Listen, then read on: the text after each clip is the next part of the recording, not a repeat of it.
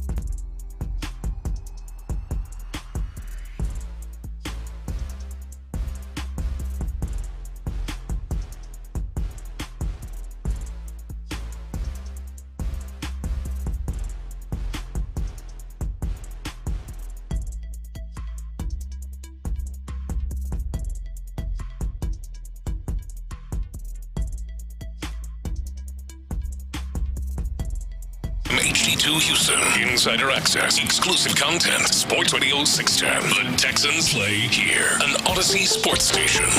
Check out the BetQL Network. Wagertainment for every fan. Get sports betting tips from the best in the game. Available on the Odyssey app and our sister station, 650 The Bet. Sports Radio 610 presents Seth Payne and Pendergast. We coming to H-Time. Let's get the work in, man. Let's go. Great day, great day. Oh, give me some juice, baby. Oh, yeah.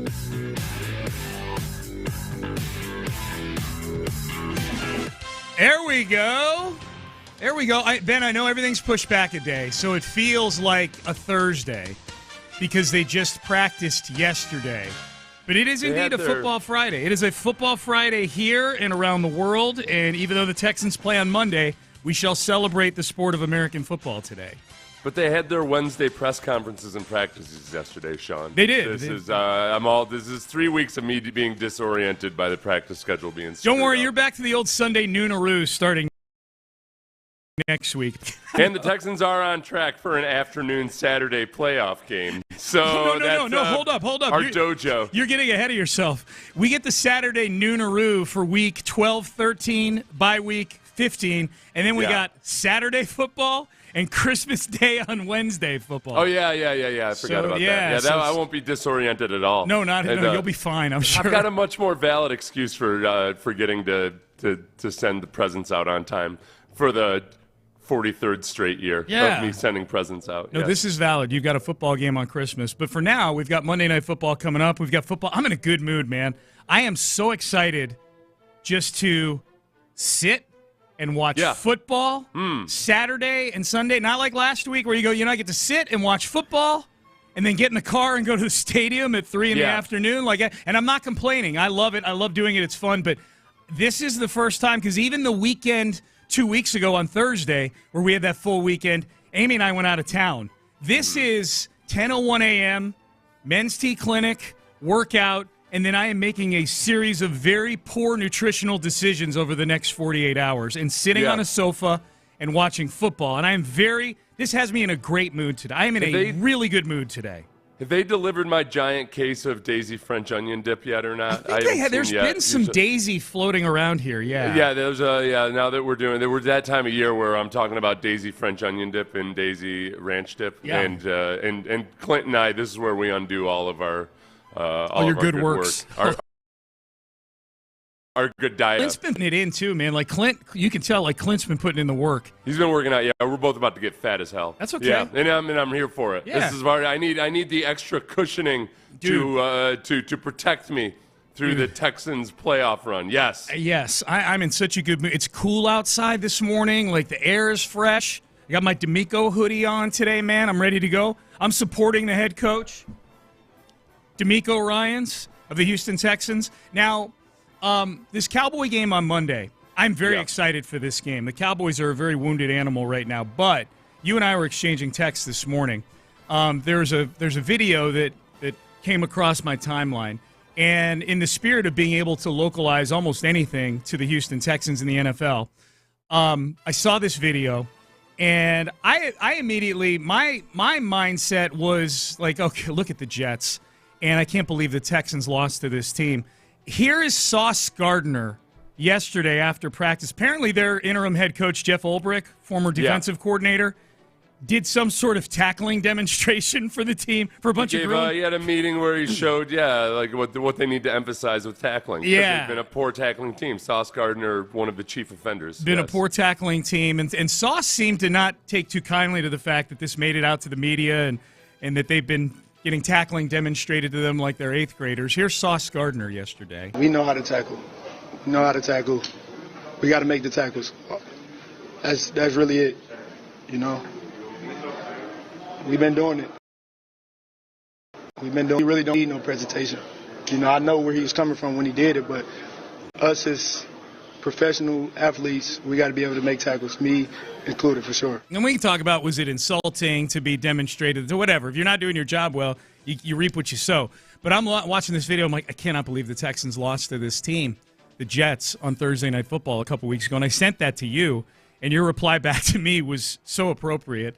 And you said, yeah, that's why I'm nervous about the Cowboys on Monday night. Right, yeah, there's no reason the Texans on paper should have had any issues with the Jets whatsoever. It's a great reminder, man. There we were, with Aaron Rodgers having his one good game from the past one good few half. seasons. Yeah, one good half. Yeah. Right, yeah, he had one of the worst first halves he's ever had. It's terrible. And then, lo and behold, boom, there they go. Right. The Jets have a magical performance against the Texans for the second straight year. Yes. Right. So 24 hours after I anointed the Texans AFC South champions, because the Colts have chosen to go with Anthony Richardson. Yeah. I think it's a good call to get a little bit, let's not get too at ease about this thing on Monday here. Sauce is really sensitive about his tackling. He went after fans. On social media after last week's game. He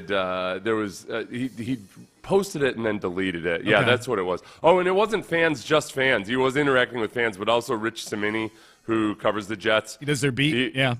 He had pointed out that the defense had 20 missed tackles last week. Sauce Gardner's was the costliest, and Sauce Gardner, 100% sure me missing that tackle at the beginning of the second quarter for a gain of 17 yards was the costliest miss, and that is, in fact, what lost us the game. Like, all right, Sauce. He didn't say it lost you the game. He said it was the costliest miss. That can be accurate. Right, yeah. And we saw, remember, Sauce kind of just made a lackadaisical effort at tackling. Was it Dalton Schultz in the Jets game? I don't remember. I think it was Dalton Schultz. So, no, Sauce, you're a big physical dude. You love to get all handsy with wide receivers and get away with it. But when it comes to getting handsy, once people are actual ball carriers or if they're bigger than a wide receiver, you don't look like you have a passion for it. And yet, you beat the Houston Texans. You did. I'm nervous about this Cowboys game. Okay. Yes. I'm very nervous about this Cowboys game. I'm not going to spend the weekend being nervous because I'm just in too good of a mood. But, yes, I'm not leaving the house, Sean. No, that's how nervous I am. You and I were pricing out ham radios before the show. That's a true story. I'm ready to go into survival mode. That's a true story. I'm not leaving the house. AM radios, not ham radios. Yeah. But still. Either one. Surprisingly affordable, and yet still too expensive for an AM radio. Yes. All right, now to the good news. Nico Collins is back. He's back at practice. He was limited yesterday, but nobody is saying anything in these press conferences that seems to imply that he's going to be another game-time decision on Monday. All signs are pointing to Nico playing. Here was DeMeco Ryans yesterday on Nico Collins being back. Getting Nico back is always very great for all of us. Nico's been one of our best players when he was healthy, so it's great to have him back, great to have his presence. And also the playmaking ability that he brings. So happy to have him back and really proud of him for the work he's put in to get himself back. I was watching the Thursday night game last night, Seth, between the Eagles and the Commanders. If you missed it, Eagles beat the Commanders last night 26-18. Jaden Daniels looks like a rookie again. 2 straight weeks. 2 straight weeks, yeah. Versus two good defenses. Yeah. Jalen Hertz hit A.J. Brown on a quick 3-step back, boom, slant route for 26 yards in the first quarter of that game. Yes. And I said to myself, that's what we're getting back on Monday night. Right there. Big, strong, got to lay off him a little bit because he can beat you deep. Like, Nico Collins is in the A.J. Brown class, no question about it. Yeah. And Jalen Hertz, who's it's been kind of up and down for him. The Eagles are 8-2, but it's been a little up and down for him. And A.J. Brown had been hurt recently. He just came back. That you have that outlet as a quarterback where you can just take 3 steps back and zip a slant route to a guy who's got a 10-yard cushion, and then he runs over 4 people in the process is a massive weapon. All of a sudden, your offensive coordinator is a lot better at scheming so the much quick smarter. Game. Oh, my God. And taking care of doing things to help out the poor pass protection, all of that. Yes. I honestly, in the pregame, they flashed up the stat. I was just walking by and saw it, but I want to say they're 1-2 when A.J. Brown isn't playing. And that made me feel less guilty about just looking at Nico as a cure-all. A.J. Brown is very much a he's the Nico of that offense. And it's in a way that wide receivers really hadn't been for a long time. You never really looked at a wide receiver as like, oh, yeah, that guy would be the engine. But over the last decade or so, we've seen that, receivers very much are not just an add-on force. They're a driving – the way running backs used to be. Yeah. They can just absolutely drive an entire offense. And, that's where Nico is. He's been the best offensive player for the Texans this year. Yeah, I saw that one pattern in that game last night. I'm like, man, that's what we've been missing, and that's what we're getting back on Monday. Here's C.J. Stroud on getting Nico back. It's huge. I'm very excited to have my guy back, and just happy for him, to be back with the team and be a part of a locker room again. They're solitude when they're injured. People are injured. They're on their own. So I'm glad that he's just able to be around the guys again and be able to do the sport that he loves to play. Why do they? He was in the darkness. Why do they have to be on their own? Why He's solitude. Why do they? Well, because there is that. Because the way they do things logistically, when you're on IR, they want to be sure that the guys who are actually practicing and everything get the training time. Yeah. At one certain time where they still can be in meetings and everything. And then when I don't know how the Texans, I don't know how DeMeco does it specifically, but there is a lot of time where you're not doing all the team activities so you can get your rehab in when the guys who matter aren't around. Right. Yeah. It feels very much like, oh, I'm a guy who doesn't matter. I'll bet it does. And DeMeco might tell you and hug you and say, no, you matter, but it rings hollow. It rings hollow. And then game day rolls around and you're just a name on a list. That's all you are. Yeah. You're just an inactive. You're just the guy that was free to wear on the sideline. Yep. Mm-hmm. No Kamari Lassiter yesterday. Not tremendously surprising, but not super encouraging either. He's in concussion protocol. Derek Stingley Jr. did not practice yesterday, but reports are that's nothing to be too concerned about. He's got a hip, but he should play. Limited Azeez Al-Shire with the knee. He played last game. I'm not too worried about that. Blake Fisher with a concussion, limited. That was interesting. And Dameon Pierce is back at practice. So they've got their backup running back. And Jeff Okudah, full go. And C.J. Stroud actually showed up on the injury report. Full go, but with a hand injury. So some interesting little nuggets on there. Did Blake Fisher, was he was that known in game? That was never announced in game. No, okay. It was not. Like where the voice of God comes on in the press box and says, update on a Texans injury, Blake Fisher has a concussion. Yeah. No, we never got that. So that must have been something they diagnosed after the game. But he did practice. He did practice, yeah. I wonder if he got hit by a parking garage barrier arm. That's another big thing that does people. That happens a lot, yeah. I got hit by a barrier. Half the hosts on this. That happened to half the hosts on this show in the last month. Yeah, I didn't do it, and I didn't take any time off. No, I went right up and I was live streaming while concussed within like 20 minutes. Well, yeah, you do your job. You play every day, man. Like you just rub some dirt on it and go. Is there? I mean, do we even have to hold out Texans offensive linemen with concussions anymore? I mean, will there be any noticeable difference whether they're concussed or not? Fair point. Ooh, the silent count. The problem, concussed or not. The silent count. All right, it's a football Friday. We've got Texans Cowboys coming up on Monday. Monday Night Football. You can hear it here on Sports Radio 610. 4:15 is when Seth and I will get it started with Texans Countdown. The Texans lead their division. I feel like they've held up their end of the bargain on this game. The Cowboys stink. They have not held up their end of the bargain. Yet, there's still a lot of juice to this game. How much juice is there still? I've got a few good reasons we've still got some juice in this game on Monday. We'll go through that coming up next. Juice is that's your grandfather's the thing to talk about with football. Dip, that's where it's at these days.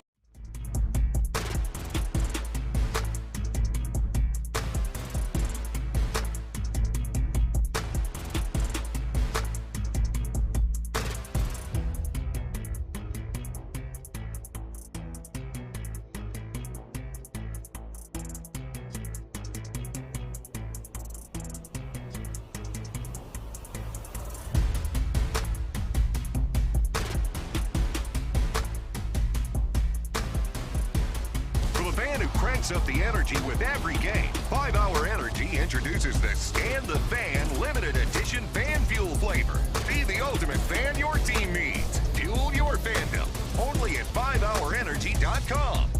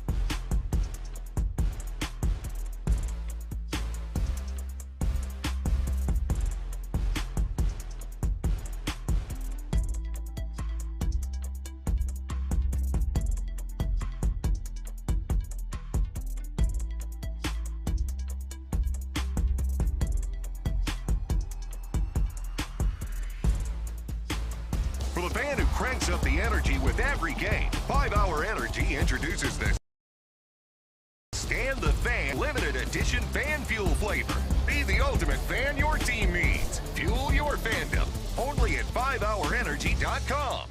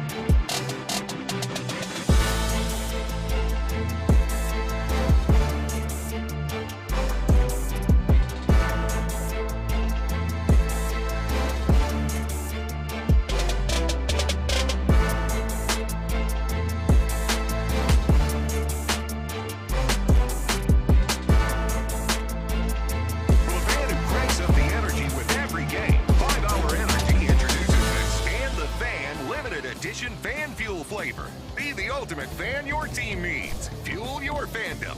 Only at 5hourenergy.com.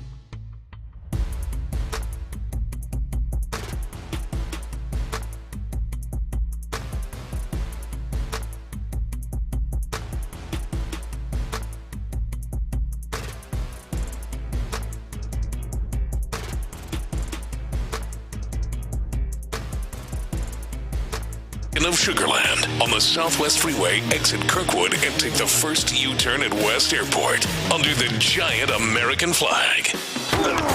It's a Football Friday on Sports Radio 610. Here's Payne and Pendergast. Okay, there's a reason the Texans are playing the Cowboys on Monday. There's a reason the Cowboys are on the schedule. It's because both teams finished in first respective divisions last year. This is the 17th game. This is the extra game. So the Texans are matched up with this year it's the NFC East. They're matched up with the same corresponding team with where they finished last year. The Texans are still the first place team in the AFC South. The Cowboys, they are not. They are behind both the teams that played last night on Thursday Night Football. The Eagles, well behind. The Eagles and the Washington Commanders. The Cowboys are way closer to the Giants than they are either of those teams right now. And yet, still a battle for the state of Texas. Still a team you don't play very much. We all hate Dallas down here. We'll discuss that throughout the show. But reasons this game still has juice when one of the two teams is failing miserably this year.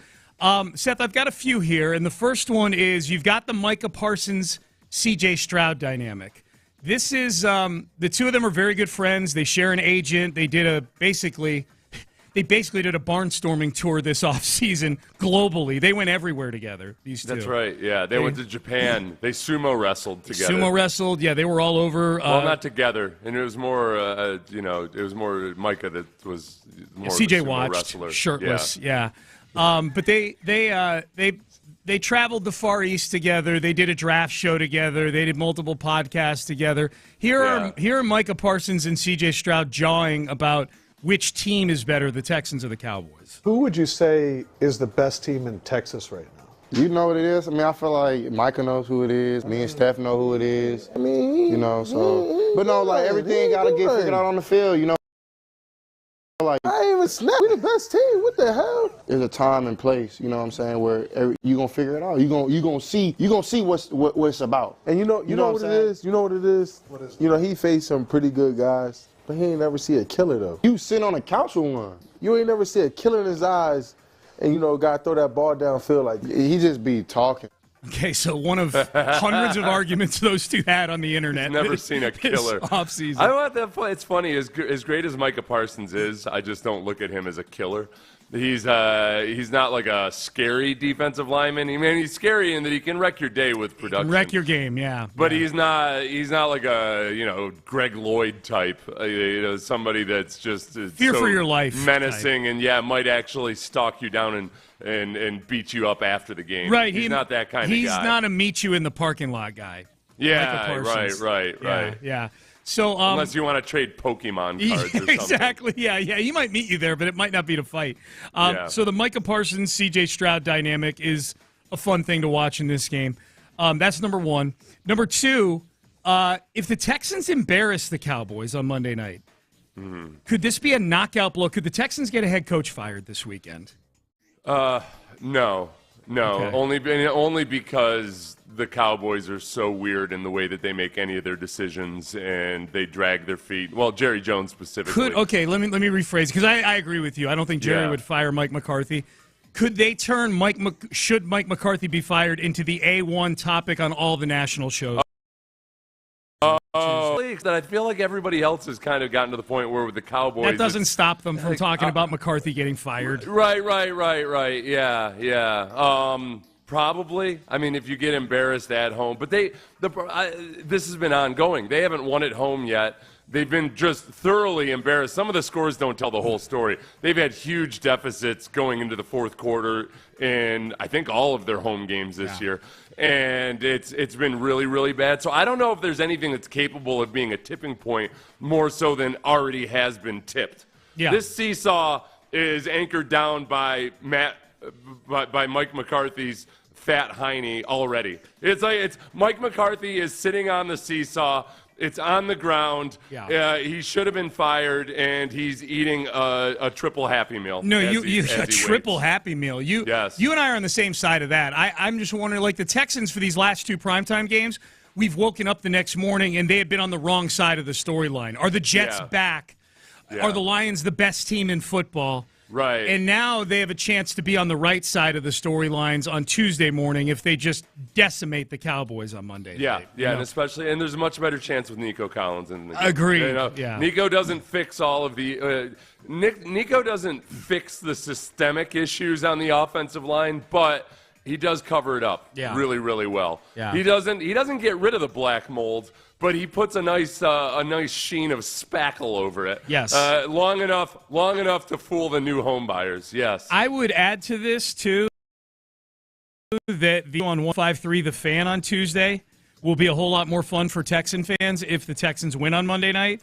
Like that'll be some fun clips to play on, because Sean and RJ will ask the question about what's it feel like to lose to your in-state rival. I think the biggest problem is in regards to all that is that the Cowboys don't have their starting quarterback. So, I mean, that first and foremost, you've got that built-in excuse to where it cushions it a little bit. If they got destroyed and Dak Prescott was the quarterback, then you're really wondering, okay, what the hell are we doing here? Where they'll be able to sit back on, well, we don't have Dak, and once Dak returns, things will be different. They can, but this is why the Texans offense needs to get their head out. This is why the Texans need to go hang 40 on these fools. This Dallas defense sucks.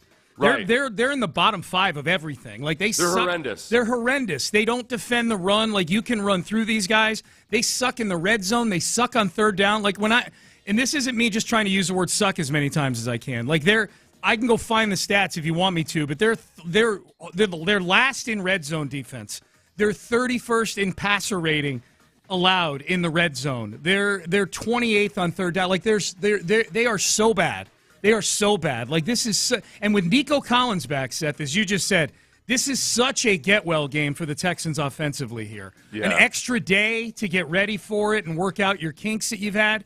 You did some good things against the Lions that you can build on. You're not coming off just a wall-to-wall horrific game like you did against the Jets. Like you got to get at least. I mean, you need to get 30 to make a statement in this game that you can play offense.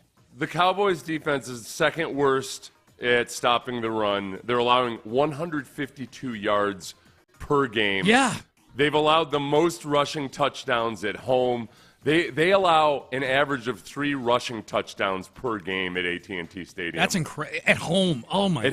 At home, Dude. yes. It's been a house of horrors for them at home this year. God. A cavernous house of horrors. Yeah. Very well lit. Oh, extremely well lit while the sun is setting. Mm-hmm. Yeah, a little too well lit in some spots. Yeah.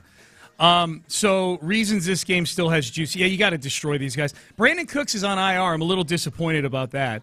Remember old Cooksy, the old trade requester extraordinaire when old Jackie Boy got let go back in 2022? The cool thing about Brandon Cooks is that his facial expression never changes. He's got the same scowl on his face now as after he probably gets really good news about something. He's still got a scowl on his face. Constant RBF, man. Constant RBF with him. I've got audio from Brandon Cooks for a little later in the show in a little segment called 5 Reasons I Hate You.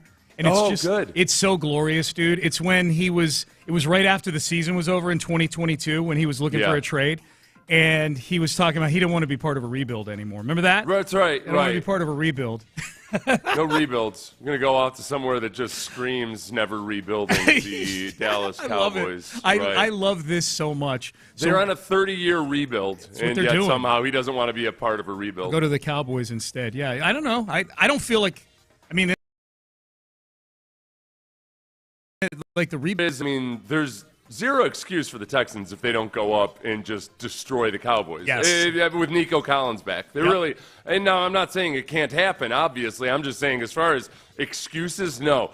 The Texans have under-delivered on the promise of what their depth chart looks like, what this team looks like on paper versus what the Cowboys look on paper right now, where I'm trying to talk myself up into being nervous about Dawdle, the running back. Yeah, there are 2 guys that can wreck this game for you if you're the Texans. Yeah. It's Micah Parsons on defense, and it's CeeDee Lamb on offense. That's it. And Rico Dawdle.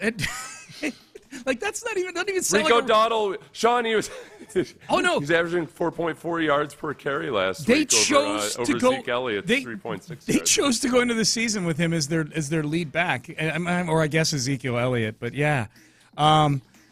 Text message, 5-Hour Energy fan line. 5-Hour Energy, the official energy shot of Sports Radio 610 and football superfans. How can Dameon Pierce be considered the backup? He's got like 10 carries all year. Okay, well, who's the backup then? You tell me. Right, and he's healthy and practicing Right. this week. He's been banged up, right? Wow, what did you say about Dameon Pierce being the backup? I just said he was back. I probably said when we were going through the injury report in the open, I said Dameon Pierce. So you got your backup running back. I mean, it's the same question I've asked, and we'll see. I mean, he's had one really nice run on the season so far as a running back, and there really hasn't been anything to judge him by because he's been banged up and injured. And there's nobody else. We'll see. But that's why he's the backup running back. Yeah, why is he the backup? Because he's their backup running back. Because the other running backs are Daria Gumbawale and J.J. Taylor. That's why he's their backup running back. Yeah, I don't even understand the question. No. Now I'm getting agitated about this nonsense. Don't get agitated. Don't get agitated. Let's see. I remember the Texans' inaugural season win over the Cowboys. Seth was there, too. You were there for that. The Cowboys for you, the Texans' first ever win. You played a prominent role in that. That person probably remembers it better than I do. I'm focused on, just doing my job on game day. Everybody else is taking in the whole game. You had a safety in that game, Seth. You caused a safety in that game against the... I was a prolific scorer for a stretch of time there. I was like the Texans' third or fourth leading scorer all time. You were on pace. Talk about an expansion team stat. You were on pace to get a safety in every game. I was, yeah. However, the scoring, look up the box score on that, and who scored? Billy Miller and Chris Brown and others, but then Seth. Seth Payne. Yep. Yeah. You were probably like the fourth leading scorer in franchise history. Franchise history. Yeah. That's how I should start. A previous fourth leading scorer in franchise history. Not false. Yeah, not false. Sean, this text message. Sean is totally pulling a DeMeco today. Monday you were sleep deprived and pissed off at the game, and today you're in a good mood and we're division champs. LOL. Just joking around. Don't destroy me on air. I won't destroy. No, that's true. That's true. No, and did that guy say anything about Dameon Pierce being the backup running back? Not that I can tell, and I don't think it's the same. It's not the same guy. That's right. It's the next text. Yeah. So, no, but I am. I'm in a super good mood today. Just not just about the Texans.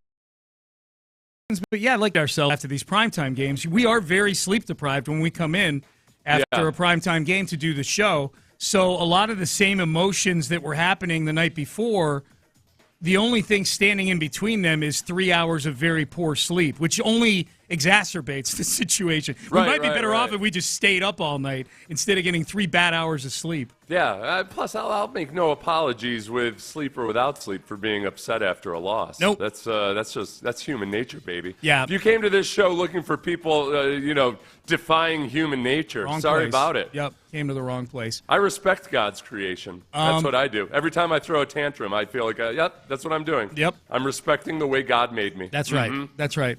5-Hour Energy fan line. Okay, now Seth, this is something to put on one of the burners here.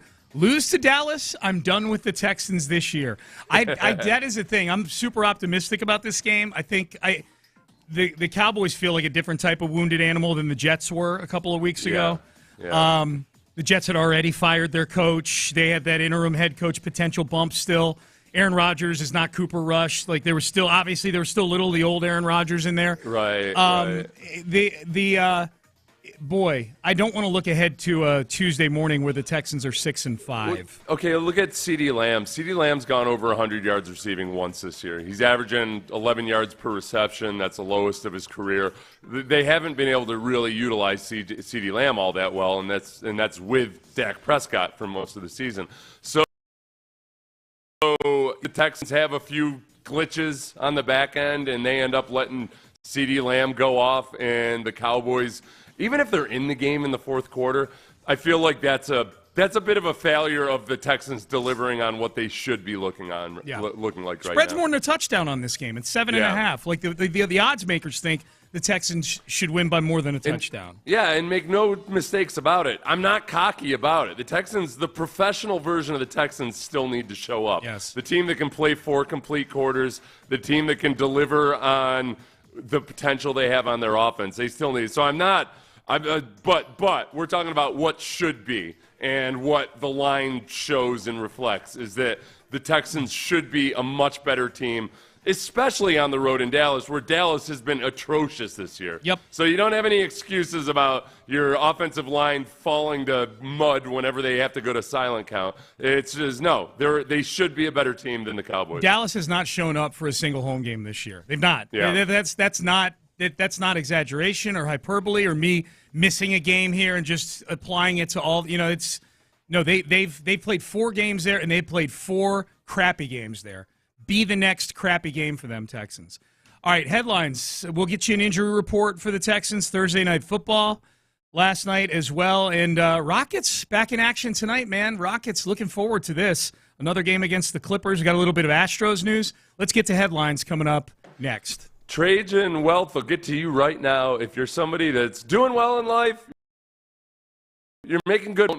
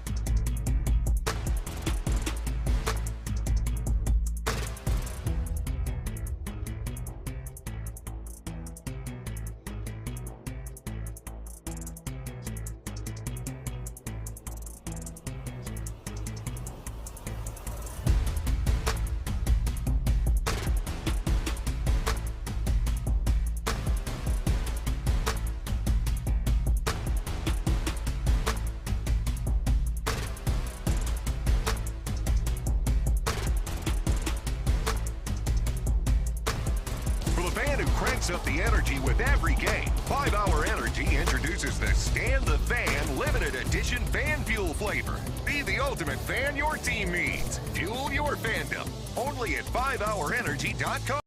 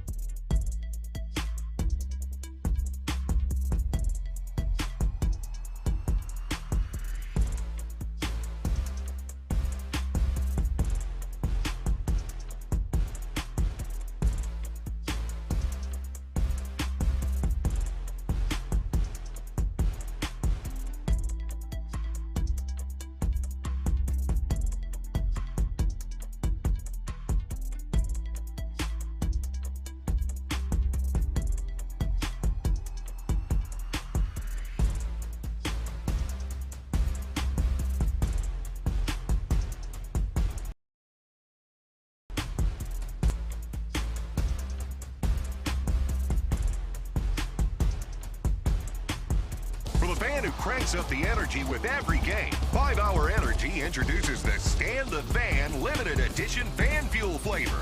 Be the ultimate fan your team needs. Fuel your fandom. Only at 5hourenergy.com.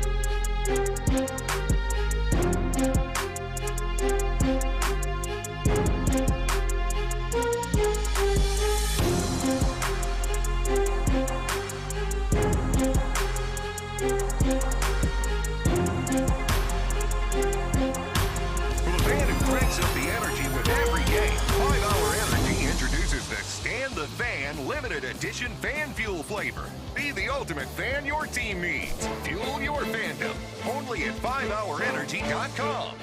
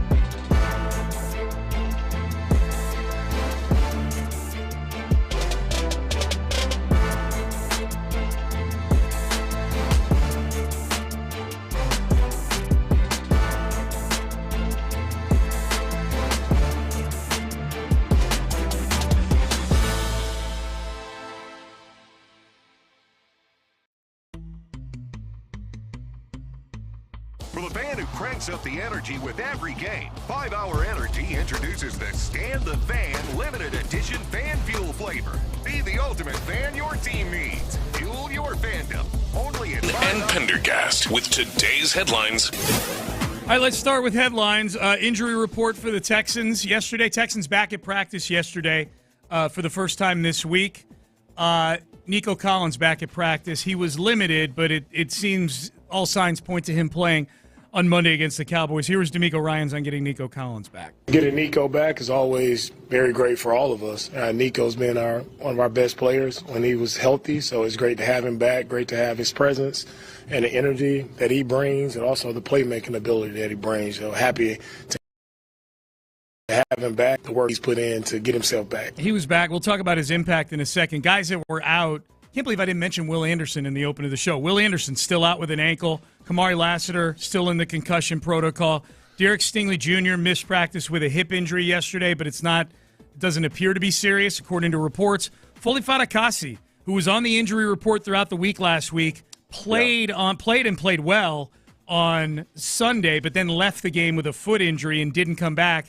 He was out yesterday as well, so that's something to keep on. They do get Mario Edwards back this week, so losing Foley Fatukasi is not a death blow depth-wise for the team or anything. We are at a point in the season, too, where one of the reasons I'm hesitant to look at Will Anderson and or Nico Collins coming back as the conquering heroes or saviors, because you have to remember, you're at the point of the year where you're going to get injuries, and somewhere along the way between now and the end of the year, you're probably going to lose another starter at some point. We're in that time of year, and Nico and Will are the two huge ones. Like those guys just change everything, the entire way you can operate on offense and defense. So that's looking at this Cowboys matchup. Look, the Texans should be favored whether Nico Collins and Will Anderson are playing or not. Oh, yeah. But in terms of, if they have both those guys back, then they really need to slam the door shut on any kind of hope that the Cowboys might have on any kind of a resurrection this year. Yep, agreed. Totally agree. I feel blocked Will Anderson right now, like you're in denial. No. That's the second time this week you've kind of just skated over the Will Anderson. That's fair. dynamic. No, it's fair for you to point that out. No, I can tell you exactly why it is, because we've gotten zero reports on his progress and how he's doing. Like nothing. Yeah. Nothing. Yeah. Whereas with Nico, there were even a week or two after even a week after getting put on IR, we were getting reports about Nico Collins. Like it's been oddly quiet on the Will Anderson front. That's why. So Will would be one of the guys that okay, if he doesn't practice today, which is like a Thursday practice, you start to get nervous because usually DeMeco wants guys to practice on a Thursday before they play in the game. But there have been a couple times this year, Dalton Schultz and Foley Fatukasi, when they only practiced on a Friday and then played in the game. So it's not a death knell if Will Anderson doesn't practice today, but it's not a good sign given how the Texans typically handle things. DeMeco had a quote last week, or he had we played a clip of him last week talking about how he handles injuries, and he stressed how cautious he is with injuries. This feels like one they would be overly cautious on. Will Anderson, ankle. End of subject, you know? Right. And I think also, I think the coaches try real hard not to handicap the game they're going into, because that borders on being too cute, and you should always be worried about getting too cute or trying to be too sophisticated. And yet. I know where you're going with this. This is a game you look at and you're like, listen, all right, come on. If these guys have anything to them, they should be able to beat the Cowboys without Will Anderson. Games are division games after that. And so there's that. So there's your injury report for the Texans. They're back at it today. Coordinators meet with the media today, so this will be interesting. Another Bobby Slowick press conference where all the natives are at the gate with the pitchforks and torches on Bobby Slowick still here. So we'll hear from Bobby Slowick a little later on today. I'm sure you'll hear the audio on the drive with Stoerner and Hughley. Thursday Night Football last night, the Eagles beat the Commanders 26-18. Is Jaden Daniels, I don't want to say turning into a pumpkin, but is he hitting a rookie wall here, Seth? Boy. I mean, is Cliff Kingsbury. Are we hitting the Cliff Kingsbury wall? I know. Cliff Kingsbury typically just the first half of the season, especially with a young athletic quarterback, they can do some really good things. Then teams start to get a read on exactly what they're trying to do.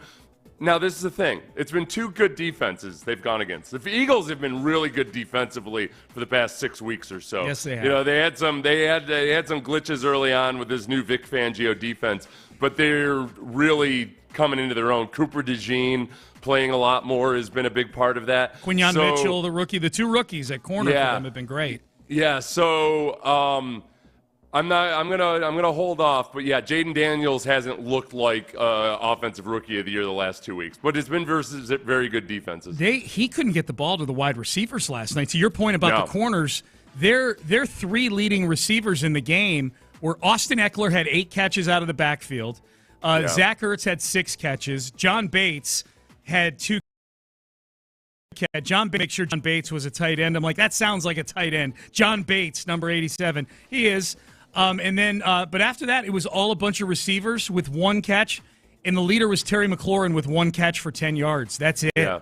You're right, the Eagles, man, defensively. And their game plan was to just try to keep Jaden Daniels in the pocket as much as possible and make him play NFL quarterback, and he was unable to do it. There you go. I like Jaden Daniels, so it's hard. But there's a very jealous and petty side of me that wants to, A, be correct about Cliff Kingsbury, because I was skeptical of Cliff Kingsbury, and B, it's just not take any shine away from C.J. Stroud as he this weekend starts his glorious return to dominance. That's right. That's my big thing. I don't want Jaden Daniels. I'm looking. He's like, man, he's having a better year than C.J. did last year. I don't need somebody infringing on C.J.'s historical rookie year. Go away, Jaden Daniels. Go away.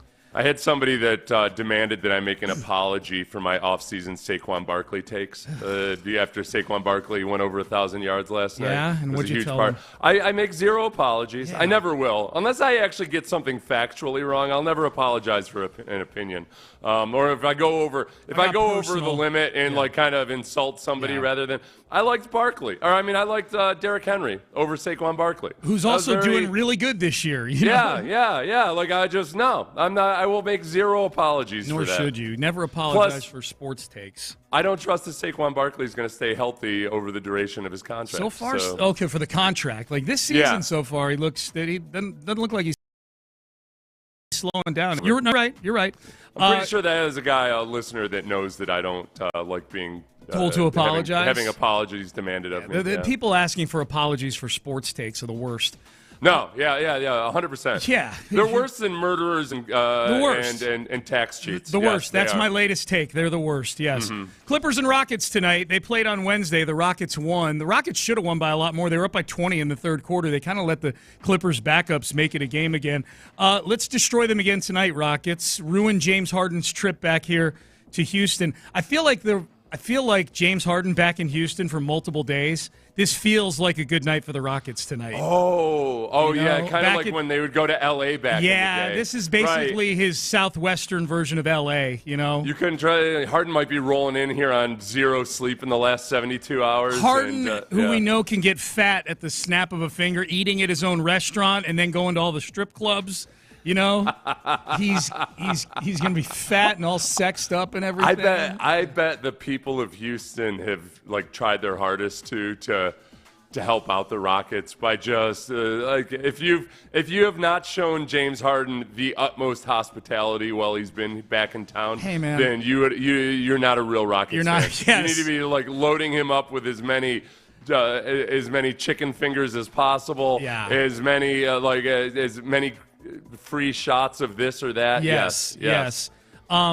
Dude, can you imagine if they'd signed him this offseason? Remember that was a thing, that they might sign James Harden. Can you imagine Harden round instead of this fun young core that they've got going on right now? What would it look like though? I mean, they'd be winning basketball games. Do you think they'd be 8-4 right now if they had James Harden, this version of the Rockets? I don't know, man. I feel like you watch any interview with any of these young guys, and it feels a lot like the Texans, where it's this young core that is vibing off of each other and whatnot. And it's Texans are this fun young team. And you say that about the Rockets. Do I sound like Schrager right now? Yeah, maybe. I don't know, but there is a big chemistry thing going on. You drop James Harden into the middle of that thing, that's a grenade on the chemistry, I think, on this team. Harden's averaging 20.7 points per game. Yeah, I'm not saying he's been bad. I'm just saying, compared to what this Rockets team is. No, but it is also, it is worth wondering, what version of James Harden are you getting? He's got his, as of right now, it's the lowest shooting percentage he's had since 2012. Yeah. He's at 36.2% on his field goals.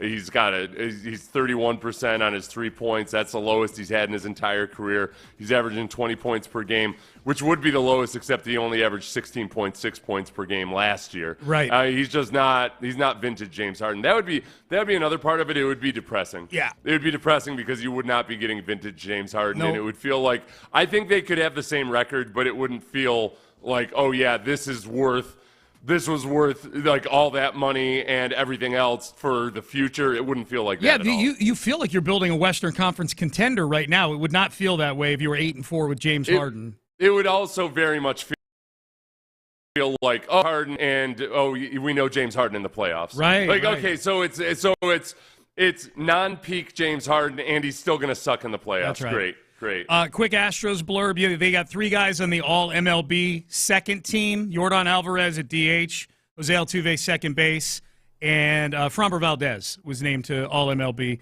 second team. All right, those are your headlines. Up next, C.J. Stroud. C.J. Stroud and DeMeco Ryans both said the same thing about what C.J. needs to do. Will Bobby Slowick get this memo as well? We will let you hear what that is coming up next. I've got a memo for you right here. Bayway Chevrolet. If you're looking for a brand... PowerEnergy.com.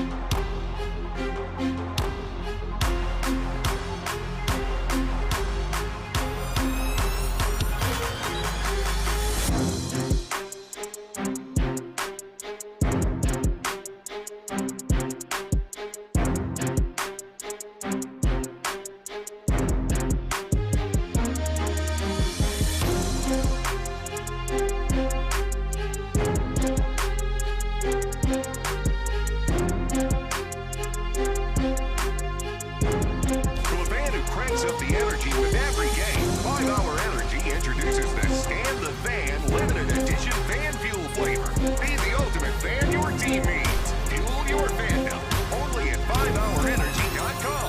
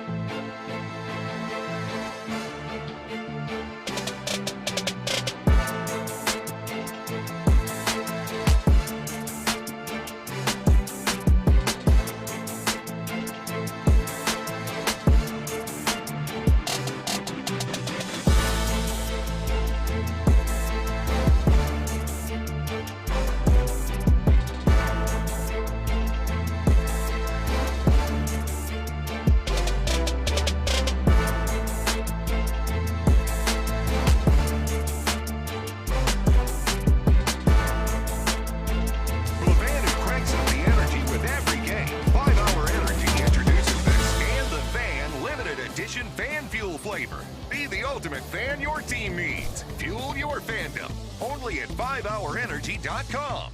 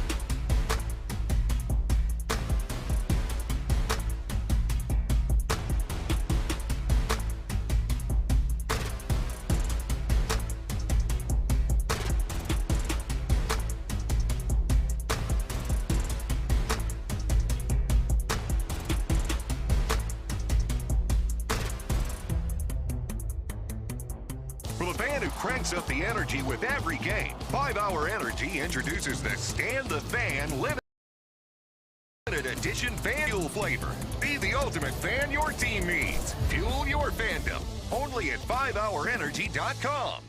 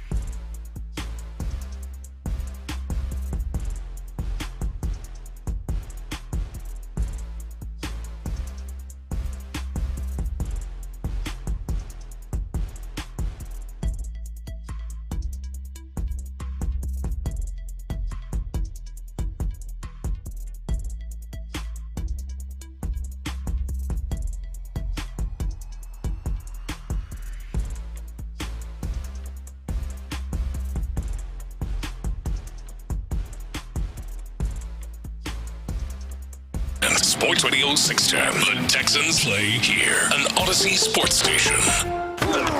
It's a Football Friday on Sports Radio 610. Here's Payne and Pendergast. All right, Payne and Pendergast into the 7 o'clock hour. Hey, I know the game is on Monday, but we are still going to do some of the elements that we do on a Football Friday.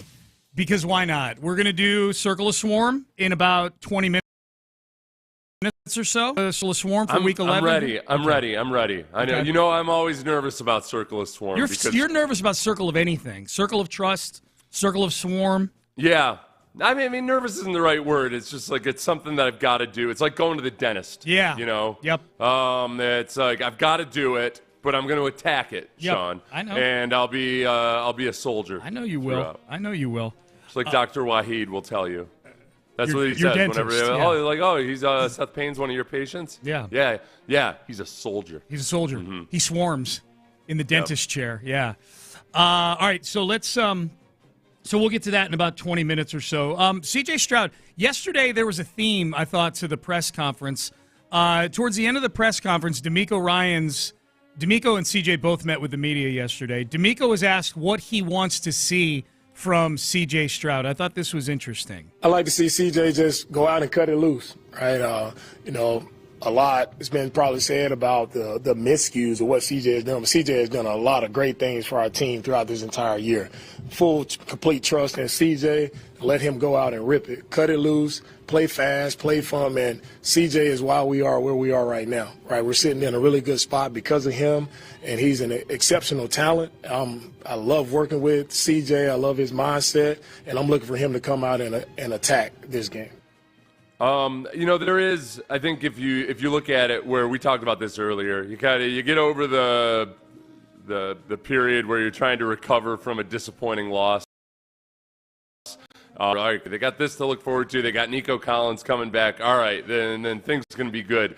I'm glad that CJ has gone through this adversity. I think it's something that every young quarterback is going to have to do at some point. Pat Mahomes went through it.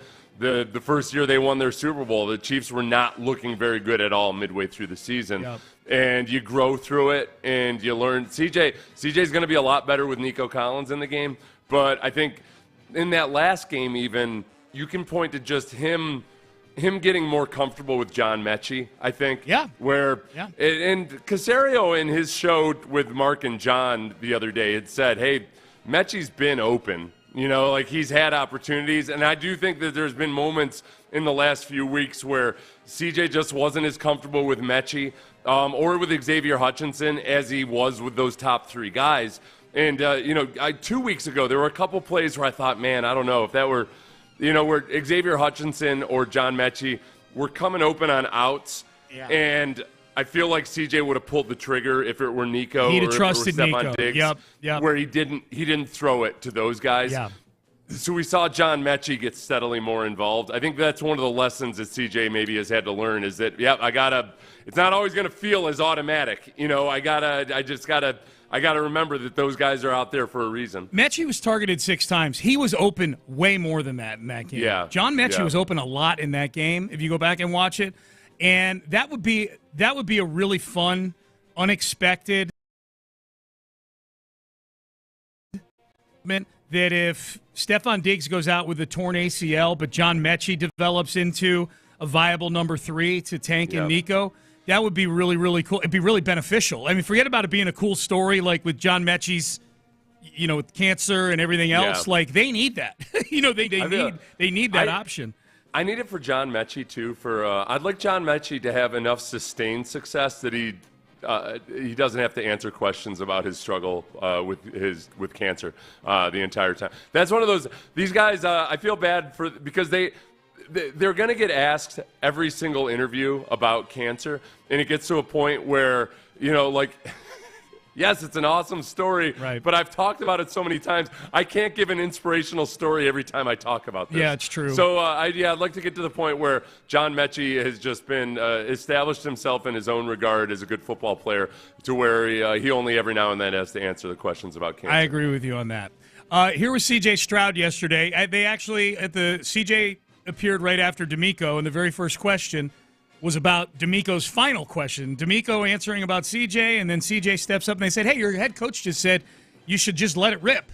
Yeah, I think, for me, I try to, not only just make plays, but, try to take care of the football and, do the right things to, win the game. And, sometimes they go their way, sometimes they don't. So, that means a lot. And, I think I'm not just a game manager. I can be a game changer. And, sometimes it goes their way, sometimes it doesn't. And for me, I'm going to keep the swag and kind of just like Steph Curry and go for whatever, but he's going to keep shooting. So, that's for me. I'm going to just keep shooting, keep trusting myself, keep trusting the talent God gave me. And, one of the biggest things, too, is my teammates trust me. Me and Dalton talked the other day, and, he has the utmost respect in me, and I have the utmost respect in him. And I needed to hear that, that just, the team still rallies behind me, and they still, want me to be at the helm and love me, through the thick and the thin. So yeah, it feels good to, still have the backs of my teammate and, to be able to go out there on Sundays and do what I need to do to win the game.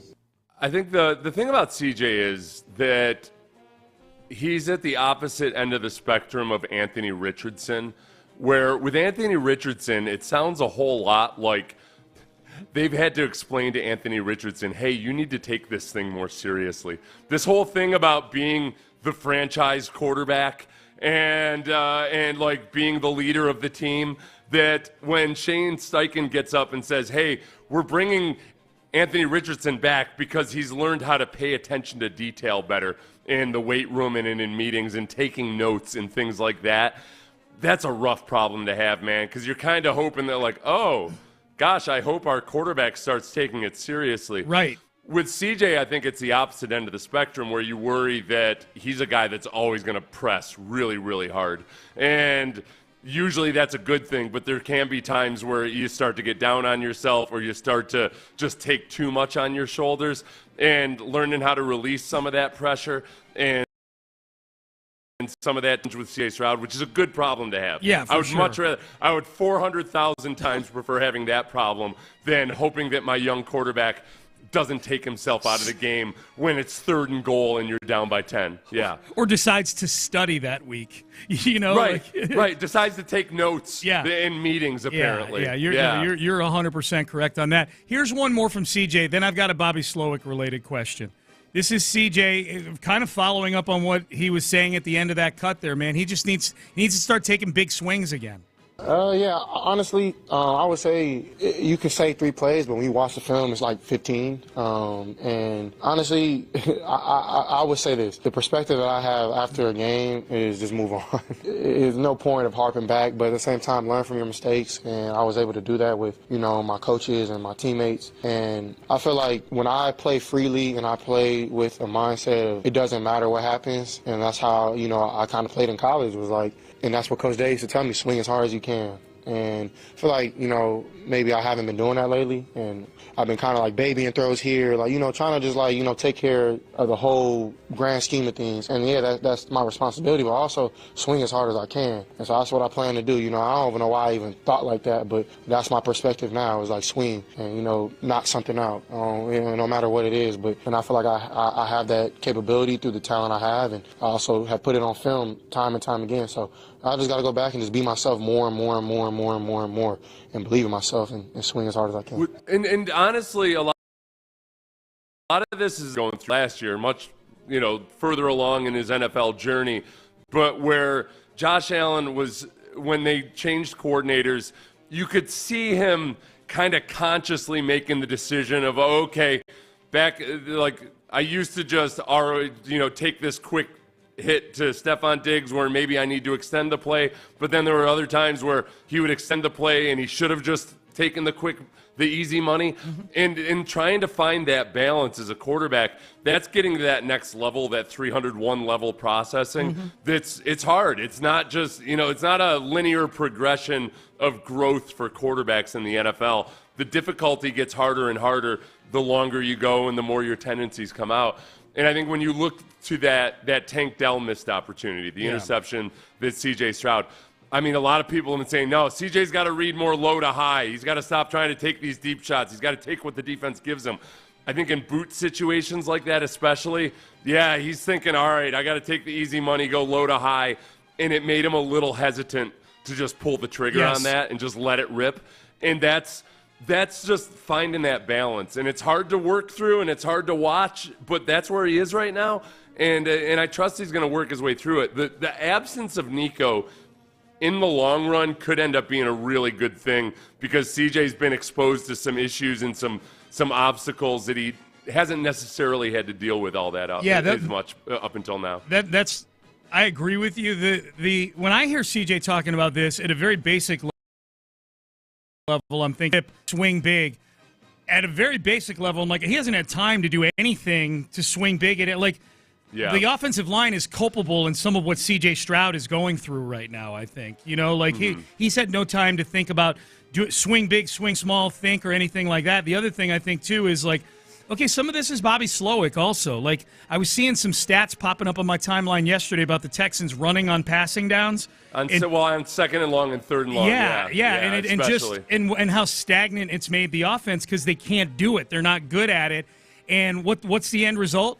You have C.J. Stroud in more third and long situations than any other quarterback in football by far behind an offensive line that can't block on long passing down situations, The thing is, Slowick's operating in a way of how he would call plays if things were ideal. Yes. Like if you had a run game that you could really genuinely trust. Yeah. Whereas it's been doing it for 2 years. It's been a bit of an illusion with the statistics that Mixon's had all these 100-plus yard games, but they haven't been consistently running the ball. Their success rate has not been good. The Colts game in week 1, that's it. Right.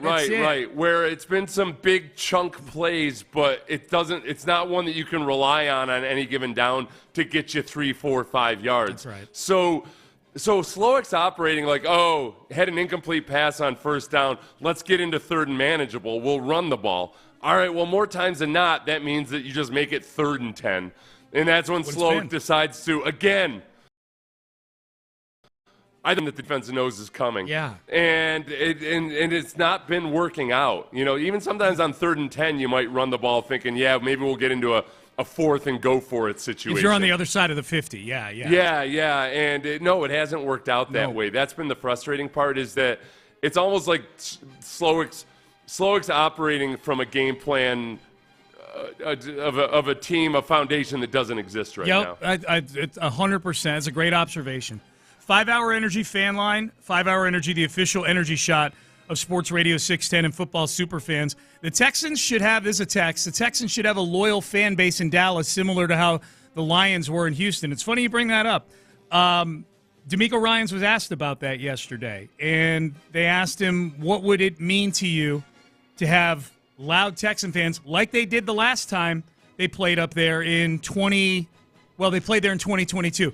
I'm thinking of 2014 where Tony Romo had to go to a silent count in his own home stadium. For the first time in that stadium, they had to go to a silent count. That's right, in 2014. So what would it mean to you if that happened on Monday night? That would mean everything to us. We can get our fans support there, and we can cause some havoc for them when they're on offense. I mean, if our fans show up like that, that would be outstanding. I know our guys would be very appreciative of that. We've seen that a couple times in our stadium where the opposing team, their fans have, shown up and shown out and been loud. So for us to do that on the road, we really appreciate that from our fans. I'm wondering if he's going to mention that it's happened, including the Sunday night game against Detroit, where it's happened with opposing fans at NRG this year. Yeah, and the Texans had to go to a silent count on the infamous Titus Howard strip sack play. Yeah, where Titus Howard strip sacked the quarterback. Yeah. They had to go to a silent count on that play, and Laramie Tunsil got beat right off the snap. Which now Laramie never turns down an opportunity to have the center be the source of blame for any bad play of his. Right. And it might have been accurate on that one. So I can tell you from personal experience, the only time I can remember was when I was with the Jaguars. We went up and we played Atlanta. Similar situation, easy drive for the local fan base to get up to Atlanta. And we had a noise advantage at times in that game on defense, and it's fun. It is a really cool feeling. You're like, oh, crap. It's because you're not expecting it. and all of a sudden there was one end zone, there was a huge block of tickets of Jaguars fans, and it got hard for the Falcons to operate down in that end zone. It was really cool. Like, you can, when you're on the road and you can turn to a section and do the hands up, make some noise gesture as a defensive player, that's a good time. Oh, dude, that's fun, man.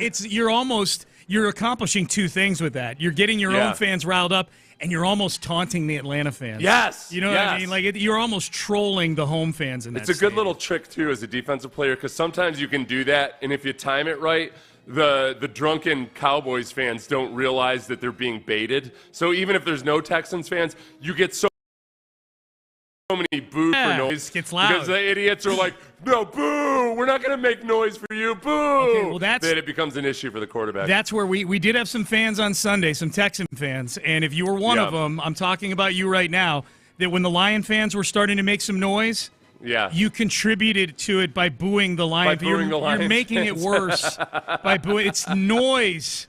Any noise makes it worse. So don't boo when the other team's fans it's like you're getting that. waterboarded and you're handing your canteen of water to your terrorizer. Yeah, interrogator. That's exactly, yes. Yeah. The inside the NFL crew, Bill Belichick, Chris Long, Ryan Clark, they did a breakdown of the silent count play that the Texans had to run at home on Sunday, and here was the crew talking about that. The get-off, Chris, these two edge players, of course, the Texans have 4 open, so no help for the tackles. Looks like they could have used some. Yeah, that group in general could use some help, and, Coach, it's wild that they're on silent count at home. That used to be a Green Bay, Philadelphia Eagle fan thing. They take over your stadium, but now the Lions fans. Yes. Down in Houston. Mm-hmm. So good pressure, and then eventually the Lions sack them here, but the coverage takes away that under route. Yeah. But here it is, same play from the end zone. As you said right there, Chris, there's a silent count at home. At home. Wild. I mean, it tells you, though, how Detroit is sort of becoming America's team. They're one of America's teams now. Yeah, they're one of America's teams. Well, there you go. That's the takeaway. What they showed on that, Seth, I don't know if you saw the video. When they said there's the silent count right there, they circled and Jared Patterson, and Juice was like reaching out. Tapping him. Yeah. Is that what it? Okay. Ready. Yeah. Like I'm just a regular dude. I don't know how a silent count gets executed. Like, that was interesting. And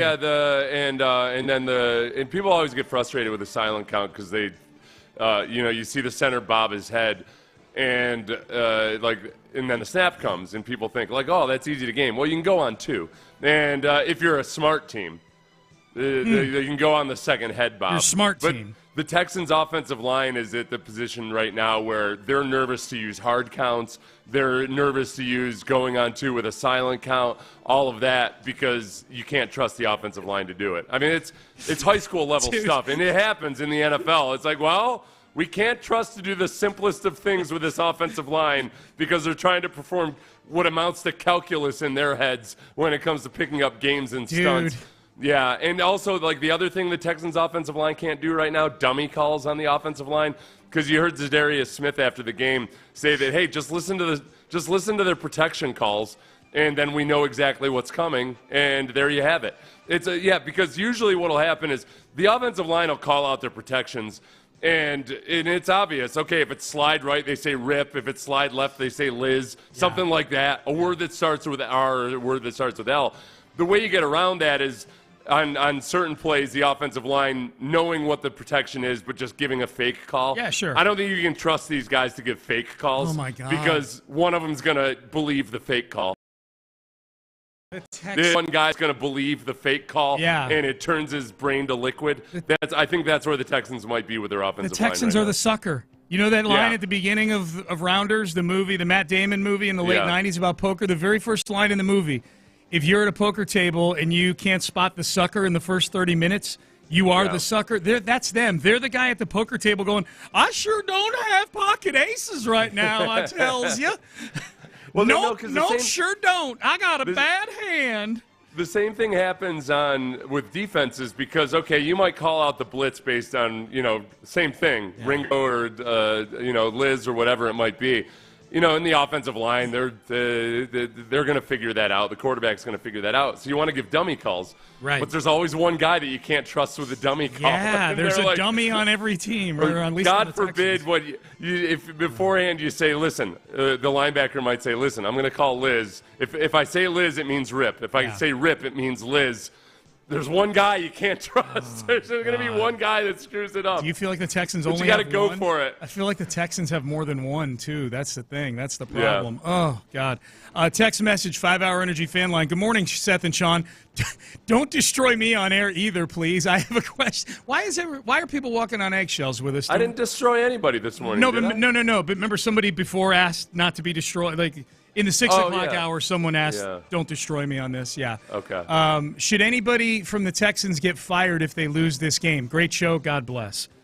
The guy that's most in danger, I think, Bobby Slowick, and I don't think that's happening. I think Chris Strouser would be in more danger than Bobby. Oh, yeah. I think Chris Strouser's definitely way more in danger at this point. Yeah. And I'll honestly, going back to an old Belichick philosophy, which is, how good are your position coaches? Well, how well is that position performing? There you go. And, you got to look at, within reason, you got to look at who they've got out there playing and everything. But so far, this offensive line has not looked like a well-coached unit. So, yeah, the simplest thing is that you swap out offensive line coach. Yep.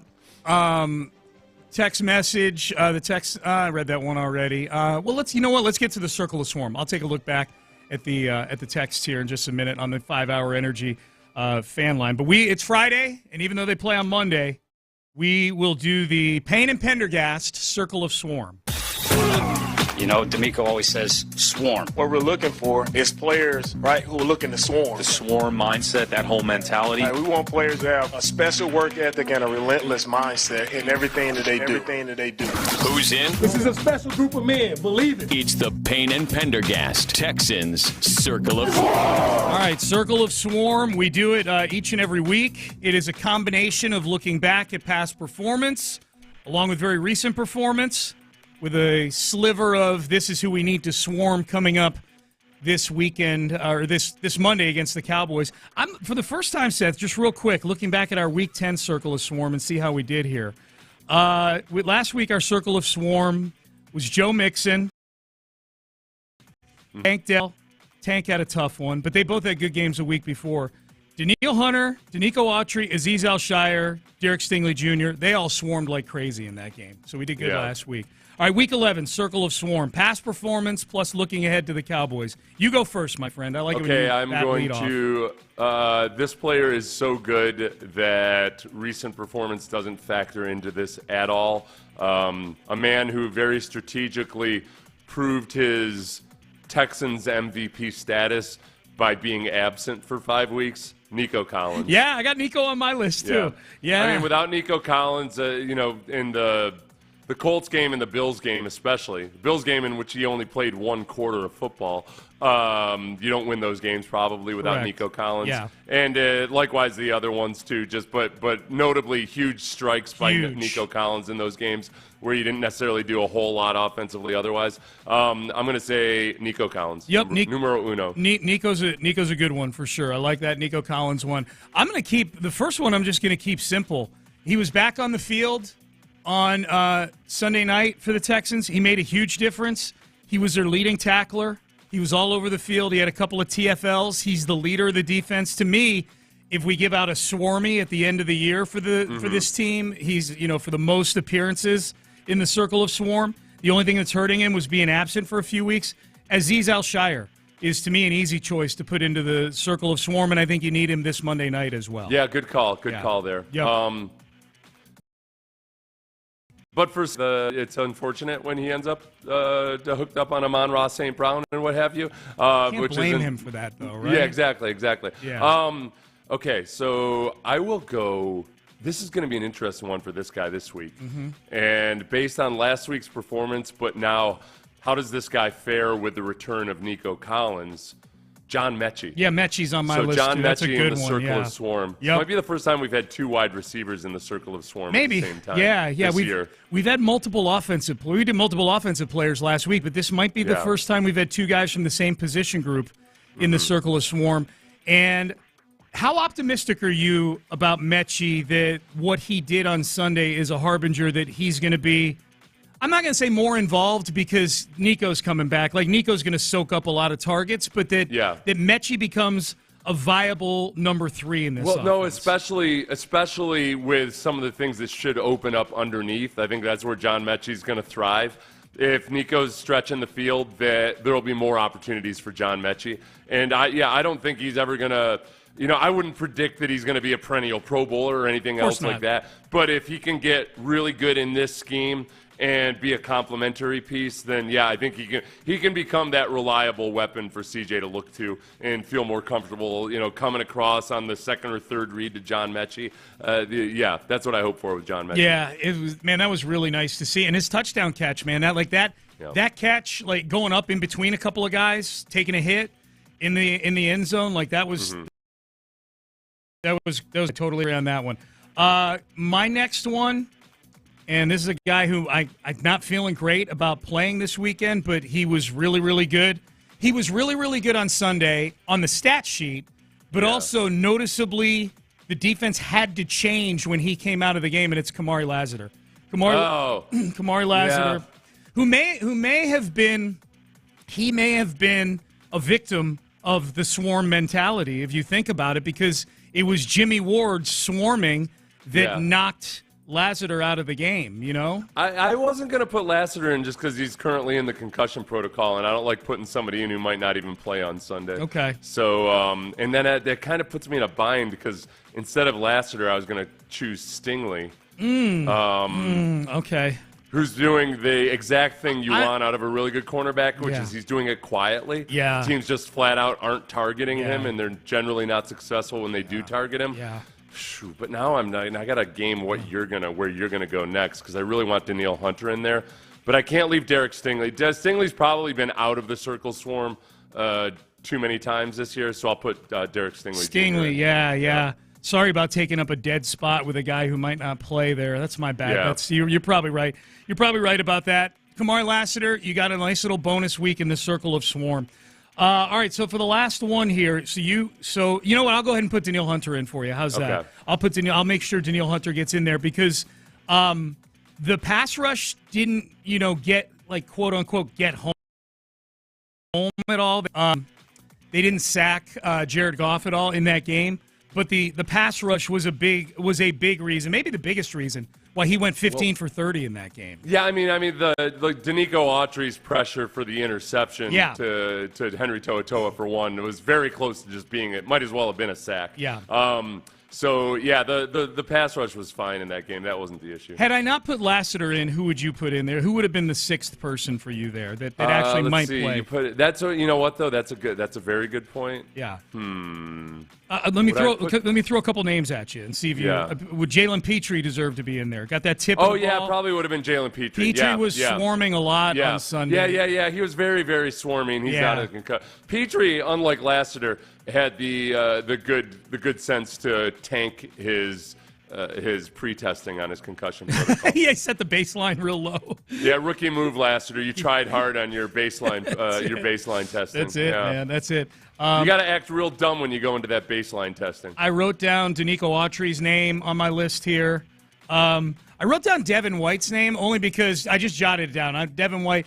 But there was a play that Devin White made in this game that popped up on my timeline yesterday. I'm like, whoo, he got shot out of a cannon on that play. Yeah, on that blitz. Yeah. No. Yeah, but he is just overall, but he's a situational player. Situational guy, yeah. No, I'm not saying put him in. He came in and played a bunch in the first week, and then, they're going to use him at times. Yeah. He's still, if he became a full-time player, then maybe. Yep. Yeah. No, I was just jotting it down as a reminder, and then I went and checked. I'm like, no, he didn't deserve an inclusion there. All right, so there you go. That's your circle of swarm. We're getting people weighing in on it now. Kalen Bullock, put some respect on them rookies' names, LOL. Bullock probably deserved consideration, I would say, with that interception. I love, man, when there's a ball going up in Kalen Bullock's direction, it's fun to watch. He's got a great chance of coming down with it. Let's see here. Text messages to the 5-hour energy fan line. How does it look if Mechie takes on that number 3, almost like a tight end check down and using that tight end as a pocket protector? So use Mechie as your number 3 target and have your tight ends stay in more. But the problem is the tight ends are not great blockers. I guess, I'm having a hard time understanding the question. How does I'll just read it verbatim. There is no number 3. Like on there, like there's I guess okay. Yeah. I'd like to just him get more targets. I think he got more targets than Schultz last time. And my other question would be: have you guys watched Dalton Schultz in pass protection? Right. Have you this is part of the problem. Yeah. It's that the play we played earlier, where they did everything that spread it out a little bit, and they tried to rely on their 5 offensive linemen to provide pass protection. CJ gets strip sacked by his own offensive tackle on that play. So they say, okay, well, we'll bring the tight ends and wide receivers in, and that way we'll have extra bodies and we'll block. But, those guys can't block either. So, sure. Yeah, have John Mechie get more targets like he did last week. Yeah, let's see. Someone's asking, can members of the staff be put in the circle of swarm? No, it's players only. It's like their meetings that they hold. It's players only. Circle of swarm? Well, no. Yeah. Well, DeMeco did invent the term, but no, you can't have a staff member in there for the circle of swarm. Are they suggesting somebody? Who is that? No, they're just asking. Member? No, they're just asking. Ask them to suggest somebody. Somebody. Texture. Yeah, suggest who you want on there that's better than Alshire. They were making a big deal about I can't remember which team last night. They were making a big deal about how many former players were on the coaching staff. I forget if it was Washington or Philadelphia. Like they have 14 former players on the coaching staff, and I thought to myself, okay, well that's interesting. Because much is being made about making former players head coaches right now because of Dan Campbell's success, DeMeco Ryans' success, Deion Sanders being a topic. And I started thinking about the Texans staff, and I'm like, man, they hardly have any former players on the staff. Like DeMeco's a former player as a coach, but neither of their coordinate, right? I mean, Bobby Slowick's certainly not a former player. I mean, not at the NFL. They're talking about former NFL players for Philly and Washington. Matt Burke, no. A lot of the position coaches, no. I don't know what to make of that here or there. I don't know why they were making such a big deal out of it on the broadcast, but I'm like, okay, if it's such a big deal, what's happening with my team? And I'm going, wow, my team doesn't have a lot of players. Should I feel angst over this right now? I don't think it's not like one of those things. There have been plenty it's not like all of a sudden that's the must-have. The vast majority of Super Bowl champion teams. Tell that to Al Michaels, Seth. That many. Yeah. Oh, really? Yeah, they were making a big deal out of it. It's the wave of the future is hiring former players. I guess. I don't know. I think I'd much prefer this coaching staff to remember Bill O'Brien. They had 3 guys with any NFL coaching experience whatsoever. That's an exaggeration, but they had a whole bunch of guys that were college dudes or cronies of B.O.B. that didn't necessarily look like they had a resume that they should be an NFL assistant coach. If you wanted to win 9 games in the Big Ten, you had the right staff to do it with back in 2014. You had right. You wanted a crack squad of guys that knew how to coach Penn State to a better outcome than people expected, but still not all that great. If you wanted to win 9 games, that's the right staff. 9 games in the Big Ten where you go 9-3, or 9 games in the NFL where you go 9-7 3 years in a row. Brian always wanted homegrown guys, guys who had studied at his foot for years and years and years, and then they earned their spot as a mediocre NFL Dude, they're still coach. with him. Doug Marrone is his offensive line coach at Boston Marrone College, at least was an NFL guy, but he was an NFL guy. He had a bunch of guys on there that were just guys that had never sniffed the NFL. Okay, Will Lawing is his offensive coordinator at Boston College. Yeah, that's a good example. Yeah. Will Lawing followed him from everywhere, from college straight up to where he is now, and back to college again. He was on the staff at Alabama, and it's wild because they're not good. Text message to the 5-Hour Energy fan line. Thank you, Seth. Our tight end blocking sucks on the pass and run. You basically got to finally somebody said it. Text right there, Seth, from somebody. Yeah. Am I the only? No. Plenty of people have been pointing at. I'm kidding. I'm kidding. Let's see here. Maybe Mechie can pass block. Boy, there was a rep that I saw of Mechie where they had him in their run blocking, and he got matched up against one of the defensive ends on the Lions. and he got steamrolled. That is one of the things where Nico Collins coming back does pay dividends, is that he's a very good blocker and a big body. Yeah. I mean, there's times where it looks great on the whiteboard because all this little guy has to do, this wide receiver, is just get in the way of the defensive end for a little bit. And then it's just not always so simple or easy. It is not. It is not. All right, you can text us, 5-Hour Energy fan line, 5-Hour Energy, the official energy shot of Sports Radio 610 and football superfans. Up next is the doppelganger for this Texans team here at 6-4 actually a recent Super Bowl team? I will explain. I'll run it by Seth. We'll do that coming up next. But West Point, Lincoln, and Sugar Land first. That's where you need to go to get into your next luxury vehicle. Ruben Mendoza.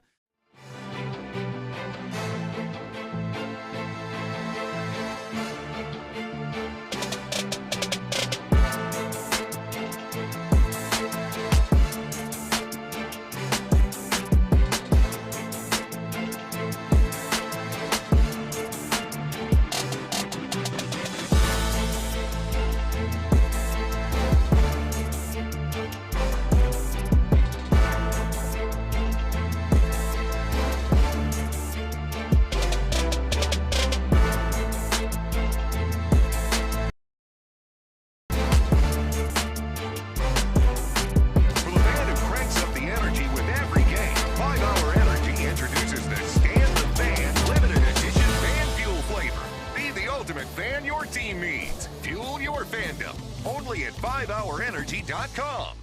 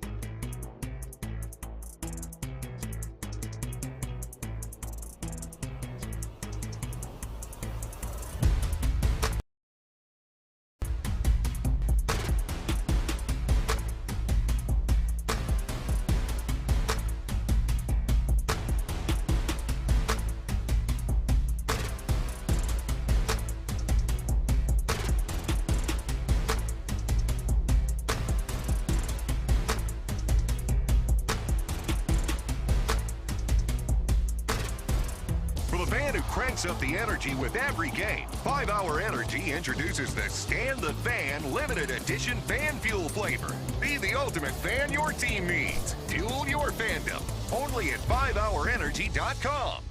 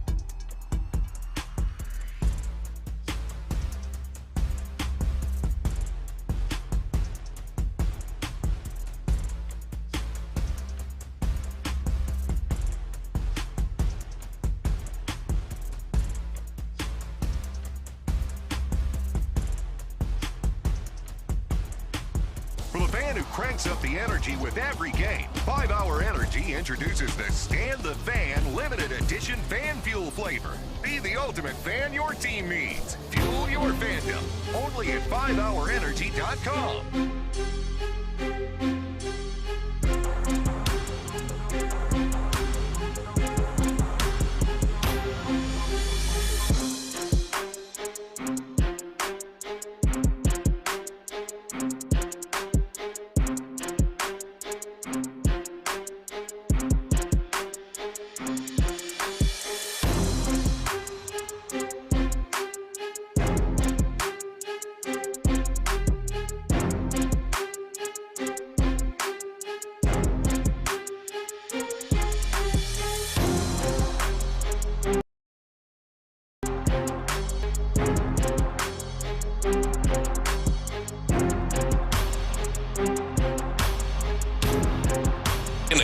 Freeway, 1 mile west of the Beltway, exit Kirkwood, under the giant American flag.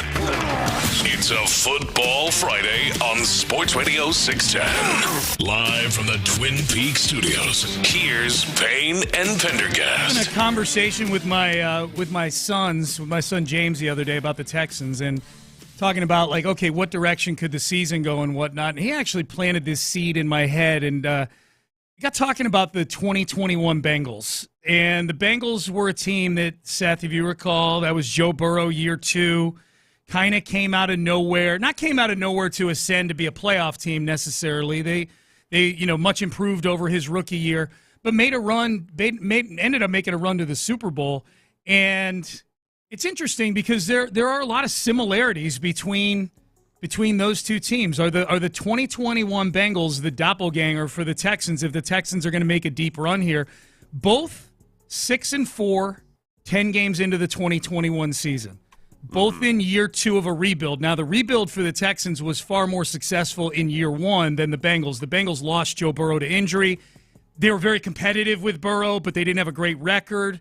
Texans actually had a good record to go with their competitiveness. But the Bengals had bad losses in those 4 games, the same way the Texans have had a bad loss or 2. They lost to the Jets and the Bears. They got blown out by 25. Baker was still the quarterback there. Mm-hmm. They were very average running the football, even though they had Joe Mixon as their running back. They pounded Mixon that year. He was 3rd in the league in carries that season. I think Mixon had played all season this year. If he hadn't missed those 3 games, he might lead the league in carries right now, either him or Derrick Henry Jr. I don't know if Derrick Henry's a junior or not, but Derrick Henry. To me, maybe the biggest similarity is that the offensive line for that team, if you recall with the Bengals, was not good at protecting Joe Burrow. Joe Burrow was sacked 51 times. Like, Joe Burrow had to put the cape on a lot that year, the same way C.J. Stroud is being asked to do this year. He was sacked 51 times. He was sacked 9 times in a playoff win over the Tennessee Titans that season in the postseason. Yeah. So I just think I think it's interesting, and maybe it's a question for Joe Mixon. You know, if any of the guys who do Open Locker Room are listening, that might be a fair question to ask Mixon. Like, hey, man, that Bengals team you were on that went to the Super Bowl, surprisingly, that year and beat the Chiefs in Arrowhead in the postseason that year. You guys were 6-4 also at that point in the season. You wound up finishing 10-7. Do you see any similarities between this team and that team? You know, young coaches too, you know? Right. And with Burrow, I mean, part of it was with Burrow when he was younger, he was a guy that would take a lot of sacks that he didn't necessarily need to be taking. If you look at CJ this year, he's holding on to the ball longer, but he's still not, like, up there in the top 5. And I don't think long has been nearly as much an issue for him as it was for Joe Burrow back then. So that part of it is encouraging in that, yes, the Bengals were able to figure it out with some really good skill position players too. Really good, yes. You know, so a Jamar Chase versus a Nico Collins type of scenario. Yep. That it makes a big difference for a young quarterback, especially to have guys like that. And, you know, we've seen I always try to think of, what would Pat Mahomes have looked like without Tyreek Hill in his first couple of years? Mm-hmm. The numbers weren't good without Tyreek Hill in those seasons. So Nico Collins is a much bigger absence than you want to even acknowledge or admit, because you want to believe, like, oh, no, this quarterback can go out there and drive an old jalopy to an Indy 500 championship Indy 500 win. Like, no, it's more nuanced than that, and he desperately needs his version of Jamar Chase back. Yeah, I think if we're comparing to the he needs his Jamar Chase back. No question. And you know what? And Tank needs to be, what T. Higgins was to that team. T as a viable number 2. I think the thing, if we're just doing the comparison here to the 2021 Bengals, again, 6-4, 10 games in, and not thought to be a contender, young team developing, but they were able to put it all together in the postseason that year. Yeah, they did catch kind of a. It sounds weird to say because they had to go through Kansas City. You're going to have to go through hard teams to get to the Super Bowl. That was a year where, if you recall, the Tennessee Titans somehow seed in kind of a ratchet AFC that year. And so the Bengals got to go to Nashville and face Ryan Tannehill in the postseason, if I'm not mistaken. And then, that was the game where he got sacked 9 times against Tennessee. But that was not a formidable number 1 seed. Like, this year, you're going to have to go through. If you plan on being anything but the 1 or 2 seed, you're going to have to probably go through any or all of Kansas City, Buffalo, Baltimore to get to a Super Bowl. And I think that's where the questions come in. Clearly, that Bengals team was equipped to go win a game in Kansas City in the postseason by locking down Patrick Mahomes. And how did they do it, Seth? They did it by making amazing halftime adjustments in that game. Remember, like that was a game where the Chiefs couldn't do anything offensively in the second half of that football game. Yeah. And do we trust the Texans staff to be able to do what Zach Taylor and Lou Anarumo and that whole staff did in Cincinnati that year? Yeah, the Kamari Lassiter, in terms of just the whole picture and being the kind of team that, this team's going to need to be, they can't rely on their offense to be juggernauts, unless something changes to an extreme degree between now and the end of the season. So you're going to need a very high-performance defense. And right now, I feel like the defense is pushing up against the glass ceiling of being a genuinely great defense. And I can make excuses for them in the fourth quarter, to the dam finally breaking and all of that, but I still do have reservations about their ability. It's like I don't trust the Texans to run the ball when they need to run the ball. I don't trust that versus teams like the Lions, that defense can hold up against the run, or I'll include screens by running backs in that through 4 quarters. They're a little light in the pants defensively at times. If you could pick, if the league came to you, you're Nick Caserio, and they said, hey man, you can pick one defensive player off of any other team in the league and add him to your defense right now. Because it sounds like what you're saying is like they're bumping up against that glass ceiling. Like there's just, if there's one thing they could improve to become a truly elite defense, like if you could pick one guy off another team that would be like the finishing touches on this defense. I would probably say Dexter Lawrence. Bingo, that was mine too. Yes, was it Dexter Lawrence? I wrote Dexter Lawrence down on my page one of right these here. Freakazoid new age defensive tackles. It's both pass rusher and run stuffer. I was going to say to you, I'm like, I already got my answer, but what's yours? Mine was Dexter Lawrence. Yes. Can you imagine? Oh, dude, it's fun to think about. Yeah. So where Kamari Lassiter factors in on that is that, look, they're a little light. They play with 2 linebackers a lot, and when the ability to play man on third down is huge. But the ability to play man on second and long too. Yeah. So where you can blitz, you can play more aggressive coverages, and load the box, all of that. This team needs to be able to do that, and it's really hard to do that without Kamari Lassiter and Derek Stingley both out there. Yep. That same question I just asked Seth, I'll put to the 5 Hour Energy fan line. 5 Hour Energy, the official energy shot super fan. If you could add one defensive player, from any team, to the Texans, who would it be? 713-572-4610 text message.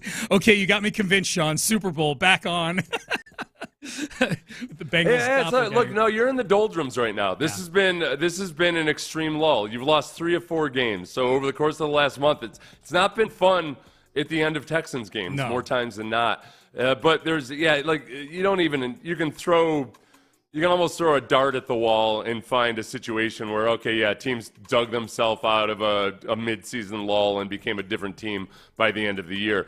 It's just, this team doesn't have the same track record that the Chiefs do. No. Nope. Chiefs, you trust. Okay, we've seen them do it time and time again. Not to mention climb back from double-digit deficits in the playoffs, all of that. Yeah. You trust that they're going to be able to do it. The same way you trust that the Astros are going to be a different team in the playoffs than they are in the regular season more times than not. We just don't have that trust level with the Texans yet. We did get the answer to the question that I was looking for from Shane Steichen. You pointed this out to me yesterday. I guess I just didn't stick around through the rest of that press conference. But they're replacing Joe Flacco with Anthony Richardson. And my question was, okay, do you think that – and I didn't hear anybody ask it, but apparently it did get asked. You'll hear it here in 2 seconds. But do you feel like Anthony Richardson actually gives you a better chance to win than Flacco when you just benched him 2 weeks ago and said we're sticking with Flacco through the end of the year? Do you think that Anthony gives you the best chance to win? Yeah. I think if whoever's out there gives us the best chance to win. I'm going to give strength to every player on our football team, that whoever is out there. David Culley'd it, Sean. He David Culley'd it.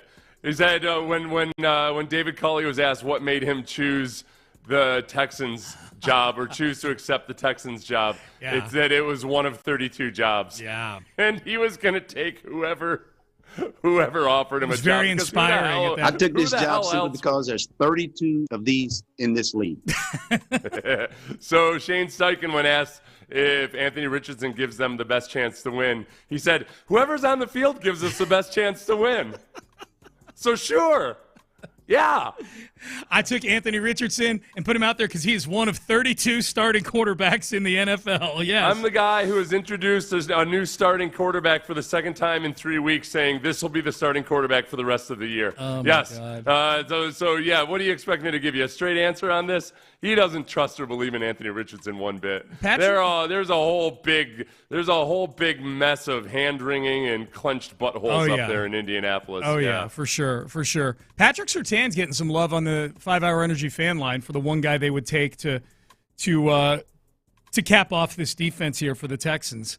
That'd be some firepower at corner right there with Surtain on one side, Stingley on the other, and you can bump Lassiter down into the slot. Yeah, it would. I feel like you've already you're not allowed to stack a strength on a strength. Oh, now, okay, of course, if Lassiter doesn't play, you're seeing exactly, all right, if you're going to rely this much on cornerbacks who are good in man coverage, then, yeah, it's nice to always have two of them. Yep. So, okay, I'll accept that. Yeah. I still think us in the front seven would make a bigger difference in terms of just when healthy, that this team can go out and slug it out with anybody. Yes. Right now, I fear the teams that can genuinely run the football. I agree. I think the Texans have to rely on their scheme and swarm mentality too much right now when they've really got to stop the run in the fourth quarter. I'm also leaving one spot open for 5 Reasons I Hate You that we're going to do in about 30 minutes for you guys. This should be an easy one. I've got 4 of them. I'm leaving one open for you guys. The best reason to hate the Dallas Cowboys that we get on the 5-Hour Energy fan line, I will add to 5 Reasons I Hate You. So send in now, 713-572-4610. The biggest spectacle this weekend also had the greatest interview of all time yesterday, and you're about to hear it coming up next. But first, if you are a homeowner or a business owner that suffered damage to your home or place of business, and you're duking it out with the insurance.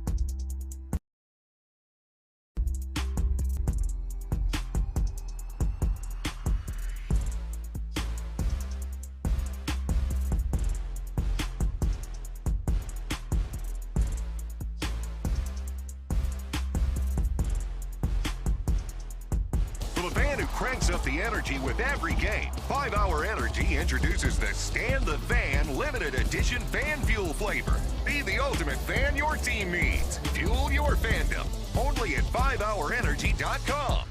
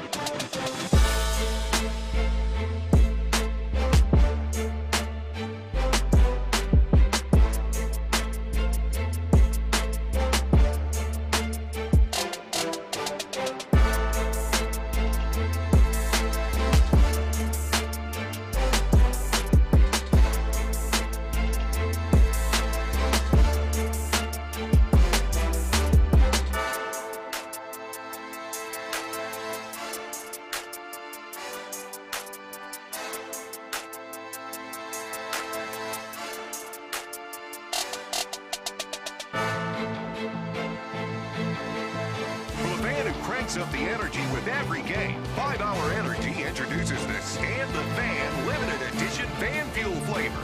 Be the ultimate fan your team needs. Fuel your fandom. Only at 5hourenergy.com.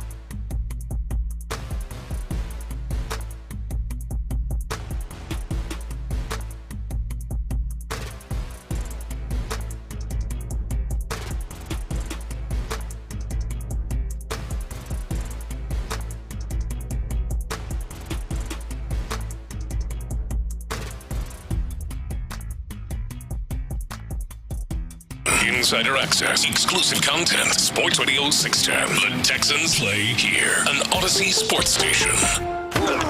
It's a Football Friday on Sports Radio 610. Here's Payne and Pendergast. All right, text in on the 5-Hour Energy fan line. 5-Hour Energy, the official energy shot of Sports Radio 610 and football superfans.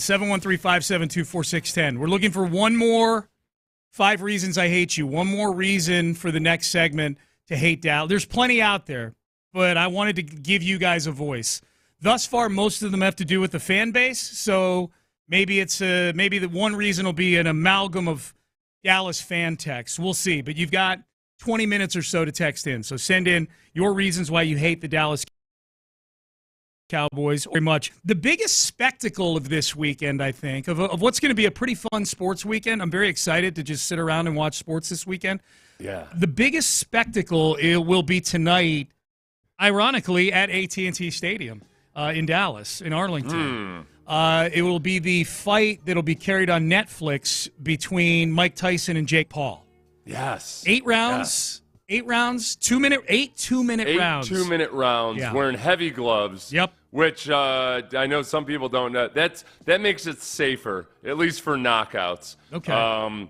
There's some. I did way too much of a rabbit hole deep dive on this. They think that maybe the heavy gloves in sparring might actually be worse over time. Okay. But in general, the heavier gloves they cushion the blows a little bit more. You're less likely to knock somebody out. You're also less likely to break your own hand. Yeah. So that very much feels like hey, Mike Tyson is 60 years old, by the way. Let's and also look.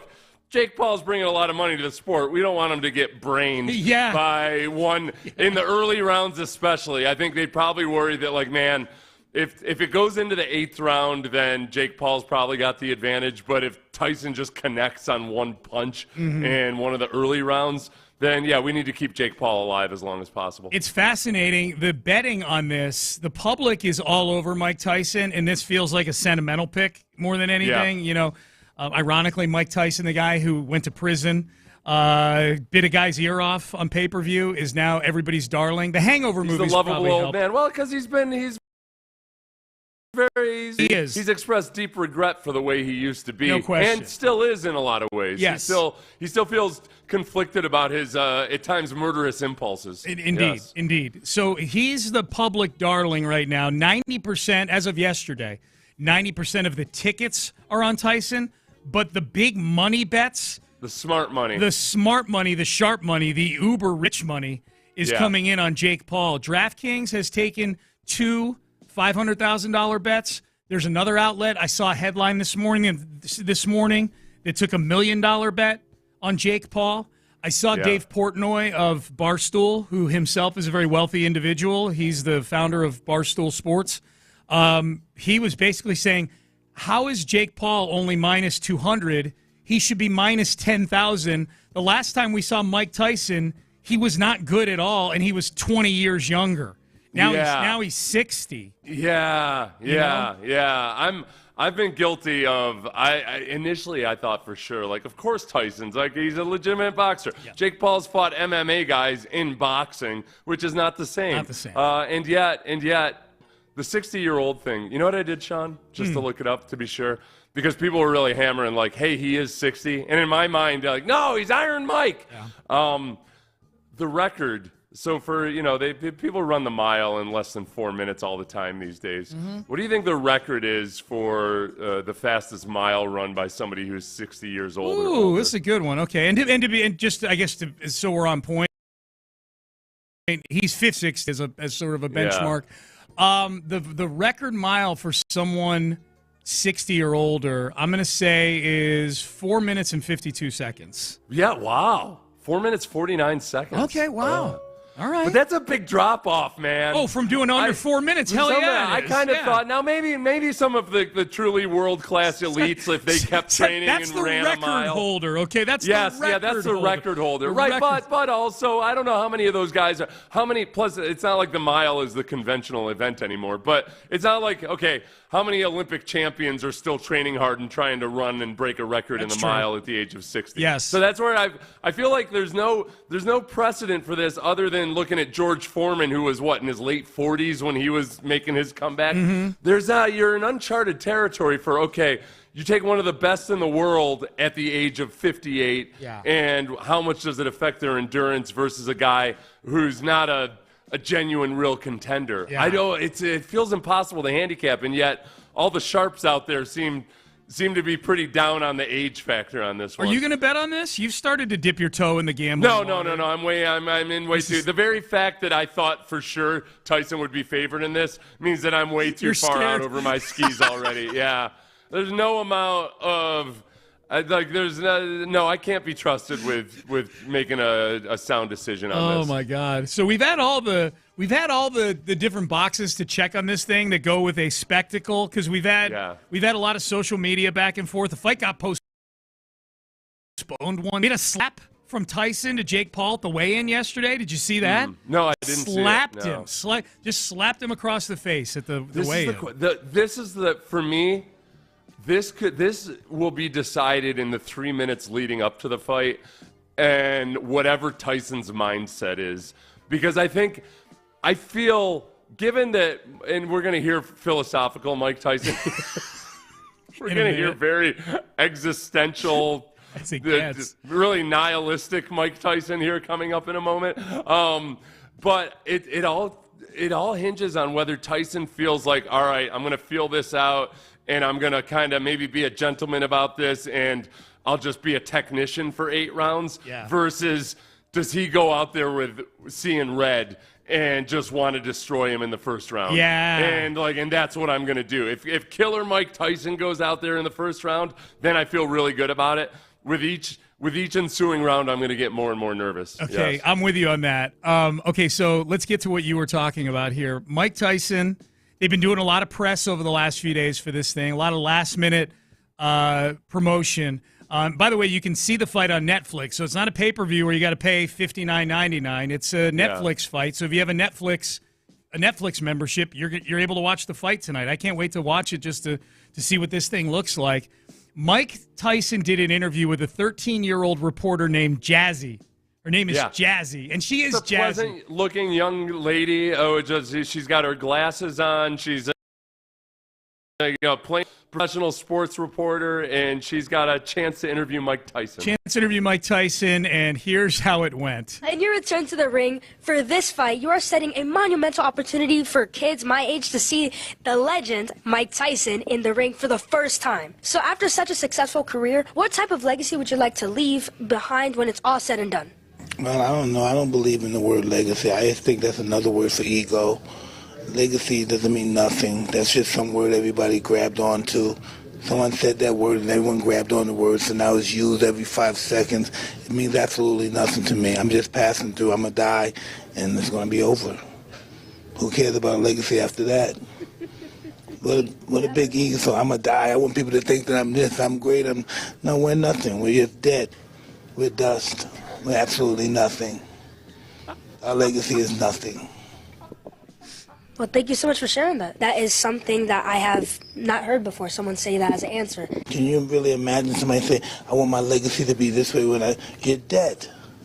Why do you want to? You think somebody really wants to think about you?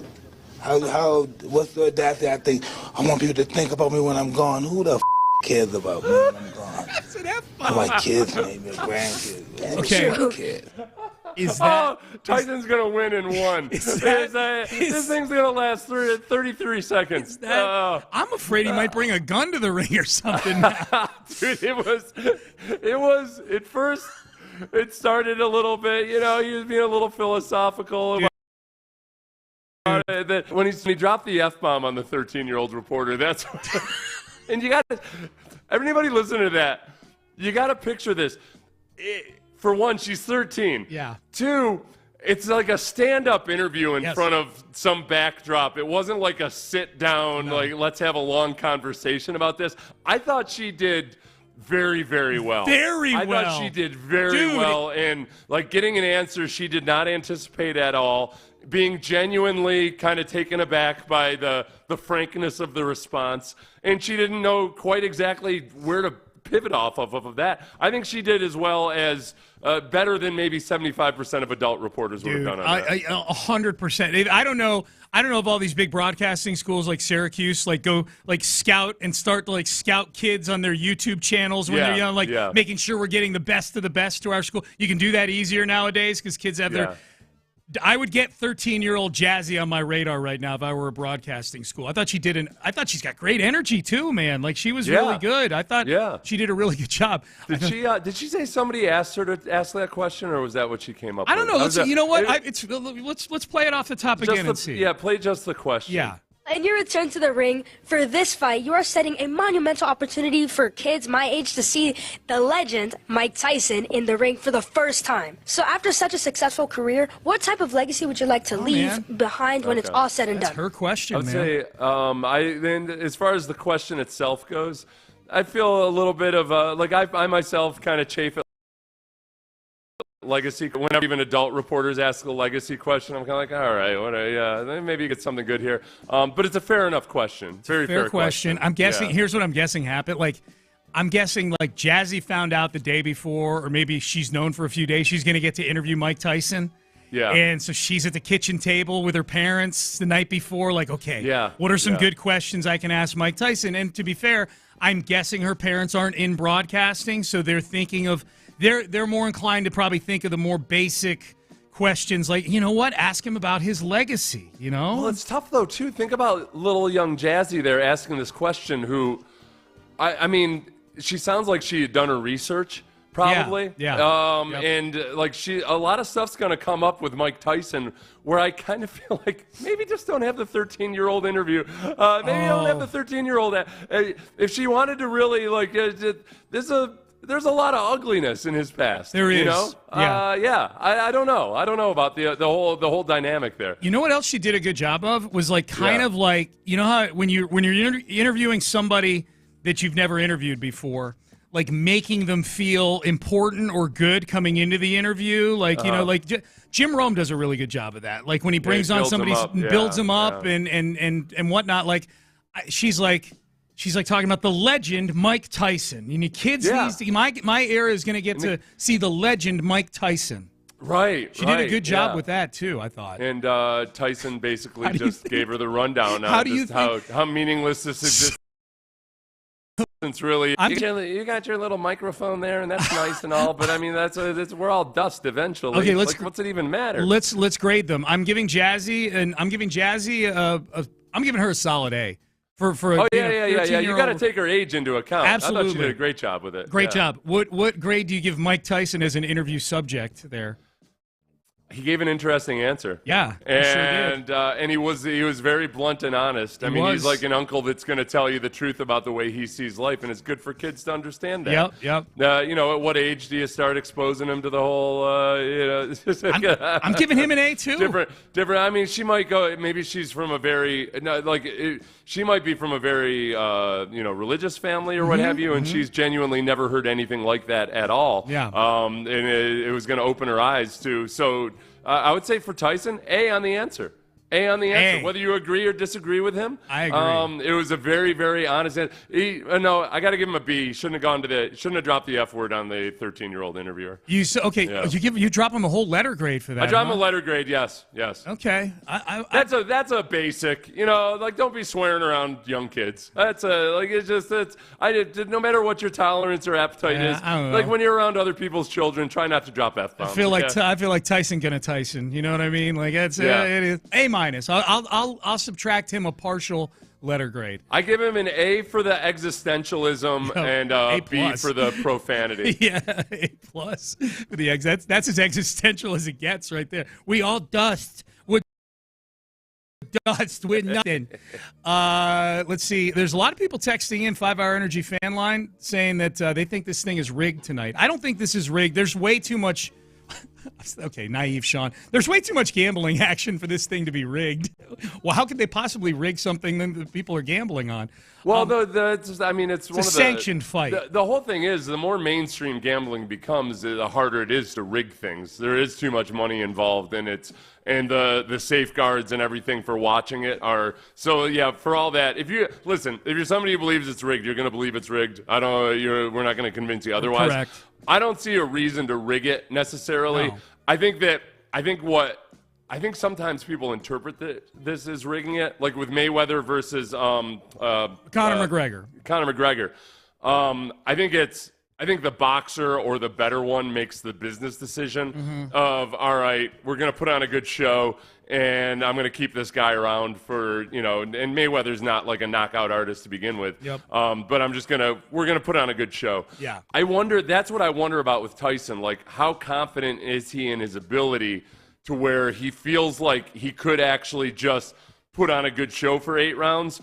Or does he feel like, no, man, I got to get in and out. I'm going to struggle if this thing goes into the second half, and I got to come out on fire. And in which case, I don't if he knocks Jake Paul out, I don't think anybody's going to think it's rigged. If it ends up being a boring 8-round, 2-minute round fight, then yeah, I think people are going to think it's rigged. Yeah, probably. The 2-minute, not having to go the full 3 is nice for somebody who's 58 years old.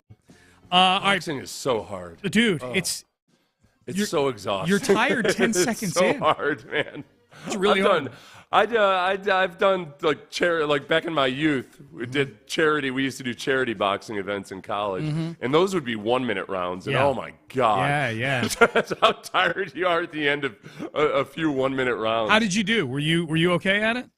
I got disqualified every year. That kind of became my thing. Okay, now this gets interesting. It's way more interesting than yes. I got disqualified. I got Dan Laser, younger brother of Texans coach Bill Laser. Yeah, I got him into a headlock once in one of these charity matches. Yeah. As a joke, like noogieing him, or were you legitimately angry? Kind of half joking, kind of getting into it. Okay. Yeah, it was. Okay, so I lost the decision based on dirty boxing. Oh, okay, yeah, based on dirty boxing. I had a picture of his girlfriend drawn on my leg, on my thigh. On your tights. On your trunks. Yeah. He's now married. He's been married to her for like 30 years. Look at that. There's that moment Dan realized, like, I'm going to fight for what's mine. I was going to say, you probably played a big role in that. Absolutely. So happy anniversary, Dan and Michelle. 5 Reasons I Hate You, Dallas Cowboys edition. We will do it. Coming up next, but first, Men's Tea Clinic. I'll be there in a couple of hours. Friday's my Men's Tea Clinic day. Look, if you are...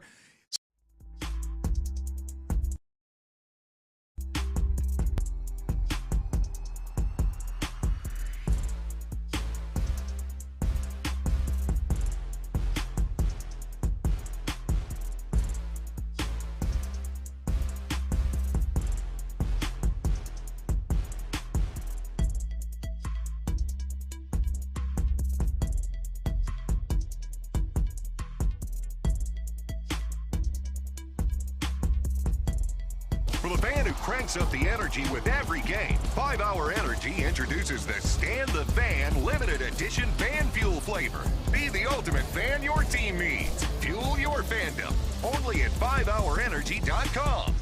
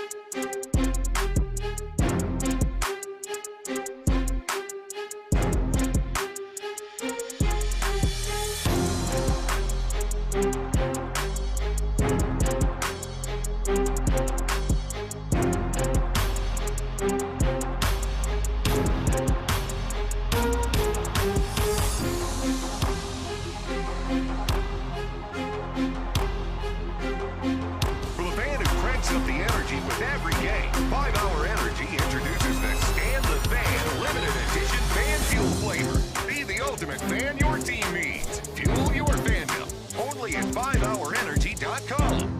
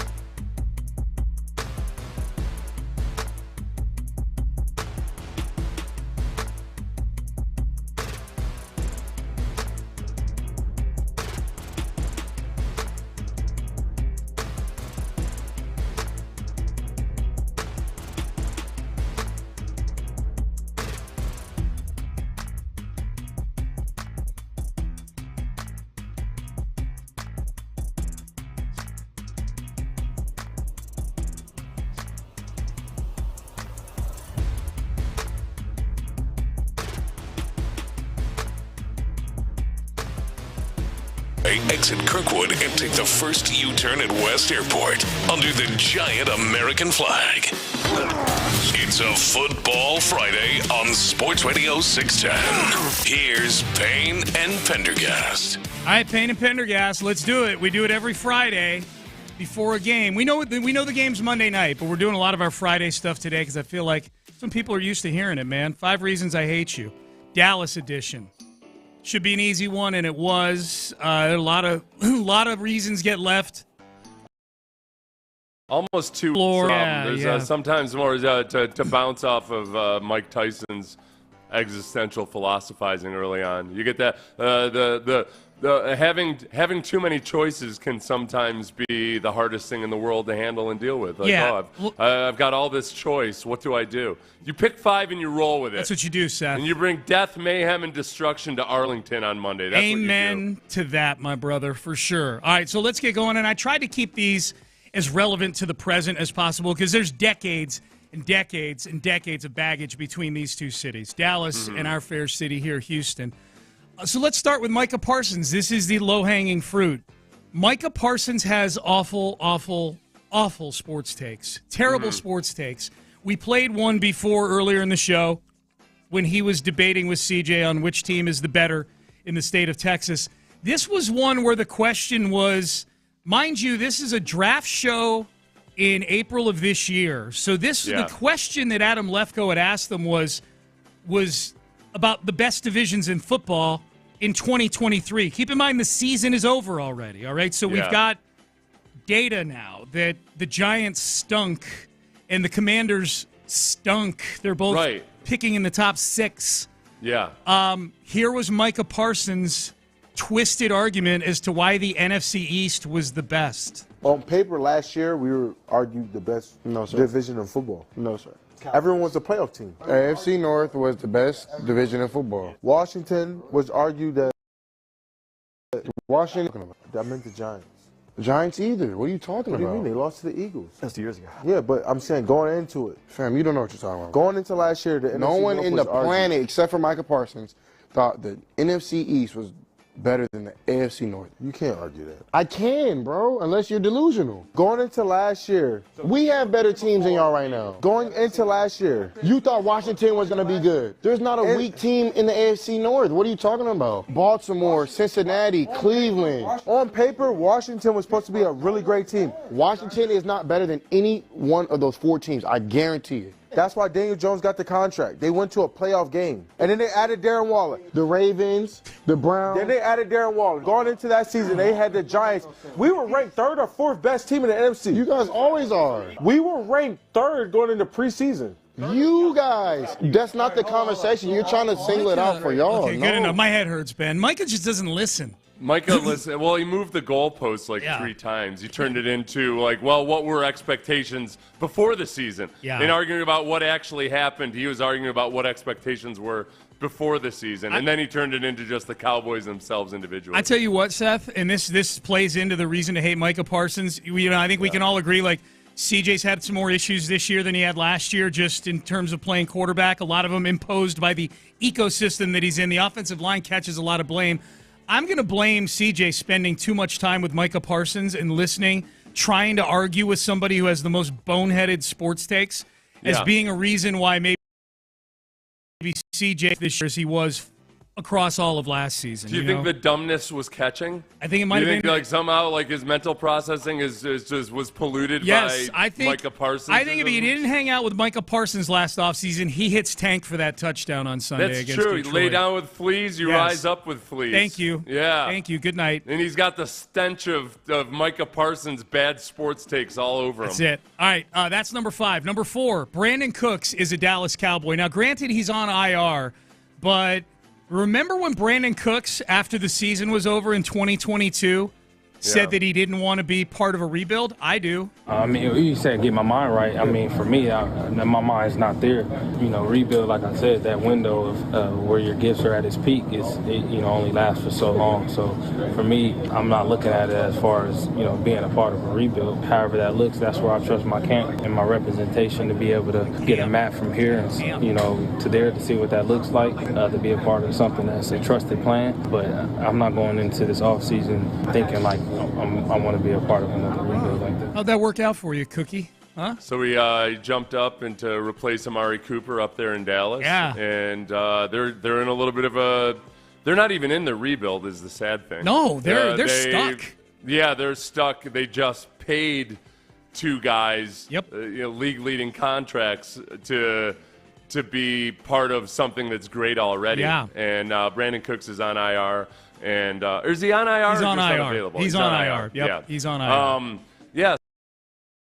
So it's not very tale about trying to game the system when you're choosing to go to a contender or what have you. Now, dude, the Cowboys, you could say, Brandon Cooks should have expected that the Cowboys would be a better team than the Texans. But now, in terms of them actually being a contender or something, there's nothing in the last 30 years that should make you believe that the Cowboys were genuinely going to be a contender.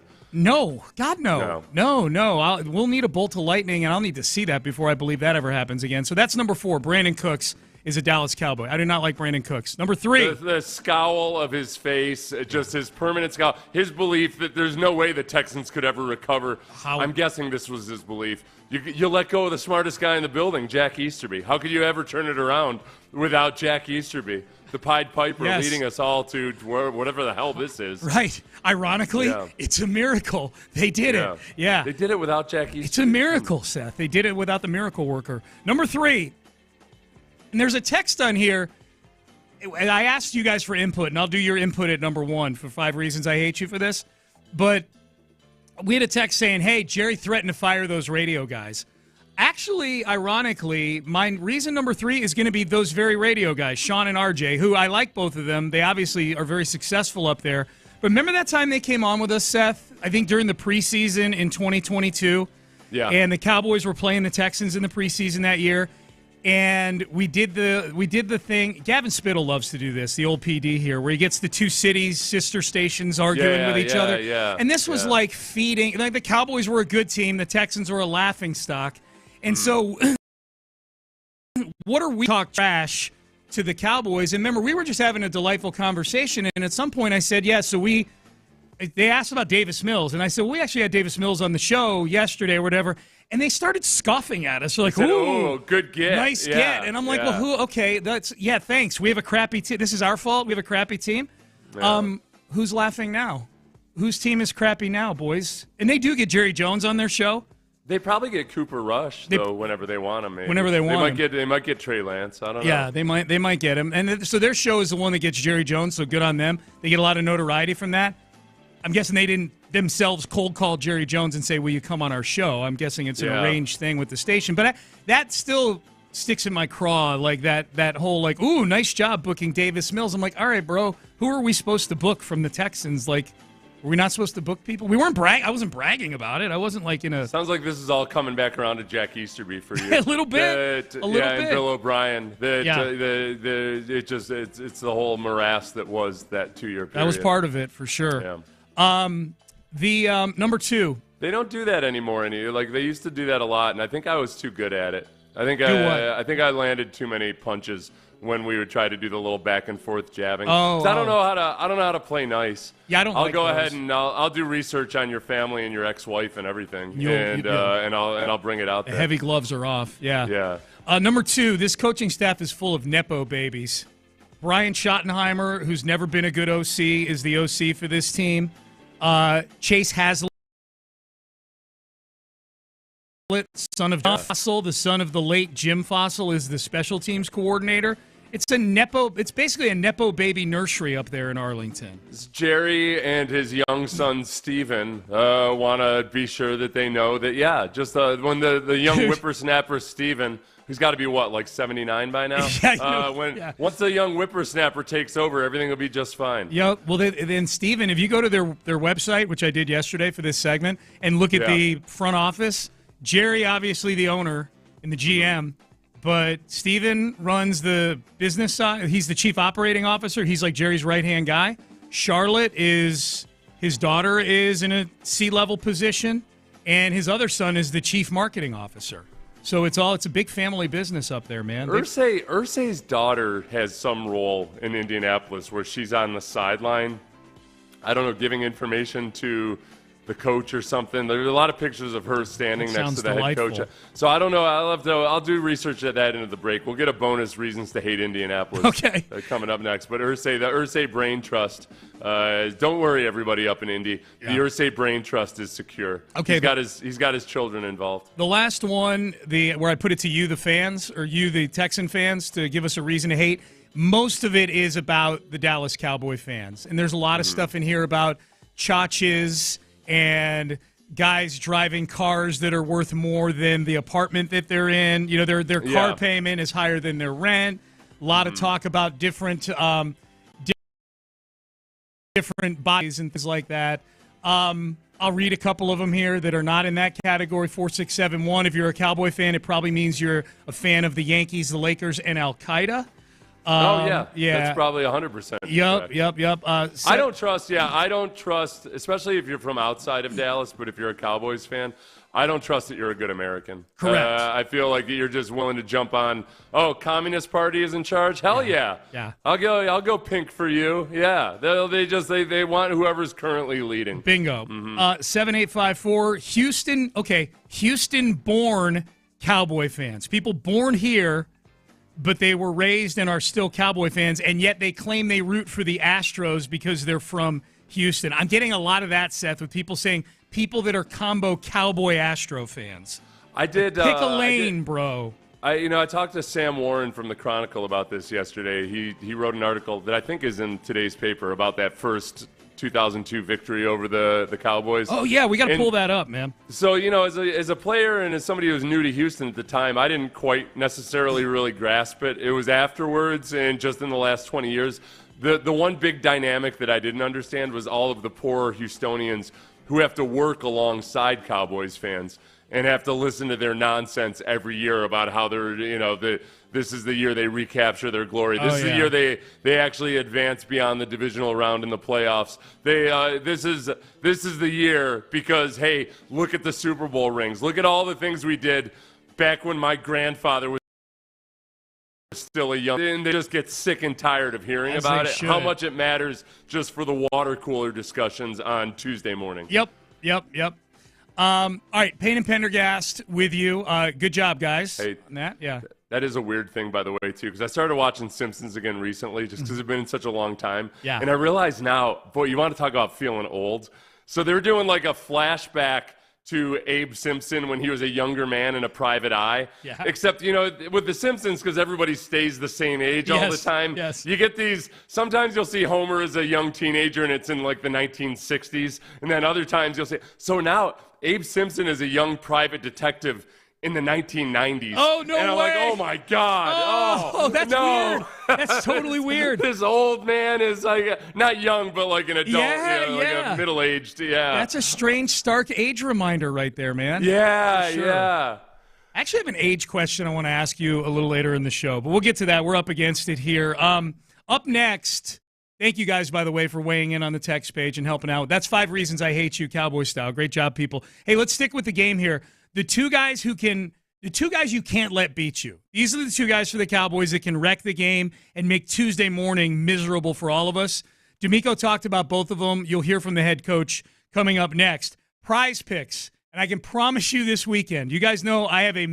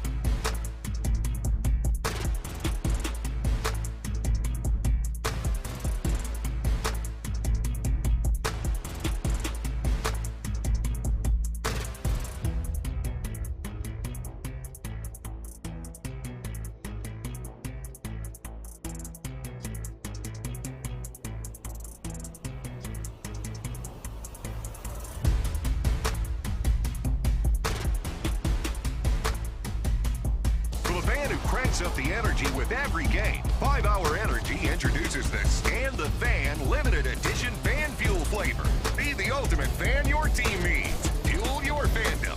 Only at 5hourenergy.com.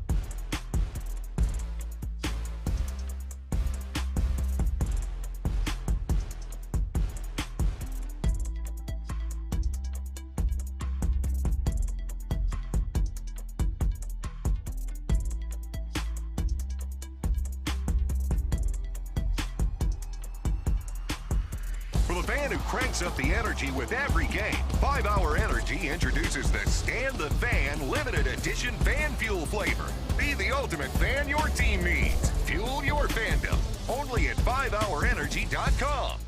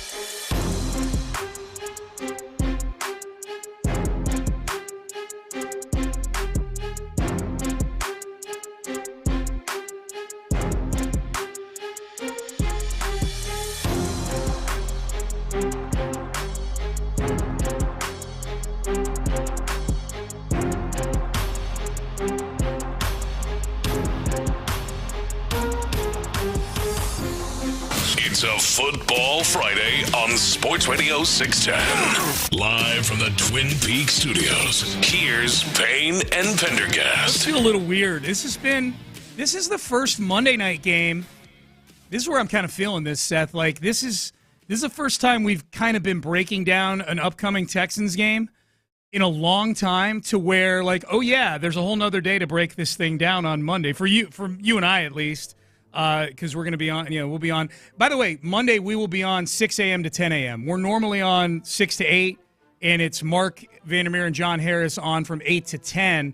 They're all up in Dallas on Monday. They're going up on Sunday. So Seth and I will be on 8 to 10 as well. We'll be on our full 6 a.m. to 10 a.m. From 8 to 10. We'll have like Vandy and Johnny and probably ND Kalu on in that 8 to 10 window, but I'm excited. We get a full bite of the apple on game day for the Cowboys and the Texans. But yeah, it's just weird. Like, we're breaking down a game, and it's like, oh, that's right, we're going to be here Monday. This is the first Monday night game for the Texans, if I'm not mistaken, since the 2019 season.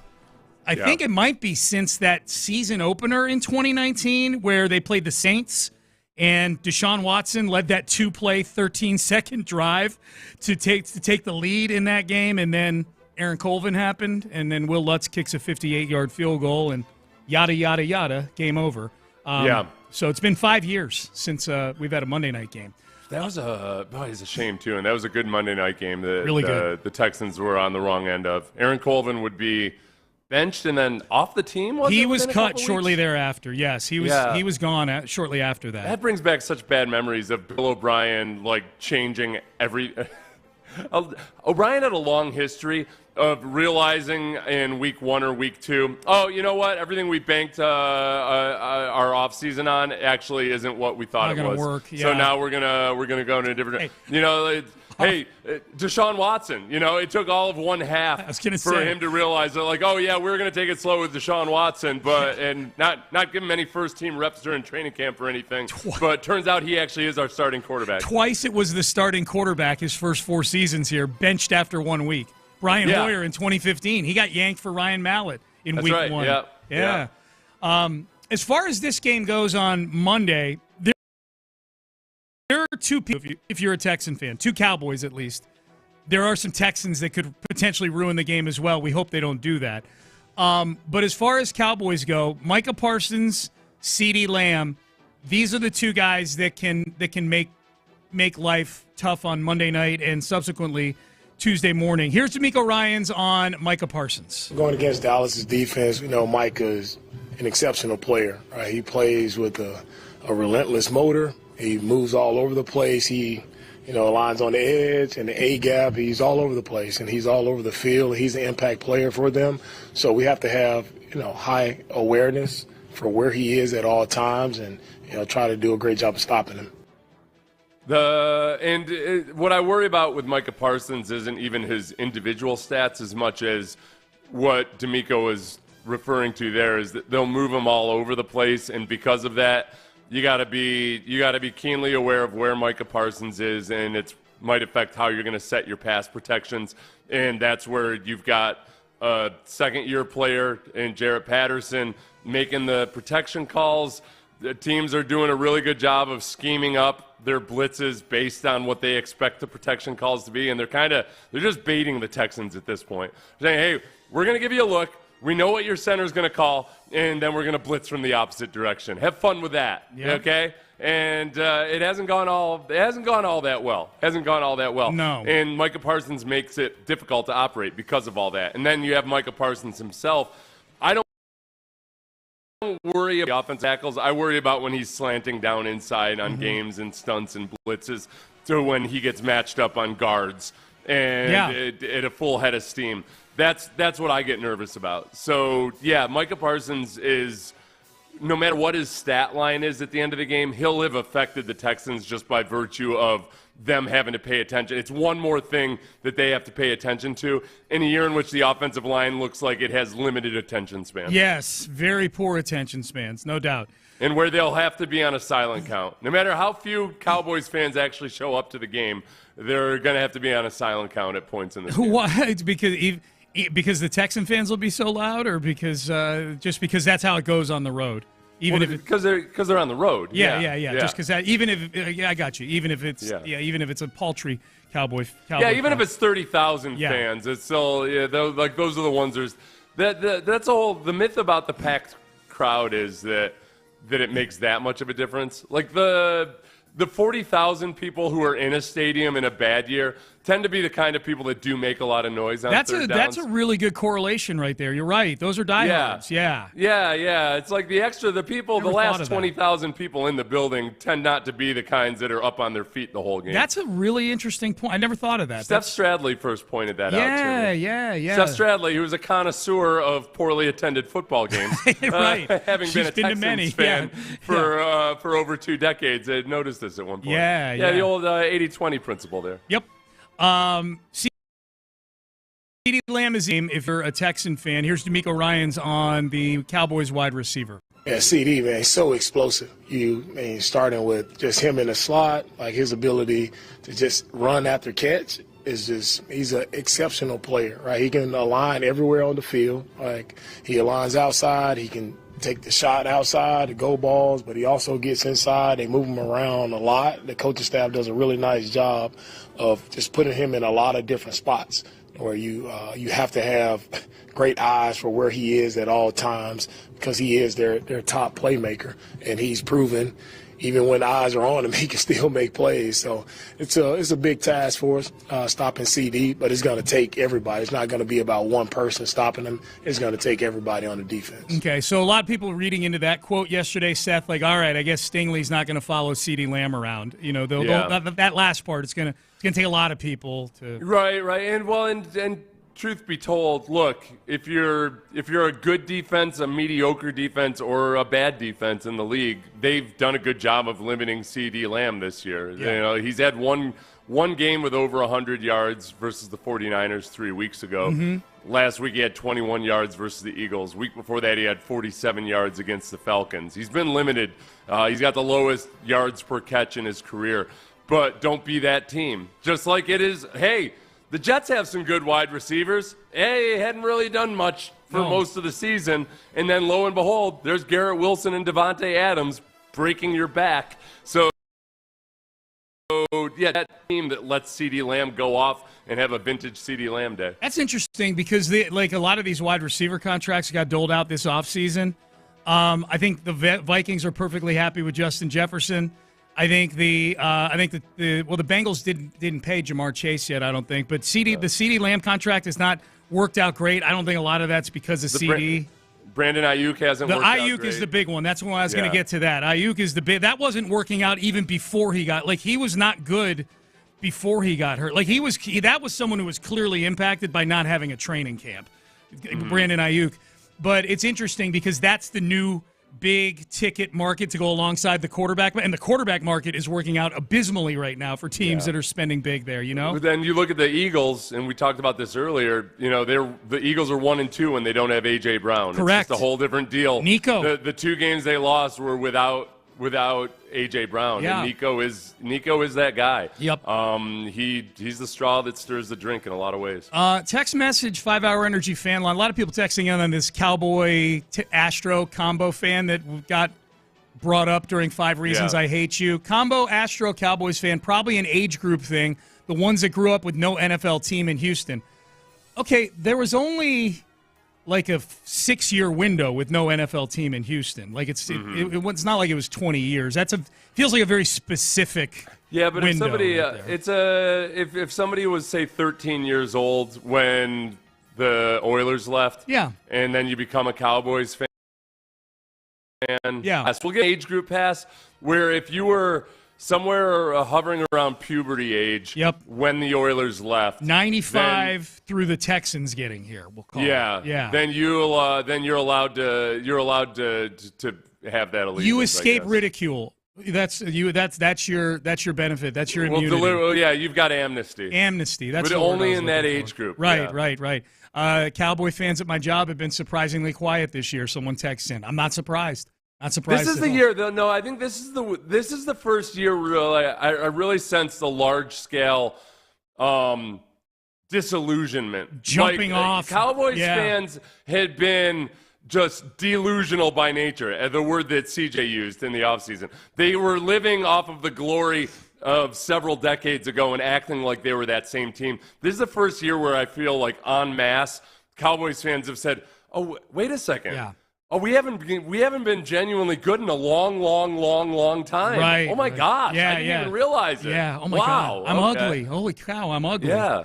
All right. Seth Payne put up a poll. There is a Payne poll that he put up yesterday, and I think it validates that some of the smoke out there about the Texans and the dissatisfaction may be a very, very small minority. I don't know. We'll see. We'll see if you agree, but we'll see what the results of the poll that Seth put up yesterday about that very topic. We'll talk about that. We'll dig more into this matchup with the Cowboys. It's all coming up next. Hey, you've been listening to this show for a long time. You know that Zadok Jewelers is the authorized dealer for 22 luxury watch brands. But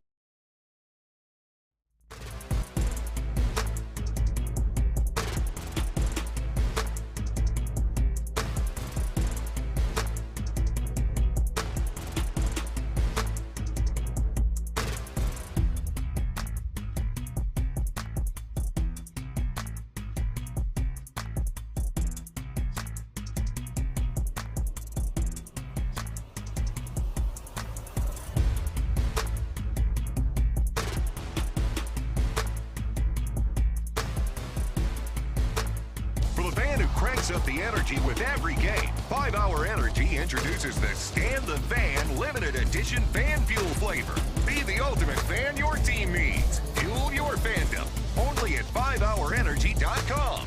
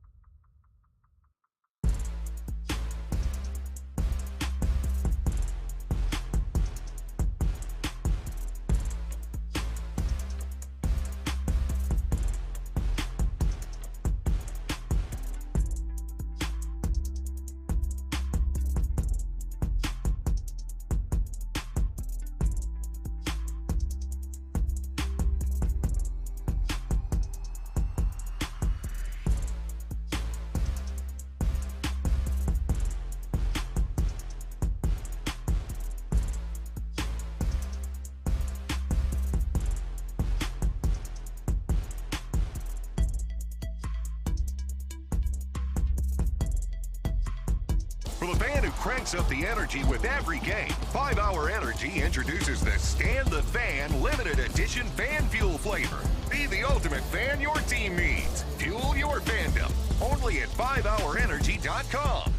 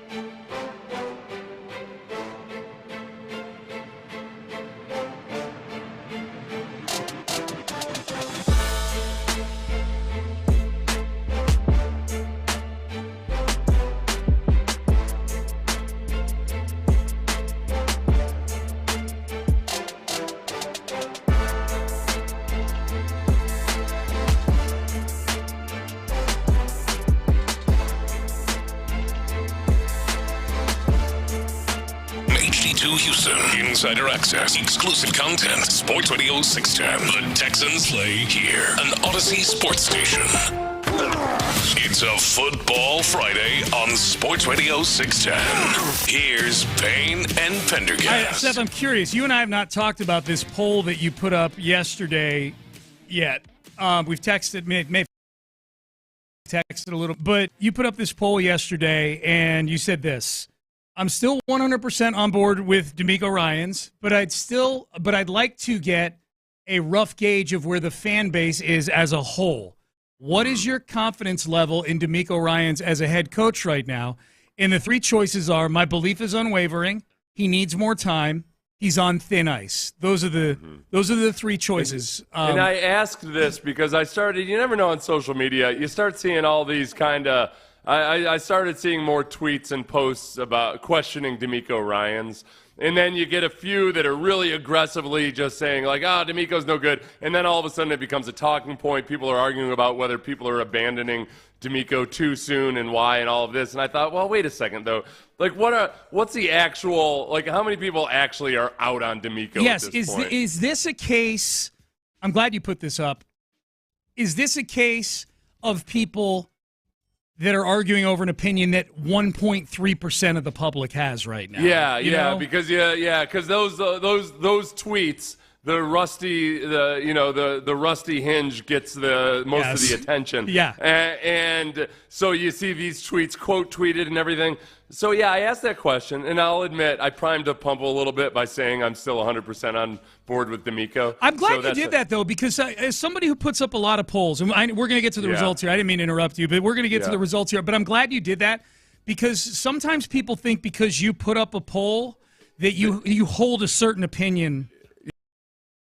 Yeah, they almost you disagree with whatever their opinion is. Correct. Yeah, like they take the lowest common denominator on there, and like if I put that poll up without prefacing it that way, they think that I'm like just torching DeMeco or something. Yeah, and I wouldn't do it for all of them, but I think this is an appropriate one to do it because of what DeMeco, what this team, this team and DeMeco and everything else. Yeah, go ahead. But having said that, yes. I do prime the pump there. It's a celebrity endorsement for DeMeco right there before they answer Technically the poll. it is. You're right. Yeah. You're right. It's like saying 99% of doctors agree. Do you agree? Yeah. Do you think DeMeco Ryans approves this message?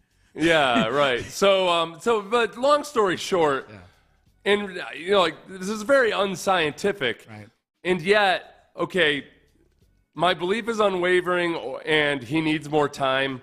Got 96.3% of the votes. Yep. So only 3.7% of the people out of 1,600 votes think he's on thin ice. Yeah. So, and there's a certain percentage of my Twitter followers who aren't Texans fans, all that. It's a non-factor. Yeah.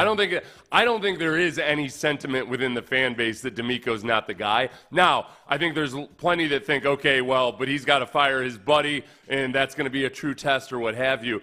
But in firing Bobby Slowick, whatever your opinion is, I sense very little pessimism about DeMeco Ryans as a head coach, and yet I fear that it's starting to become a talking point because of a few fringe opinions. Squeaky wheels, man. Yeah, squeaky wheels. Yeah, no, I'm with you on that. There are times,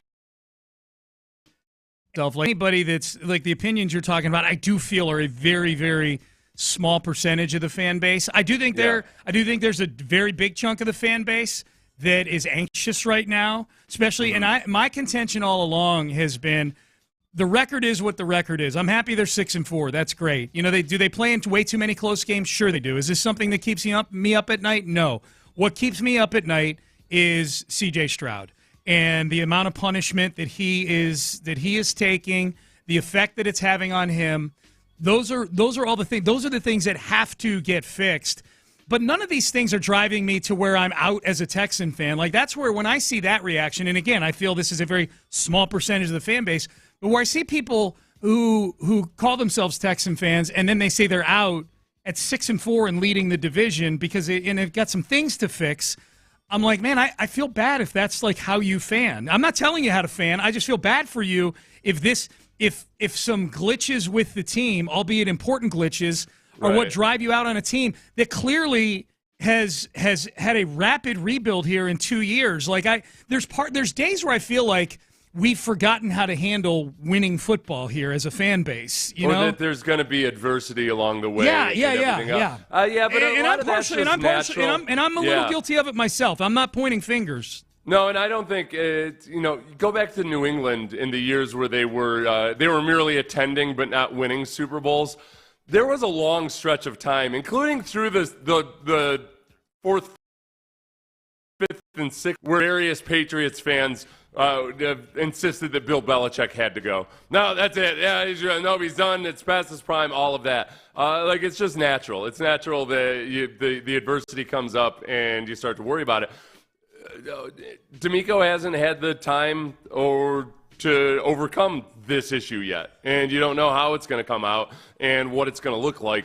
Fixing the offense when you've got a defensive-minded head coach starts to get really nerve-wracking because this is exactly what you worry about is, okay, well, at least if you got an offensive-minded coach, it's his offense. I think the biggest thing that's saving DeMeco right now from like maybe more people not starting to have serious doubts is that the defense has improved by leaps and bounds. Defense is good. So, and I think the defense is really on the brink of becoming a genuinely, really fearsome defense.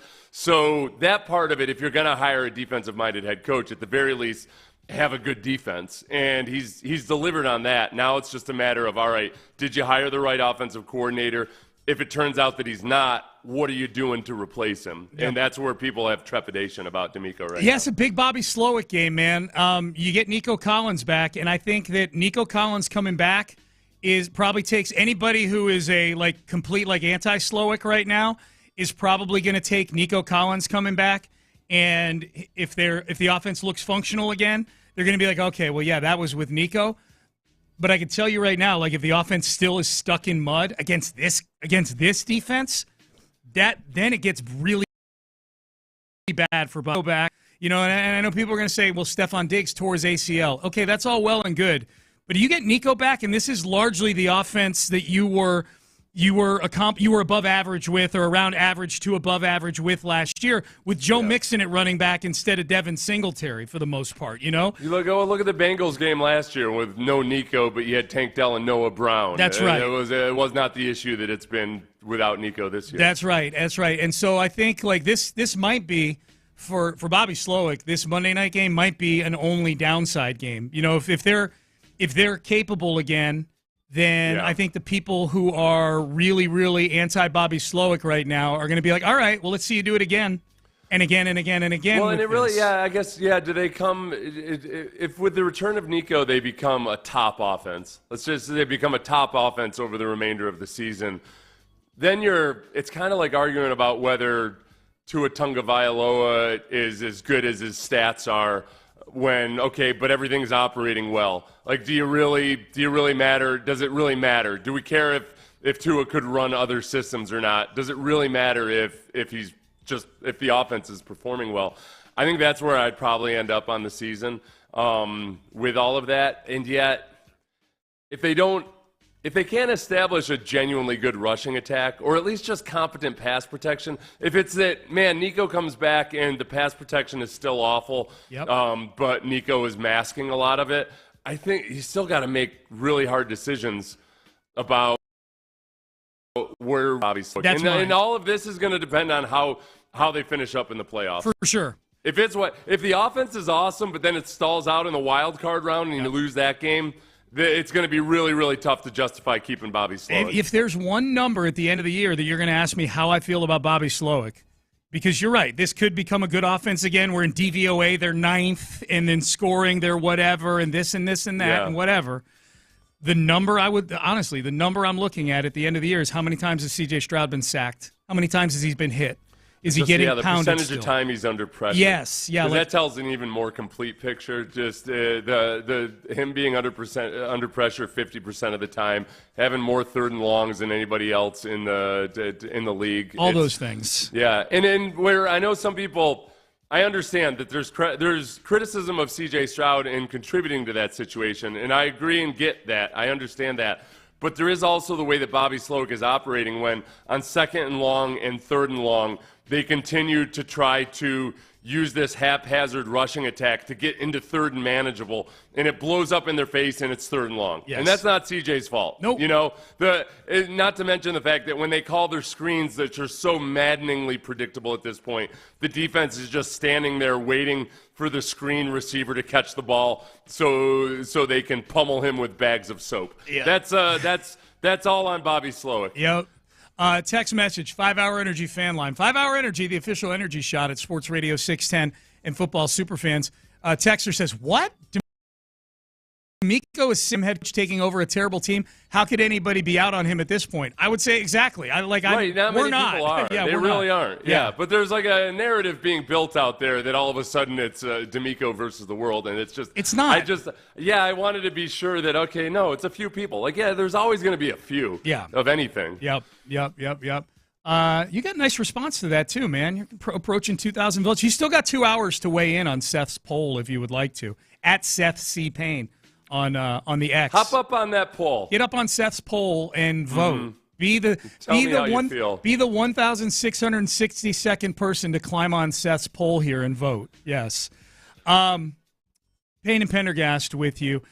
This was this cut actually came down. I saw it this morning before the show.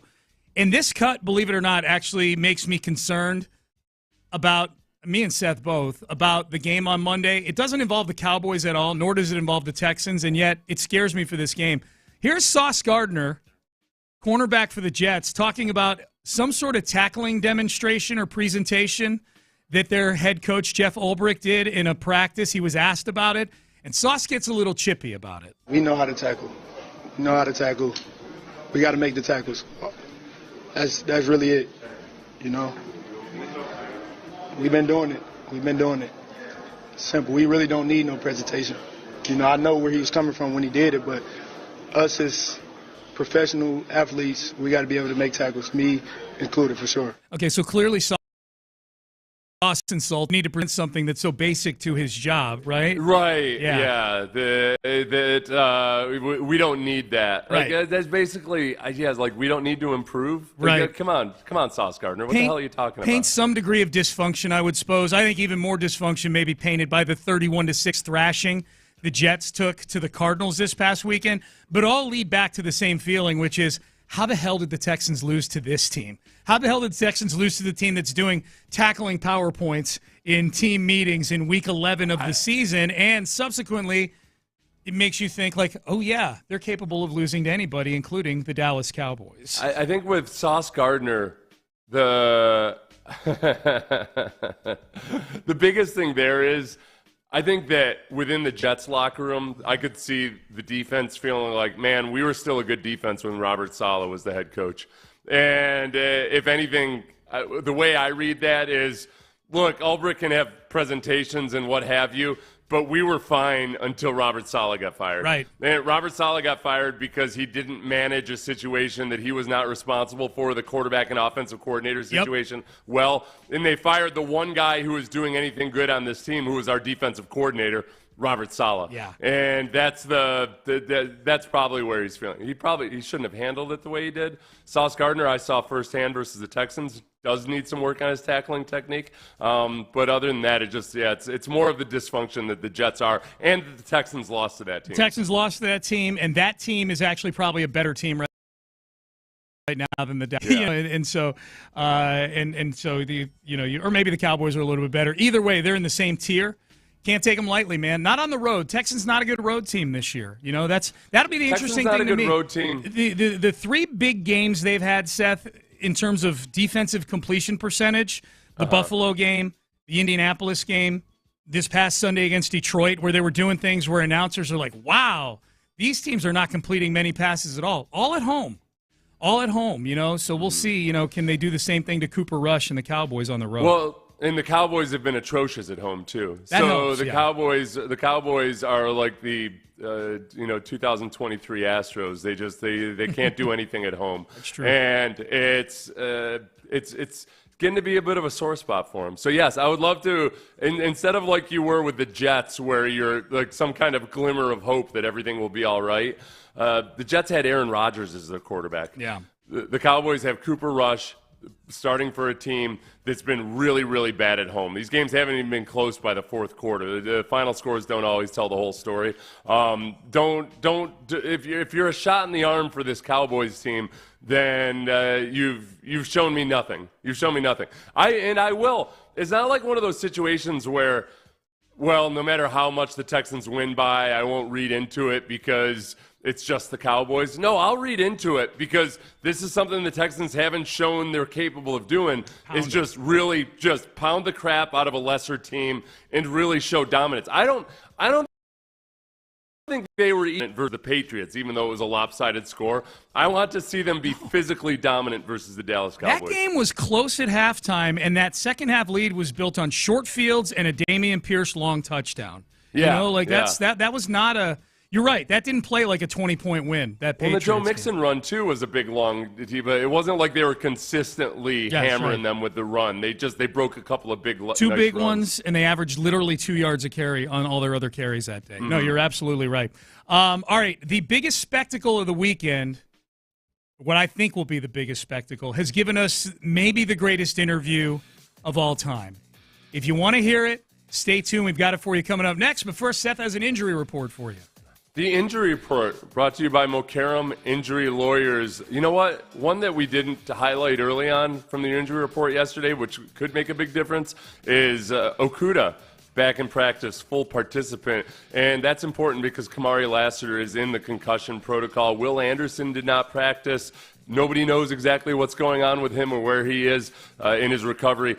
Derek Stingley and Foley Fatukasi were out with a hip and a foot injury, respectively, but probably no reason to be overly concerned with that. And then Stroud pops up with a right hand injury, but a full participant in practice. The most notable one for the Cowboys, really, is that Dak Prescott remains on injured reserve, so the Texans will face Cooper Rush, possibly with a smidgen of Trey Lance. That's your injury report brought to you by Mokaram Injury Lawyers. And Mokaram Injury Lawyers are all when you've been in an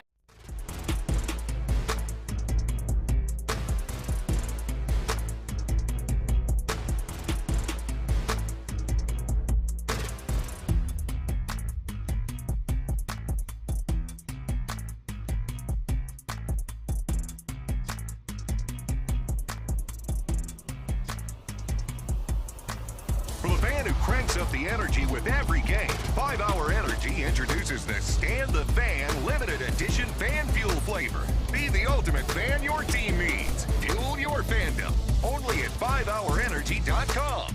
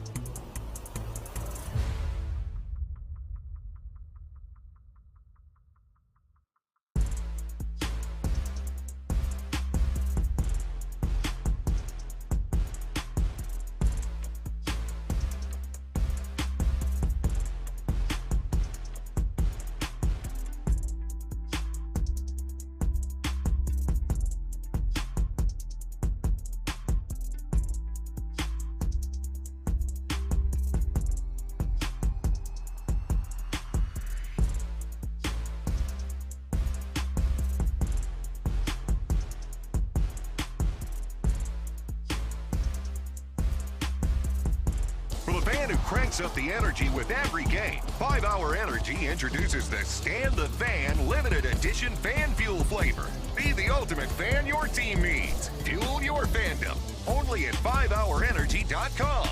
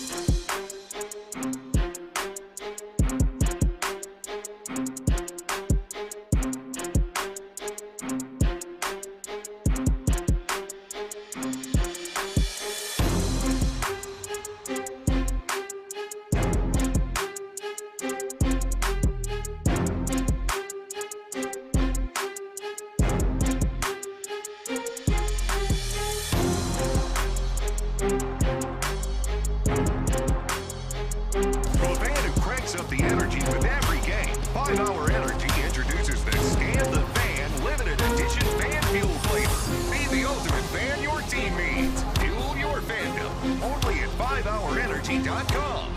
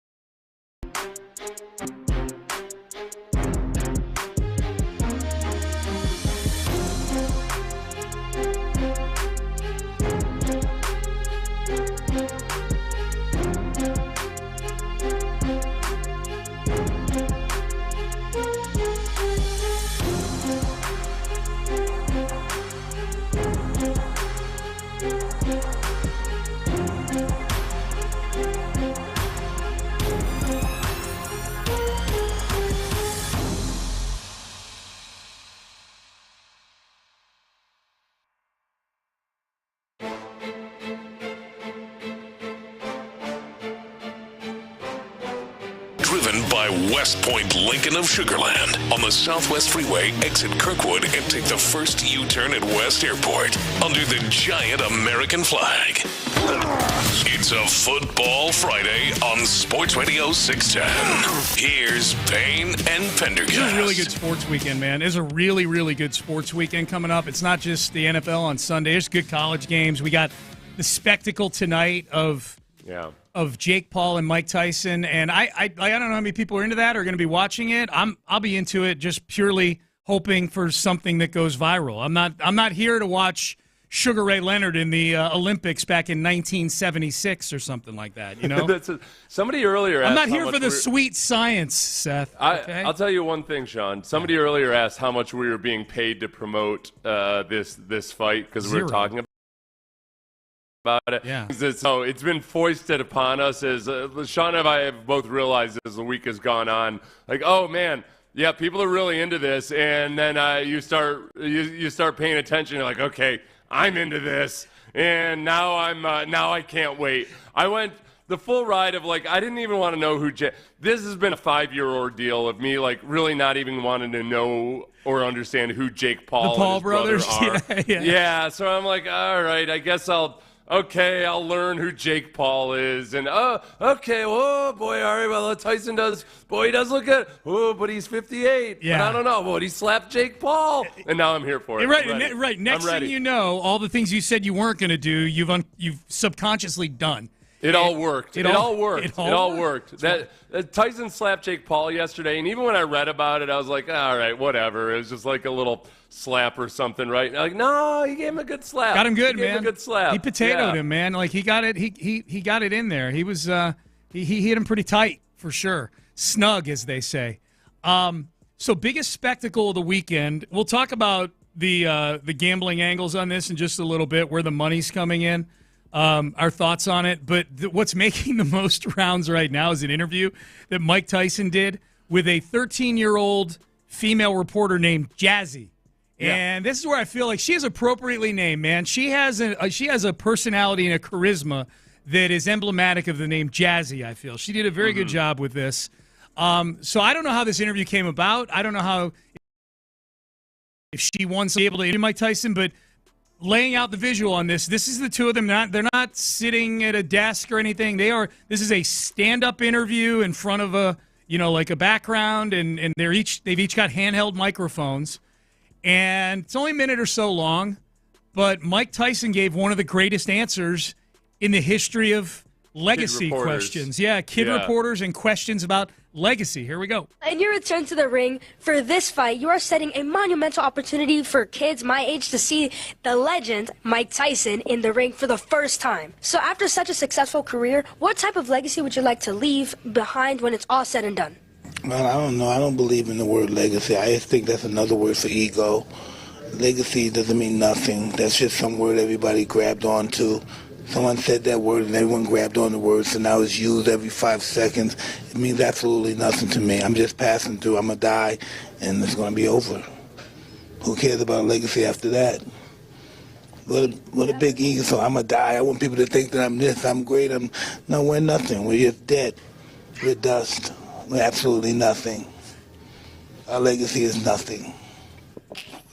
Well, thank you so much for sharing that. That is something that I have not heard before, someone say that as an answer. Can you really imagine somebody say, I want my legacy to be this way when you're dead? Why do you want somebody, you think somebody really wants to think about you? What's the audacity? I think, I want people to think about me when I'm gone. Who the cares about me when I'm gone? Well, my kids, maybe, or grandkids. True. Sure. God, she did such a great job on that. And I wonder, too, like, there were certain points there in the first part of that answer where, and actually a more seasoned reporter might have jumped in with the next question. Yeah. Jazzy's 13-year-old Jazzy's incredulousness over the answer might have been her best asset in that interview because he just kept talking. Well, he kept going deeper and deeper because at first it went in 4 stages. One was where he said it's just another word for ego. And you're kind of like, yeah, you're right. Yeah, like this is okay. You're caring about your legacy and caring about people. It's really, that's about you, and you got to try to let go of those trappings because what's it all matter in the end? But then he very emphatically in the second go-around said, we're just dead. Yeah. Dust. He used the word dust. Yeah, that was, I think the dust was in the second part of it. And then she said she'd never heard of it. And then he said, you're dead. He very bluntly said, you're dead. Nobody wants to think about you. I'm like, and you're kind of just, you're really putting a stamp on what you'd said already. Yeah. And then the fourth stage was he dropped the F-bomb. It's like, in case she wasn't getting it enough, let me put it the way you hear the kids talk on the school bus. Who the bleep cares about you? Has anybody out there, this is an appeal to the Sports Radio 610 listeners out there, has anybody seen the full version of this interview?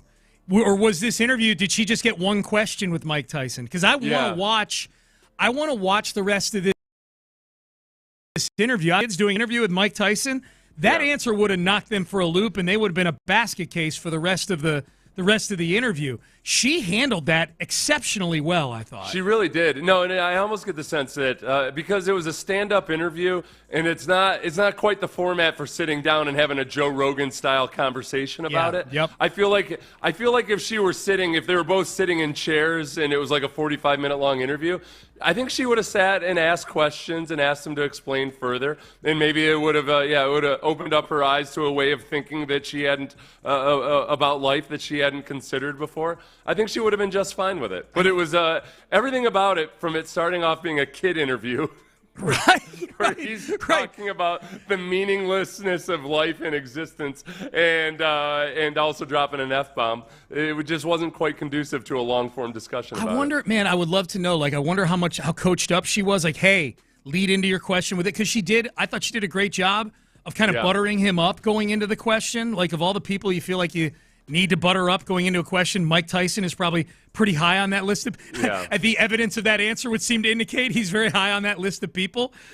It made me think of an old Louis C.K. bit where he was talking to his daughter, and he said something. He was talking about the solar system and everything, that eventually the sun would expand and consume everybody, and the earth would, billions of years from now, the earth will be no more. And his daughter looked kind of freaked out and said, well, no, but don't know. Everybody, we'll all be dead by then. Which, in her face, when she was like 6 or 7 years old, was realizing, coming onto this realization that everybody dies. Yeah. Like, everybody I know and love will one day die. That's the first she was realizing that. Yes, and it probably wasn't the best way to introduce that concept to her. Yeah. Or if at all at that age, Oh, so likewise, Tyson was just going ahead and taking the bull by the horn and introducing this young lady to the harsh realities of life. Hey, let me ask you, legacies, and how they're large. Even the greatest of all, like Caesar. Yeah. Okay, you know what? 10,000 years from now, if there is written history anymore, Caesar's going to be just yet another afterthought in the world. No matter how great you craft your legacy. Right. 20,000, 30,000 years from now, for sure, nobody's going to care. No. Nobody's going to care. The record books are going to be so crowded. If we get 300 more years of the NFL, no. Who knows? By then, a 5,000-yard season on the ground might be a big deal. I'd like to see. That would be a good little web series. Is Tyson babysitting your kids for like 6 hours and just talking about various life topics and just get the complete unvarnished perspective of a guy like Mike Tyson. Would you want the kids to be fed the questions for that, or would you want it to be more organic coming from the kids? Oh, no, it needs to be organic. Yeah. It needs to be, like, why is the sky blue, stuff like that. Right. You talking about... He's very philosophical, very introspective and philosophical. Obviously, yes. He's been through a lot in his life. He has.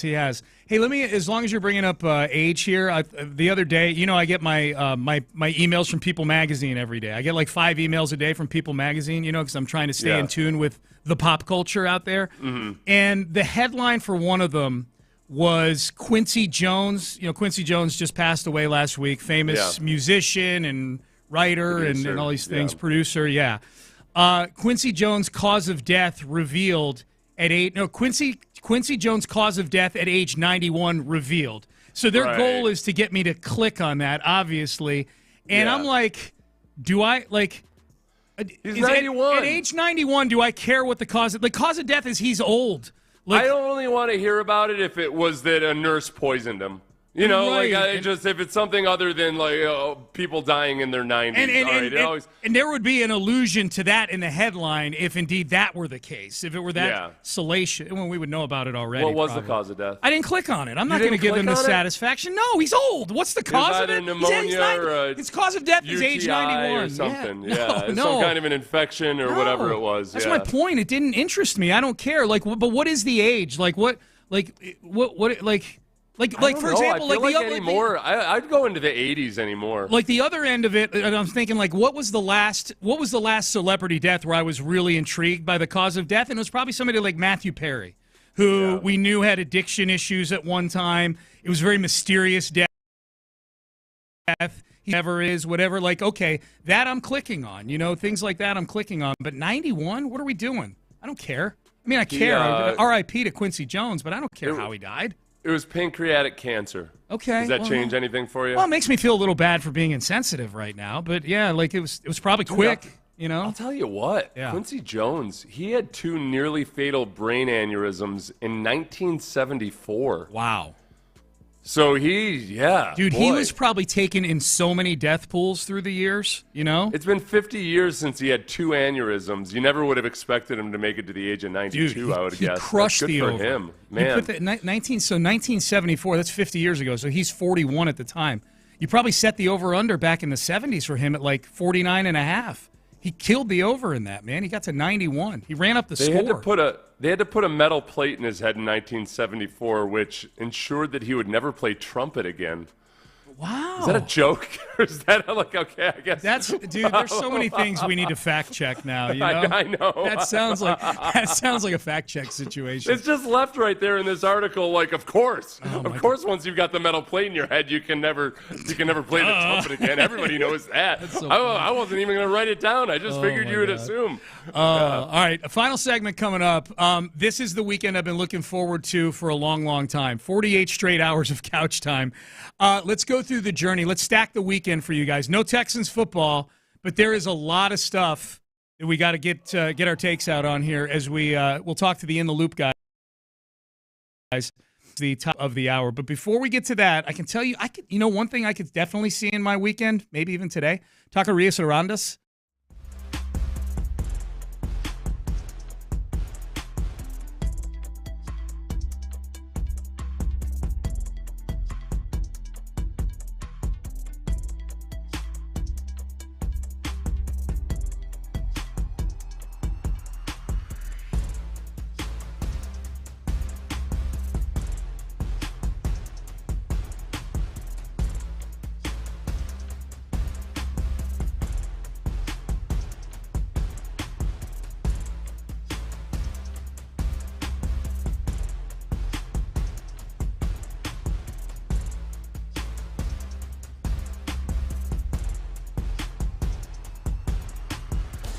Cranks up the energy with every game. 5 Hour Energy introduces the Stand the Fan limited edition fan fuel flavor.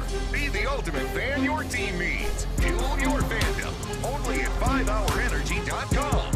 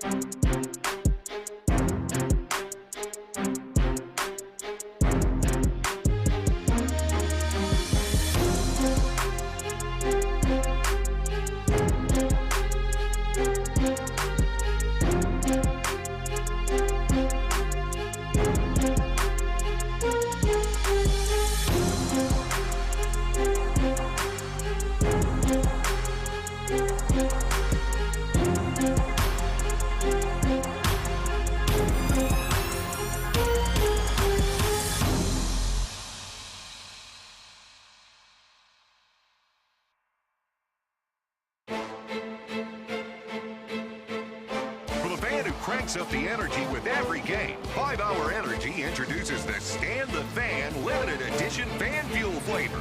Be the ultimate fan your team needs. Fuel your fandom. Only at 5hourenergy.com.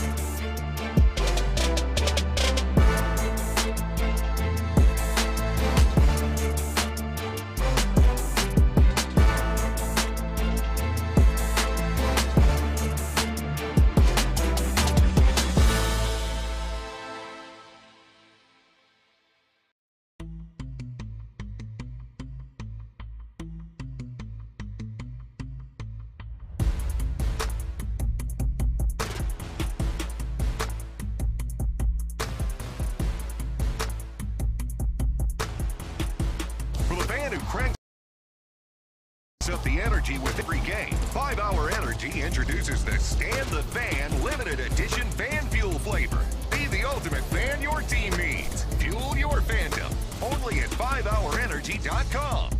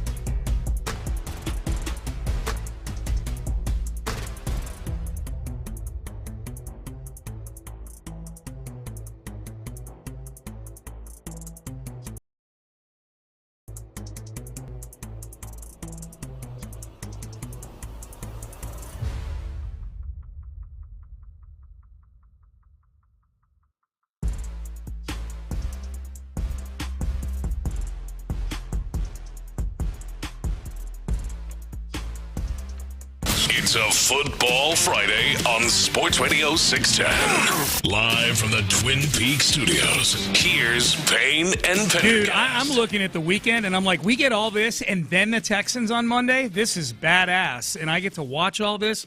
This is badass. This is going to be great. Payne and Pendergast with you. Hopefully you get to stack up the weekend and watch plenty of ball this weekend. There's a lot of good stuff, man. The fact that we now have a good basketball team again, and I'm going to call them that, man. I know it's only 12 games in. Rockets are a good basketball team. I trust Ime Udoka, man. Like there is something to this team. Like you can see the direction. You know what I mean? Like you can see the importance of defense. Guys taking it more. Even the guys who are not considered good defensive players taking both ends of the floor more seriously. Love the guys coming off the bench. It's a deeper team than they have. I'm not going to say it's a deep team yet because I got to see if they're actually good long-term. To be called a deep team, you've got to be a good team as well. It can't just be a deep team of average to below-average players. Thus far, they look like a good team, and thus I feel like they've got a chance to be a deep team. They play the Clippers again tonight. We get Jake Paul and Mike Tyson on one screen, and the Clippers and the Rockets going to town. The Rockets going to town on what I'm James Harden for the second game in 3 nights. Right. He's been in just the way it used to be when he would go to play in L.A., and he just seemed to be he was a worse version of himself when he went back home. The numbers prove it, yes. Yeah, and now he's been back in his second home for several days now. He's a restaurateur, so he would have had to go in and check on what's the name of his restaurant? 13, I think, right? 13 I think it's 13, yeah. And all the old haunts and places and everything. Haunts, I hope everybody's showing him a really, really, really good time. Yes, and a lot of really good time. Complimentary beverages. Yes, please. Not that he can't afford. What if Fat Harden showed up? Like if he was like noticeably, his ability to put on and lose weight quickly is really impressive. No, dude, he could be 15 He'd be a great high pounds school heavier. wresler. He would, or the worst high school wrestler. Like, what'd you do? I ate 10 candy bars. Sorry, I missed weight. So Clippers Rockets at 7. That'll be good. And then a little bonus. The Cougs are on tonight too, man, at 9:15. The Cougs are one of the hotter teams in college football right now. They won 3 out of 4, coming off a bye week. Playing in Arizona tonight, so you get a little college. What time's that at? 9:15? 9:15 local time, yeah. What time is the Jake Paul, Mike Tyson fight? 7 o'clock. That's not the card begins at 7. The card begins at 5:30. 7 o'clock is the actual, is supposedly, now, boxing and, boxing cards can get skewed. What's the undercard for this fight? Is it like some famous streamer fighting a horse?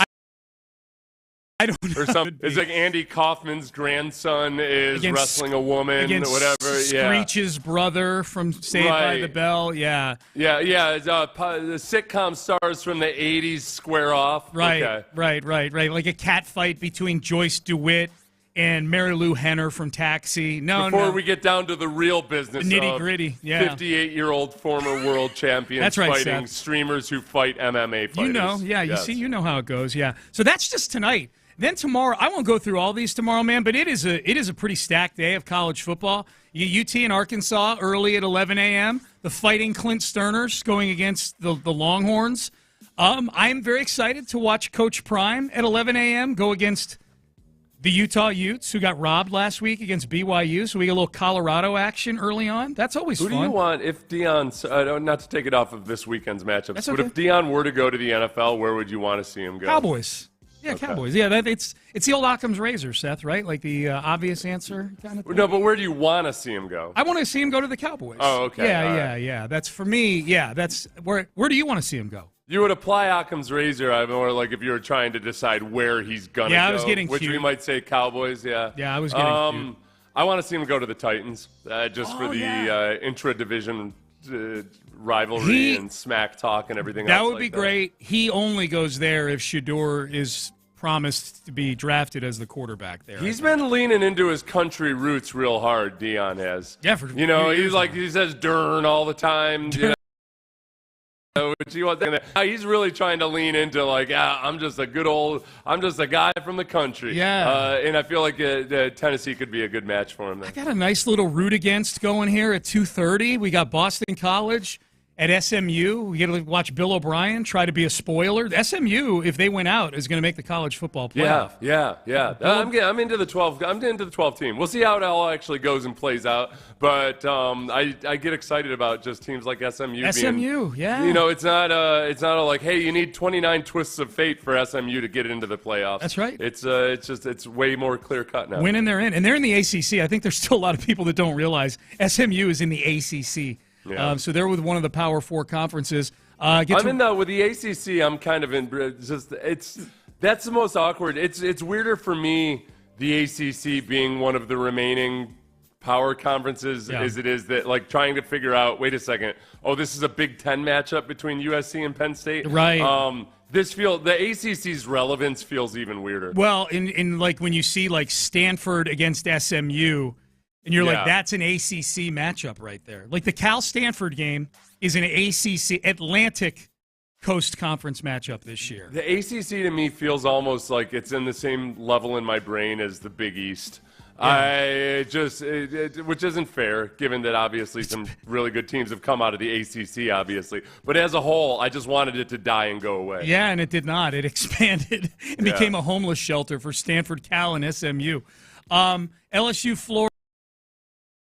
In the middle game that only interests me. If you want to watch Ashton Gianti, who I think is the best player in college football, Boise State plays at 6 o'clock. Tennessee, Georgia is at 6:30. Georgia's on the outside looking in right now for the playoff, which is a 12-team playoff, does not include a team that's won the national championship 2 of the last 3 years. So that's fun. Kansas and BYU is a fun game. Then we get to Sunday. And, Seth, you and I don't often get Sundays where we get to just sit and watch the NFL.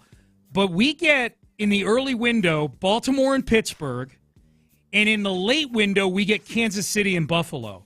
Mm-hmm. I do not need to move from my chair. Forget about the fact that there's other good storyline games in the early window, like Caleb Williams with the new OC hosting the Green Bay Packers, Indianapolis and the Jets.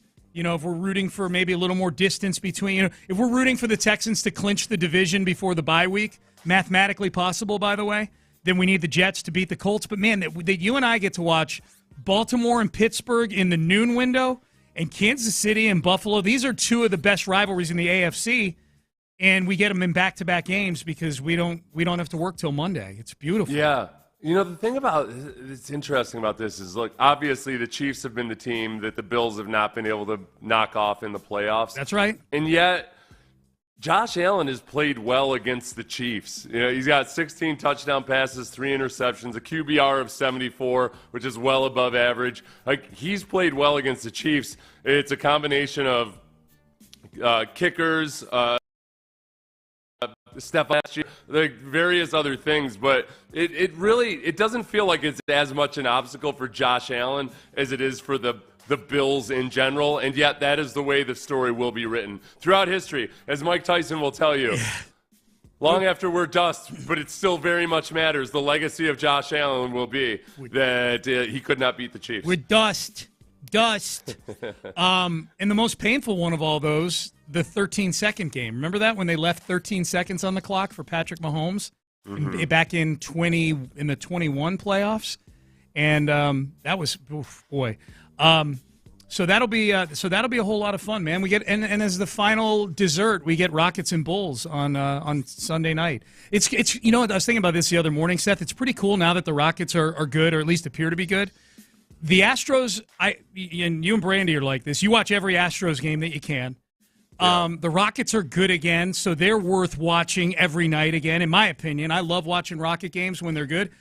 Texans you're always going to watch. Like when you have a good basketball team and a good baseball team and you throw in a good football team, we're talking like nearly, and you add in the postseason for all those sports, you're talking like 250 nights of your local teams getting excited about them. You know what I mean? Yeah, if they add a hockey team into the mix, then who knows? We're done. It's going to be overload. We're toast. And they're good? Oh, man. Yeah. Oh, they'll be good, Sean. They'll be good. They're Houston. Yeah. Quit piling on my unnamed hockey team. No plan for a hockey team, all right? They're good. You've never believed in them. Sure. They come in here every damn day trying to fight the good fight for the The Houston TBDs. That is true. The undercard is this is a text message, 5-Hour Energy fan line. The undercard is the two top female fighters in the business, an epic rematch of an amazing fight. Now I'm excited. Oh, good. Okay, good. I'm excited about that. Just as excited as I ever was now. Dude, that slap that Tyson landed on Jake Paul was stiff, man. It was stiff, but Jake Paul wasn't affected by it. He didn't move. I know this is affecting my handicap. I feel like Tyson was maybe just like kind of slap fighting with him a little bit there, not giving it. If he had really tried to put the heel of the hand into it, I think Jake Paul might have suffered more from it. Someone said the $1 million bet that was placed on Jake Paul was actually Jake Paul betting $1 million on himself. Someone said that on the text line. I don't know if that's true. I feel like that's something Reggie Atatula and John Lopez might know. Well, it doesn't. I mean, that $1 million is still not. That's not what is saying. That $1 million wasn't what created the heavy skew of the sharps betting on Jake Paul. No. Versus everybody else. Right. No. It was just interesting that anytime someone plays $1 million bet on anything, it's intriguing. But yeah, there were already a couple $500,000 bets to DraftKings on Jake Paul, who's a pretty heavy favorite in this fight. The other thing with Jake Paul laying that bet, the video he probably made from it will probably make him he ain't hurting. $1 million. He ain't hurting for the milli. No. Yeah. Like he's just, I placed that bet. I've got it. My producers work on this, and then there you go. We got $1 million in ad revenue from that. Yep. Text message. Someone says, "How about Deion to the Giant?" I would like that. I guess the thing that I get, because I got to look at the Deion side of things and then remember, oh, wait, there's a football player involved in all of this, Shadur Sanders. That's right. So I think that this is not hating on Shadur or anything else like that. There's your genuine chance of getting an actually good quarterback when you draft him in the first round these days is about, what, 1 in 6? Yes. 1 in 7? If that, yeah. Yeah, so that's why I don't fear him going to the Titans, because just probability-wise, roll in another quarterback. Who cares? Most of these guys suck these days. The meltdown in New York has been ongoing for so long that I don't think it adds anything to my sports viewing life. Correct. But whereas Shadur and Deion in Nashville, twice a year I'd be getting juicy stuff out of them. It's the same thing you and I were talking about before the 2023 draft or after it, where it's like, oh, this is fun, man. Anthony Richardson and Will Levis in the division with C.J. Stroud. This is with Trevor Lawrence. Like, hadn't I thought panned it was out. going to be fun. No, I did too. They didn't hold up their end of the bargain. It was fun on draft night. It just wasn't that fun every day after that. That's all. Yep. Reggie Atatula, John Lopez, they are in the loop. They're jumping in with us here as we get ready to hand things off to them. I'll ask you guys the same question that Seth just asked me. Mm-hmm. If you could choose for a place for Deion Sanders to go coach in the NFL, if you were to do that, what would you pick? I picked Dallas. Seth picked Tennessee. Tennessee, for all the reasons you just said. Get him in division. All the juice that you'd get, that makes those matchups. That's sexier than Brian Callahan. Mm-hmm. No disrespect. You know what? Another question for you guys. I guess in my mind, I'm still looking at that as a package deal. That Shadur and Deion are going to end up at the same spot. Yeah. When that's not, I don't know if Deion actually cares about that or not. I mean, I'm sure he thinks it would be cool, but I guess it's not as, it's a lot harder to pull off and probably unlikely That's to the big happen. thing. Or if he can actually make it happen. It is a draft still. I know we've seen it manipulated before. If it looks like Shadur is going to go to a team that's like maybe they're picking higher this year, but it's a good organization. Yeah. Let's say if the Steelers fell off a cliff. So they're high enough to draft Shadur. I think Deion would be cool with they're not going to replace Mike Tomlin, and I'm cool with him going there. Yeah. Where if it's to Tennessee or someplace like that, he might very well say, well, okay, we won't fight this as long as I'm his coach. The question: who do you prefer? Where would you prefer Deion go? Does this have to be a realistic one, or can I just drop him in a place? Where would you? What would you prefer? Because a genie just showed up and is giving you a lamp with a wish. If you know me, I'm just trying to find the funniest. Like, what is the funniest dichotomy of place with man? Okay. And I'm struggling here. Well, I feel like he'd be like a really interesting fit with the Raiders. Yeah, I was just thinking Vegas would be a real fun one. For some reason, and I guess this would be a possibility, the New York Jets, just because of the large media market and his propensity to give you media type stuff. Yeah. Although I do wonder, would that get annoying after a while of getting the Deion quotes all the damn time on national media? Ain't no way Aaron Rodgers is sticking around. I don't think. To me, there is a right answer. There is a right expect answer. no less from you. Deion Sanders coaches the Kansas City Chiefs so he can bench Patrick Mahomes for Shedeur Sanders. All right. That would be something. One other question for you guys. This is a tough one.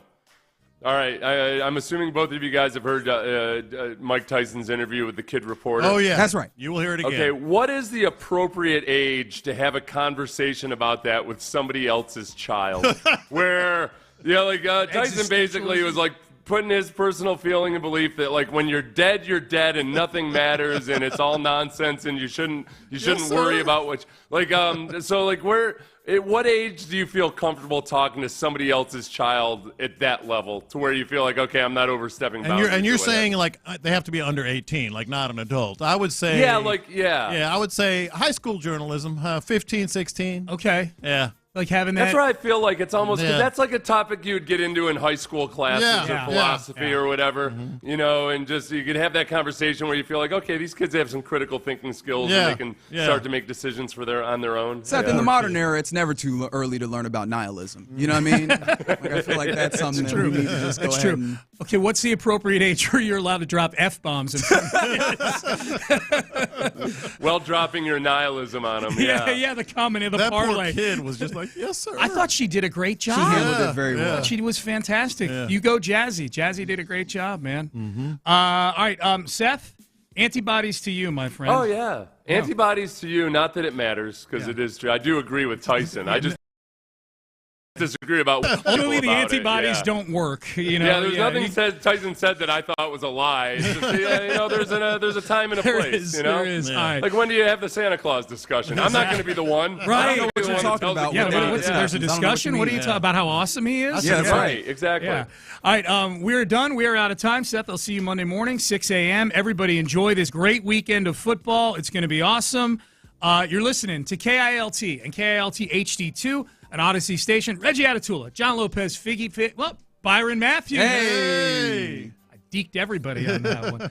They are in the loop, and they start now. That's right. Happy Football Friday to you in the loop on Sports Radio 610. Gets going. Shout out to the fellas, Sean and Seth, as they go into their football weekend. It is indeed going to be a really fun football weekend. A lot of fun matchups that all serve as precursor to Monday Night Football.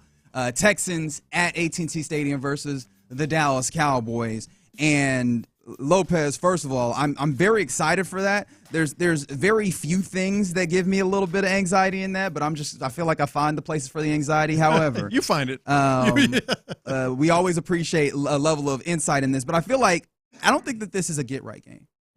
I think that this is the get-right game. The get-right game. Let me know how you feel about this game coming up for the Texans. 713-572-4610 is the 5-Hour Energy fan line. Salute to 5-Hour Energy, the official energy shot of Sports Radio 610 and football superfans. But yeah, Explain yourself. This one doesn't just feel like any get-right game. This feels like it's so perfectly situated for this Texans team to get some things right.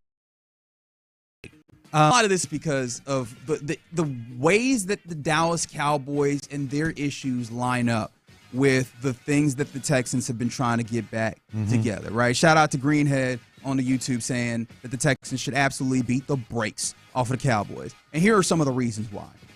The Dallas Cowboys defensively are terrible at stopping outside zone. Well, I could have just stopped at terrible, but terrible at stopping outside zone.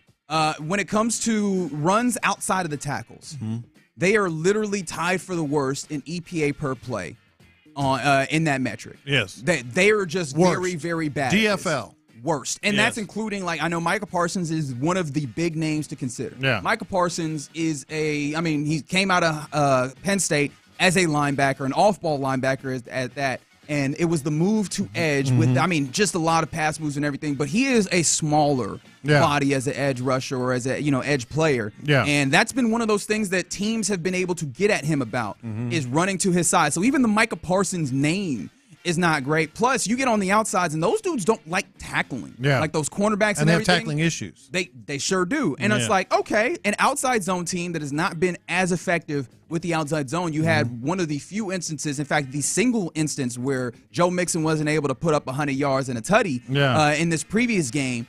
This feels like, hey, nice situation to go up against a team that can't do that does or has an issue stopping the thing that you claim as your bread and butter run philosophy. And not only that, but Joe's strength is cutting back to that side, to finding space on the outside. Yeah, running off that left side. And getting, I mean, that's, we heard from Brian Broaddus yesterday about, breaking down his right versus left and how he's so good at that.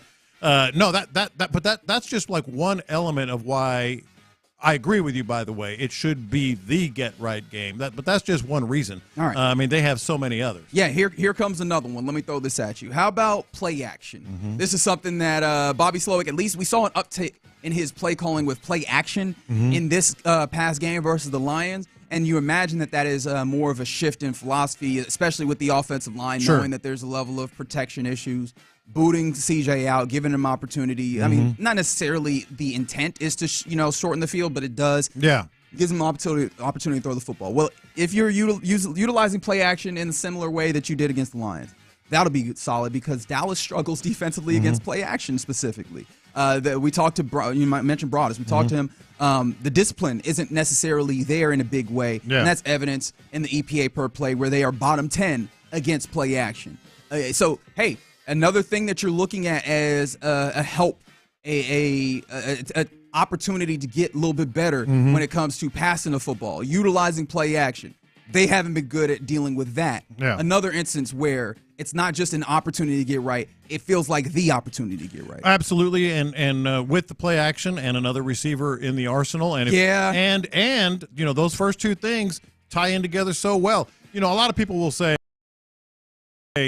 works whether having success running the ball or not. We heard that recently in the Texans game. That's the stat nerd's perspective. Yeah. But if you do run the ball well, it helps it even more. I refuse to say to think that it doesn't, because so if you have Joe Mixon able to pop off some runs and you get into just the down and distance alone, just a 2nd and 5, much less a 2nd and 8, the play action becomes even that much better. Here's another reason why this is the get-right game for the Texans Monday Night Football versus the Cowboys. The Dallas Cowboys defense struggles versus intermediate passes. Those passes between 10 and 19 yards in that space literally last in the league in defensive EPA per play allowed. So you mentioned Nico Collins coming back. That's one of the things that he does so very well is those 15-yard crosser or, in-breaking routes.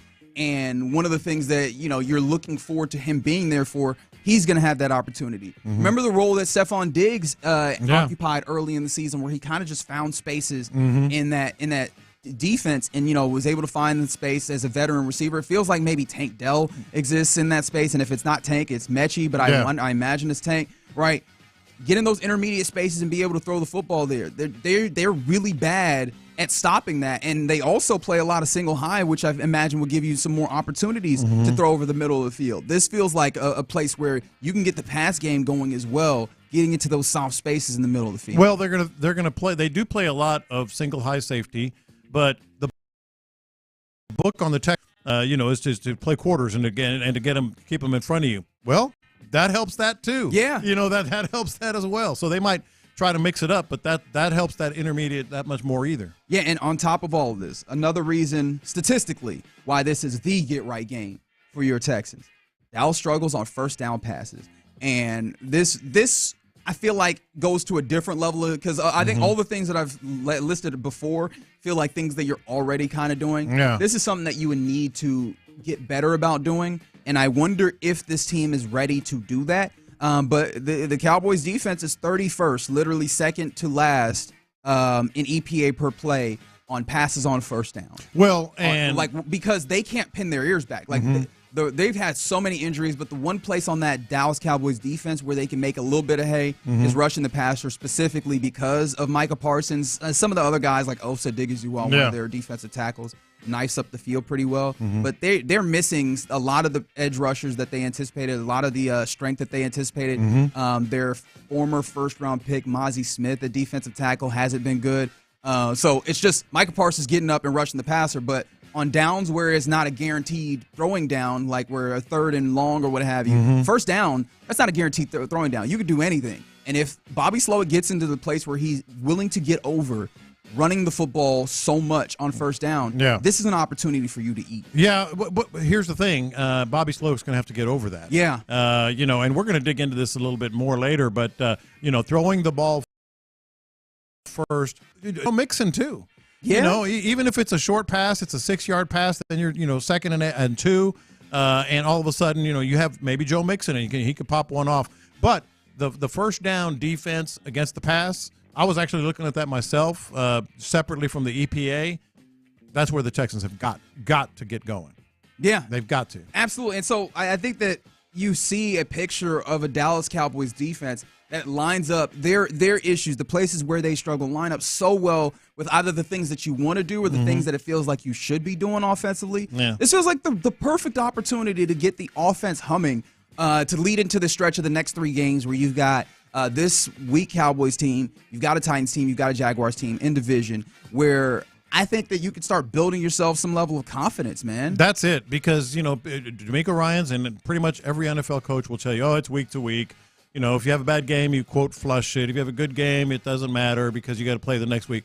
But this game against the Cowboys, if you can – and I'm not talking about, like, necessarily style points because, forget – impressing anybody outside, you, me, or fans or anything else. They got to start talking to themselves. They have to start showing themselves that they're capable of this. If you just eliminate everything else, there's doubt in that locker room.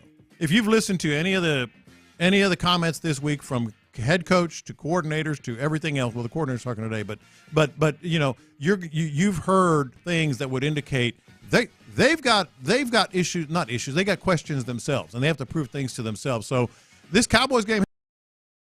Here's the other thing that I was thinking about this on the way in. Before the season began, we all thought, boy, this is going to be a prove-it game, a get-right game, more so a prove-it game because we expected the Cowboys to be really good, Texans to be really good, Monday Night Football. In front of the world is watching. Yeah. High level. They each have 7, 8 wins or whatever it is. What a brawl it's going to be. Well, it's clearly not that.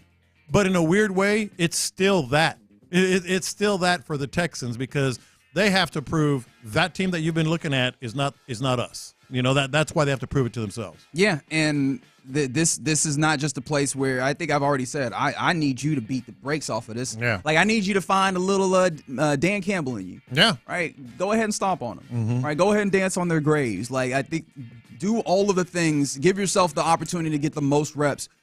Figuring yourself out and getting the most out of what you've been able to do. You saw a little bit of that in the Lions game. Put it all like CA game where you go whistle to whistle all the way through the game putting this together because I wonder if this game will operate like in the get right sense like what they say in basketball where you just got to see one go through the hoop. Yeah, You know what I mean? And this feels like an opportunity to see one to go through the hoop, right? And really running up the score, literally and kind of theoretically, in the way that you get things done. So I feel like this is just a, finish the play, drive them all the way through the ground, and do that because there's a lot of things to do that. But one of the things I find interesting though is from the 713 on the 5 Hour Energy fan line, they said they feel like the Texans Cowboys game is a trap game.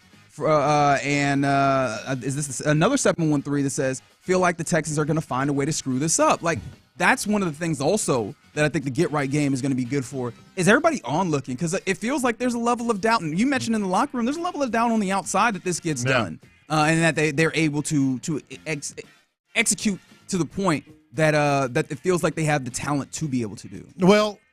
Yes, but I still think it matters most in the locker room because here's where it gets really dicey and really important. We all acknowledge this has all the markings of the Texans get right, they flex a little bit, they feel better about themselves, and all of a sudden things maybe start to roll. If it doesn't, the opposite of a get right game is boy, didn't know it could get this bad.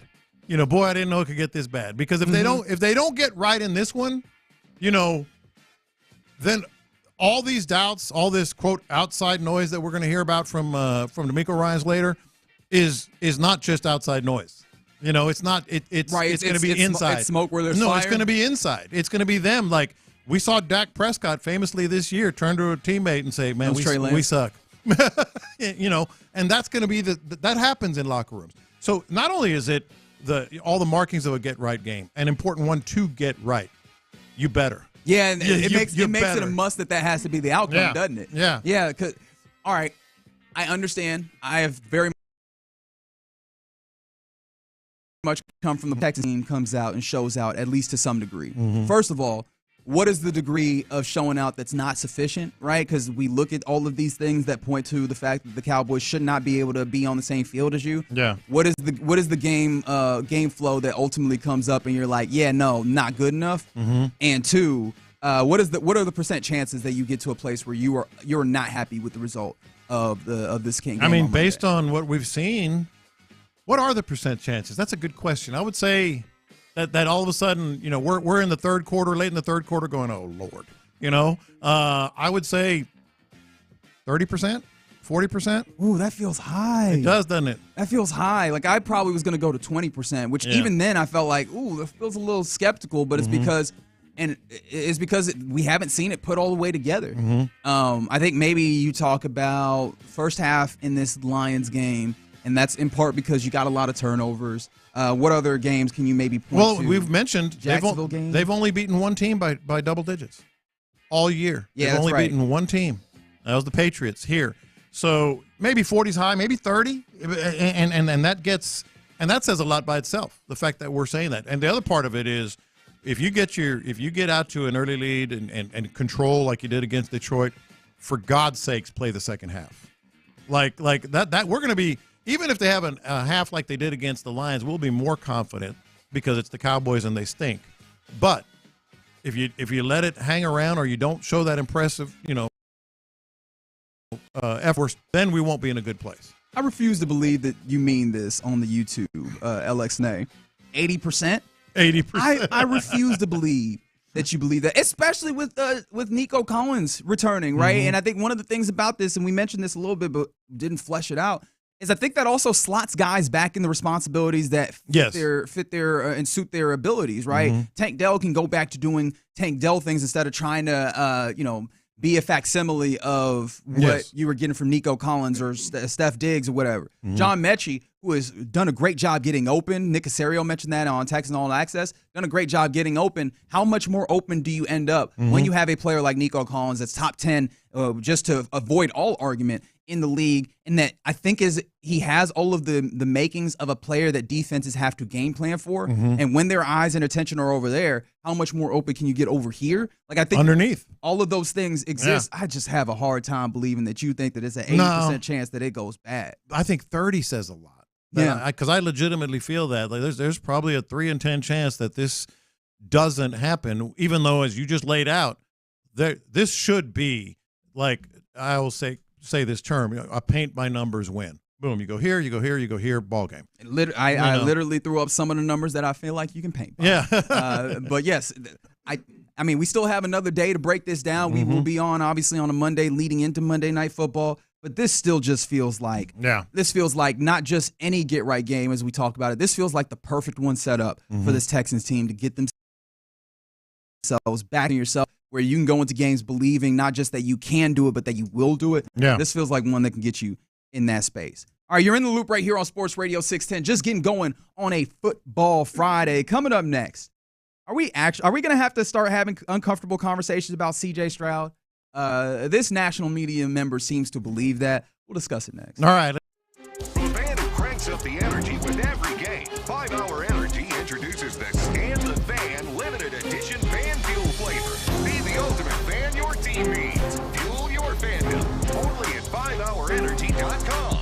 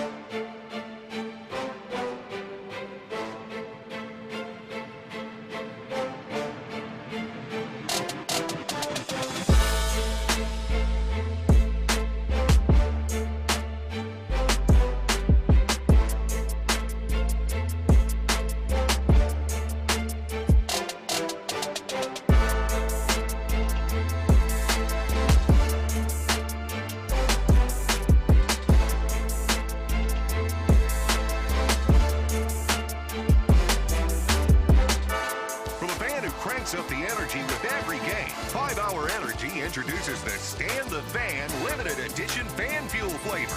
Be the ultimate fan your team needs. Fuel your fandom. Only at 5hourenergy.com.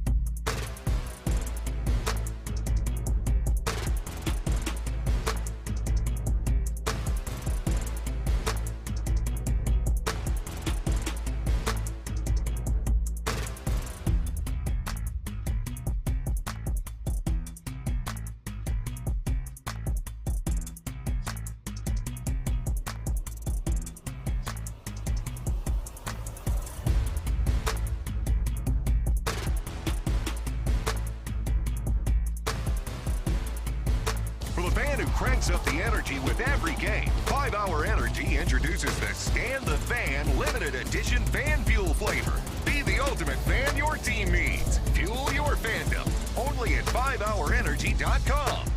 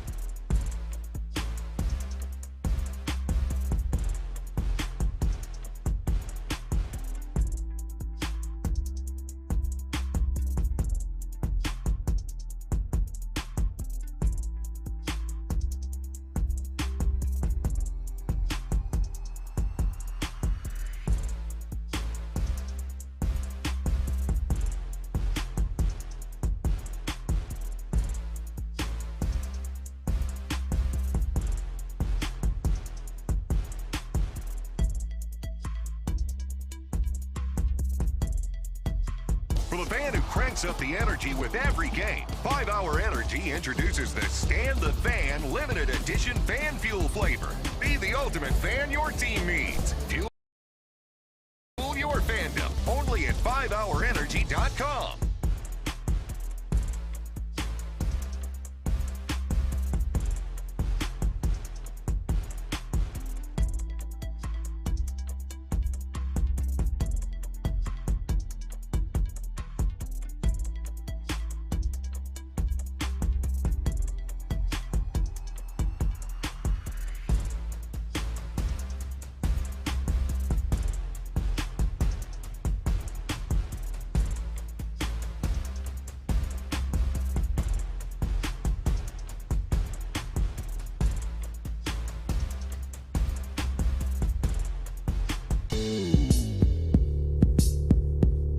Houston, let's get in the loop. You better get ready because we're going to show up and show out. With John Lopez and Reggie Atatula. Always live. Love it. Love it. Always local. Don't ever underestimate the heart of a champion. You're in the loop on Houston Sports Leader, Sports Radio 610. You're in the loop right here on Sports Radio 610 on a Football Friday. You got John Lopez, myself, Reginald Atatula. And sitting in for Figgy is our guy Byron Matthews. Byron, good to have you along again. Figgy is not sick. He is doing the Lord's work, doing a little bit of charity, and he decided to take some pay time off to go do that. So good go for ahead. him. Yeah, man. No jokes at Figgy's expense on this Friday. Yeah. You got to actually salute the man for going and benefit to his community. A man of the people. A man of the people, indeed. All right, we're here in a moment.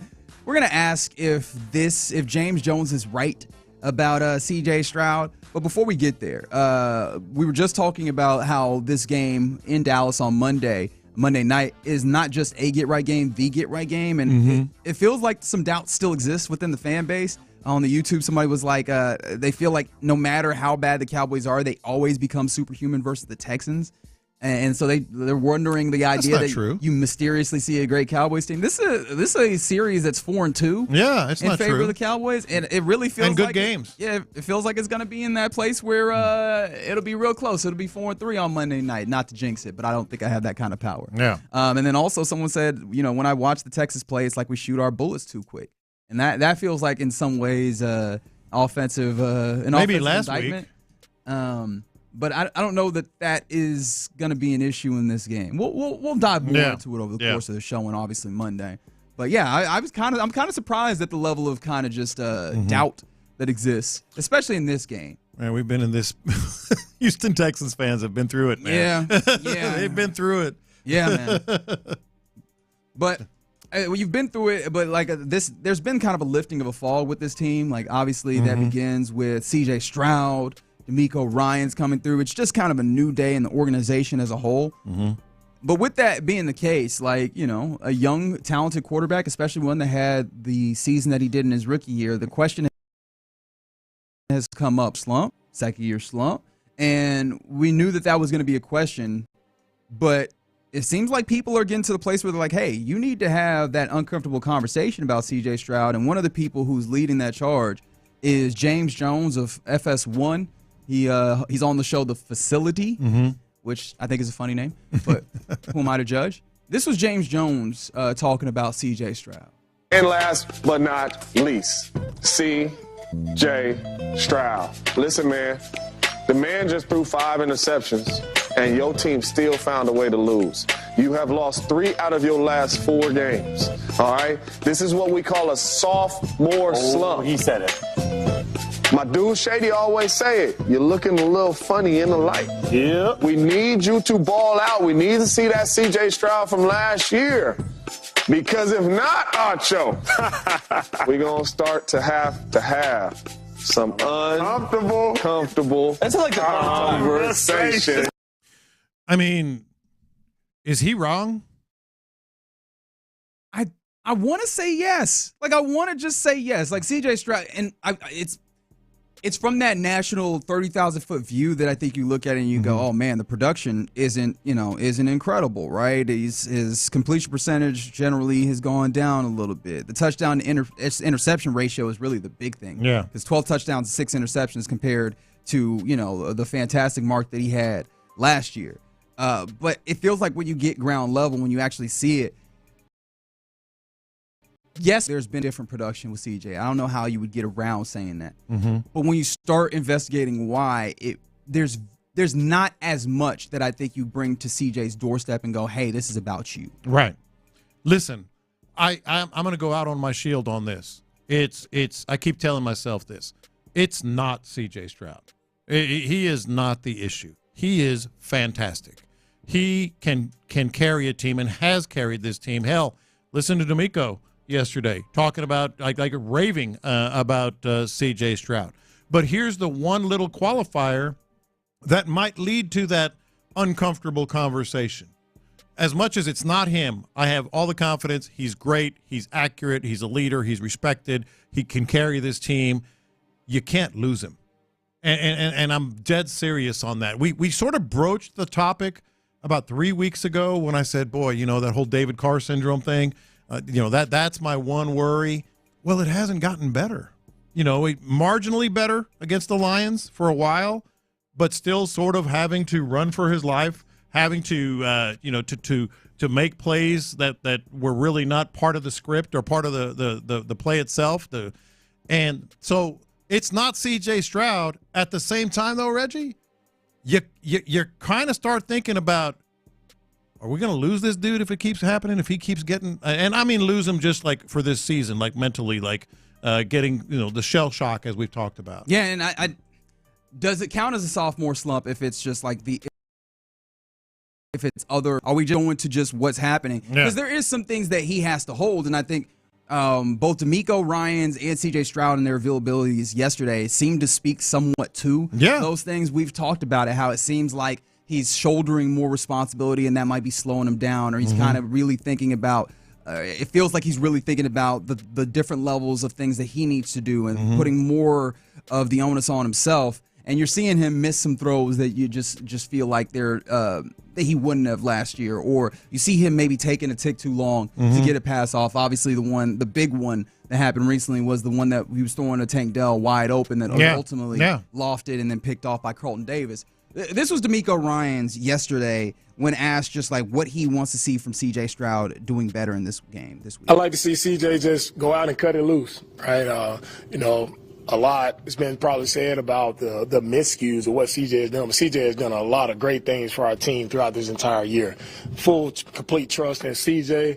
Let him go out and rip it. Cut it loose, play fast, play fun, man. C.J. is why we are where we are right now, right? We're sitting in a really good spot because of him, and he's an exceptional talent. I love working with C.J. I love his mindset, and I'm looking for him to come out and attack this game. Thank you, because that's exactly what I was just saying. I like it's not him, but there are some little elements there that make you sort of go, okay, have fun.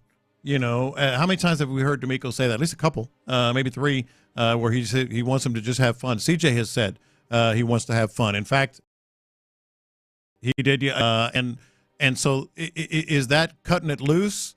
I think they're all saying the same things. We've got to get CJ back to the old CJ. Or else we would be in danger of, as I said earlier, losing him. And on the YouTube, Bar None says last week was CJ's fault. He's getting tunnel vision and not seeing the field. I can see how you get into that place. I can see how you get into that place. Some of the things that we're talking about not seeing the field, I think one of the things that people were alluding to was a play where CJ is rolling to his right on a play action, and you have Dalton Schultz streaking down the middle of the field. That it felt like one of those instances where I don't know that you can plan and throw it across your body back to the middle of the field, but you do wonder if a guy who has the capabilities that CJ does, if confident, just goes ahead and tries to do those types of things. It's one of those barriers or those bars that you think of where it's like more average players, you go, yeah, you're not supposed to do this, and then the great players, you go, yeah, whatever, man, just do it because you can. And I think that ends up for me still coming back to kind of that confidence that it seems like is missing, and that's what I heard and what DeMeco Ryans was saying there is just like, hey man, stop doing so much of that thinking. Not necessarily that you're not going to think. A quarterback is obviously a thinking man's position, but let the feel that you have for the game, the natural intuition that you have for the game,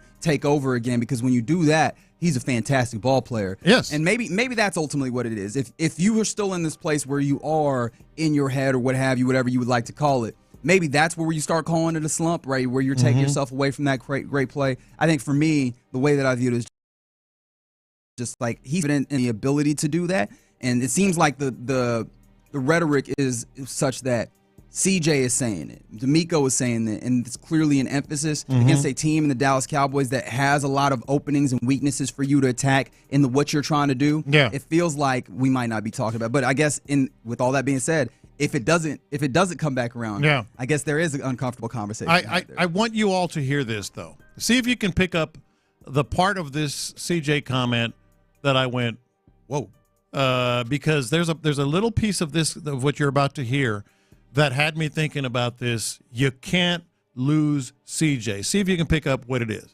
No, I wouldn't say it was reassurance. I mean, for me, I always know who I am. You know, like, if I throw 100 picks in the game, like, I'm going to keep swinging and keep shooting. Like, that expectation that I have and people have on me is just like that LeBron commercial. Like, if you didn't have it, then that's a problem. So I love the expectations that I have. And, you know, from this point, I feel like I've been answering those things with, you know, the cards I've been dealt. And, you know, I don't complain. I show up to work every day and I have fun. You know, this is something that the Lord has blessed me with, and I delight in it. And, you know, I think that conversation was just brothers, you know, just like it says in Proverbs 27:17, as iron sharpens iron, so does another man sharpen another. So we were just sharpening one another, you know. So I helped him, he helped me, and, you know, that's what DeMeco preaches, is what our culture is just, you know, leaning on one another and, you know, being together through the thick and thin of things.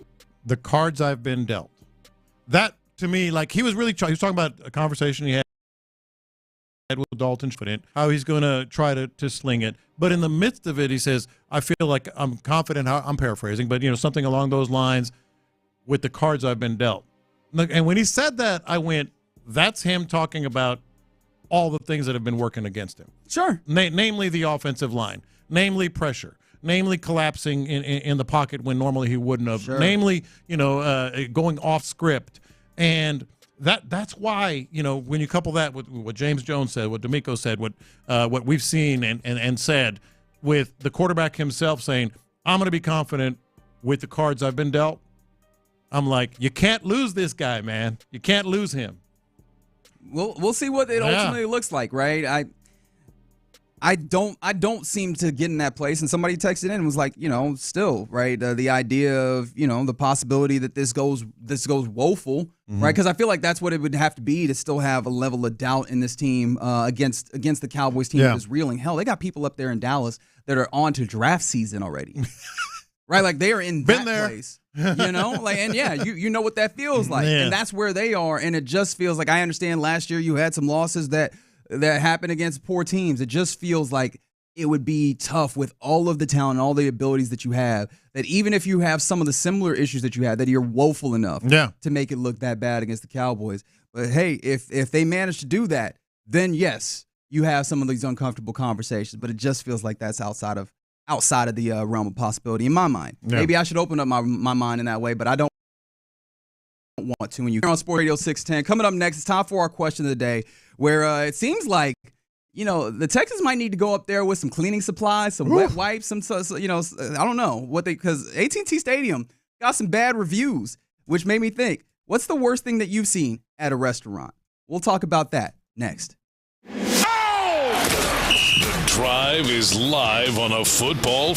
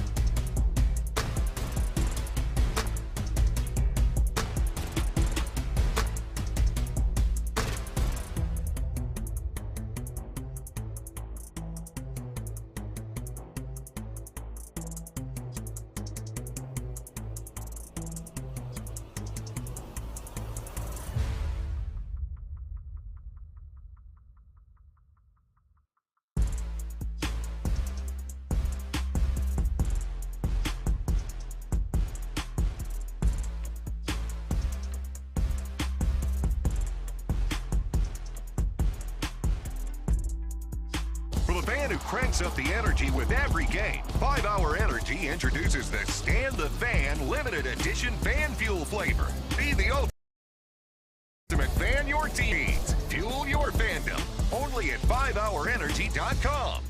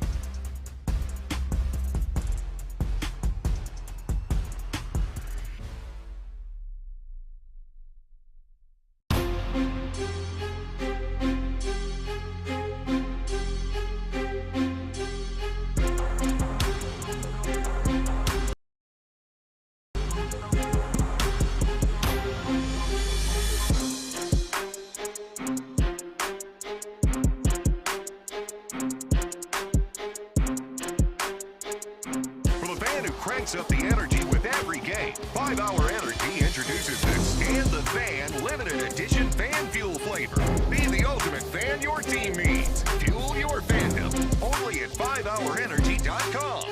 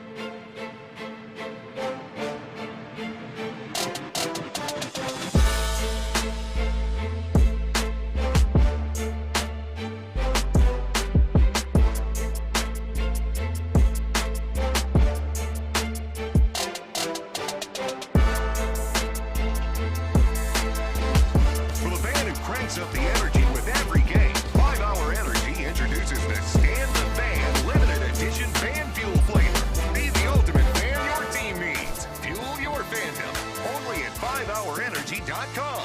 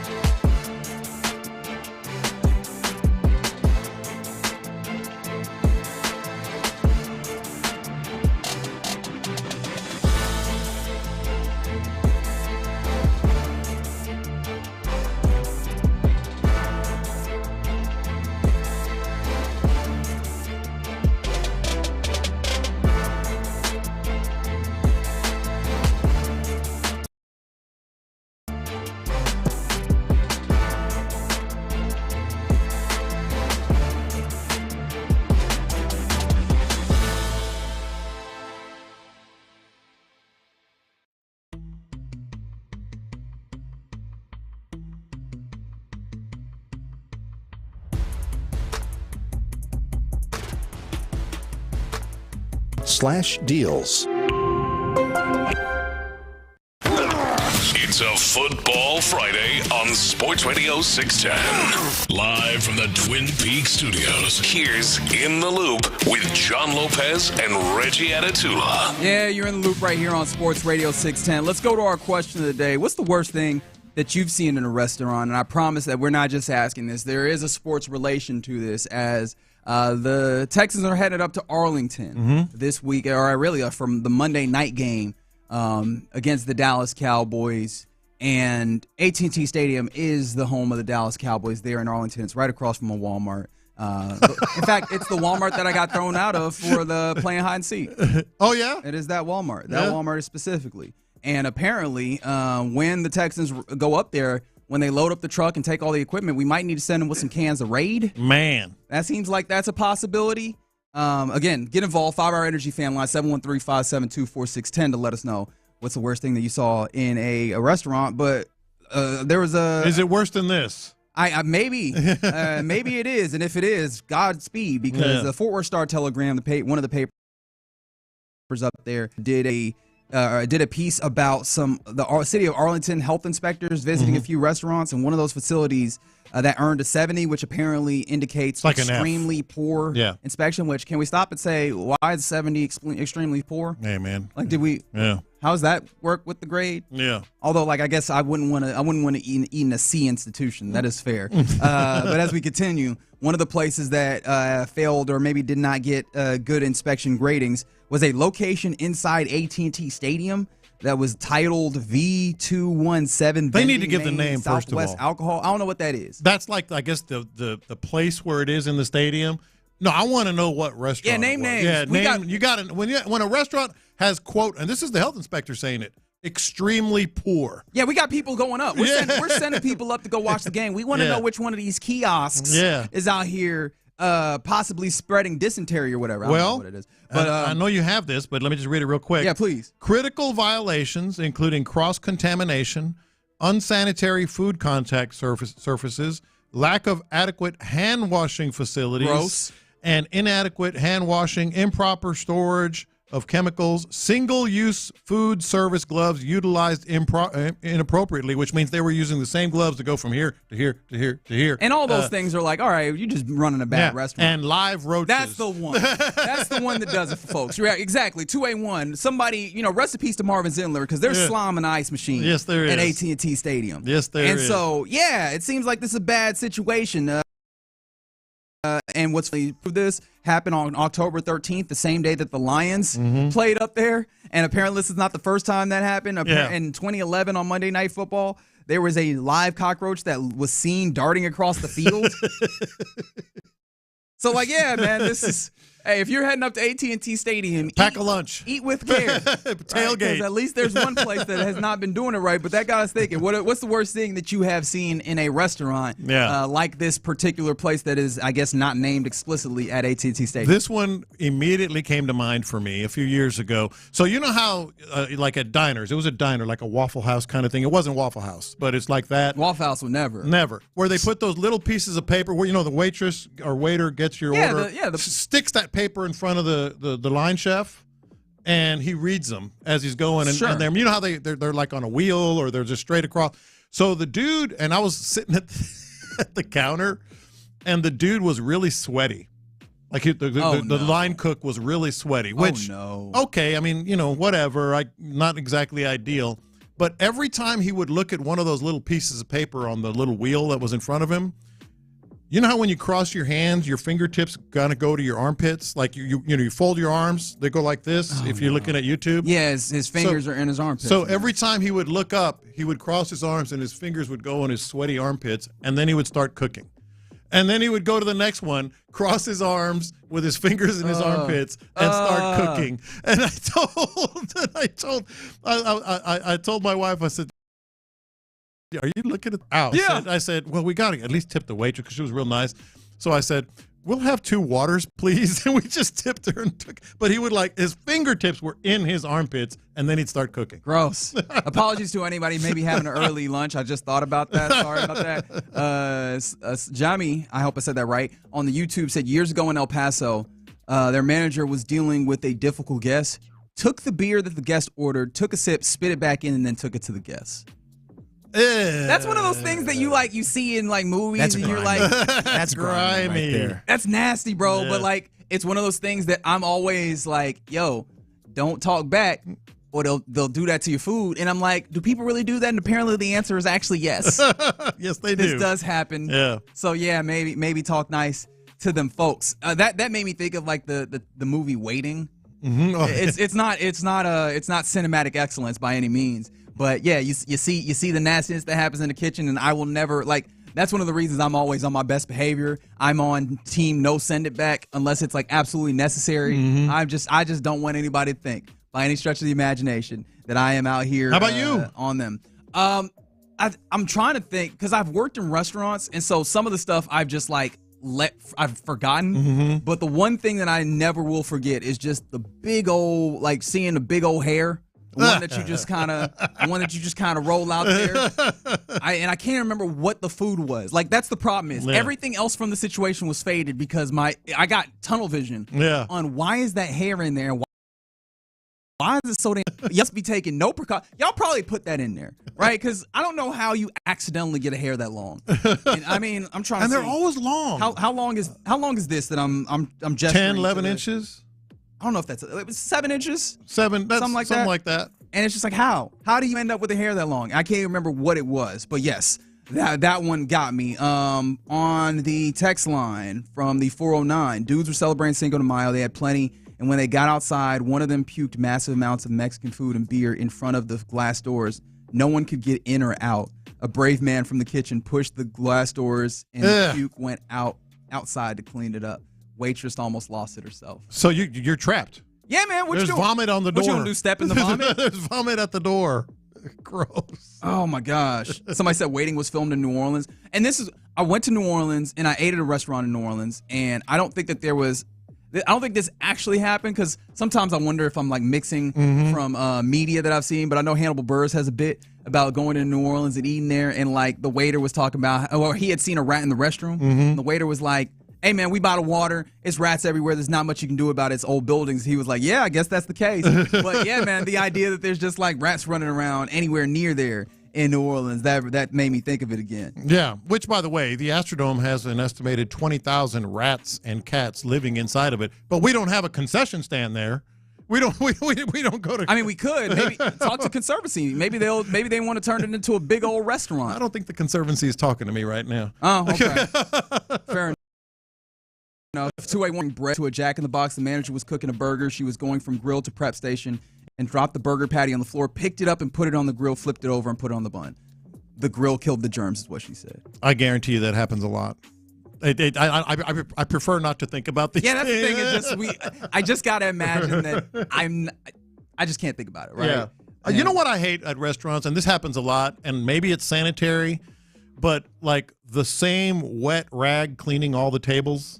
Like they'll go from one table with a rag, then they'll go to the next table with the same rag. Well, you're supposed to like have. Yeah, and I'm like, that is not. Switch to disinfectant. Yeah, that doesn't sound like. Yeah, the laziness that I've seen working in restaurants, seeing people not actually switch to disinfectant. Yeah, that's real bad situations. Or just when you get to a table and you put your feet down, you feel the squish because it's just you can tell nobody's actually mopped under there. Yes. Oh man! Oh, so there's some real jerks. There's some real jerks. Let's see. A guy I worked with had a pain in the ass table that asked for more cinnamon rolls. He licked every one put in there. Come on now. Again, I prefer not to think about these things.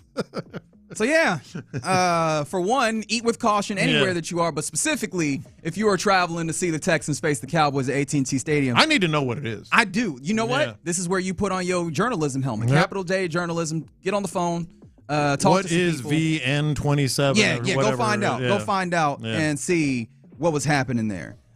Because the Cowboys apparently living a little foul at AT&T Stadium. All right, you're in the loop right here on Sports Radio 610. Coming up next, let's go around the NFL, where really on Thursday Night Football game. We'll talk about some of those things and more next. All right, beautiful weather.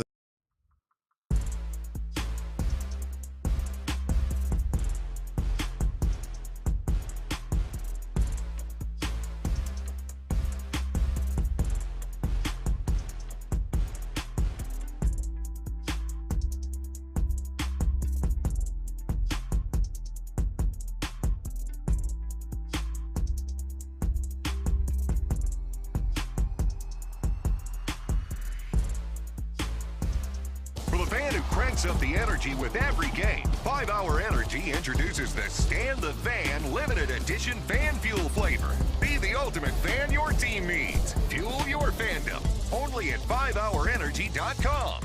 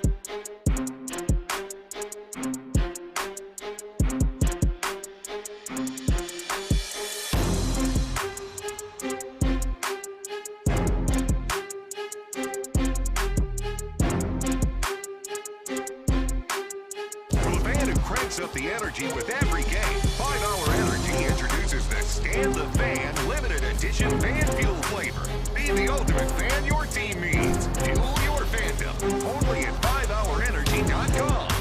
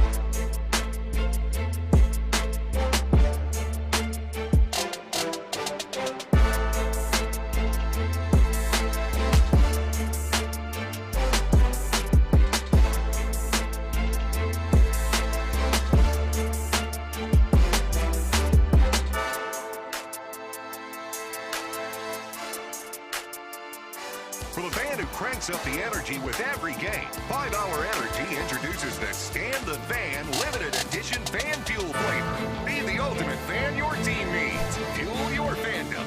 Only at 5hourenergy.com.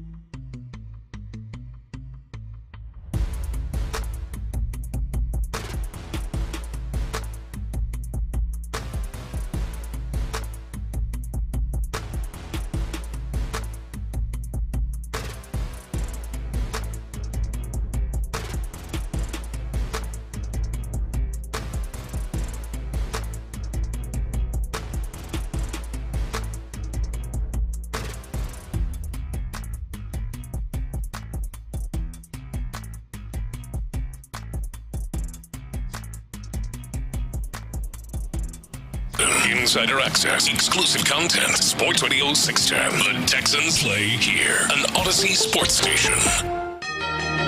Let's go around the NFL. Why are you smiling? Because I love football. Brought to you by Quick Assist. Here's John Lopez and Reggie Atatula. I'm going to tell you all about how much fun you're going to have this season. On Houston sports leader, Sports Radio 610.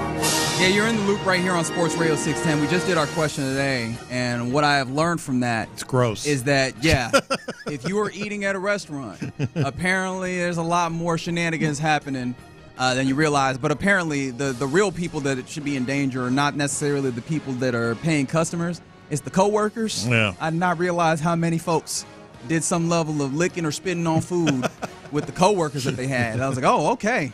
And I guess the big lesson that I had was I had a great experience working in not fast food, but in food service because I must have been working with all the Uber professionals. I didn't see half the stuff that y'all just sent in on the 5 Hour Energy fan line, the YouTube, even personally to John Lopez. So shout out to y'all, and vaya con Dios is what I say. Let's go around the NFL here on In the Loop, which is brought to you by Quick Assist. If you're tired of the hassle of selling your tickets, say goodbye to the stress and let their experts get you the best price. Download Quick Assist from your app store today, and they'll handle the rest. That's QUICKASYST. Quick Assist, your ticket everywhere. Yes, Toby. Never tick off your waitress or waiter. 100%. Good rule to live by. But another good rule to live by is Thursday night football often is not good, but hallelujah for back ones that were pretty damn good, and including a Thursday night game in division in the NFC East between the two teams vying to actually win that one. Between the Eagles and the Commanders in the greater DC area in Landover. And I forget, I'm usually really good about remembering the stadium names. The stadium names? Just changed, I still want to quiz Northwest you on this Stadium or something like that, or something like that, the new name of that stadium. Regardless, it was baptized by the Philadelphia Eagles as they got a 26-18 victory, and what was a fun one. They got 20 points in that fourth quarter, the Eagles did, including Saquon Barkley scoring twice in the span of 20 game seconds. Pretty good. Yeah. But they will get the leg up on the Commanders. This game will still happen one more time. Like, this is the first time that they're playing a division, so I'm excited for the second time this comes around because it was really fun to watch this game. And, the Commanders, boy, they're still looking for that signature win. As good as they are, they're kind of looking for that signature win. They were right there, man. I mean, for the majority of the game, they were right there. They were they hurt themselves with play calling. They hurt themselves with decision making in the fourth quarter, and they're just not there yet. But I still think they're a pretty dangerous team. They just haven't gotten that one good signature win yet. Yeah, and I mean, the offense looked a little shaky in some ways. Disjointed. Yes, that's a good way to. Jane Daniels, he struggled. His wide receivers just felt like they were swallowed up by the secondary of the Eagles, which another testament to in the way they handled things. But I think the story of the day, as it has been a lot with the Eagles, is Saquon Barkley. 146 yards, 2 touchdowns. Both those touchdowns, as I mentioned, coming in the span of 20 game seconds as he scores the touchdown. The Commanders get the ball. Jane Daniels immediately throws an interception. And here comes Saquon again, getting a touchdown 2 plays later. And it's to the point where in the postgame, and you got this for me, in the postgame, Saquon ends up at the table for the Prime Video broadcast Thursday Night Football. And this is what the Eagles fans that were at the stadium in Washington or in Maryland started chanting. It feels amazing. It feels amazing. Last year it was tough year for me mentally. Did a really good job of. They love the Cowboys. I'm gonna stop you for a second. I'm gonna let the crowd take this one. You guys listen at home. They are saying thank you, Giants. Thank you, Giants. Yep. Hey, appreciate you for letting us know that. It was very loud and clear that they were saying thank you, Giants. And you've got to be sick if you're a Giants fan at this point. That is right between the eyes. Like that is a kill shot right there, right between the eyes, and appropriate and fun. And boy, did that have to feel good for Saquon Barkley. Is there a way to get fired harder than just a regular firing? Because it feels like that's what Joe Shane is at right now. Like, they're gonna fire him in the sun, right? Like, they're just in the sun. I don't know how you raise the level of firing, but it feels like that's where Joe Shane is. And it's the Eagles. It's to the Bucks, and has an incredible. Was that game in Philly? No, I'm saying, but it was that they traded him to the Eagles. The game was in Philly. Why do I keep thinking it was in? No, but that's crazy because I actually watched that game. I don't know how I ended up in that place. But I feel like I got to put $1 in the helmet just for being that wrong. Traded him to the Eagles, and he does this, and the thank you Giants and everything else, just awful. I know, by the way. Cliff Kingsbury, man. Not exactly a great showing. Yeah, do you believe in the Cliffoning starting, right? Yes. I guess his name is Cliff, right? So it has operated like a cliff where his teams, like in the second half of seasons, like they start off really well. And he is that offensive coordinator where it seems like you have innovative things, and then second half of the season, the production just kind of wears off. You believe that strongly here, Yes, I do. His offense gets found out. First half of the season, awesome. Second half of the season, found out. And that would be my only worry as a Commanders fan. Has this been figured out? The Cliff Kingsbury offense, by the way, started the 2020 season 5-2 with the Cardinals, 3-6 the rest of the year. 2021, 7-0, 3-5 the rest of the year. 2024, now with the Commanders, lost their last two. Figured out. They put up 27 points against the Steelers. I mean, this one, obviously, you have 18 here. But, yeah, the Cliff Kingsbury experience, I feel like now we're doing the thing where we're trying to do a little confirmation bias. There have been seasons where it does feel like it fell off. And I think it was, or a game rather, where it was a disjointed offense. I don't know if I'm ready yet to go the cliffening happening here. I believe it. Because you've seen it. You can go back to college. You can go back to college when he's at Texas Tech, starting out hot and ending. And by the way, last night, Jaden Daniels threw 32 times. 24 of the 32 pass attempts were within 5 yards of the line of scrimmage. That's too predictable. That's too much. Let's get these guys in space. Yeah, you would like to get guys in space, but 24 out of 32 pass attempts are within 5 yards of the line of scrimmage. That's just giving it to the defense. Yeah, and fair enough, 2A1. Cliff couldn't scheme Scary Terry open, Terry McLaurin. That's inexcusable. Fair enough. I think that. All right, let me see if this tracks, and you could just tell me, no, Reggie, shut up, you're wrong. Mm-hmm. Is this maybe the reason why, for some reason, I was thinking it was a Washington home game? Because C.J. Gardner-Johnson, defensive back for the Eagles, even though he's bounced around, he actually went to the Lions, ended up coming back. He, after the game, was shouting this in the tunnel. Washington, respect y'all, but y'all know this shit run through us. Yeah. So if you didn't hear that, he said, Washington, I respect y'all, but y'all know this bleep runs through us. Speaking of the NFC East. So I guess I got to the place where I thought he was speaking to Washington and he was in Washington, but again, I probably should have remembered that there was like Eagle stuff on the field. That's the most timid trash talk I've ever heard. Hey guys, so? I really respect you guys, but it runs through us. Like that's not trash talk. Respect the hell out of you guys, but it does come through us. Okay. In this game, mind you, Jalen Hertz, who found his groove after in the concussion protocol for a moment, right after banging his head on the ground, and it's kind of funny that we don't do the Tua Tagovailoa for all of these dudes whose heads end up getting whipped into the ground. But Jalen Hurts was asked about this in the postgame, and he said that he didn't feel any effects after his head hit the ground, which, of course, what is he supposed to say? Yeah. And when he was asked about his concussion test, he said, quote, I guess I beat the protocol. And he said it multiple times. And that, I don't know, I felt a little uncomfortable about that. I think I would trust what he said.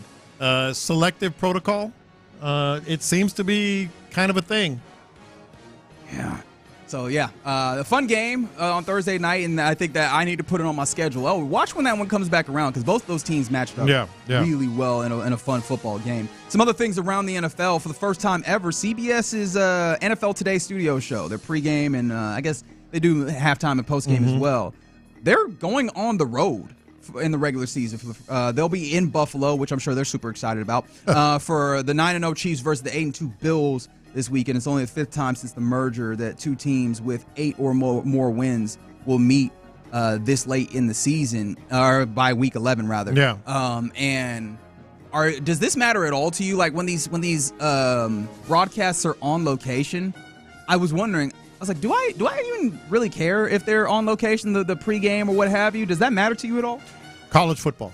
To me, it matters in college football much more than the NFL. Now, Buffalo has about as good an environment as you can have, and I'm quite sure that's why they're going.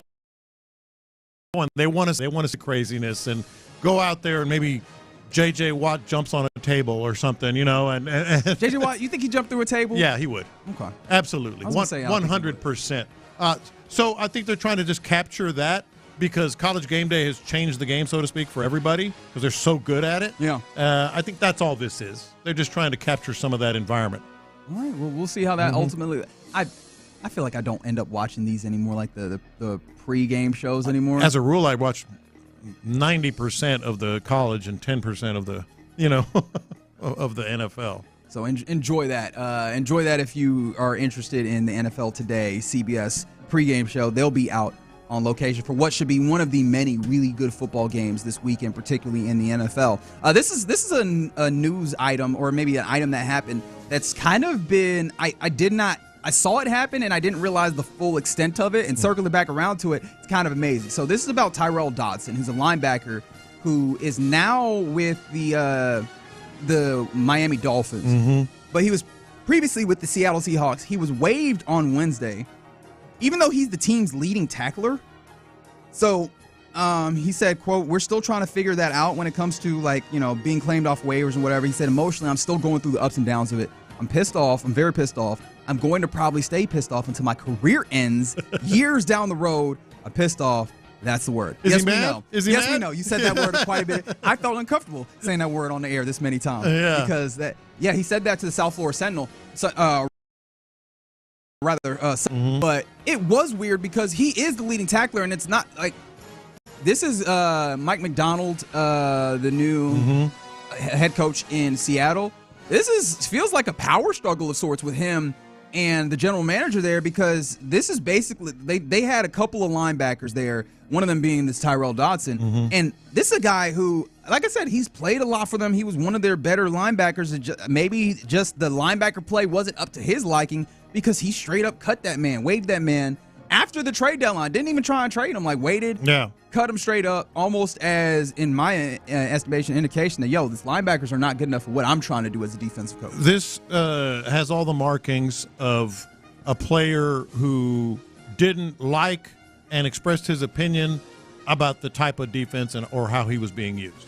Tyrel Dodson is, by all accounts, a really good dude, really good player. By the way, Gig'em, he's an Aggie, and one of these guys that people respect in the locker room. I think in that role, he went at somebody and said, "We've got to do this. You're using us wrong," and head coach has final say in that, and they made a move. This is going to be very interesting to watch because he's good. Yeah, like, he's really good. But I also think it's going to be really interesting to watch. Like, you want to watch the player, which I agree with, and see how he affects the Dolphins defense.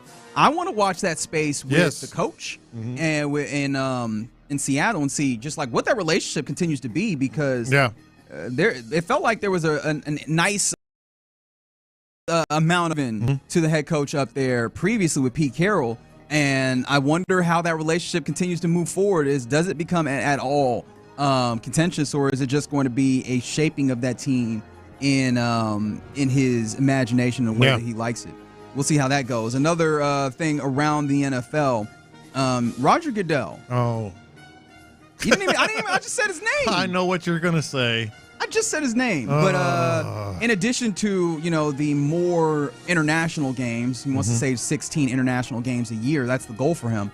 But also, the 18 regular season game thing that we all feel is evident that it's going to happen. He says that he hopes that they will have 16 international games within 5 years, and that the expansion to a regular season of 18 games happens within 5 years. I think we're seeing the negative effects that pop up with the more games added, and I don't look forward to the point when we have 18. It just feels dirty. It just feels not dirty. It just feels wrong. Injuries, of course, are the biggest part of that. That is asking a lot out of people, man. 18 games. And then he also said, well, we have 17 and 3 preseason games. He could envision it going from 18 to 2. How about 1 or none? Of the preseason they would love that if we just do a 20-game regular season. No, 18 with no preseason games. But here's the thing. Have a little, consideration for the health of these guys. I never thought that I'd get to this place, but the coaches have always told us, no, these preseason games are super vital for building our teams and stuff. And I was like, all right, man. Got to a point, I'm like, actually, I would like more preseason games. Also, if for no other reason, to just get these guys ready to play. It feels more and more nowadays like that these early season games are in additional preseason games where they're still feeling stuff out about their team that in years past, through their training camp and through preseason, that you would have some level of figuring out to where you hit the ground running week 1 with an understanding of what your team is. Couldn't disagree more. Okay. Because we live in a place in the NFL where, first of all, this isn't college where there is a longer off season and the guys go home and all that. While you start right off the ground. Right. While they do go home in the NFL, they're generally at the facility a lot. It's a full-time job. They come back for mini camps and OTAs and but all those are even limited now. And all that. Well, they are limited, but in a place where you can have, to me, the thing that matters the most are these inter-squad practice, joint practices, because you can, it's basically a preseason game without a crowd. They go full bore against another team. That's all you need, man. That's all you need. And of course, coaches are going to say, yeah, we want preseason games. What else are they going to say? It's another chance to evaluate and maybe get a little better. But these guys, full-time professionals that are get paid a lot of money to be in shape, have all these, even if they're limited, all these extra practices and ways to get better, and inter-squad practices, joint practices. You don't need them. But you also know that there's significantly less of those than there were in the past. Ultimately, I think for the product, when you're putting out a product, you want to put out the most refined product possible. And at this point, they're trading the quality for the quantity. I'm gonna paraphrase Jerry Jones. They all have that sun in their eyes. They all have that preseason or no preseason. Sure, but you're talking about the two. This is one of the things that's interesting, and Nick Wright was getting to when he was talking about the basketball side of this. It's the two masters that sports are trying to serve. You're talking about competitive. Mm-hmm. I'm talking about product. Yeah, and I think that's the distinction for me. But I mean, ultimately, we know this is going to happen, so we just kind of got to find a way to get okay with it. Real quick before we go, a couple of things. The Chiefs signed Spencer Strader and officially put Harrison Butker on IR for that big-time matchup with the Bills. Mm-hmm. And in that game, Dalton Kincaid has been ruled out. So go ahead and adjust your fantasy team. I did. Okay, you're welcome. But yeah, Dalton I already Kincaid. did. So yeah, that really does stink for the Bills because it feels like that would have been a real useful piece against the Chiefs team that just seems to keep getting it done. Yeah. You talk about luck, which I know people don't like getting into, but the Chiefs, crazy on third down. Yeah. Like it's just been a lot of making it happen on third down because Patrick Mahomes is Patrick Mahomes. Mm-hmm. All right, that's Around the NFL here in the Loop right here on Sports Radio 610. Coming up next. All right, this is Anxious Reggie popping out possibly. A concern was raised for me by the injury report. Am I just being over anxious or is this a thing that has you guys thinking as well? 713-572-4610. I'll tell you what it is next. All right, let's talk about D&M Auto Leasing. Let's talk about your new car.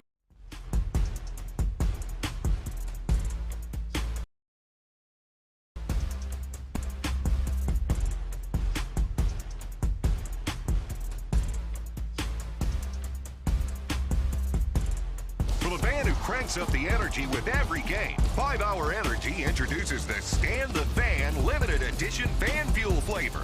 Be the ultimate fan your team needs. Fuel your fandom. Only at 5hourenergy.com.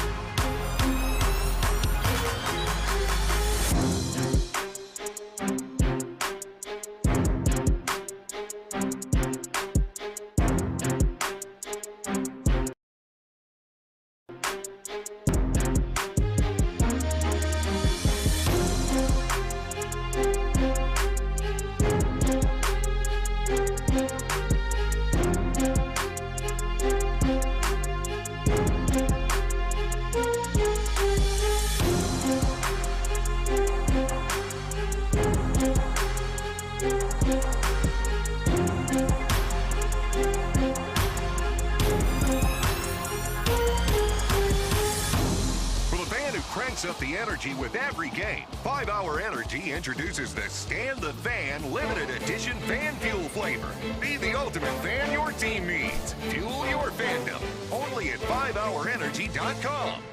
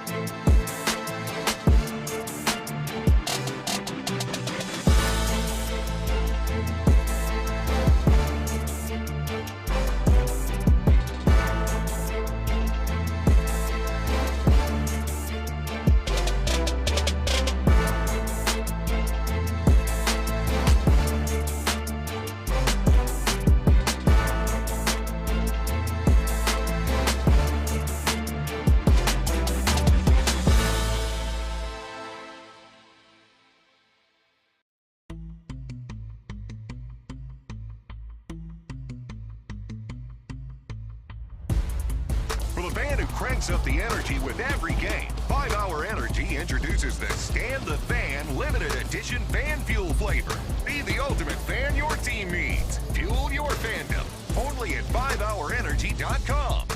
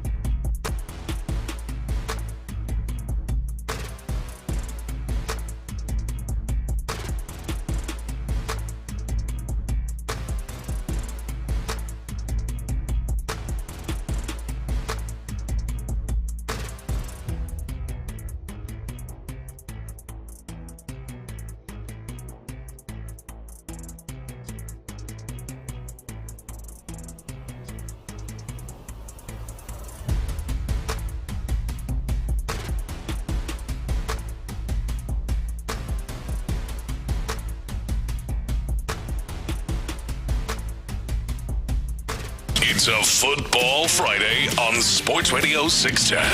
Here's In the Loop with John Lopez and Reggie Adatula. Happy Football Friday to you. Hope you are living good out there. Wherever you're listening, however you're listening, thanks for making myself, John Lopez, and Byron Matthews on this Friday part of your Football Friday. Texans gearing up for a Monday Night Football game versus the Cowboys, and because it's a Monday night, we're going to do the thing again where we point to the fact that it's a shifted schedule. So today, even though it's a Football Friday, it's kind of their Thursday. It means yesterday was their Wednesday, and it was the first practice that they had of the week. And, of course, when you get out there practice, we get the practice report and the injury report as well. And with the injury report, there was a couple of things that, I mean, we knew, but it just seeing them, you know, how sometimes you right. Oh no. Yeah. And I feel it's like time to overreact. Well, I don't know. I don't even know if I'm going to overreact, but I definitely had concerns, and it's something that we talked about quite a bit this season, and it's about your defensive backfield, your cornerbacks, because Derek Stingley Jr. didn't practice, and he's designated with the hip. Now, I know Aaron Wilson kind of talked about that. It's not major. Yeah. It's probably not going to be something that stops him from playing, but shows up as a DNP for Thursday's practice.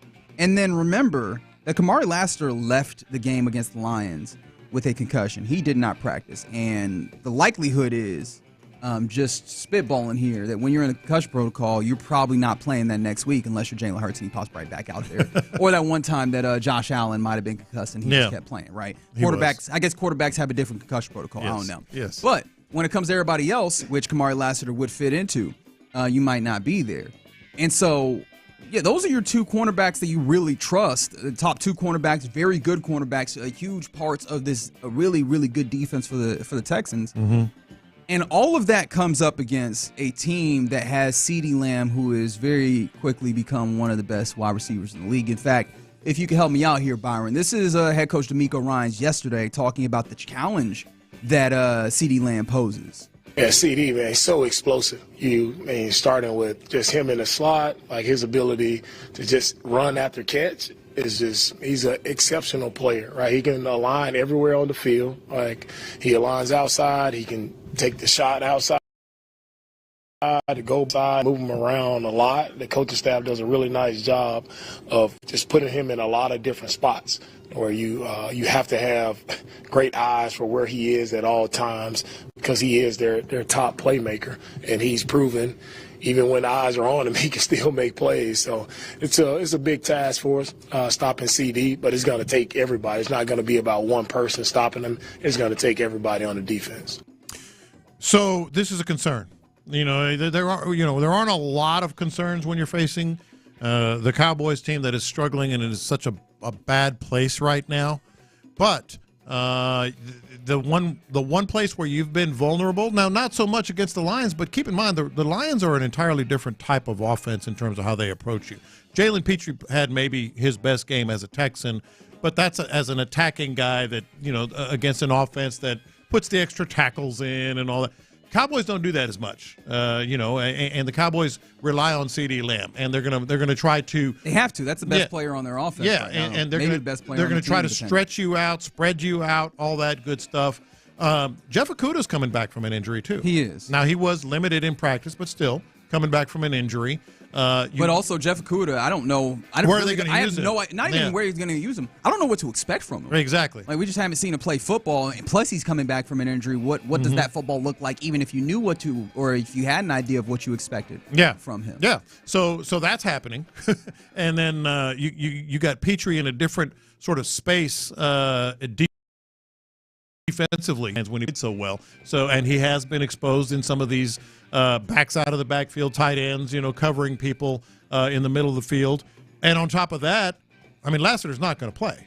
There were very few things but I would venture to say Lassiter. You'd put money on it. Yeah, you can put money on it. He's not going to play. So Wait, no. You'd put money on it. I would put money on it. Okay, I just want to make sure. I said you'd put money on it. It's like you could put money on it. That's not the same thing. Don't get in my wallet.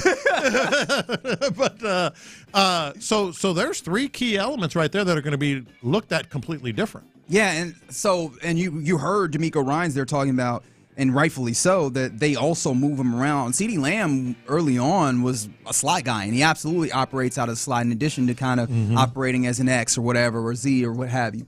He'll still get in that slot as well, and that's one of those things that ever since week 3 versus Minnesota, it was like, oh, wow, yeah, great players in the slot.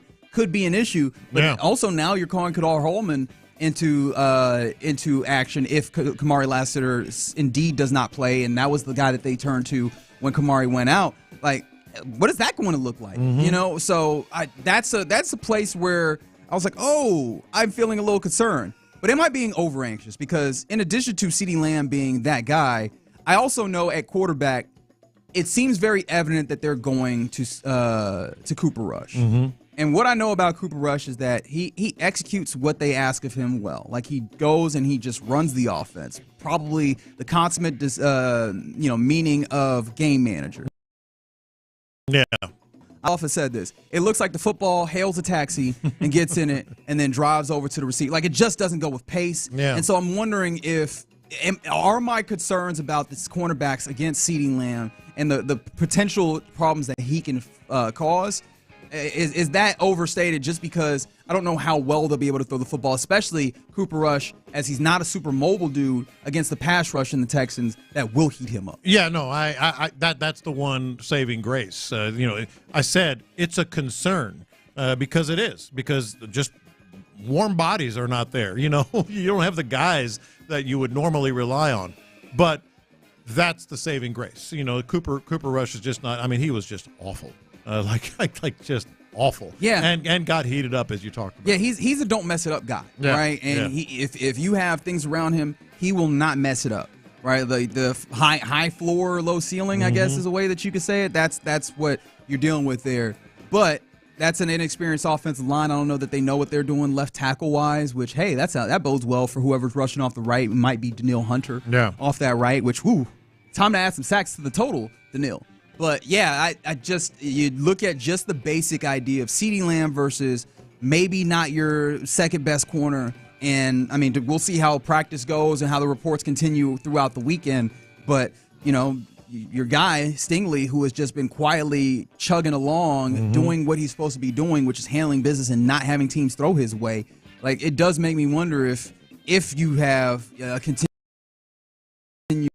whatever, does that then bode to a place where maybe the Cowboys could do something? But I still find myself in a place where I'm like, I still feel good. Nah. I still feel good about this team, and I trust this. I trust DeMeco Ryans. I trust Matt Burke. I trust this defense. I was just like, oh, that's the one place that we had issues. One of the places that we were talking about at the trade deadline, not having that depth at the cornerback position. On the other hand, and this bodes well for the Texans as well, have you seen the Cowboys injury report? Yeah, they man. Had 2 guards and a tackle either out or limited yesterday. So, you're going to be able to heat them up because these guys are not going to be 100%. Yeah, I think that they have literally a third of their active roster on the injury report. Now, of course, when it comes to the injury report, there's some guys that they're showing on the injury report that practiced or whatever, limited capacity, those types of things. But yeah, they have a lot of guys showing up on here, including for them, a couple of cornerbacks, a couple of guys that would start that did not practice on Wednesday. Deron Bland, Kalen Carson, who's a rookie, I believe. Those guys did not practice. You know, you had Jordan Lewis is another one of their cornerbacks did not practice, which that bodes well in the other way. When you look at what we were talking about and that makes this the get-right game for the Texans, the things that they're not great at covering up, and then you have, at least on the first day of your practices, three of your cornerbacks not practicing on the first day. Hey, man, that feels like that gives you an opportunity to have Nico Collins come back and really go off on people, or Mechie really continue that sharp stretch, or maybe even Tank Dell have an explosion or two. I'm looking at their offensive line. Their tackle. But he was limited. I think it's a real bad sign for them if Chuma Edoga is one of those guys that actually has to play. That's a guy that's like a depth tackle. But he has played. He has played. Yeah. Don't ask me how well, but that's one of those guys. So, yeah. Tyler Smith was limited. One of their guards.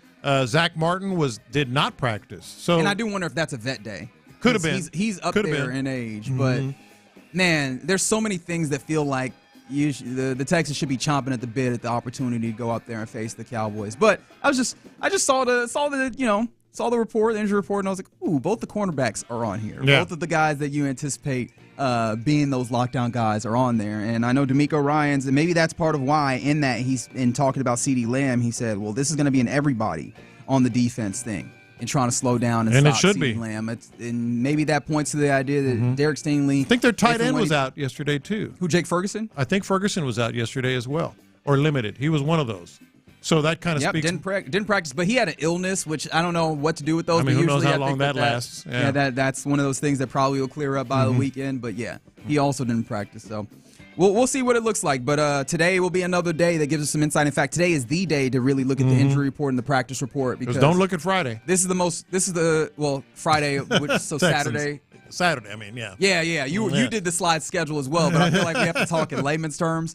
But yes, it feels like today will be the day where getting the more physical of the practice, getting that practice report and seeing what it is will give us a little bit of insight into who Monday. You're in the loop right here on Sports Radio 610. Coming up next, let's talk about what's popping, including a fight that I wanted to pretend like I wasn't going to be interested in, but as we come closer and closer and as more things happen, I'm more interested in. Let's talk about that and more next. Is there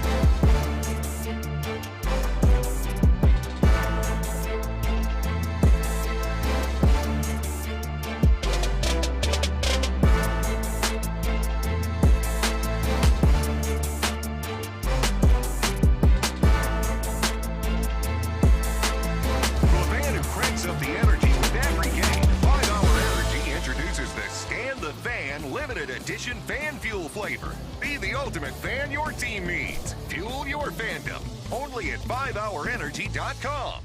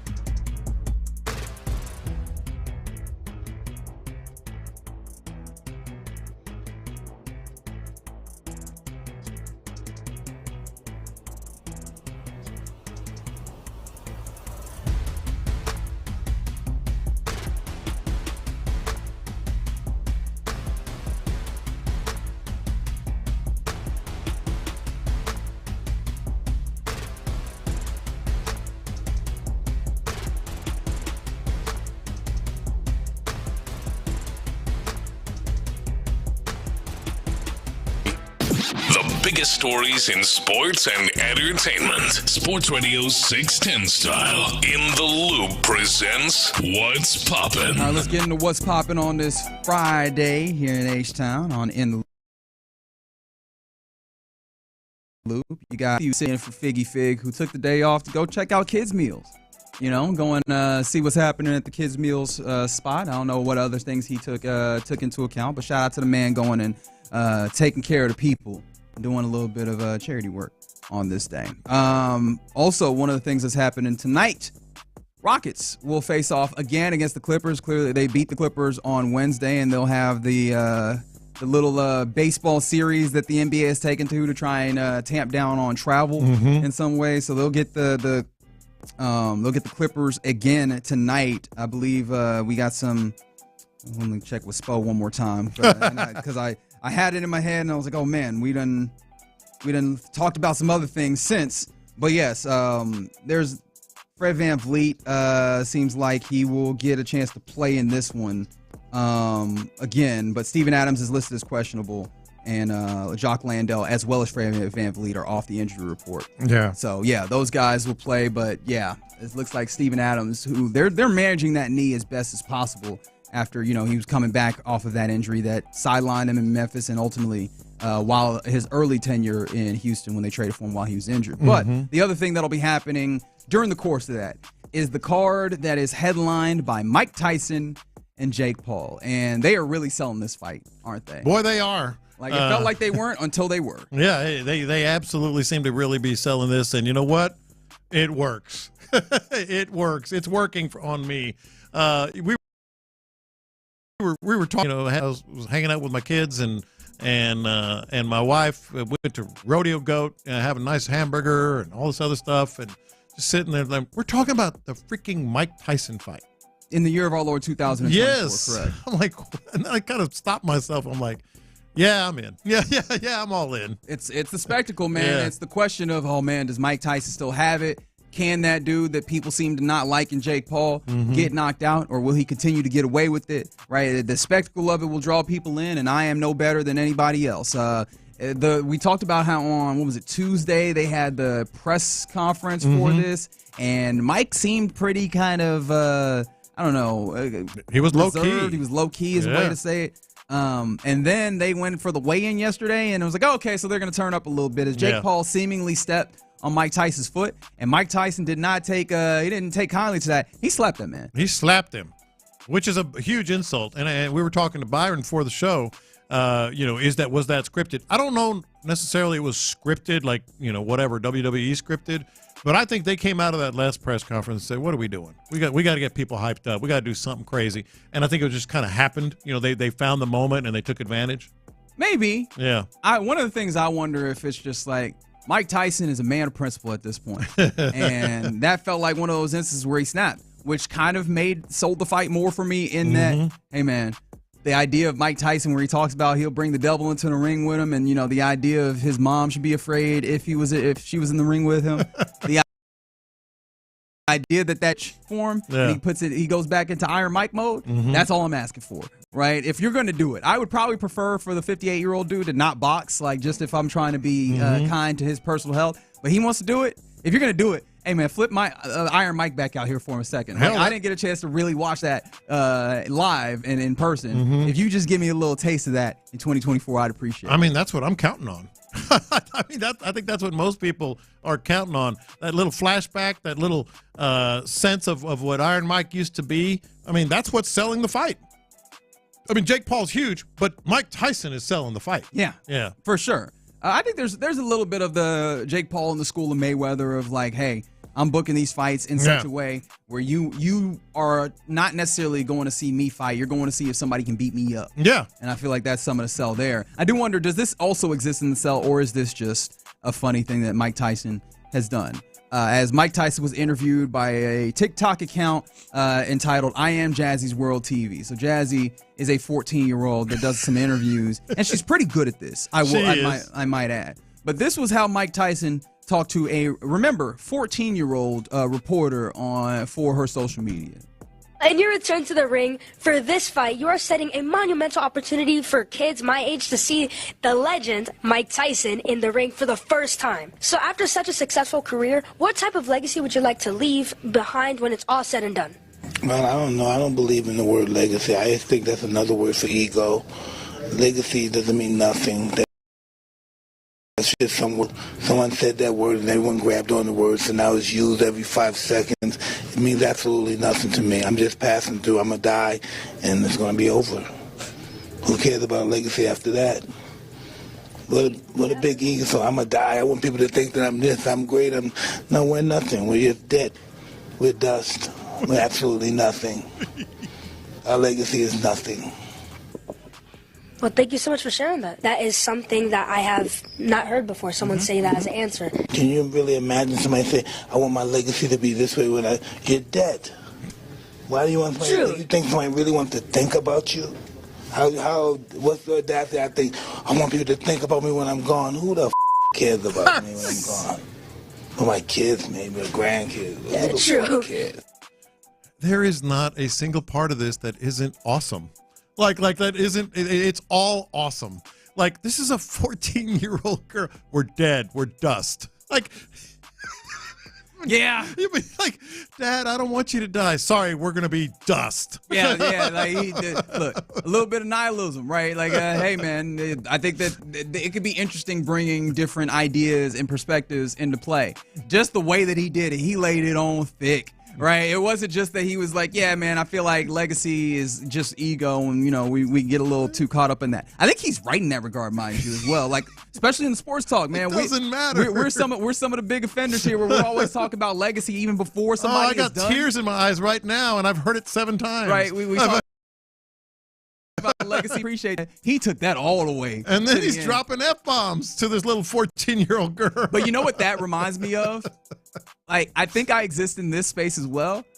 You know, the people that, like, do you talk to babies as babies, or do you talk to babies as kids, or like as adults rather? Yeah. Right. Like, I know it feels like more and more people are getting on the idea of like, no, I'm not talking to you like a child. I'm going to talk to you just like another adult. Yeah. And it feels like Mike Tyson is very strongly in the, I'm going to talk to you like an adult. You're going to interview me? I'm going to give you an interview. I'm going to give you but the whole, we're dead, we're dust. This poor girl. You say, what does it matter? You're gone. Every part, I could listen to that. You know, people say this a lot of times. Every time I listen to that, I could laugh. No, I will laugh. Every time I hear that thing. But I think it's worth noting that, to be fair to Mike, he wasn't just doing this for the benefit of Jazzy, the 14-year-old reporter. This is the time that he's been on. Listen to him talk about his boxing titles in another situation. Look at this stuff. This is history here. You're history. This is garbage. I can say I bled for garbage. So this is meaningless? No, at one time it meant a lot. When you're just a young kid, this is everything to you. But then you realize your priorities change. And you just want your children to be happy and do nice things. And that makes you happy. This is nothing. You know, one thing about Mike Tyson, and I don't think anybody can deny it, he is transparent. I mean, Yes, he very much is so. 100% whatever he's feeling and thinking, he's going to say. And you know what? That includes with that are doing an interview. Incredible. We're dust. Like, I almost want to hear the post-game or post-fight interview more than the fight itself. Oh, yeah. But Absolutely. all that happens tonight. I believe the undercard starts at 7. And so What time is he actually going to fight? That's a great question. Like, Is it 3 undercard fights? I think there's 3. I looked at it yesterday when we were having our hamburger over there. And yeah, it looks like there's 3 undercard fights, and then it seems like there's also another preliminary card as well. We'll see how long this goes. Also, I'm interested to see how Netflix pulls this off, because it's going to be on Netflix. Netflix has done a few live event types things. The first one was the Chris Rock special when they dropped, and that one did not go well at all, and it's progressively gotten better. I want to see just how strong it's able to hold up here, because this is going to be a real test. I think a lot of people are interested in it. I'm interested to see how the actual platform holds up. And for those of you who are younger, and you alluded to this, how many actual Mike Tyson fights in his prime did you see? Who, me? Yeah. I can't say that I actually saw any of them live. Byron? Can't. 0. I'm telling you, man. Muhammad Ali and Mike Tyson, and there were some others you could argue, there is nothing like the spectacle of one of those things. Like the lead up, the actual fight, the walk in the ring, the fight itself.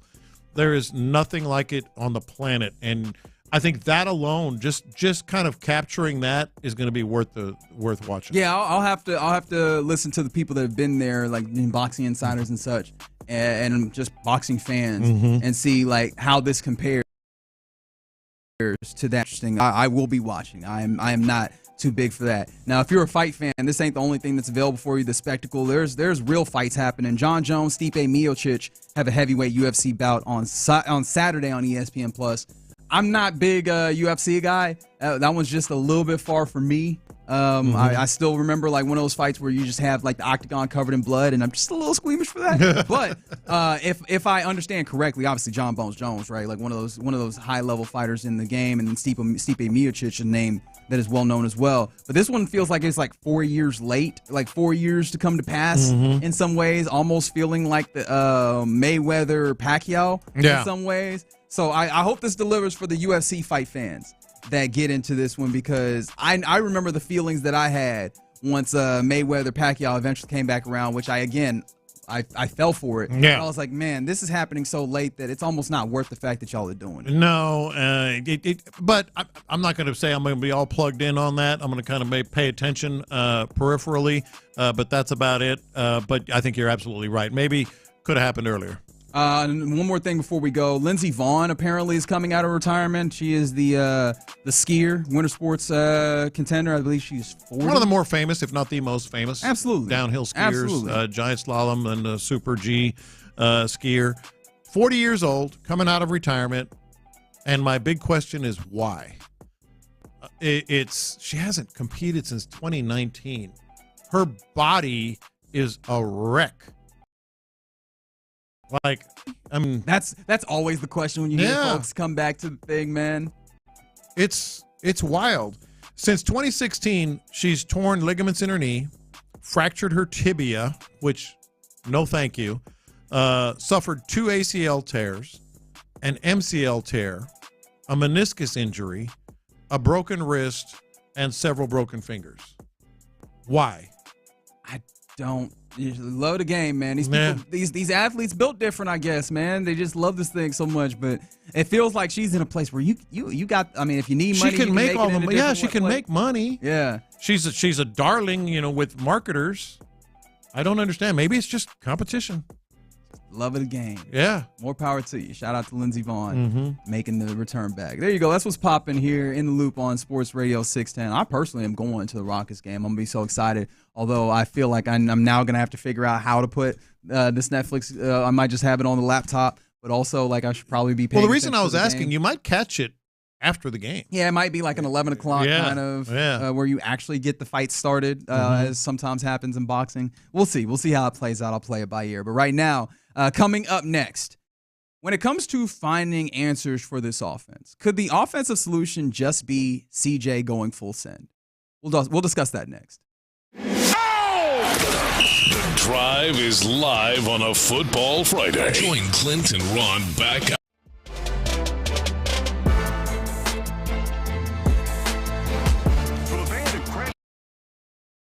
Up the energy with free game. 5 Hour Energy introduces the Stand the Fan limited edition fan fuel flavor. Be the ultimate fan your team needs. Fuel your fandom. Only at 5hourenergy.com.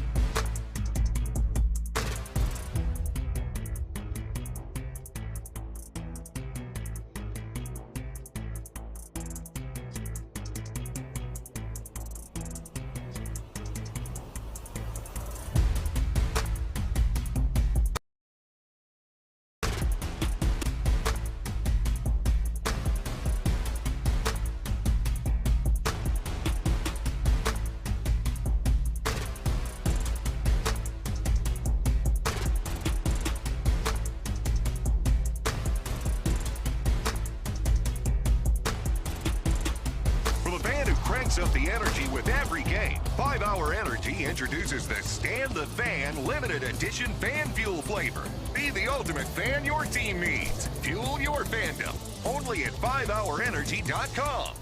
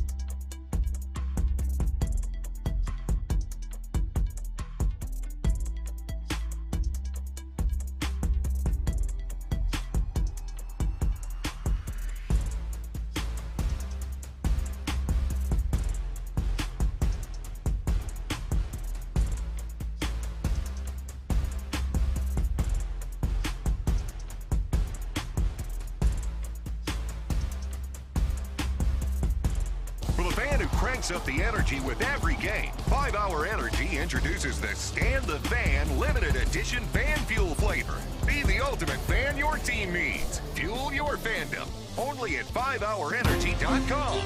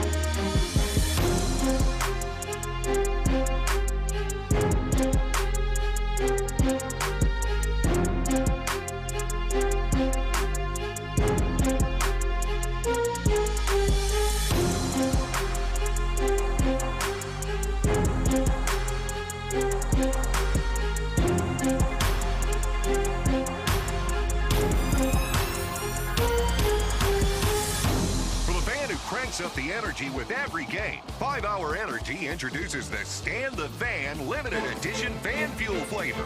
Be the ultimate fan your team needs. Fuel your fandom. Only at 5hourenergy.com.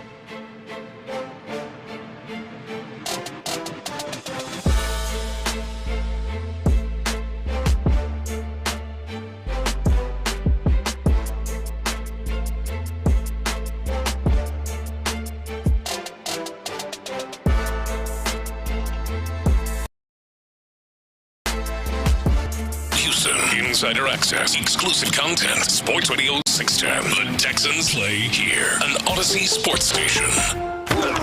It's a Football Friday on Sports Radio 610. Here's In the Loop with John Lopez and Reggie Adatula. Happy Football Friday to you. Hope you are having a good one, and maybe I can make your day a little bit better.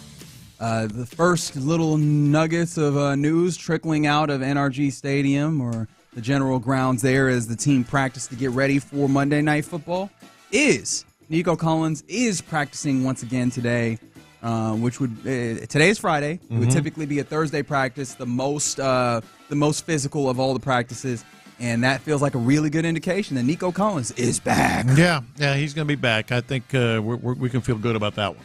Feel great about that one. Yeah. And that'll go a long way in trying to really get this offense humming. But I do wonder, could the offensive solution just be C.J. Stroud goes full send? And the reason why I say that is I really enjoy listening to press conferences with this team where you hear C.J. and you hear DeMeco, and sometimes you even hear various other players and their availability or whatever, or, in presser or gangers when, they're at the lock or whatever.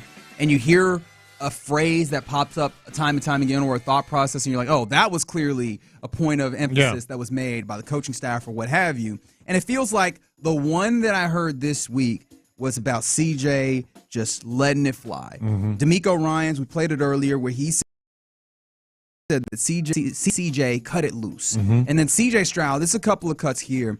This is the first one here where he was asked about how it resonates that DeMeco said that he wants CJ playing more fun and such.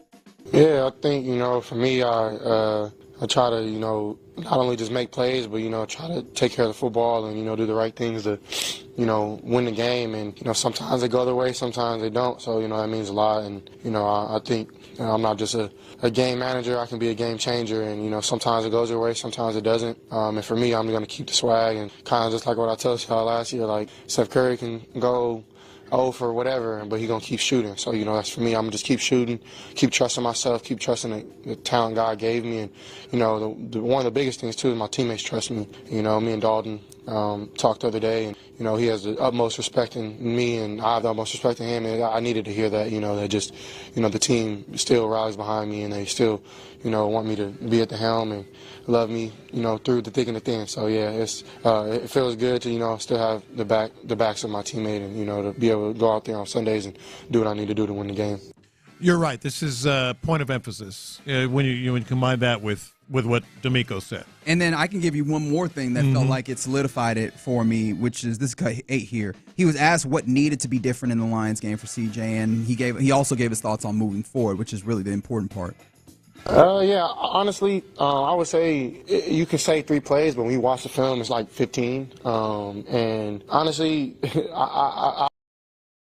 I would say this, third game is just move on. There's no point of harping back, but at the same time, learn from your mistakes. And I was able to do that with, my coaches and my teammates. And I feel like when I play freely and I play with a mindset of it doesn't matter what happens, and that's how, I kind of played in college, was like, and that's what Coach Day used to tell me, swing as hard as you can. And I feel like, maybe I haven't been doing that lately. And I've been kind of like babying throws here, like, trying to just take care of the whole grand scheme of things. And yeah, that's my responsibility, but also swing as hard as I can. And so that's what I plan to do. I don't even know why I even thought like that, but that's my perspective now, is like swing and, knock something out, no matter what it is. And I feel like I have that capability through the talent I have, and I also have put it on film time and time again. So I just got to go back and just be myself more and more and more and more and more and more, and believe in myself and swing as hard as I can. I mean, I think we both agree we know what's happening here, right? And I think what's happening here is what we've talked about since last season. Are they going back to last season? This is a passing team. This is a CJ team. Let it rip. And it was also interesting that he said, I've been babying things. He's talking about that tank throw. That's one of a few that you can point to where you could see where I don't know if he just didn't feel like he could stand it at times, and you could tell that he was, maybe at times his eyes have come down and he's worried about protection and not, finding guys and letting it rip. There's times where you feel like, oh, you can get that throw off. Go ahead and let it fly. Yeah. And these felt like all statements of aggression, right? Statements of, oh, I need to be aggressive and just full send this. Yeah. And it feels like that's something that is necessary to be better in that way. But then also, you were talking a little bit about something else that I want to get to. Yeah, look, I think, with C.J. Stroud, you're talking about a guy that is the franchise. Like, he is the franchise. And are we going to be in a place where, that they have to rely on him throwing the whole time? Not the whole time, like literally every play, but like it's a pass-first team. Talked about it last year. I think that's what it is this year. Is he going to be that guy that can finally let it rip? I think absolutely that's what has to happen here. So that's from the C.J. Stroud aggression thing, but this is where we come back to the play calling, because I think that when we talk about, C.J. and like why hasn't he been playing to the level that we expected, and why some people can talk about the possibility of a sophomore slump. Some of that is C.J. Stroud and the ways in which, as his words, not mine, he's been babying throws or what have you. Some of it is also usage. Some of it is the way that this offense is run. And I know that there's been a lot of consternation about Bobby Slowick and sometimes putting him in situations where it's 3rd and long and he has to go make a little bit of magic. And there's a lot of conversation recently about like the Bobby's propensity to call run plays on passing downs. And so I went and looked at this a little bit, and it's true. And I think this is true, right? Like, not that I didn't believe you, but I went and did the research as best as I could to see some of these things. And I'm gonna try not to throw a whole bunch of numbers at you, but like when it comes to 2nd down and long, which is 7+, you see a lot of running by this team. They literally run the second most amount with 68 rush attempts, a good 9 rush attempts more than the next team. And they're stuffed, literally not having a positive play, the 6th most. And their success rate is the 24th best. Put those together. Right? Like, they do it more than anyone, and they're stuffed just about more than anyone. On 1st down? Right. On 1st down, they run 54% of the time, which is actually 18th. So that is fine.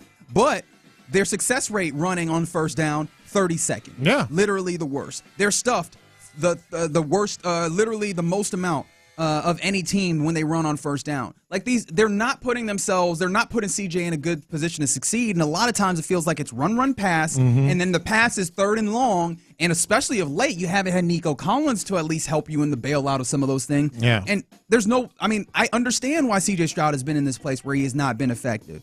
And so one of the things that's been even more frustrating in addition to that information is that the first down run heaviness has increased mostly since week 6, right? Like the week 1 success rate, which was clearly going to be the best when it came to the way that this team ran week 1 at Indy. That was the best for Houston. That's the 43rd best success rate running the football of all the weeks of performance that a team has put up. So even in your best situation running the football, you weren't putting up like a all-world performance in this NFL. Like it just feels like, hey, I understand that this is the basic tenets of the offense, Bobby.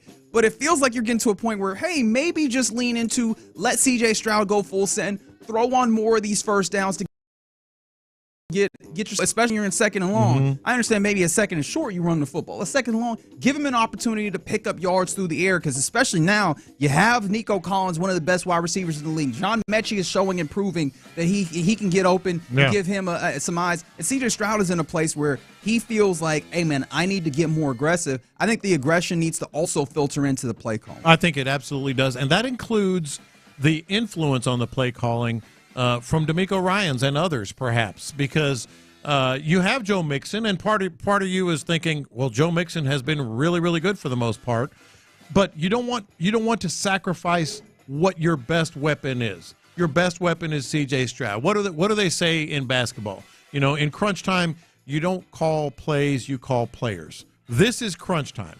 You got to call players. Your most successful player, your MVP this season has been, by and large, Joe Mixon, but he's not your best player. It's time to call your player, not your best play. And that means maybe DeMeco Ryan says, you know what, let's not, because he wants to run. I mean, he's a defensive-minded coach. He wants to run the ball. Maybe it's time for, let Bobby Slowick just let it rip with C.J. Stroud. Now, I understand that there's a level of simplification happening here. Sure. I understand that. But I think the simplified idea that I'm coming to is you're doing this thing a lot that's not successful, so maybe limit the way that you do that, because seeing as it's not successful. But I do wonder, right, with that, how what I'm asking for is basically throw the football more often. How confident are this new iteration? Because you saw kind of, the organization be a little bit better. But do you feel confident that they'll be able to hold up under a little bit more situations of passing? Or do you think it helps, seeing as maybe you're going into places where it's not nearly in some of the less obvious passing downs, you give yourself an opportunity to actually pick up yards and not have teams pinning their ears back and getting after you? Yeah, I don't know anyone who could possibly have full confidence in that. I mean, the line has been bad. The line was really bad with Kenyon Green. It's been bad without Kenyon Green. And so I don't see how you could have full confidence.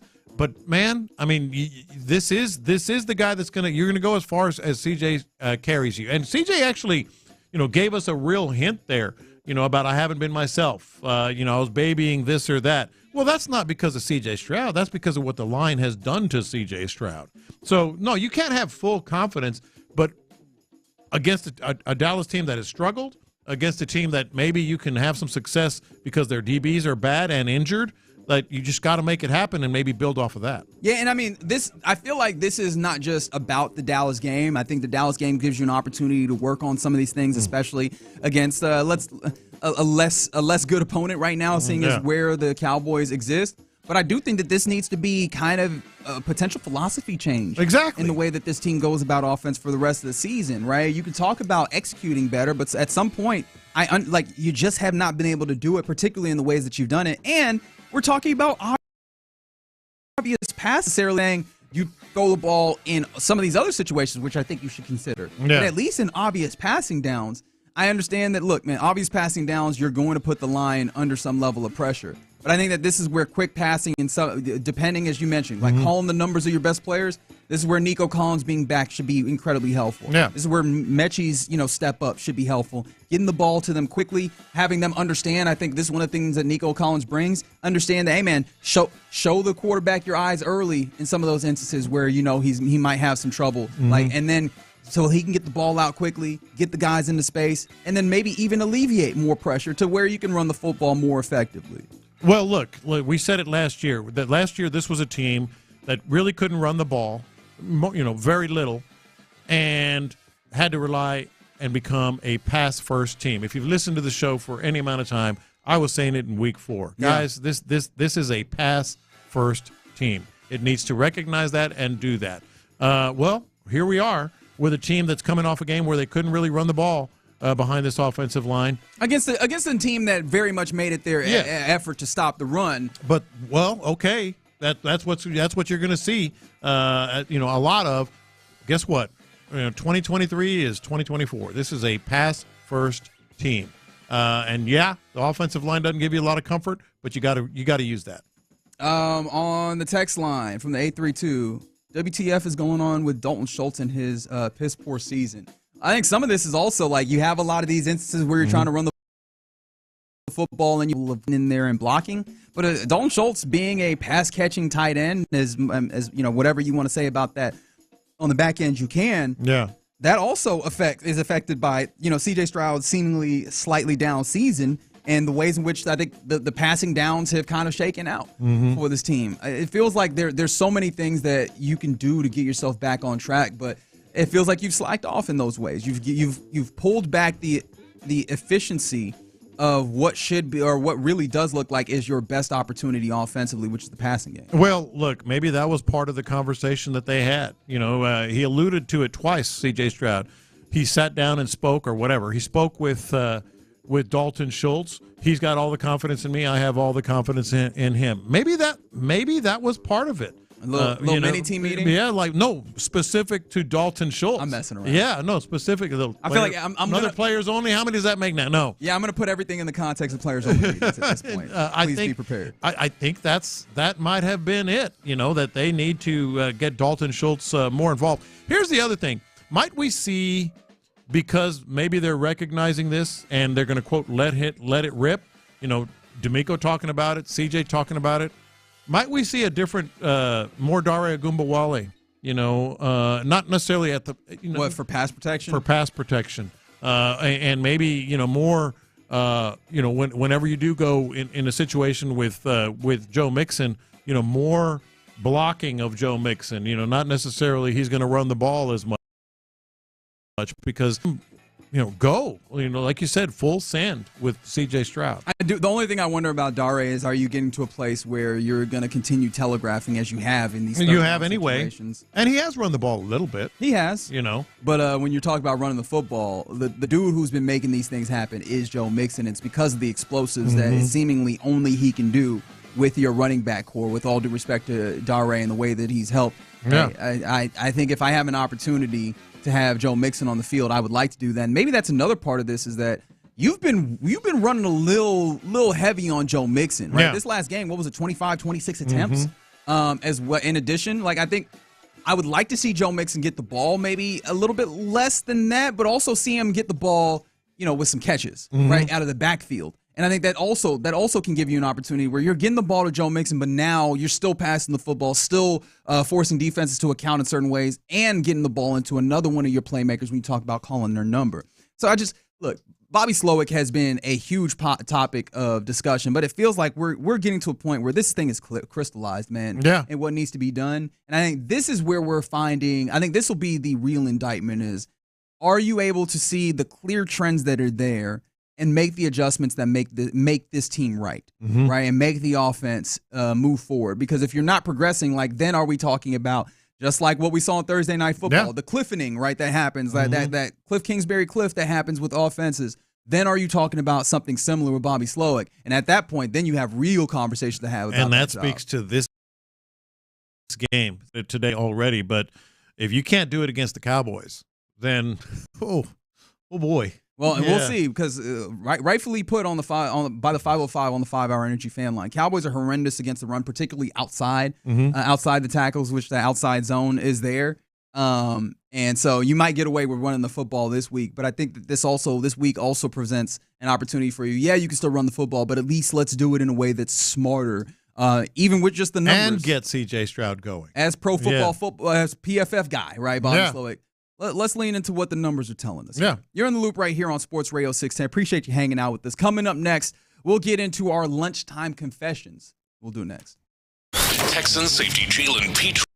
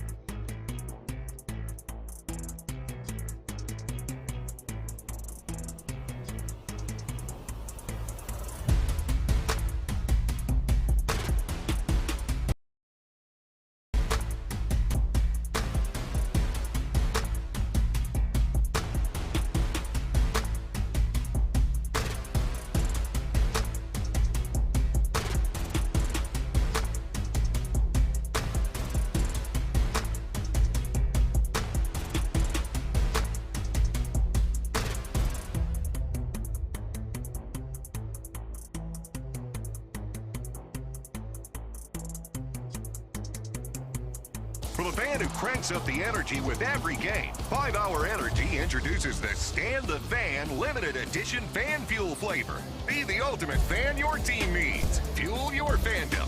Only at 5hourenergy.com.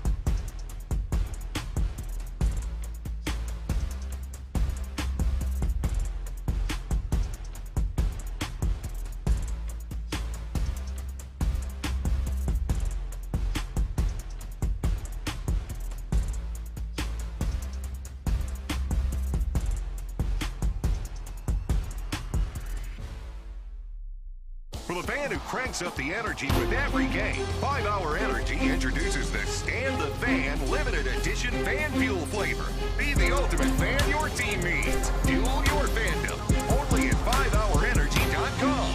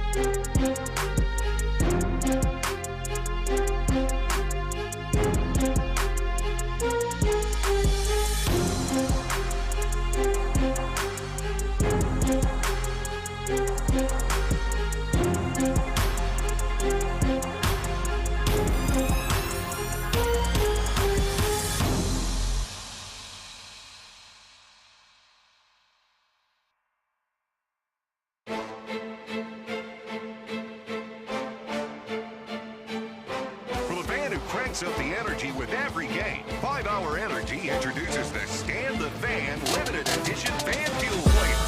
Be the ultimate fan your team needs. Fuel your fandom. Only at 5hourenergy.com.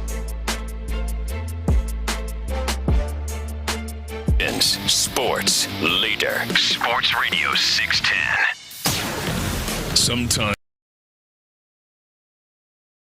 it's pretty. Reggie and John are keeping it real. It's In the Loop's Lunchtime Confessions. Brought to you by Sagamore Spirit Rye Whiskey. Watch this. These are my confessions. We mentioned the Rockets earlier, and my confession is I don't think I like this thing the NBA is doing with playing the same team twice in a span of 3 or 4 days. I get why they're doing it. Yeah. Cutting down on travel and, backs and forth. I don't know. I'm going to be very interested to see how many of these games are splits.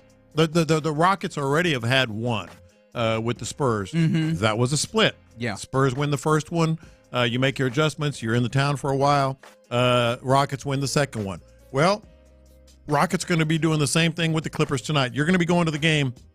I'll be very interested if this ends up being a split or what the stats are for the NBA with that. I don't think I like it. I really don't. I think you get a chance to make adjustments. You get a chance for the visiting team to sort of be at home a little more, be at least in a comfort zone with where they are. Also, you feel like there's a loss of home field advantage, home court advantage. I really do, and I also think it's just it doesn't quite feel right, Okay. One thing I will do for you is I'll see if I can look up what the numbers are on the split, the little baseball series that you have. Sort of a mini back-to-back, but not literally back-to-back. Yeah, no, you get the day in between.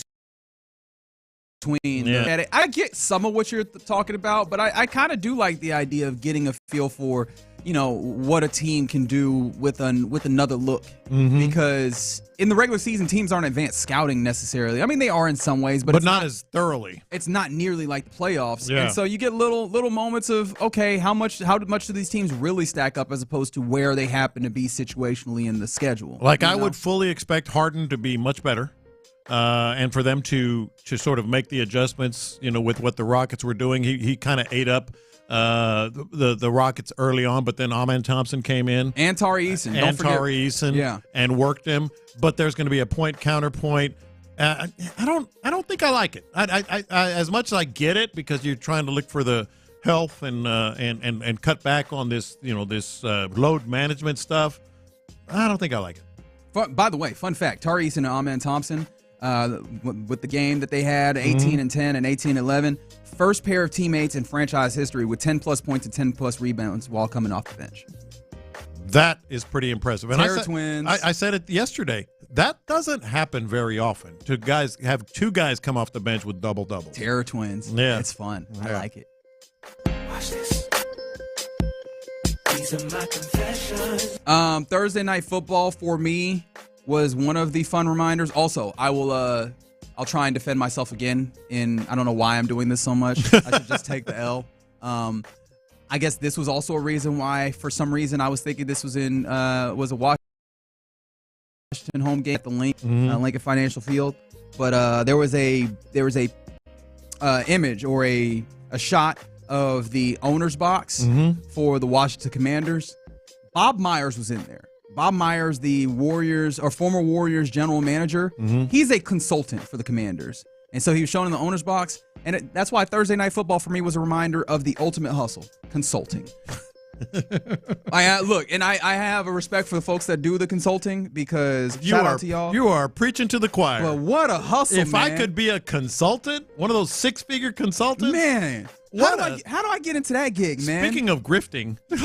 I wasn't going to say all that, but hey, one of the things I always think of as, big college football fan over here is especially for a period of time in college football, you would see that a program went to the consulting firm to see who they should hire next. Yeah. And for some reason, every time it came back with one of the obvious answers and it was just here, hire Nick Saban's assistant. Yeah. I could have told you that. Yeah. Y'all paid $1 million or however many hundreds of $1,000s for that. I need to start a consulting firm. Yes, exactly. And so there's Bob Myers, a dude who was a GM for the Warriors, and I understand the Warriors, did some very good things under his tenure, right? Clearly became dynastic in the NBA, but consulted for a football team, huh? For the Commanders. Well, and I guess he could take credit, right? His consulting resume or CV or whatever has gotten better because you look at what would you be consultant on? What would you be a best at consulting? Ew. Yeah, that's a great question. I mean, beyond the obvious, media, radio, whatever. You said consultants are grifters, and I don't want to go that far. How a guy would be a grifter because I did not think that far. I was just like, be a consultant. Cash check. Absolutely would be a grifter. Like 100%. We're talking about this. Like what would be your grift, so to speak? And that's the thing is I hadn't even thought that far. I was just like, consultant. Label Reginald Atatula consultant, print the business cards, make money. Nothing in between is necessary. You are, man, that is something I've always believed. Like, boy, if I could get that job, we're going to pay me $75,000 to be a consultant on whatever. Fill in the blank. Maybe marketing. I don't know. I don't know. Shout out Bob Myers. Yeah. Watch this. These are my confessions. So I mentioned yesterday, and I did in fact go see Zoo Lights last night at the Houston Zoo, which, by the way, highly recommend. It was kind of a preview night. We have some friends who work at the zoo, so we got to go the first night. And so connections. It's nice to know people. It is awesome. I would highly recommend. But here's my confession. As much as I am so adamant about you don't put up Christmas lights until after Thanksgiving, kind of gave me the urge. It kind of gave me the urge to go ahead. I'm not. At least you still put up your own Christmas lights? Oh yeah, I like doing it. I like to kind of. We do it kind of. We used to do it as a family, and now I do it. Really, they did it as a family. That is the type of job where I imagine that ends up being. Kids dad. always whine and complain, but they like doing it. Yeah, I was like, that sounds very much like dad ends up doing it as a chore as opposed to as an activity. and which is why I honestly pegged you as a dude who would just be like, "Yo, we paying for this." Together. No, I don't like that. I mean, I get it in certain instances, and maybe as I get old, but I just like the process and kind of figuring out where to put everything and all that. But I'm walking through this place last night. By the way, even got to see my granddaughter do a Santa Claus picture, which is always kind of cool. Hey, yeah. But was she one of the kids that was afraid of Santa? Or she was great. She was eating it up. She was looking at his beard. This was the younger one. I have a 2-year-old and a soon-to-be 1-year-old granddaughter. And she was looking at Santa's beard like remember the scene from Elf? You live on a throne of lies when he pulls the beard Wait, off. did she pull it? She was just pointing at it. She was that's not touching yours. it. That's not like, real. No, it was real.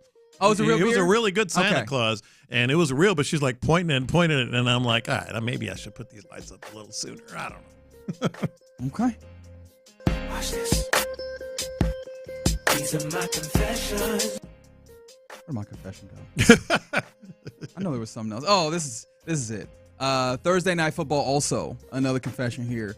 And I don't know if there's anything better in sports than this thing that I saw on Thursday Night Football.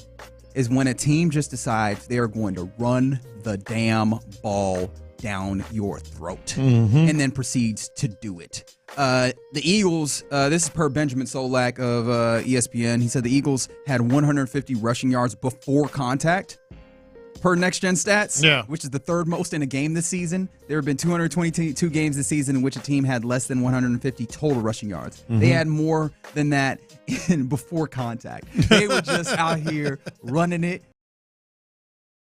down throats. Yes, I was like, yo, because this is something that I know somebody was talking about on the text line. We were talking just last segment about Bobby Slowick and how, there's a lot of running and passing downs. And it's like, yeah, but okay, in this game in particular against the Cowboys, they're not good at stopping the run. Maybe you can punish them. Yeah. That's not how this Texas team runs the football. This Texas team is like stuff. Here is 16 yards by Joe Mixon on a bounce. Yeah. That's not what I'm talking about. I'm talking about 4 yards in a cloud of dust. Or if you're one of those teams that got it like that, right, where you are 6 yards and a cloud or whatever else, it's not dust, because it's just like that's what it looked like. It was just like, yo, line it up. Move them dudes 6 yards. Move them dudes 7 yards. Be nice if we could see that, huh? Oh, that'd be because I don't know that kind of nice for those who can do that. I sincerely don't believe there is anything better in sports than seeing a team just do that, right? Even a team, what would be the attempts at, equaling that feeling. Mhm. What, in basketball, just seeing a team go to the rim and just dunk all over you? Yeah, that's cool. But how about when a running back is getting here and you can see it in see it in the linebacker's 4, eyes? 9. We're not stopping this. What are we supposed to do? I'm not stopping this. Must be nice. Right? What is it? What is a similar thing in baseball? Right? Yeah. Is it just like back-to-back homers or what? I don't know Yeah. what it is, right? Just stealing bases? I have no idea, right? Is it Ricky Henderson? Because even then, I don't know that anything touches just watching a team run the damn ball over their opponent. Yeah, it's one of the most impressive things, and I would like to experience that. Yeah, it'd be nice. Watch this. These are my confessions. So what do the kids like to say? Don't be an old, or you're an old, or one of those things. What about you? Well, no, they didn't say this. I was thinking this too. Okay, I was like, man, people just be walking up to you. Hey, stop being an old, Lopez. I was thinking this to myself last night as I'm trying to order a hamburger and couldn't muddle my way through the menu. And I'm like, am I just being an old here? No. Because here's the thing. We've ruined the hamburger game. Don't overthink hamburgers. We've ruined the hamburger And game. let me say this right up front. Rodeo Goat is awesome. It's one of the best hamburger places. However. It's one of the best hamburger places in Houston. But, however, I'm looking at the menu, and I just want a hamburger, man. I want hamburger, cheese, lettuce, tomato, pickles, all the I think we're in different places condiments. And I'm looking at the menu, and they're like, do you want the Chaca Oaxaca? Do you want the That sounds Billy? kinda good. Do you want the Billy Gibbons? I don't know if about that. Do you want the Royale with cheese? Oh, which, yeah. which I respect. Yeah. I respect the Good reference. reference. Do you want the whiskey burger? Would you like the Marvin Zindler or the Bodacious? Wait, hold on. Marvin Zindler, great man. Glad we named something after him. Does that not take your mind to bad places? It does. Okay. House ground beef patty, applewood smoked bacon, beefsteak tomato, jalapenos, You're shredded just making lettuce. me hungry now. I don't understand what we're doing here. Or would you like the Neil Young? And my kids are just like ordering. They know exactly what they want. And I'm like, I just want a hamburger. Just a burger. Does that make me an old? Yes. Yeah, that one does. No. Because Byron? Yes. I'm like that too. I'm with you, John. Boo. I boo just these want a mans. burger.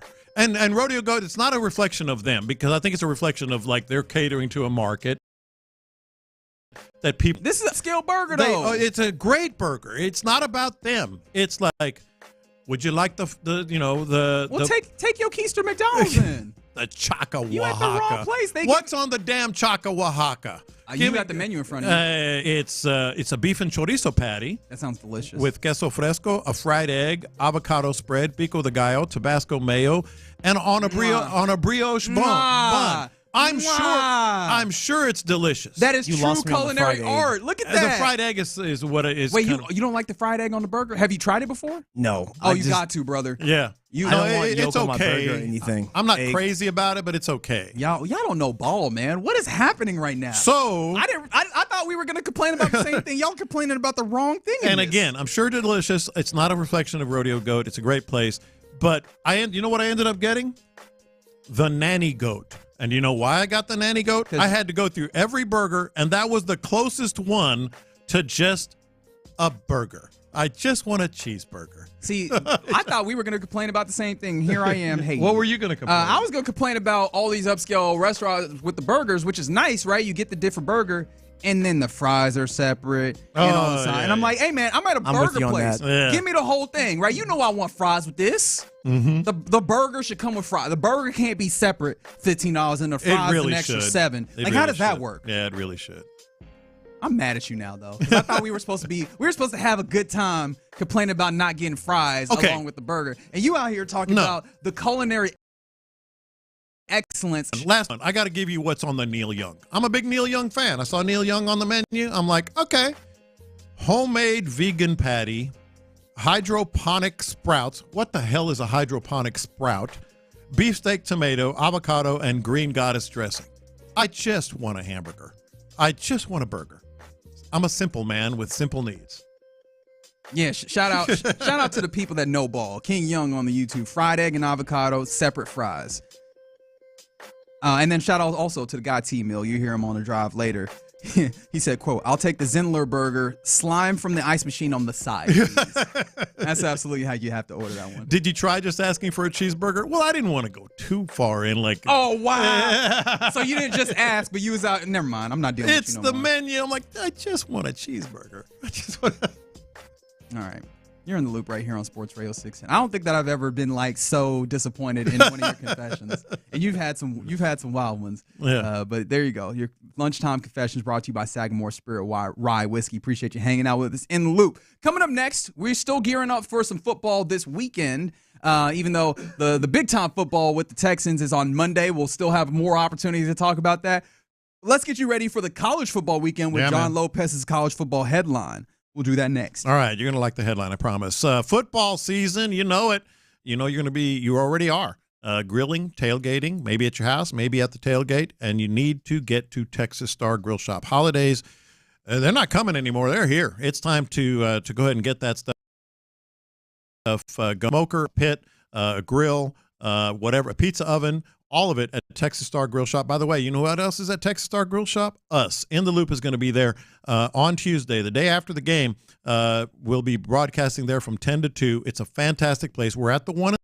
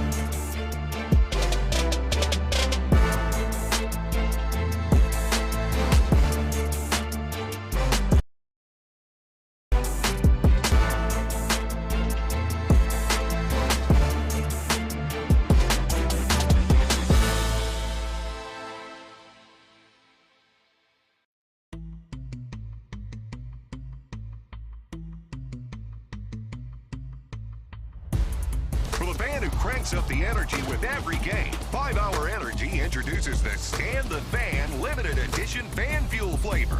Be the ultimate fan your team needs. Fuel your fandom. Only at 5hourenergy.com.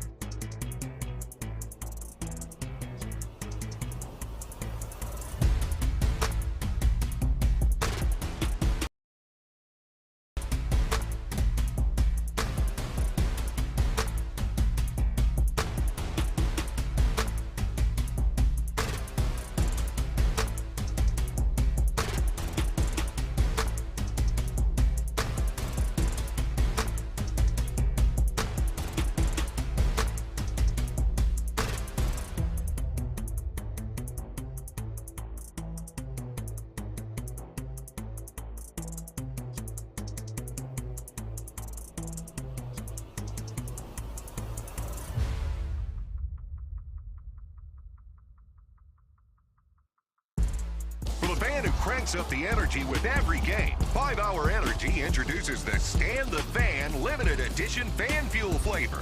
Be the ultimate fan your team needs. Fuel your fandom. Only at 5hourenergy.com.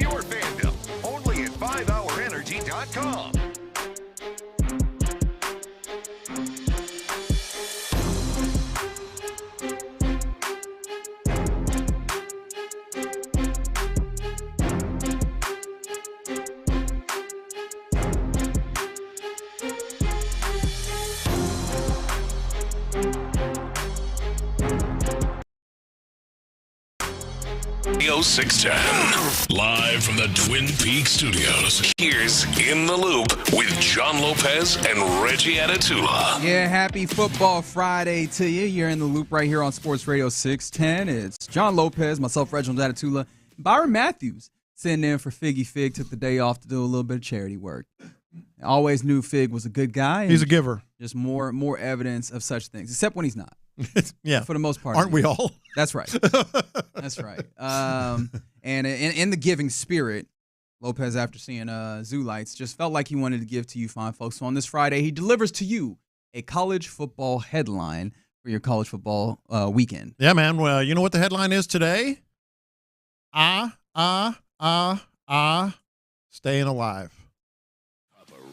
You got to stay alive this week, and it's. I'm glad that was clean. I wanted to make sure to not step on that or anything. Yeah, man. But we're gonna be able to cut that up and use that in the future. Yeah, if we need it.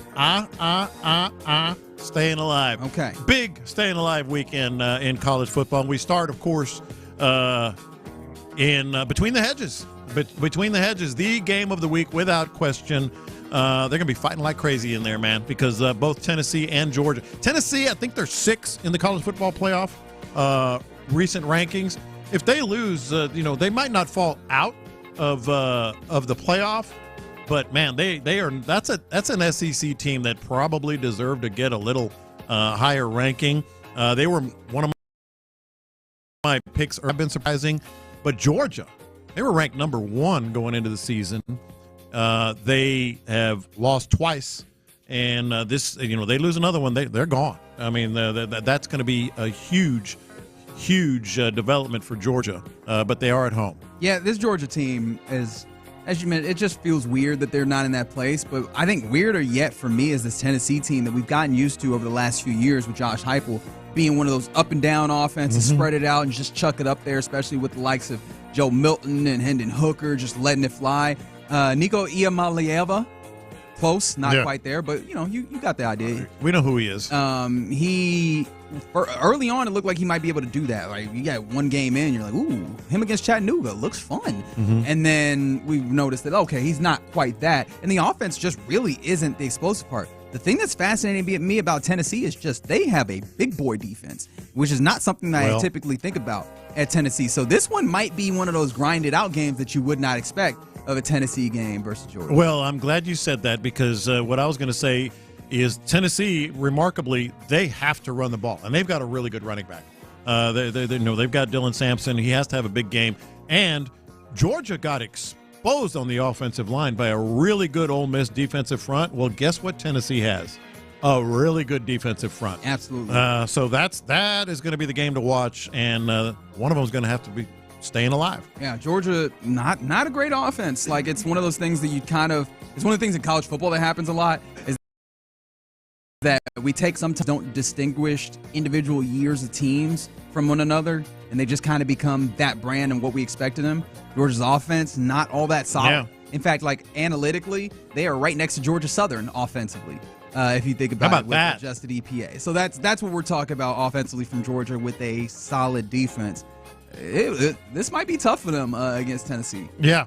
Texas at Arkansas in Fayetteville, Arkansas. I was like, you talking about game of the week. This is game of the week for me. Well, to me, Tennessee, Georgia, because of what we just talked about. Sure. But Texas at Arkansas is definitely in the discussion, and I've been high on the Longhorns this year, which I know, I hate them, and I hope they lose the day after Thanksgiving. When you didn't, except when they were your favorite team. Then I'm high on how they're playing, on how they are, and what they are.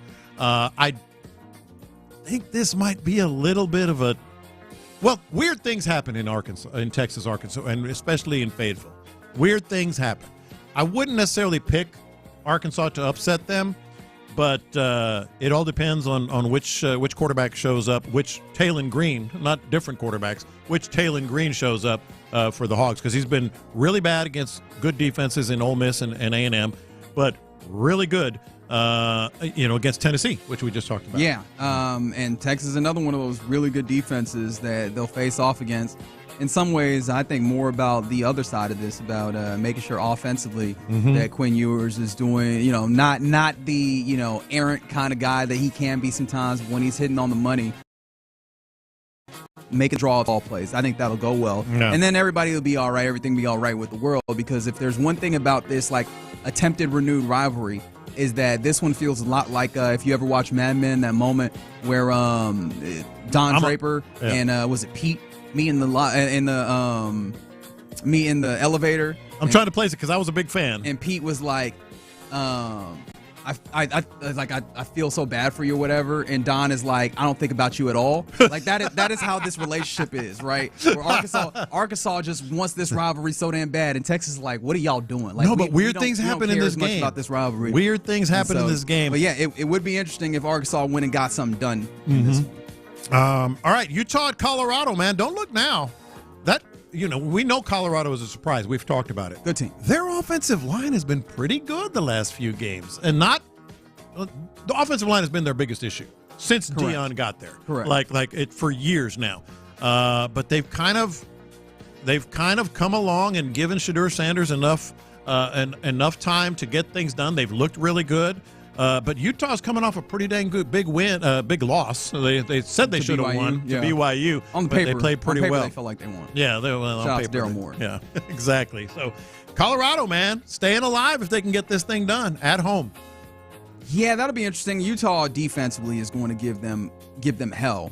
So I'm interested to see what that clash looks like. A Colorado offense that fully spreads it out and lets Shedeur cook. How it goes up against a top 20 defense. In Utah's nothing offensive. Nothing offensive, but they will. They're one of those teams, like they like to say, they start blitzing coming off the bus. I mean, they will blitz a lot, so it's going to be really, really fun good. Jersey matchup though. I will say that. How so? I'm trying to place them.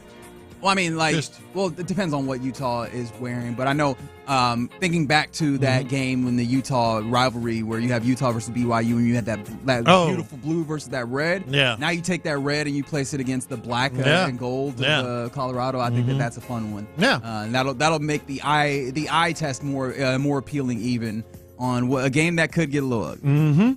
Speaking of staying alive, another team that I hate but I've been kind of high on. And I don't know why I do this to myself. I guess I'm just trying to be honest. Like, I really think Texas is good. I really think Notre Dame is good. But remember last week when I said keep an eye on Georgia Tech against Miami?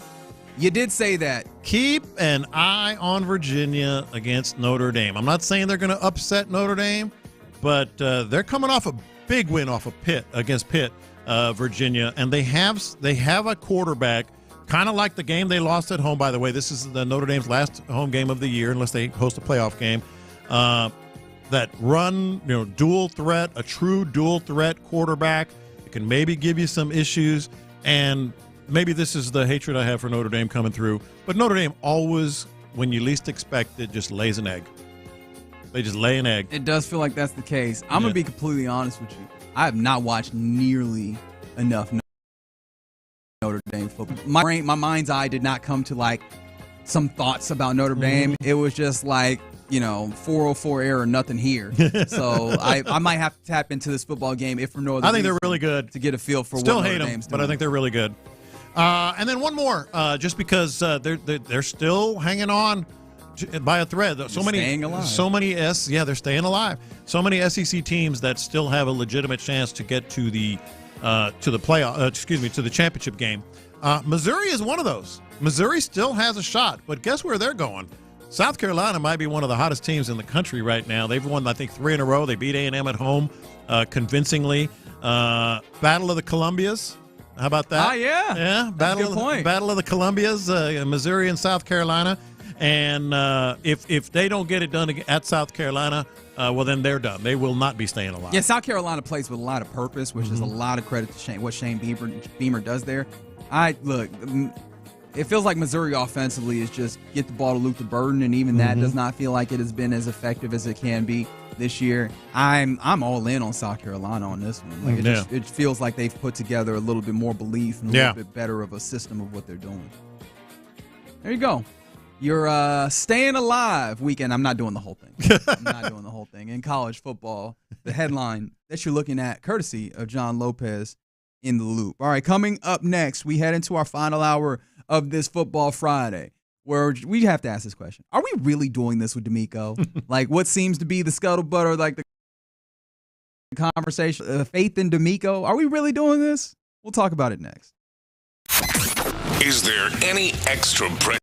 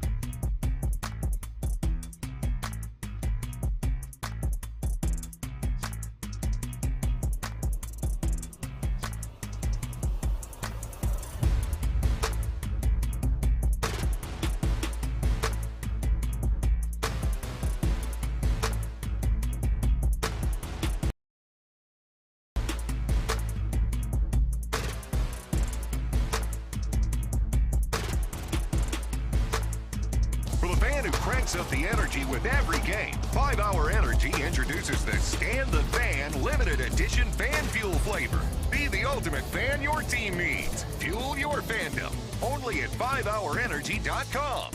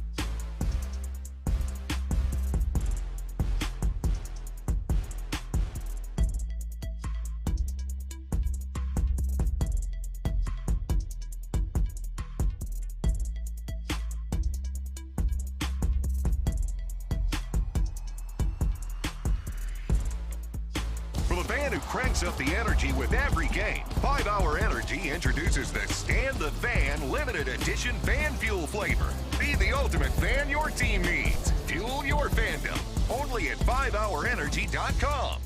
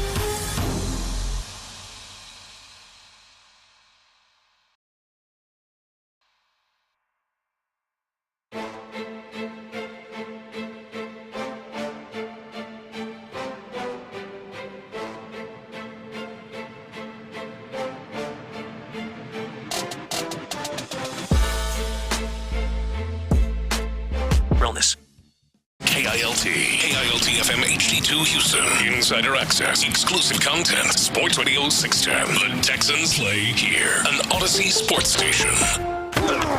It's a Football Friday on Sports Radio 610.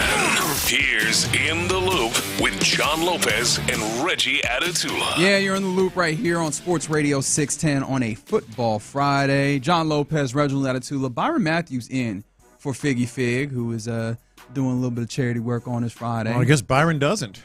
What's that? Do charity work. I mean, I'm sure he does as well. Or maybe he doesn't. I don't know. I don't know his life. But just highlighting why you're not hearing the sounds of Figgy and why. Byron, you do any charity work? You're just like, nah. I've done it once, but it was for my cousin. She's a teacher, so there you go. One year she asked her students for extra credit to bring blankets, and then we drove to downtown and handed the blankets there you out. go. Look at that. You're a giver, too. A giver. Yeah. So all the producers. Yeah. I'm just going to go ahead and expand that out. But, yeah, keep it locked right here on Sports Radio 610. You got The Drive here coming up in about an hour. They are going to be broadcasting live from Edo, from East River 9. So go out, see the fellas, get you a little golf, get you something to eat. Sign up to win prizes. Those things always available. One of the things that I wanted to bring up here is just the general exasperation of, are we really doing this with DeMeco? Doing what? And I want to be careful about the way that I frame this, because I think that it's easy to get to this place where you're dealing with a straw man. And I don't know that I've seen a lot of this sentiment out there. I've seen some. Like, I'm not trying to say it's been none, but I've seen some of the sentiment but it feels like most of what I've seen is people responding to the sentiment, which sometimes makes it bigger than it actually was. But it does feel like in the Texan space, there are people that are like, yo, I don't know if I trust DeMeco Ryans. And that goes to the full extent of DeMeco Ryans' job kind of calling for at times. Sure. And again, want to be careful. Maybe this is straw man that we were talking about. However, are we really doing this with the DeMeco Ryans? That is what? What is his record or thus far? Is it 16-11? Let's see. Working on that Aggie math. Something like that. But that's my answer. That's how I answered a lot of questions. 16-11, 1-1 in the postseason. Yeah. Look, no, to answer your question, we are not doing that with DeMeco Ryans. Yes, there are some outliers. Yes, there are some who, put it at his feet, whatever problems that are perceived or not perceived with this team. But I think it's a path that might get a little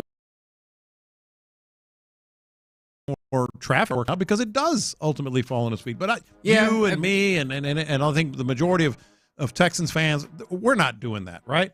I can't imagine, right? Like DeMeco Ryans, when it comes to being a coach, I think also his message clearly still lands. Yeah. Well, I mean, why did I start there? Winning record as of right now. Like still winning record, winning the division. I understand that the division is not a high bar. However, still clearing that, right? Winning record. I think the expectations are what give us frustration, not the team itself, right? I think even just look at the division. It's not the expectations that's giving the Colts frustrations right now. It's not the expectations that's giving the Jags the blues right now. It's not the expectations that are hitting the Titans. It is just the fact that they are not good. Yeah. And that is not what you could say under DeMeco Ryans' coach team right now. Like whatever blues that we are bringing, whatever anxieties we have, it's because they can be even better. Like there can be more squeezed out of it. But the message still lands with his players. Like maybe you have questions about, all right, how is he going to manage his staff as he continues to move along? But in year two and in the middle of year two, it feels early to get to any of that with all of the successes that you've already seen and the quick turnaround that you saw with this team. Like one of the reasons why the expectations are so high is because you made such a quick turnaround. Because he did so, yeah. Such a quick turnaround that it was like, okay, I guess we contend now. Yeah. Right? Like, I guess we push for it. Yeah. And how quickly this happened. And so, yeah, it was amazing to see. And again, I want to be clear. It was I saw people talking about the fact that this was happening. And I think Seth actually put out a poll where, in his undoing a poll on social media, ended up with like somewhere in 3% of people that actually were in that space of the people that responded to his poll. So it's a real small minority, but just the idea that any of that, like, have we been too negative in the way that we've handled this? Or what would get somebody to a place to believe that they would even have, or believe that they need to have that perspective? Well, that second part of what you just asked is, I think, the most important part. Now, foremost, if things go sideways on Monday night, well, then, that 3% is going to double or triple or more just because, what are we doing? The Cowboys stink. And the Texans, should be able to run them off the field like a lot of teams have. So that's number one. But the other thing that I think is kind of important and maybe is going to end up being a reflection on DeMeco if it's not already, he is showing signs of a lot of frustration. Like he's talked about it. He's done some. You can see that he doesn't like doing the media availability at all. I think that's pretty much clear.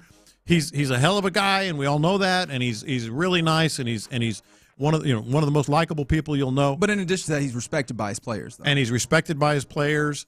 But that thing right there, when we'll hear some of it, like he is showing some frustrations. And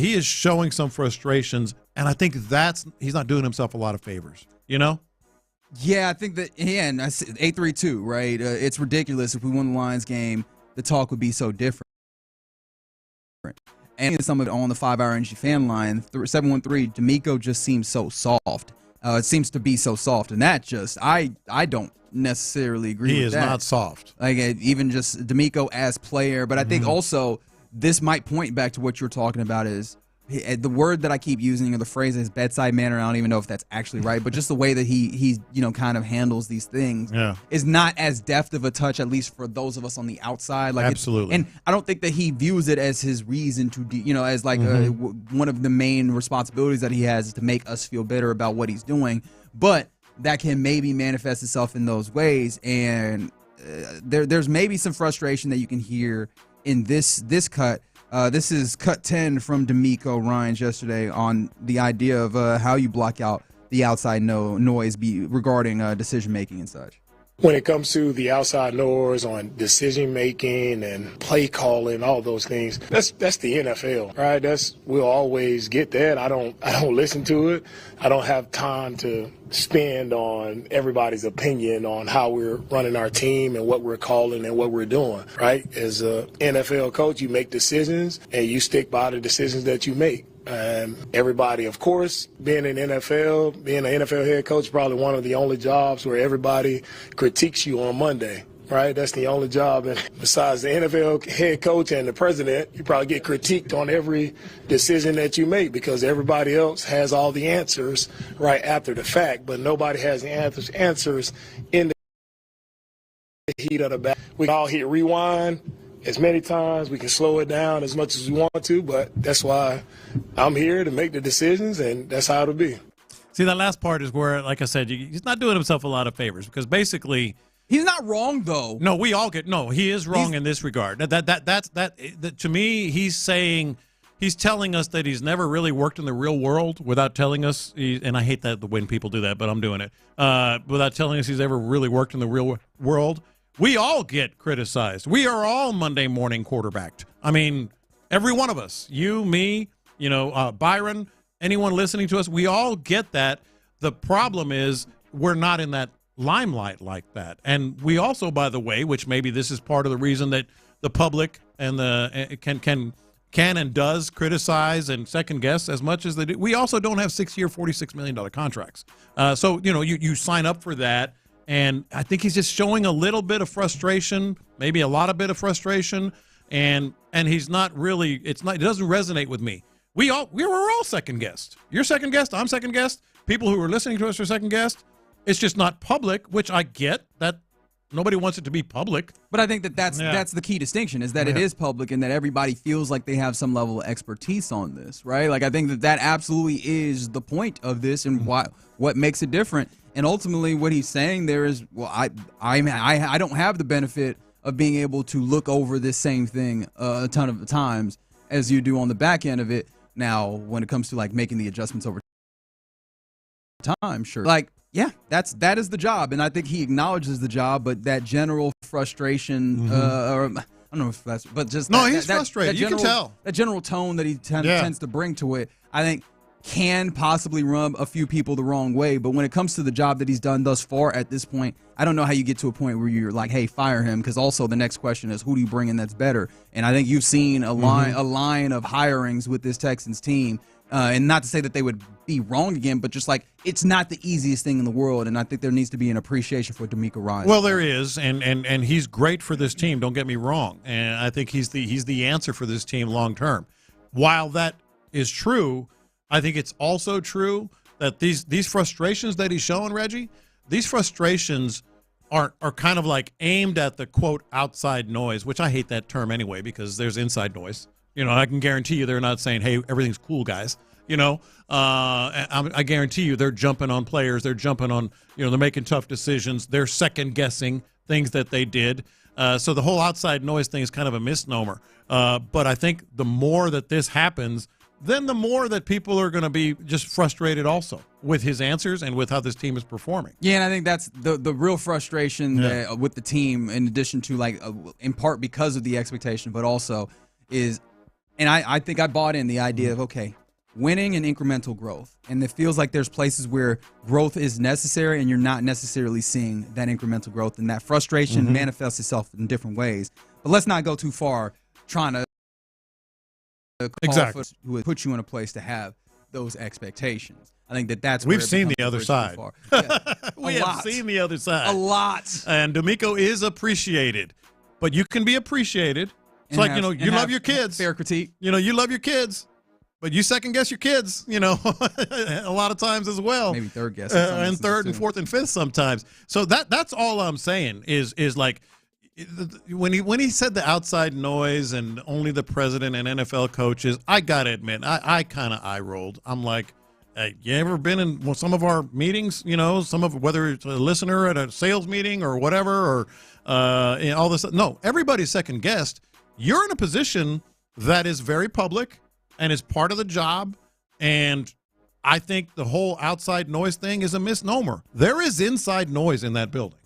There is second guessing happening there. It's not just in real time, and it's easy to do after the fact. No, they're doing it after the fact. But I think that's a noise that he feels accountable to in a way that maybe he does not feel as accountable to the outside.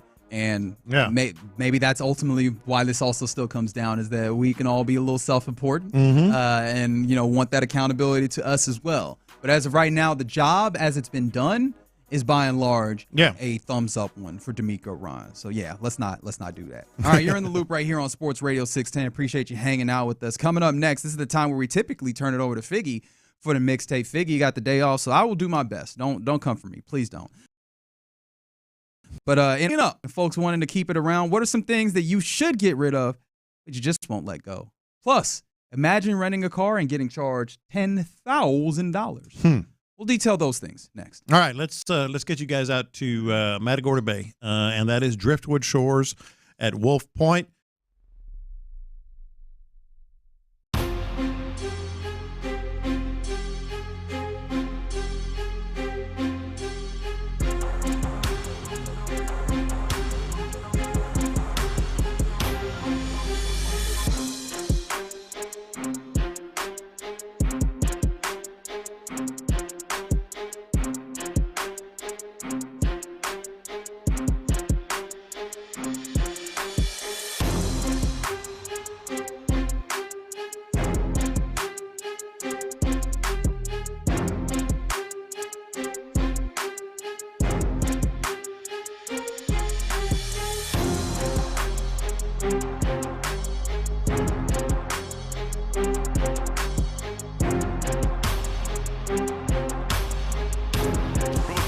cranks up the energy with every game. 5 Hour Energy introduces the Stand the Fan limited edition fan fuel flavor. Be the ultimate fan your team needs. Fuel your fandom.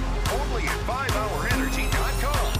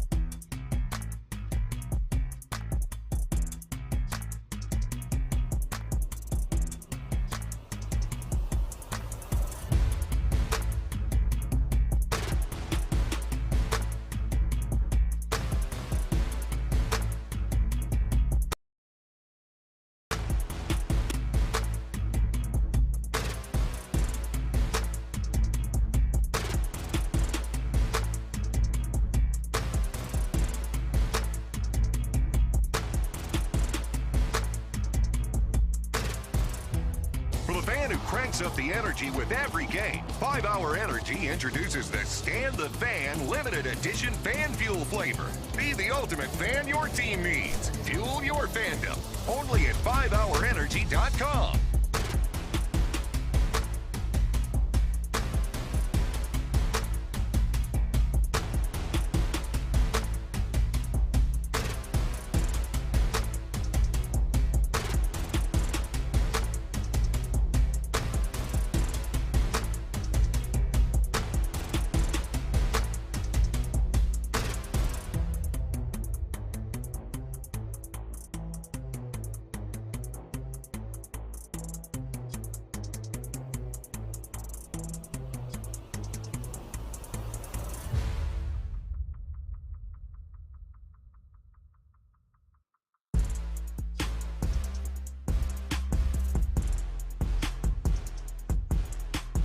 Crank up the volume. Figgy Figs in the driver's seat. Sit back, relax, and enjoy the ride. It's time for Figgy's Mixtape on Sports Radio 610. Yes, indeed, it is the Mixtape right here in the loop on Sports Radio 610. I'm not Figgy Fig. I'm Reginald Atatula. You got John with this. Fig got the day off. But the Mixtape lives on, and this is Figgy certified. This was Figgy put it together because that man works real hard. Told him he didn't have to, and he still did. So we've got a Figgy-approved mixtape for you, even when Figgy is not in the building. But what is a building that is still here, despite John Lopez and other folks' calls. Hold on, let me check. Yep, still there. Yeah, I'm looking at it. I was about to say dead in the eye, but I don't think the Astrodome has eyes. I can see the cats and rats from here. All right. They're there, but you can't see them. They're getting pretty big. All right.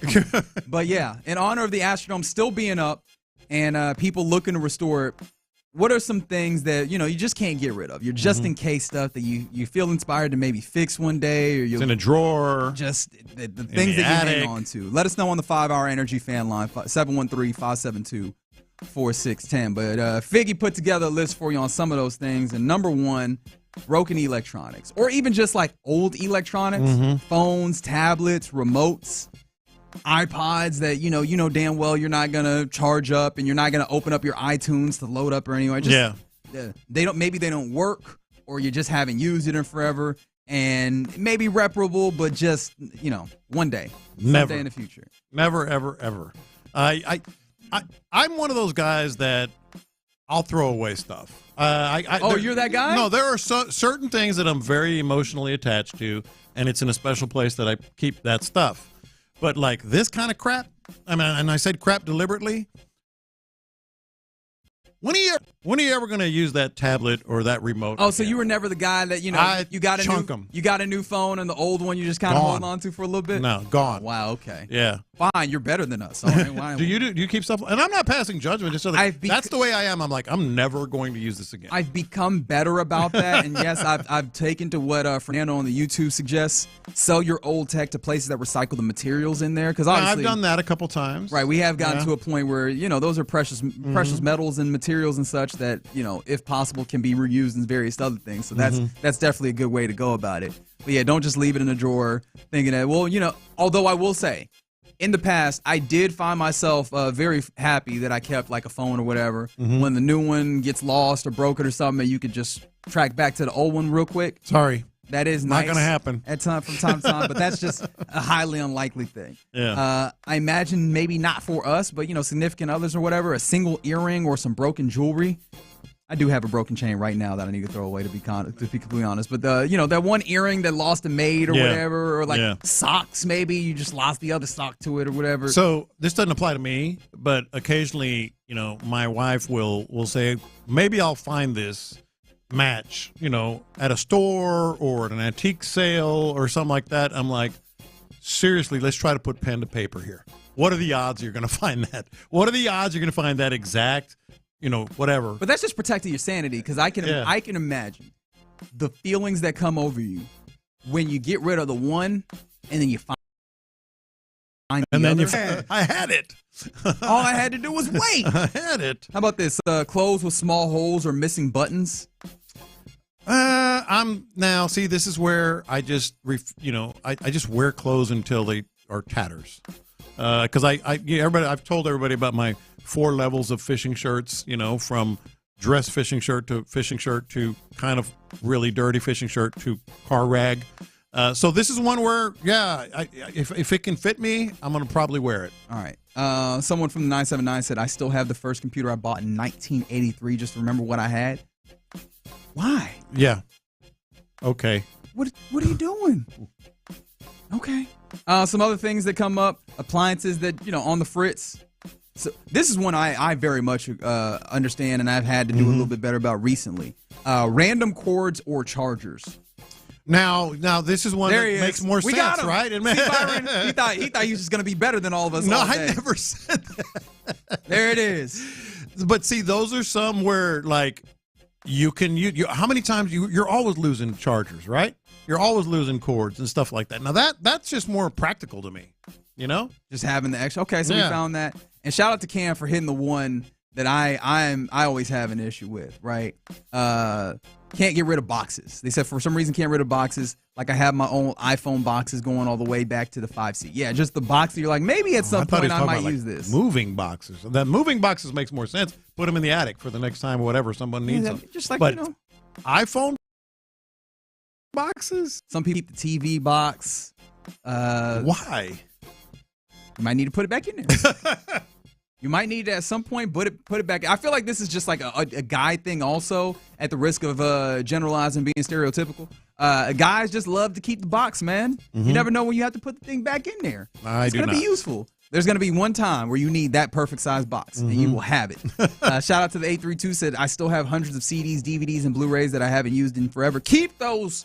That does not apply here. Yeah, that's more of an emotional attachment. I just think physical media is a good thing to keep, man. We done gone digital, and now all these services at their whim, they could take things away from us, and we have no recourse. No, keep that. I have albums, media, brother. Of course, I've given them to my sons, but I have albums that from the 70s, 80s. Keep that physical media. So some other ones that Fig puts in here: eyeglasses with a scratch or a crack, Tupperware with cracked lids. I think I've gotten better about just getting rid of those, especially at the cost that you can replace them. Now this one I don't know. Furniture with like a loose leg or a wobbly part, something like that. Fix it. Yeah, I feel like we've really moved away as a society from being a fix-it society to just fix toss the furniture. I feel like furniture is a big enough thing that we could just go ahead and fix that. Eyeglasses with a scratch or crack would drive me crazy, my OCD. So I do get rid of those, but I do tend to keep Tupperware just because you can put foil on top of it or plastic wrap or That's something. right. Yeah. All right, it's Figgy's mixtape, minus the Figgy on this Friday, this football Friday. Apparently, Louis Vuitton is selling a $60,000 doghouse. How much do you love your dog? Not $60,000 worth, I don't think. I guess if I had it, I would. 60,000? 60,000. What does it have? Well, it's by Louis Vuitton, so first of all, that's all it has you need the to name. know. But yeah, Louis Vuitton is selling $60,000 doghouse. It's part of their new pet line, which who was clamoring for that? Also, rich people. It includes a $2,000 dog bowl, $2,200 to be specific, and a $470 poop bag holder. Hold on. Uh-huh. A damn near $500 poop bag holder? But it's got the LV on it. It look real nice, man. When you walk in, you look stylish as hell, Does it come with a person to hold it and pick up the poop? That may make sense. Yeah. I can see that. You wouldn't do that for your dog. All right, what's the most you would spend on a dog item? Like not like a specific necessity for your dog, but just kind of one of those items. Gibson was the best dog ever. So take that, all the other dogs. If I were a millionaire or billionaire, I might have done this. To be honest, I might have done this. Gibson would have been stunned looking at all the other dogs. Look at all these broke dogs out here. Got to go to my Louis house. I ain't got no Louis. I got to go to my Louis house. That's crazy. Me personally, I can't relate to not having a Louis dog. Yeah. The designer. So the whole thing is covered in tan and brown Louis Vuitton pattern, of course, because that's the reason why you buy Louis Vuitton. It's a stunt. If you don't. Yeah. That's the point. So it's technically a kennel, right? Indoor, but does it have outdoor? Is it big? Is it just Louis? Is it double decker? Or is it just a doghouse that has Louis Vuitton label? I mean, the prototype or the stereotypical doghouse, like think Snoopy when he goes full Red Baron. There you go, but just covered in the tan and brown Louis Vuitton. with the clasps and the metal Why does that hardware. just smack of a Kardashian? Because that's what you're doing, man. That's the smacks of a Kardashian. So, yes, Cam. People find new ways to waste money every day. From the 832, this is one of the rest of the world. This is where the rest of the world laughs at Americans these days because of this kind of crap we spend our money on. Hey, man. Hey, the rest of the world buys Louis.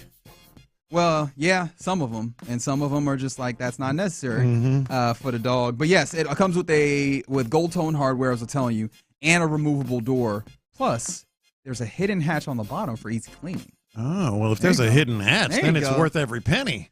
That's right. That's right. So your housekeeper can clean it up out of the $60,000. But yeah, it's part of the pet line. They've got big money in it. If I told you had to buy something from the line, would it be the dog bowl for $2,200? Would it be the $2,300 pet flask? Like, what would you want? What's in the pet flask?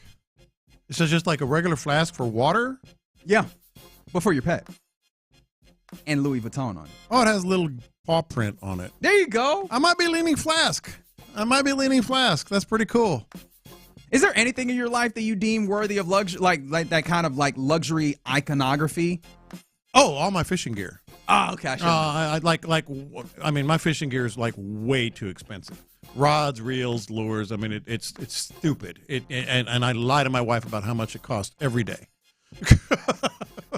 I just love the idea that there's some dog out there that is to like chew a like cow bone or whatever, sitting in a Louis doghouse. Why not? Not giving a damn about any of it. Yeah. So there you go. I gotta see this poop bag holder now. Okay, yeah, do that. While you do that, how about? It has drawstrings. There you go. Yeah, absolutely. Oh, it has a nice little clip on it. Well manufactured, of course. You can't forget that. And it'll be covered in dog poop. From the 70s. I feel like you don't understand how the dog bag holder works. You're not supposed to use the dog bag holder for the dog poop. It still gets all over. Ew. Yeah. And this is fair from the 346. They spent $30 on a dog bed that he never slept on. So that's also a fun thing. What if the dog just that would happen? The dog just hates the doghouse that he spent $60,000 on. Turns their nose up at the dog. It's not even really a doghouse because you leave that leather outside and it looks awful. That would happen. Absolutely, that would happen. That's just got to be a indoor kennel. And fair enough. 713 said keeping the TV box is definitely a guy thing. They said they secretly trash their hubby's leftover Apple product boxes. Good for you. Shout out to you. But also, I feel bad for him because I know there's one day that's going to come where he's going to be like, I need it. And he's not going to be there. Yeah. It's going to happen. I promise. All right. We continue in the mixtape where the tale of the $10,000 rental car. So Hertz charged the guy $10,000. And like, why would this possibly happen? He drove 25,000 miles in 1 month with unlimited mileage. So there's a guy going viral on TikTok. Holy moly. After Hertz tried to charge him $10,000. So he somehow, I don't know how, in a single month. Do that? On a rental, right? So apparently there was like unlimited miles put on his contract. And so that's the way he wanted to go, right? So there's a lot of things in life that are like unlimited in theory. Yeah. But, they try and find a way to get you out of there. Like, I always think about the buffet. Shout out to Houston, a great buffet town. Yeah. Go to the buffet, and I know some unscrupulous people, some real dastardly folks that are like, I'm going to get here when they open. I'm going to eat. I'm going to sit here. I'm going to eat. I'm going to eat till they close. And they're like, no, you got to get out of here, dog. You can't run us dry. Yeah. Like the people, they put up unlimited, but there's always an asterisk here. And it feels like Hertz had that here. Because the employee said that they be charging him $10,000 because driving 25,000 miles was unreasonable. So the guy argued that the contract said unlimited, so that's what it was. But the employee argued back that the contract didn't prevent them from charging more in that case, which I feel like unlimited means something. Like words mean things. I think unlimited means unlimited in this case. And did they end up not charging him in the end? Because they shouldn't have. We'll get there. Yeah, because they absolutely. So that's point number one. If you're going to give an unlimited mileage, then sorry, it means unlimited. I get the buffets because people are lingering, and that's one of those where people take true advantage. Was he taking advantage? And point number two is, how the heck do you put 25,000 miles? Yeah, see, that's unclear. So Hertz, the clip, got posted on the internet, and then the clip generated more than 450,000 likes and about 25,000 comments. So eventually, when it was real bad PR, they apologized to him. They said that unlimited is indeed unlimited, so they removed the charge. And so they're discussing it with the franchisee who has it and the worker. So if you so feel like putting 25,000 miles on a Hertz rental car, you know that they're not going to come over the top with it. But it's something to consider is like how or honestly why he drove 25,000 miles in 1 month. Yeah, that's the thing. Like that seems really tough. Like Figgy's hypothesizing maybe he was trying to do it as a stunt to see. And so like 25,000 miles in a month would be 800 miles a day. So you're basically driving across the country. 16 hours of driving at 50 miles per hour every day, which I mean, I assume that it'd be a little bit higher than that. But I mean, still, like that's a lot. You're driving as an existence at that point. Did he live in it for a month? That's a great question. You know? Yeah, somebody said, was he running drugs from Mexico to Canada? Which we have to ask that question. Yeah. We have no insight into that. But it feels like he could have been maybe doing like Uber with it or something, or maybe he was sharing it with somebody. Yeah. And if that's the case, like if they could find that out, I imagine Hertz that would probably violate a policy somewhere. You're the one on the contract. Right, but it's just more than a road trip. All things being equal, though, let the man have his unlimited miles. Yeah, you maybe got to do it. See now, what I imagine is going to happen here soon is that Hertz going to change all that. They're going to ruin it for everybody. That unlimited about to change, right? Yeah. Like there's about to be a cap on that. Yeah. I don't know what the cap will be. I don't know if it's like 1,000 miles, 2,500 miles, because that's about what you United States. Like maybe that's the way that you go about it. But that unlimited, I have a strong feeling that goes away. Definitely has ruined it for everyone. Definitely ruined it up. But yeah, it's unclear how the worker decided on 10,000. But you know what? When somebody walks in and is like, I drove an ungodly amount of miles, I feel like you just, 10,000, man. Yeah. It seems like they randomly picked a number. But yeah, the guy isn't on the hook for any of it after coming up with that. Did you, like you mentioned the buffets, what else is there? Have you ever taken full advantage? Like the buffet thing, you eat all you want, pig out, especially I've done this in Vegas because they have great buffets. Then you leave, man. It's just, you get miserable after you eat that much. Yeah. Yeah, man. That's the thing about the unlimited is that they're usually anticipating that you're not going to actually be able to, really work them. It's just the idea of being unlimited because, like, hey, man, your stomach can only hold so much. You got to go in with a game plan to get your money's worth off the unlimited buffet. I don't know what other unlimited things that I actually partake in, really. Like unlimited, well, one of the things, unlimited, like data on, like, internet and stuff. Definitely take advantage of that. Yeah, man. I'm constantly gaming or streaming or that type of stuff. But, man, there's so many things that are technically unlimited that I don't think I could ever get anywhere near really working the system on like this dude did with 25,000 miles in 1 month on a rental car. So salute to that guy, if for no other reason than just that. But, yeah, Cam says on the YouTube he thinks that they were running a mobile business. Maybe. If that's the case. Maybe. Yeah, so shout out to that guy. And shout out to Figgy putting together the mixtape for you every weekday, 1:20 p.m. right here on Sports Radio 610, even when he is not. Somebody said from 281, College Daddy's Pizza Buffet. Get there at 11 for lunch. Bring your book bag with you. Study, play some arcade games, eat dinner, sneak a few slices in some 10-gallon bags gallon bags that you brought with you. Put them in your book bag. Oh, you had the plan for real. It's a system. You had the person that brings Tupperware to the buffet. I appreciate that you're going to that place, but also, wow, you were a special person. Yeah, and I mean that sincerely. And you definitely were taking too much of an advantage. Definitely. And I'm not gonna. But you got away with it. You did it. Yeah. I'm proud of you. All right, you're in the loop right here on Sports Radio 610. Coming up next, we get ready to hand it off to the fellas of the drive at East River 9 in Edo. But before we get there, let's draft the weekend. We'll do it next. Texans safety Jalen Petrie.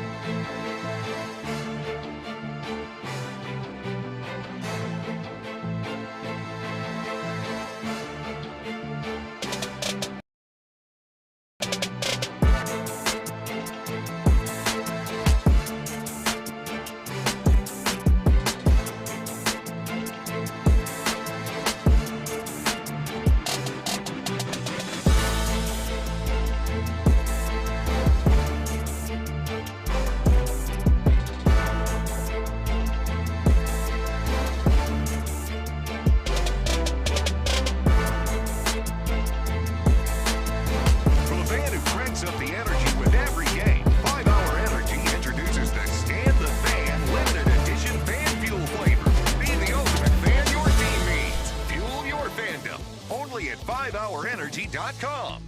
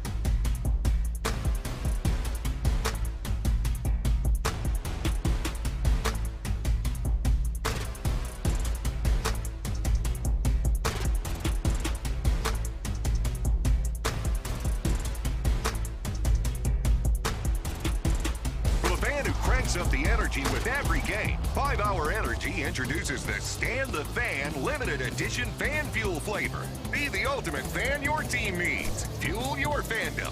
Only at 5hourenergy.com.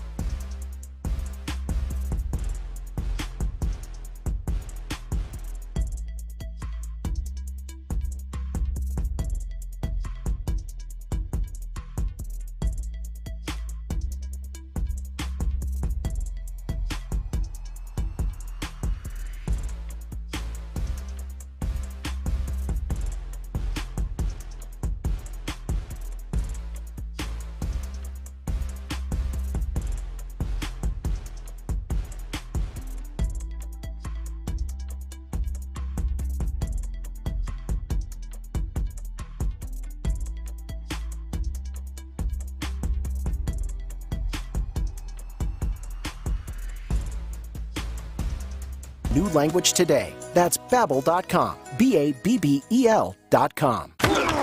It's a Football Friday on Sports Radio 610. Live from the Twin Peaks studios. Here's In the Loop with John Lopez and Reggie Atatula.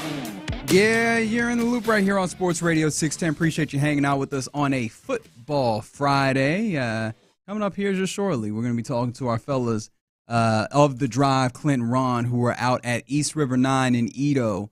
They're going to be broadcasting there all day today, so go out and see the fine fellas out there. Say what's up to them, get you something to eat, and then enter the win, because they always got a Football Friday. But before we get to them, let's draft the weekend. Let's talk about the things that we are interested in this weekend in seeing. And, of course, off the table is the game that we're all interested in, even though it's kind of outside of the sphere of the weekend. It's Monday Night Football. Yeah. Texans, Cowboys. We're definitely going to be interested in that, and we'll talk more about that on Monday when we get there. So that one's off the table. But outside of that, I believe I picked first last time. Okay, so I get to pick first? You get first dibs on the weekend that is. I'm going to shamelessly pick Mike Tyson and Jake Paul. I mean, come on now. Yeah. I don't even feel bad doing it. It's one of those events that is more people are going to watch this than than any boxing match that's been in a long time. It's one of the things I love about boxing, though, is that it ends up being a real cultural touchstone. Big time. Though when you get these big time matchups, and even though it is spectacle more than the real competition of it, it still exists in that way. Jake Paul is favored in this Vegas wise when it comes to the line. You're confident that Mike Tyson wins, right? No, that's just what you want. I'm curious. I want to see Mike Tyson channel, 1999 or whatever. But I wouldn't say confident by any stretch. I'm definitely interested. I'm intrigued, man. Like millions of other people. You gonna watch the card, or are you just gonna tap in with the? It'll be event? on, and if something exciting happens, I'll raise an eyebrow and have another chip or something. Right. I don't know. Fair enough. I'm gonna do my best to watch the fight, but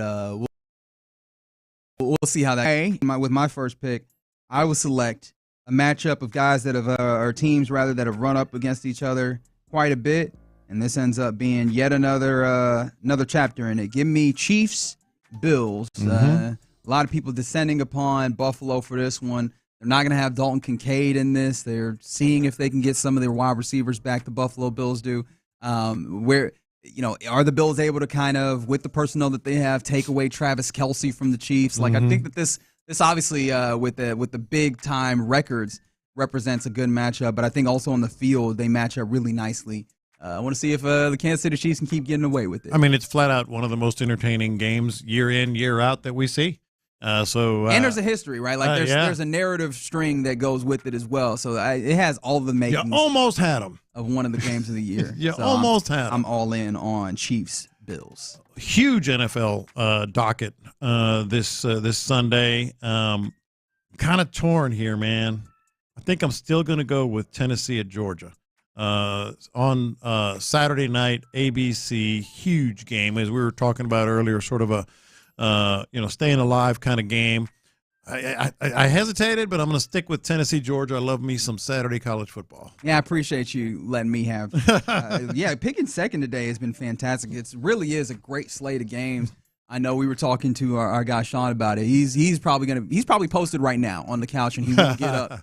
He won't get up till Sunday or maybe Monday. Right? Yeah. Monday morning is when he will peel himself up off the couch. And I continue the fun games of picking, and I might be letting you get off the hook here with this one, but I think there's enough, I don't want to say animosity, but there's enough of another narrative structure and story with this one.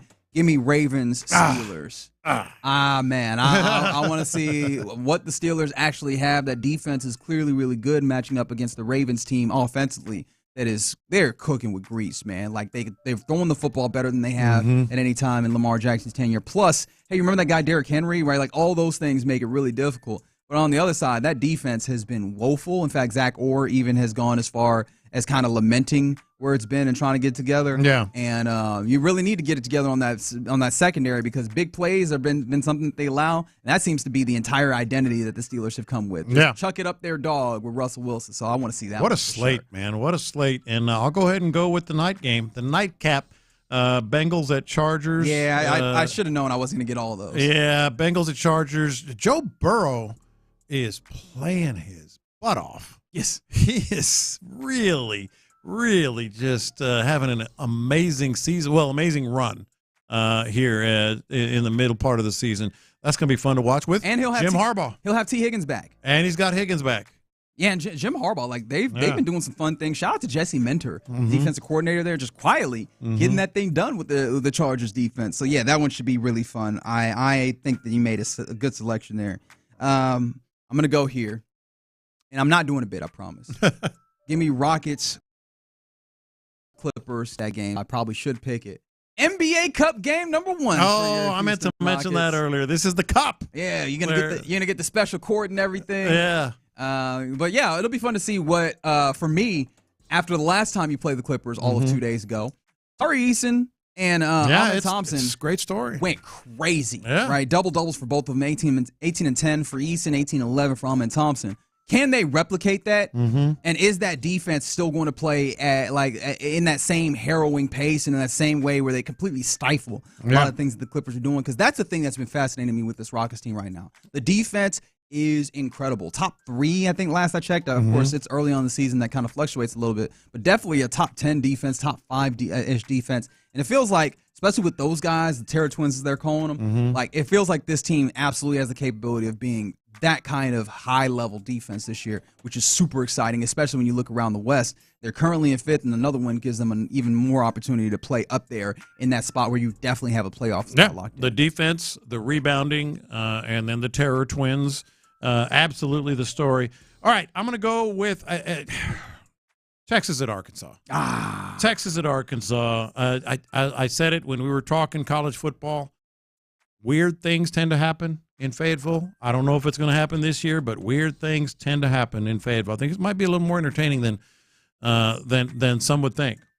Yeah, we'll have to talk to our guy Clint about how he's feeling about that one. And so I guess I get final pick here. Yes, sir. I did not have a selection ready here. I'm not going to.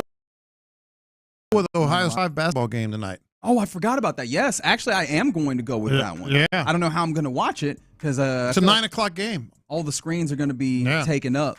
But yeah, that game looks like it's really fun. A couple of and they matched up last year as well. Yeah.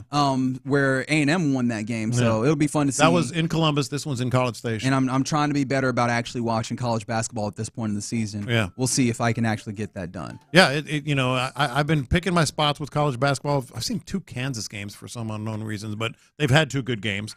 And I'm not all plugged in yet. That tends to happen in February and March. But this is one I want to watch. It's going to be a good game, too. Both ranked. Big time sipping game. That late night game is always my sipping game, whether it's college football, college basketball on a Friday night, or college football on a Saturday night. Very good. It looks like we got a nice slate of games all weekend long that should keep us occupied. A real sports lovers delight, and another sports lovers delight, especially if you love some golf, is East River 9 in Edo, where we go now to talk to the fellas, Clint and Ron of The Drive. Fellas, what's it looking like? Hey, what's good, guys? It is the normal wave out here. It's always a good spot. The weather is beautiful out here, and you got the best view, in my opinion, of the skyline right there on the first tee. And good food, good drinks, and it's going to be a good time out here. Got people a chance to not only win a couple of gift cards, $25 to Academy Sports and Outdoors, but also we got a couple of twosomes that people can win out and then play around. You and a partner of yours, and also they turn the lights on, so you can do it even after it goes down dark here. Also pickleball courts as well. So always a fun time here at East River 9. Yeah, two free twosomes, baby. Get you around on the house over here with you and a partner if you want to. And if you hadn't played out here, I'm telling you, it's a good time. I hadn't done it this year, but I did last year, and it's a hell of a time, especially when them lights come on and sun goes down, man, and you can get out there. We all like to have a little bit more fun after that sun goes down. It's a little easier to let your hair down, and that's right. That's kind of what goes on. I don't know about y'all. That's what goes on with my crew. Yeah, man, that's evident that you have a good time, Clint. Speaking of having a good time, how are we feeling about this Texas-Arkansas game that's coming up? What's your general feeling on that one? Shock the world, baby. All Shock right. the world. Here's the deal: is the parity in college football? It's real. I think I didn't think that Texas was going to be one of the teams this year that we were going to be talking about. And boy, they're not head over heels better than everybody. Them and Georgia, Alabama losing Saban you don't know much about, but there's 2 or 3 teams that you think, man, this team, they got a real chance to be just the big dog that nobody can compete with, that's more physical, that's more explosive, and yada, yada, yada. All these guys returning. And the reality of it is parity in college football, whether it's transfer portal, NIL, whatever the hell it may be, has hit everybody in the country, which is a beautiful thing. So back to your question. Texas is not as dominant as I thought. It's significantly better from just an overall team and kind of a danger perspective. And so I like the fact that our chances to make this a 4-quarter game at the very least. Yeah, Clint, I kept it simple when we were talking about this. I said, weird things happen in Fayetteville, man. Come on, man. I'm serious. I'm dead. I've been going there since 1980. Well, a lot of people obviously, Lopez, a lot of people don't know the history between Arkansas and Texas and kind of what's at stake here. And then you look at, for whatever reason, it used to be Arkansas LSU, where LSU could be ranked 1 or 2, and Arkansas could go in there, and it was going to be a game either way you slice it. Texas seems to be more in line with that for Arkansas right now. I wouldn't let that top 5 ranking fool you as it pertains to this being a football game. So we'll see. Yeah, Ron. Hogs are winners. That's right, Mama. Ron, you got one of them games yourself with Kansas facing off against BYU, huh? Yeah, similar thing with what he was talking about with Texas. BYU, they've kind of been at times like the Chiefs of college football, except they don't have Patrick Mahomes. They've slid their way through some tight ball games and been able to pull them out. Like that one last week. I mean, obviously the Utah guy, he wanted to get himself fined. He didn't give a rip. Just said they just got screwed. So they had a tight one there, had a couple of other tight ones. So we'll see. They can be had. The Kansas frustration is they have a lot of talent. They just have. I mean, they've lost 5-6 games this year where they've had the lead in the fourth quarter. So I mean, there you go. Down. Shut up. Shut up. I'm talking to you, Lance. Jayhawks going down. We're primed on a football Friday. Get out to Edo. Go see the fellas at East River 9. Shut up. It's a good time. Linda will be here in about 15 minutes. There you go. There you go. Oh, man. T Mill is firing already. Let me get out the way. You're listening to KLT HD2 and Odyssey Sports Station. And right now, live from Edo, it is The Drive is Live.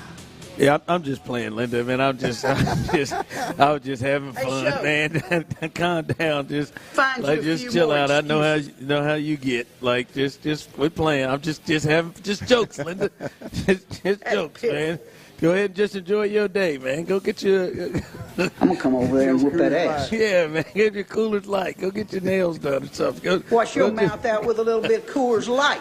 Get her nails done. She'd be a little nervous right there. I don't know if she's done that in a minute. You know, toenails, cool. Fingernails, probably not. Enjoy your Friday, man. Just get chill. the hell out of here.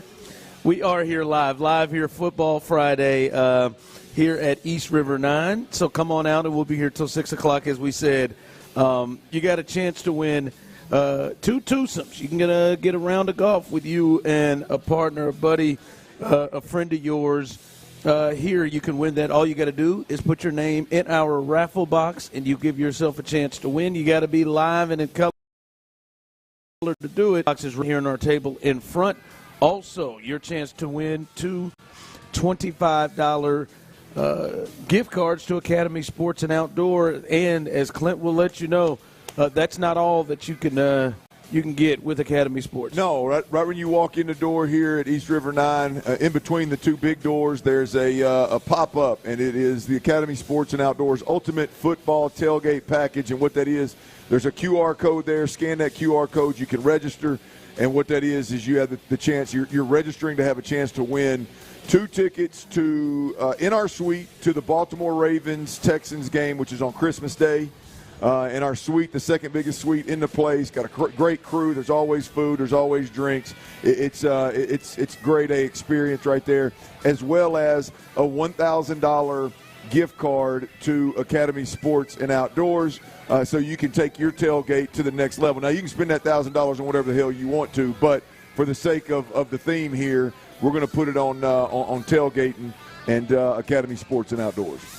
That's right. So come on out and hang out with us today. I do want to pass across some injury news and notes. Now, obviously, this isn't completely kind of put down. We'll let you know that when we get the injury report later on. We'll see. Unofficial. Unofficial. Yeah, there you go. We'll get the injury report. Hopefully, if that comes out, we'll see. Usually on Fridays, they determine players that may be out on Sundays, but the Texans do play on Mondays complete. I think there are some ones that you want to look at. And some of the good news here, Nico Collins returns again. He continues to practice this week, and they look pretty confident that he will be ready to go on Monday against the Cowboys. Derek Stingley, who in the injury report yesterday had a hip issue, he is returned to practice and looks to be ready to go as well. And then, Clint, these are the ones to look at. Will Anderson, who's got that high ankle sprain, Kamari Lassiter with a concussion. They did not practice today as well, and I would imagine probably not a good sign for those two playing in the game. And to go a little further, according to Aaron Wilson, the Texans, with their Pro Bowl defensive end Will Anderson Jr., who has the ankle issue, is to remain on the active roster. Recovery from the injury suffered against the Jets is going well, per league sources.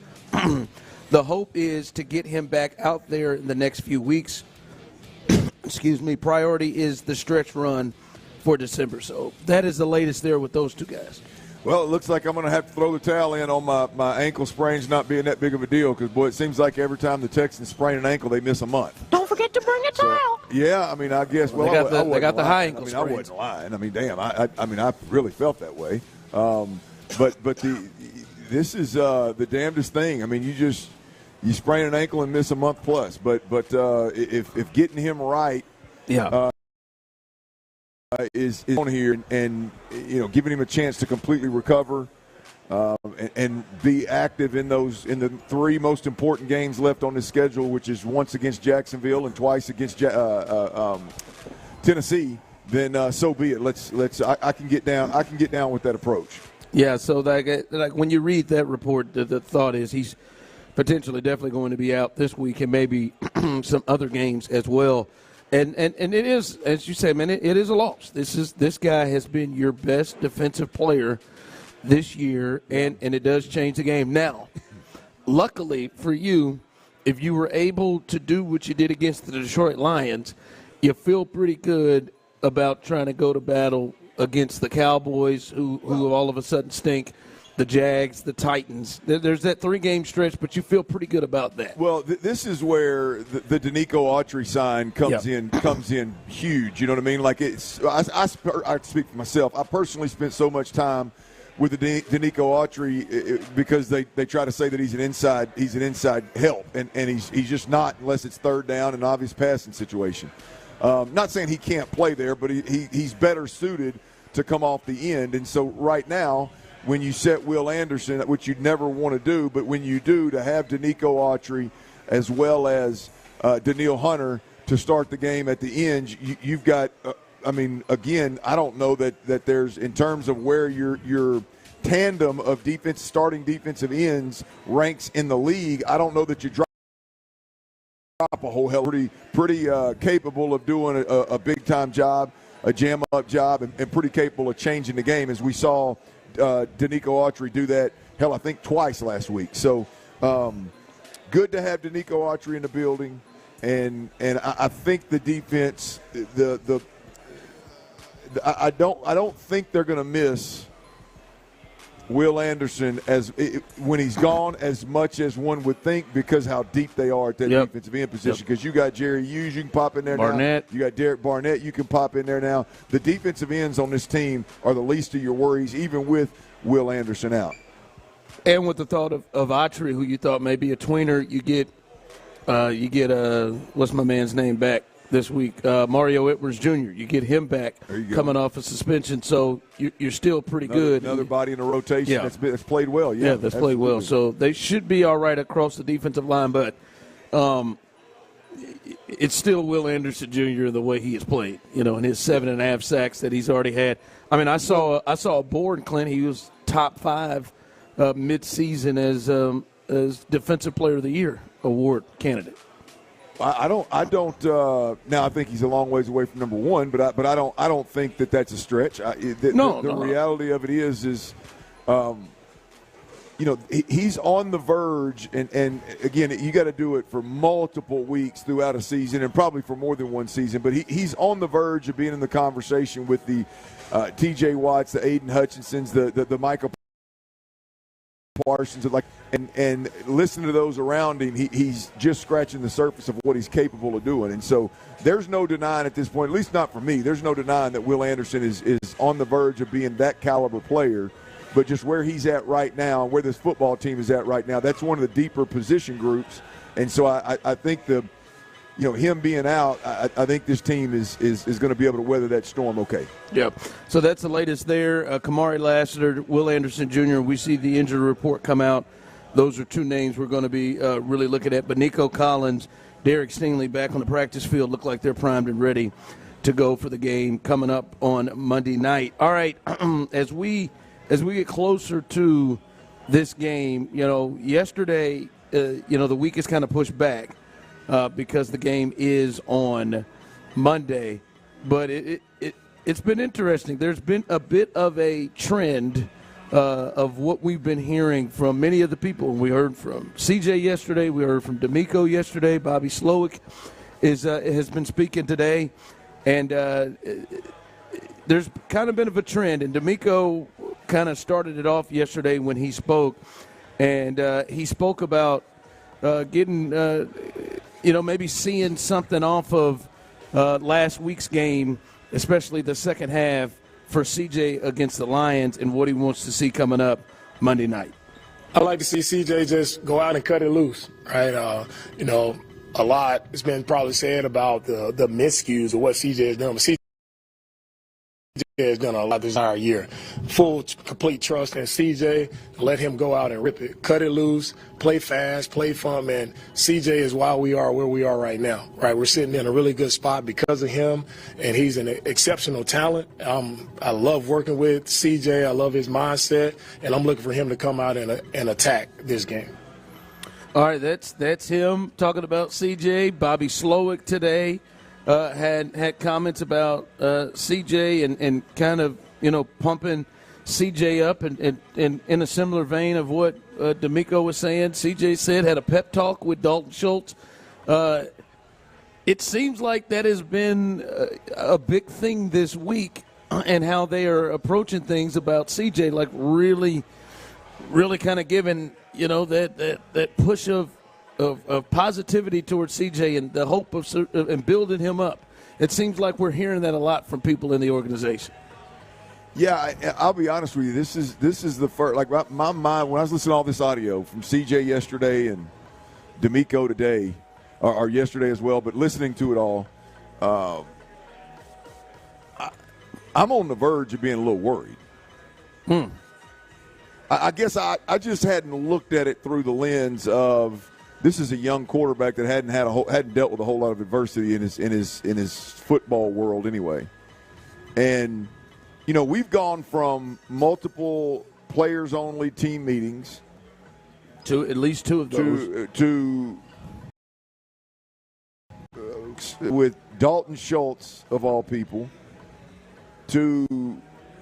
Now we've got DeMeco Ryans, who clearly is going above and beyond to let C.J. Stroud know that they believe in him and that they wouldn't be here with him. I'll give you a perfect example. Like we wouldn't be that's the number one line that coaches and teammates and fans of mine when I fumbled against Tennessee. That's what I got. Hey man, we wouldn't be here without you, man. Keep your head up, man. The world's not going to end.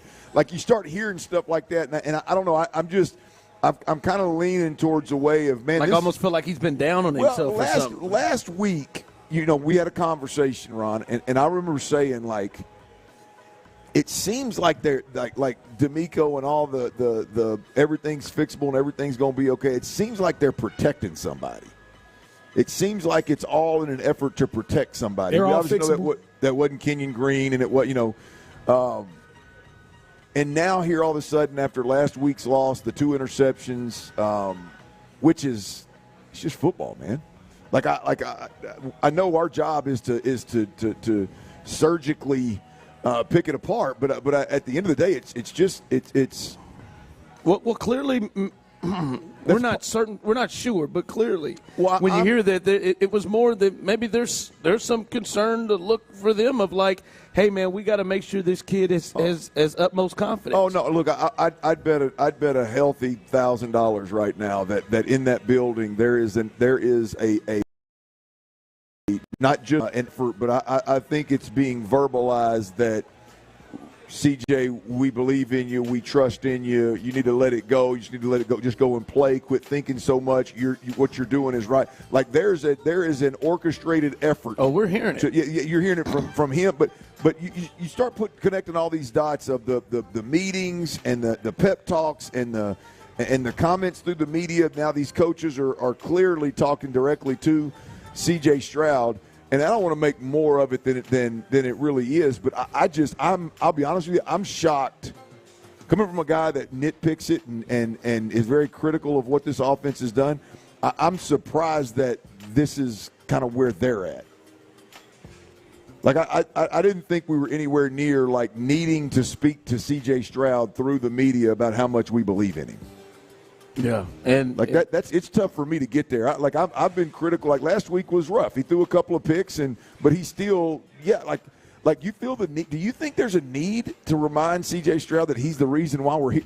You know what I mean? I think it's blatantly obvious. Everybody knows that you ain't even in the hemisphere with the top teams in the AFC last year or this year. C.J. Stroud ain't the dude. And this is just speculation, but I mean, if that is the case, because it is something. DeMeco said it. Dalton Schultz went up and had a conversation with him to let him know that they believe in him, and CJ said that, yeah, man, it was good to hear that. I needed to hear that from him. Well, it's the same. It's literally the same thing. I just need to let it rip. What did DeMeco say? I need to let it rip. I haven't heard all of Bobby Slowick. Yeah, but I don't know if he said let it rip, but Bobby Slowick talked up CJ in the same way. If there's something within where they're thinking like, or they're seeing, because they're seeing him every day, like, hey, man, we're seeing the kid's maybe down on himself, or there's a bit of a change, or we're seeing something where it's looking different. Or they may be thinking in their mind like, hey, man, dang, we put too much on this kid too early because we thought, he could handle these things. Let's kind of dial it back a little bit. There's potential of something that they may be witnessing or seeing that is leading them to say, hey, man, yeah. You the dude. You're the guy. Remember who you are. Remember, it seems like something. When Mufasa on him. That's just interesting. It's just interesting to me because as critical as I've been and as critical as I've expected them to be at this point, and as bad as I really believe it is with the protection, and it's not as easily to fix. Like I just never thought that they would be in a place to say and feel the need to do and say those things. I never thought CJ would be in a place where he'd be going to Dalton Schultz for. He said Dalton came to him. Yeah, that's a little bit of a surprise for me. I'm sitting there listening to all that today, and I'm like, damn. Yeah, text line. You want to text in? Those of you on the the 5-Hour Energy fan line, 5-Hour Energy, the official energy shot of Sports Radio 610 and football super fans, and those of you on YouTube and Twitch. That amount of kind of praise and how they're handling that with CJ, did that tip you off like it did Clint? Did that tip you off like it did Clint, or is it just not really much of a big deal there? Well, I'm just curious for you, for Ron, the people. I've never I've talked about being worried about CJ from a happy feet, and but again, like I said yesterday, that's football. It happens. This sounds like a confidence thing or something. Well, it just it seems like an organization-wide thing. Like I just never I didn't even think we were remotely close to these things needing to happen at this point in time. Well, like we said, man. And you said the most important guy in the room, in the building, is Gerard Johnson yesterday. The most important thing is to get that cat to being back to who he is. Ain't no doubt about it. Right? And listen, it doesn't take a rocket science. We can see it. He's not the CJ that we saw last year. Obviously, again, we know there are some circumstances that have led to that, but it does feel like, to me, they are making a concerted effort for him to get back to being that dude. Yeah. So we'll see. We'll see how that goes and see how he responds to that. As I said, we are here live here at East River Dine. Come on out. If you're in the building or you're on your way, you want to have a chance to win a couple of rounds of golf. If you want to have a chance to win some gift card and outdoors, come on in, sign your name, and put it in our raffle box, and you will have your chance to win. As we continue there, it is a football Friday, but there is a crazy event tonight. Jake Paul, Mike Tyson. They are really trying to pump this thing up. Where are you at? Where is your interest level in this fight? How amped up are you about this fight? We'll discuss that coming up next. All right, I don't know how amped you up are about that fight, but I know this. You've probably found the home that you want to purchase. Your significant.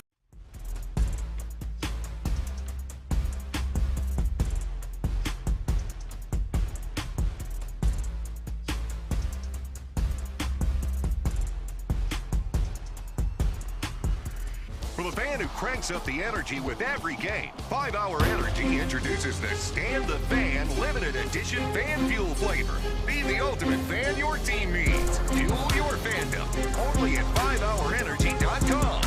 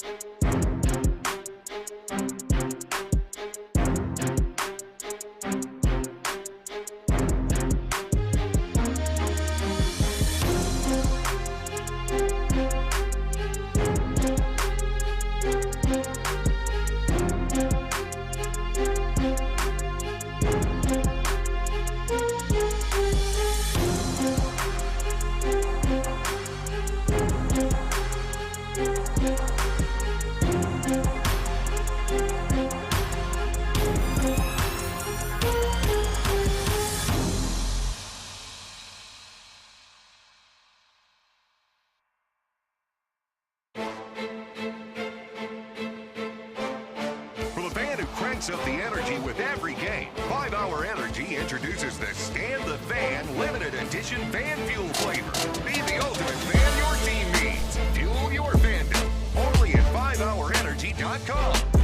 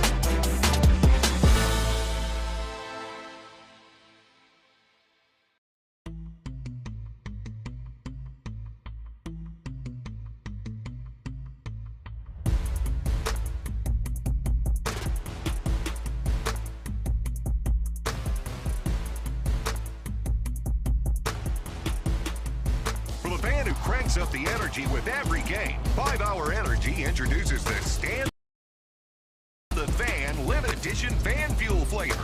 Be the ultimate fan your team needs. Fuel your fandom. Only at 5hourenergy.com.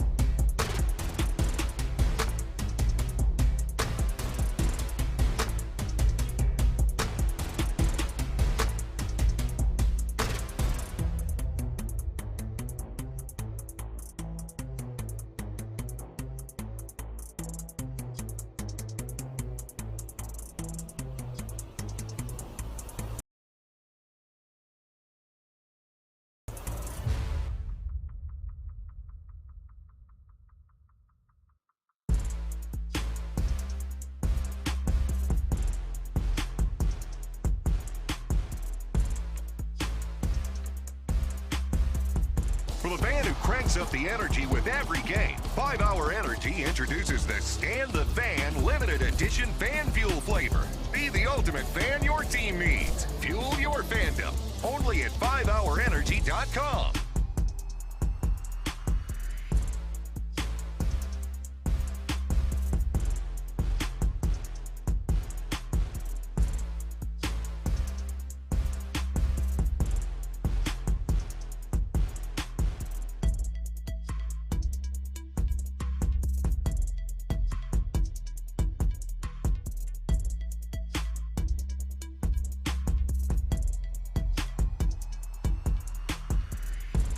Leader, Sports Radio 610. It's a Football Friday on Sports Radio 610. Live from Aranda's Sports Bar inside the Taqueria Aranda's in Humble. Here's The Drive with Stoerner and Hughley. Yeah, we are not. Listen, we are live on a Football Friday, but we're live here at East River 9, baby, and enjoying ourselves. And I'm telling you, boy, them wings right there, them pineapple bourbon wings. You talking about what she's carrying? Yeah, what she's carrying here at East River 9. I mean, you walked that plate right past me. That one I come, and Lord knows the way my stomach situation is settling up right now. I sure as hell don't need it, but pile on, man. I will. Don't worry. Clearly, you think they got comfortable bathrooms here, so it's all right. Solid. Yeah, it won't be my last visit. But no, it's a good time out here. Come on out, put your name in our raffle box, and you have a chance to win multiple prizes, including gift cards to Academy Sports and Outdoors, and a round of golf. You and a buddy, a round of golf here at East River 9, a great spot. Pickleball. This is, man, the weather right now you can't beat in the mid-70s. It is sun's out.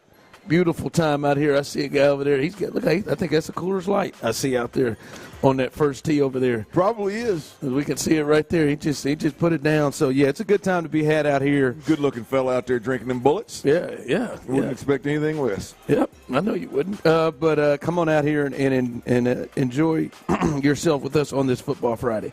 All right, tonight, Jake Paul, Mike Tyson. I just want to gauge everybody's interest level in this. Are you still excited about this like you were? Yes. I would be at a watch party, which is, I'm not a big watch party guy, but I would be at a watch party tonight if I wasn't going to be on a flight heading up to Northwest Arkansas for that Texas-Arkansas game. For real, like that? I would be at a watch party. I got an invite to a watch party on the way to work today. I said, man, I appreciate the invite, but I'm gonna be on a plane. I can't make it. But I'm into it. Anxious to see what Tyson's got in the tank. You can bet this thing on. He seems to be in that mode. You can bet this thing on DraftKings. Oh yeah, and Logan Paul's the favorite. Jake Paul, is the favorite. Yes, whichever I got Paul some room, Clint. You want me to throw some cash on him for you? No, not at all. I don't. Hey, I tried, man. But I do. Get room. All of a sudden now he's got some room. Wait till you get the best bets. He ain't gonna have none. Because you see what Saquon did last night. I tried to tell him. Try to tell y'all. But you got one right, man. Good job. Nonetheless, I just the fact that you can bet it tells me it's not rigged.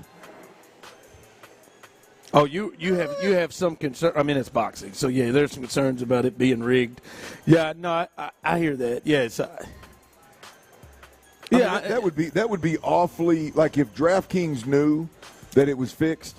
It would be. That could potentially put him out of business. Yeah, and that slap yesterday looked awfully convincing. Can't be stepping on an old man's toes now. He stepped on his damn toes. Old man don't play around with them feet. He said he had his shoes on. I was in socks. It hurt me, so I responded. I respect it. And Jake just took it. He just took it, ain't no doubt. He took it, man. Took it like a. Yeah, I'm here for it, man. I'm very interested to see what the old man's got left in the tank. Of course, now I will be transparent, as I've said before. I mean, there is, in my opinion, now I relax to say this, but like, there's nobody even remotely close in terms of me watching boxing in my lifetime to the entertainment and the intensity, that I got watching Tyson. I mean, it ain't even remotely close. There's not a UFC fighter. There's not a boxer. There's not nothing that compares to the days when Tyson was in his prime doing his thing. And so I am hell bent on seeing what he's got at 60. Yeah, 58. Are you still? Because when this first came out, I think Tyler, you were on this camp. I know you were. Y'all thought like Jake's gonna get worked, have you come back a bit on that? No, I still feel pretty good about it. You still feel pretty good? I still feel pretty good. I feel like all I can see is like Tyson reaching for his mouthpiece like he did against but worse, like he did against Buster Douglas, but worse because he's 58 years old. I don't think how this is like Mike's going to come charging out and then he's going to, like, if he can survive those early flurries, like he's definitely going to have to stun him early. I mean, he's going to have to sting his ass and get him moving. He ain't going to be able to just go in there and box with him for 3-4 rounds. Well, it is shorter rounds, though. It's shorter rounds. What is it, 8 of them? Yeah. Yeah. Listen, I'm going to be honest with you. I am not getting the juice for this. Really? That is like, I don't like. I mean, and I tried to watch it all. Now, Mike almost got me with that interview he had with that 13-year-old young lady, which. Boy, I'm telling you, I mean, just F-bombing it and don't even give a damn like that. No, he doesn't. And we just die. We turn to dust, girl. And we just turn to dust. Yeah, the F I care about legacy. You have to say the follow-up was that was the dismount. Yeah, was the best part. But no, I'm just not. I don't know. I don't have a one. I don't want to see the senior citizen get knocked out.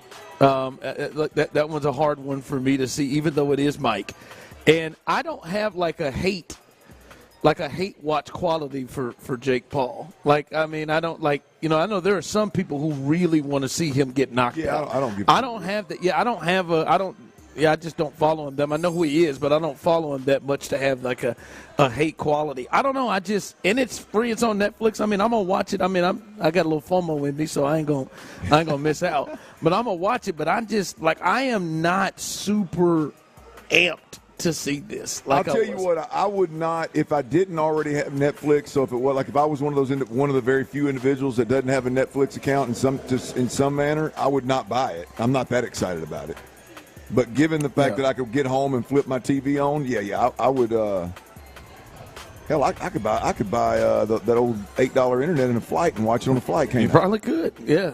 Yeah, you could. Can you stream? Can you stream on a plane? You can. You can record. I don't know. You just got to buy the internet.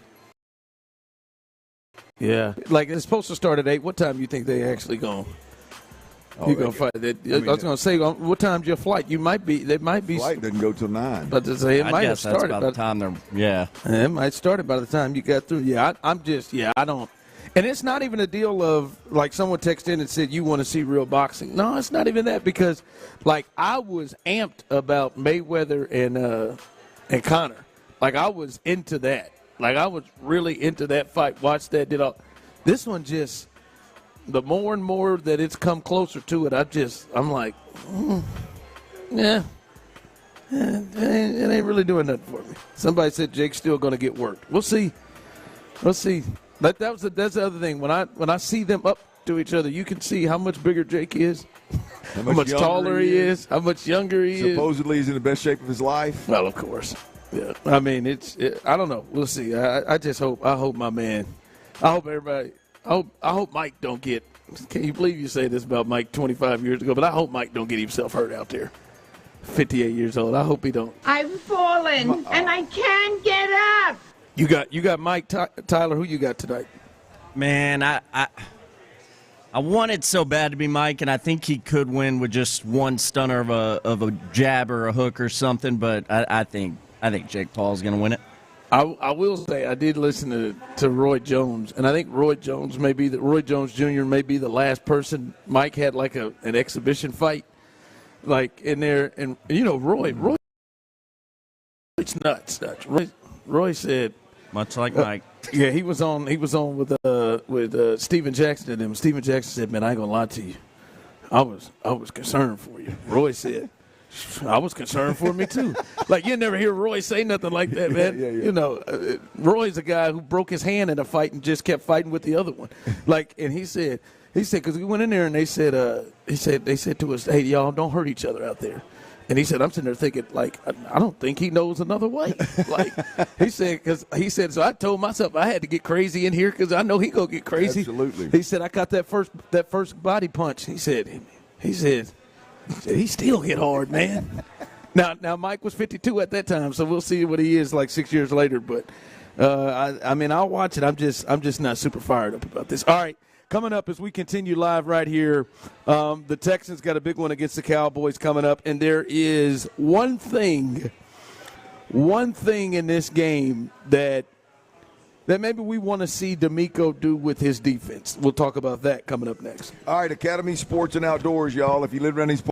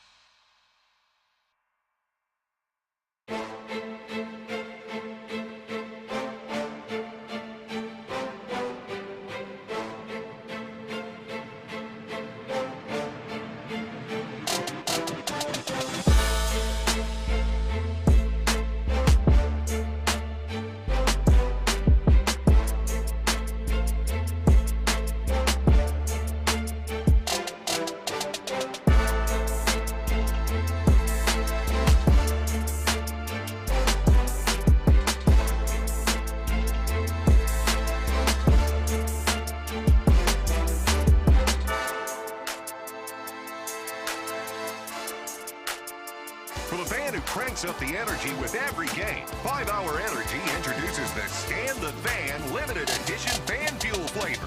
Be the ultimate fan your team needs. Fuel your fandom. Only at 5hourenergy.com.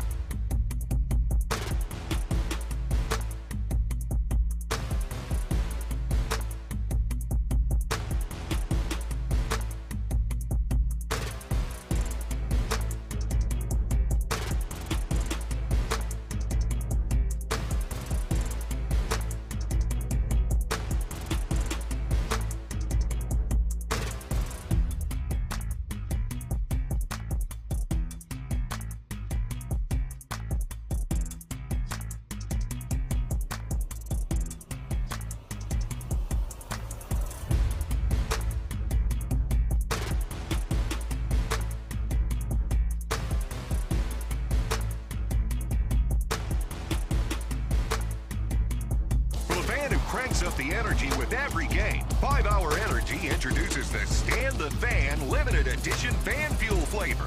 Be the ultimate fan your team needs. Fuel your fandom. Only at 5hourenergy.com.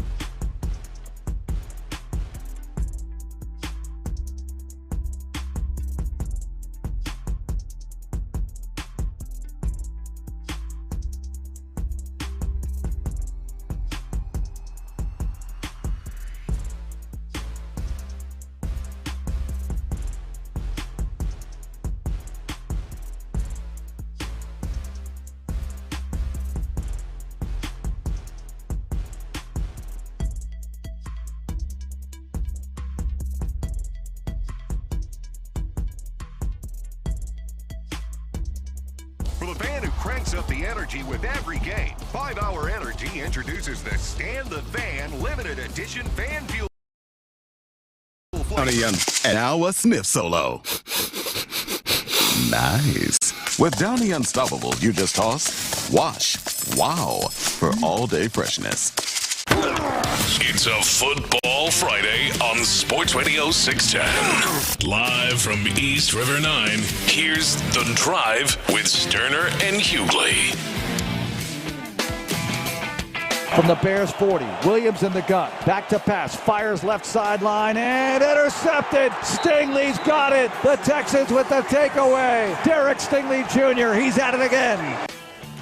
There it is, Derek Stingley Jr. I know somebody you said needs to take the bull by the horns yesterday, Clint. But speaking of Derek Stingley, if there's one thing you would like to see from DeMeco on Monday night, one thing, because this is a game, as I've said, and we'll talk more about it on Monday, but this is a game where I feel like the Texans probably shouldn't be threatened a lot. So there's some things that they may be able to pull off and do. But there's one thing you want them to do. You want to see DeMeco do. What's that one thing? If there's a Stingley shadow game out there, this is it. In other words, we saw him play the Cleveland Browns 2 different ways last year. In the first way, Amari Cooper went off. In the second game, he got shadowed by Derek Stingley Jr. in the box score. Derek Stingley Jr. locked his ass up. If there's ever a game out there for DeMeco Ryans, and I know DeMeco in the past has not always been a big shadow or match or mirror, whatever the hell you want to call it. He hadn't always been a guy that's super comfortable with that, no matter what his personnel is. But we've seen him do it. And if there's a game on this schedule where literally on the opponent's offense, there's one guy. Yeah. There's one guy that if he goes off, you could potentially have problems. This could be another one of those one-score games that you always talk about. This could come down to a damn field goal at the end of the game. There's one guy that can make that happen on the offensive side of the football for the Cowboys, and that's CeeDee Lamb. And he is a guy that, say what you want about Mike McCarthy, say what you want about the Dallas Cowboys, what they can and can't do. They're going to move CeeDee Lamb all over the damn place. And he is the most comfortable in that situation. He is literally an athlete. He's not a wide receiver. He's an athlete. And if you let him run wild, he will run wild. And I just think if there's ever a game to say, hey, when we play man, now you're not always going to play man, but when we play man, Derek Stingley Jr., I don't care where CeeDee Lamb lines up, you got him. There is no reason, Ron, in this particular game, there is absolutely no reason that Derek Stingley Jr. should be covering somebody else in a man situation. There's no reason should be afforded the luxury of CeeDee Lamb being covered by Jalen Petrie in a man situation. There's Kadar Holman. I was going to say, especially with Kamari Lassiter appearing to be potentially out of this game. Yeah, even if Kamari Lassiter's in the game, it should never be Kamari Lassiter either. This is a game that definitely in critical situations, when you're going to play man-to-man defense, which you saw him try to play zone last week in a man-to-man defense and give the best player on the Lions team an easy throw in the ocean catch. Like, there is just they have nobody else beyond CeeDee Lamb that should scare you in terms of your other DBs. And if they do, then damn it, you're going to have to show me before I let you use CeeDee Lamb to abuse me. Because he'll line up everywhere in the slot. There's just no, again, and throughout the game, in between the 20s, you know, when it's not situational football, when it's not critical moments of the game, I don't care what you do with him. But when it comes down to it, if this is a one-score game late, or you need to stop late, 3rd and 6, and you need to stop late, and we come to the line of scrimmage, and we've got Jalen Petrie on CeeDee Lamb, and all they had to do was make that happen was to put him in the slot, then shame on DeMeco Ryans. This game right here has got Derek Stingley Jr. locked up on CeeDee Lamb every single time they go man-to-man, every single critical situation. This is this, if there was a game made for that, Ron, this is it. Yep, make it tough on him. Like, he's not going to have top tier quarterback play, or easy. That's the other part of it, right, Ron? You got Cooper Rush out there who's got a winning record, obviously, with the Cowboys, but he's a backup quarterback at best. You want to sit there and allow him to get good and comfortable? Allow just easy throws. Allow them to move. Allow them to move CeeDee Lamb around and let him get in soft spots in the zones and in man-man situations. Let him get on somebody that he can create 4 yards of separation on, and you're going to let Cooper Rush. You might let him get comfortable, and then you got a more of a game on your hands than you thought. This is just one where you want to get after that quarterback. You want to make him uncomfortable constantly. You want to force them to have guys that you ain't never heard of beat you. And I know Tolbert's been good, and I know Ferguson's a good tight end. But damn it, if those guys beat you, then so be it. But CeeDee Lamb cannot be the one. No, I completely agree with that. And you saw, like last week, they'll run reverses. They'll put them in the slot, and the Eagles put their best corner on him, and he struggled. I mean, their offense struggled. Ron, there'll be 5 to 8 snaps that I'm talking. That's what I'm talking about right here. Because I'm going to assume this game's not going to be close down the fourth quarter. So, but you look at the first half, there's going to be a critical third down. There's going to be a 2-minute drive trying to get in field goal range. There's going to be, we may turn it over or something and give them the ball in the red zone. There's going to be maybe a red zone possession. There's going to be 5 to 8 plays where if you allow Derek Stingley to cover anybody other than CeeDee Lamb in a man situation, it's a big mistake. I'll have guys that can hurt you. That can hurt you. It's not like there's not like a T. Higgins to Jamar Chase out there. The Tolbert kid's coming. He's a good player, whatever. But I mean, if CeeDee Lamb's going to catch a touchdown over somebody, it better be Derek Stingley. If he's going to catch your cap, yeah, that's it. If he's going to catch a route in front of one of our DBs, it better be with Derek Stingley all over his back trying to break it up. It can't be in space, 4 or 5 yards separation. No traffic whatsoever running. It can't be that. Not in those critical situations. So it's a Derek Stingley game on the defensive side of the football, and it's a match 'em up. I got you wherever you go. CeeDee Lamb kind of game. All right. So that's a big matchup in the game, right? You just don't like that. That's on one side of the ball. You just don't want to put yourself in a situation where Micah Parsons beats you, and on the other side of the ball, you don't want to put yourself in a situation where CeeDee Lamb beats you. That's right. Bingo. And really, those are just really the only 2 guys on the field, really, for them that scares you right now. All right. It's going to be a big Sunday. It's going to be good for Texans fans, for fans around where you don't have to really worry about the Texans because they don't play until Monday, and you get to just sit back and watch these games. I ain't going to make it easy for you. You got to pick one of these games. There are 2 headlining games coming up on Sunday. The Ravens and the Steelers and the Chiefs and the Bills. 713-572-4610. Those of you on YouTube and Twitch, you can jump in. Which game? You got to pick one. Which game are the Steelers and the Chiefs and Bills? This one's easy for me. This is an easy one for me. Ravens Steelers all day. Yeah. I don't know that there's any outcome that could happen in that Chiefs-Bills game that's going to change my opinion of the Chiefs or the Bills when it comes crunch time. Really? Well, I mean, barring somebody just get the doors blown off of them, but that somebody would have to be the Bills because you're not going to change my mind on the Chiefs. It would have to be the Bills, and I mean, I just don't know. There's just not anything that could happen in that game that's going to change my opinion. The Ravens-Steelers game is interesting because can the Steelers prove that their record is real? Can they prove that Russ can do what he's done for, 2 games now? 3 games now? 3 games, Can he prove that he can do that in a big division game? And then obviously the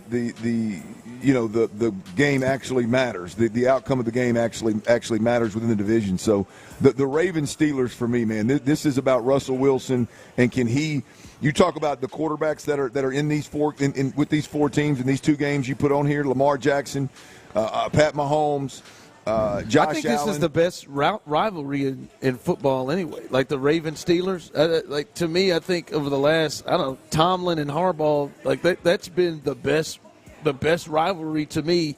How physical they get, how they've been, even since Ben was there. I feel like this This has been going. I'm trying to think through all of them. Yeah, I mean, because it was Ben and it's Ray Lewis and there's some good ones out there, but there ain't none like this. Yeah, you're right. That the rivalry aspect of it. But to me, the question is can Russ continue against this team?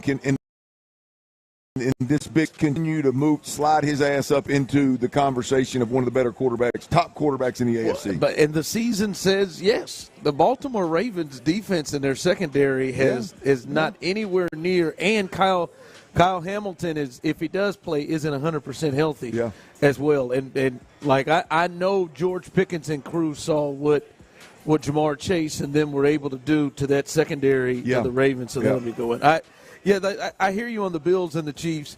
I think it's just, to me, it's just the two, and Lamar is in this category too, but two of the quarterbacks where you're like, anything can happen. You can see anything with those two. You can see anything with Josh and Mahomes and what they're going to do. And I think it's a big one because the Chiefs, they could really just, they could really shut down the number one seed in the AFC if they win this game. They would have head-to-head wins over the Bills. They would have there we go. Look at all them damn lines. They would have head-to-head wins over the Bills. They would have head-to-head wins over the Chargers, the Ravens. So they would be sitting 3 games clear of almost everybody, and depending on what happened in that Steelers game. So. Those are 2 really good games in this thing, and we're going to really put to the test to see if this new Bills offense, to see if this thing is something that they can get going up against this Chiefs team. So both of them coming up. That's a good point. In that game, that the Bills offense versus the Chiefs defense in itself, they're like a run team. Regardless of the outcome, that's going to tell you a lot more about the Bills in reality. Yeah, see how much that works. All right, coming up, C.J. Stroud spoke yesterday, and I really do. I wonder what Clint's reaction is to what C.J. had to say about his approach to maybe the rest of the way. We'll discuss that coming up next. All right, y'all. A great night's sleep starts. A great day. Be the ultimate fan your team needs. Fuel your fandom. Only at 5hourenergy.com.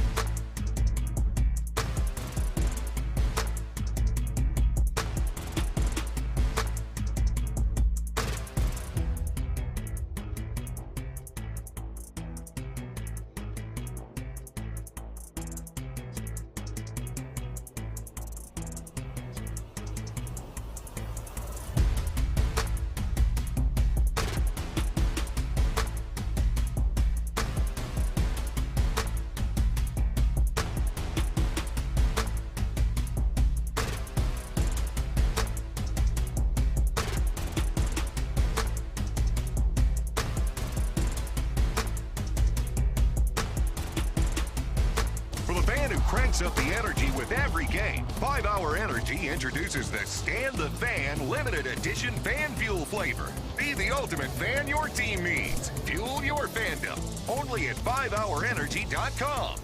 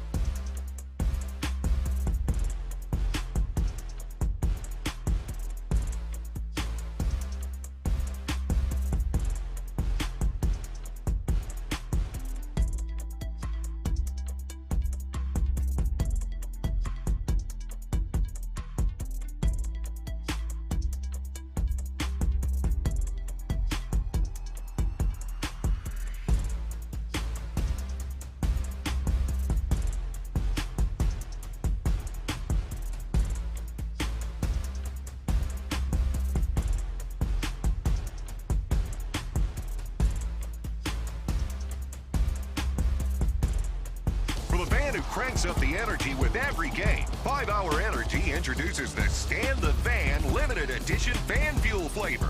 Be the ultimate fan your team needs. Fuel your fandom. Only at 5hourenergy.com.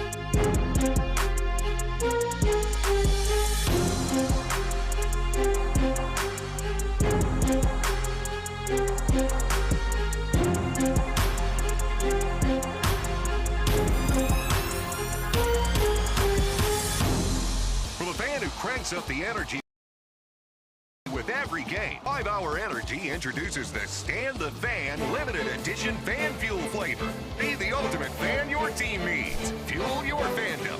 Only at 5hourenergy.com.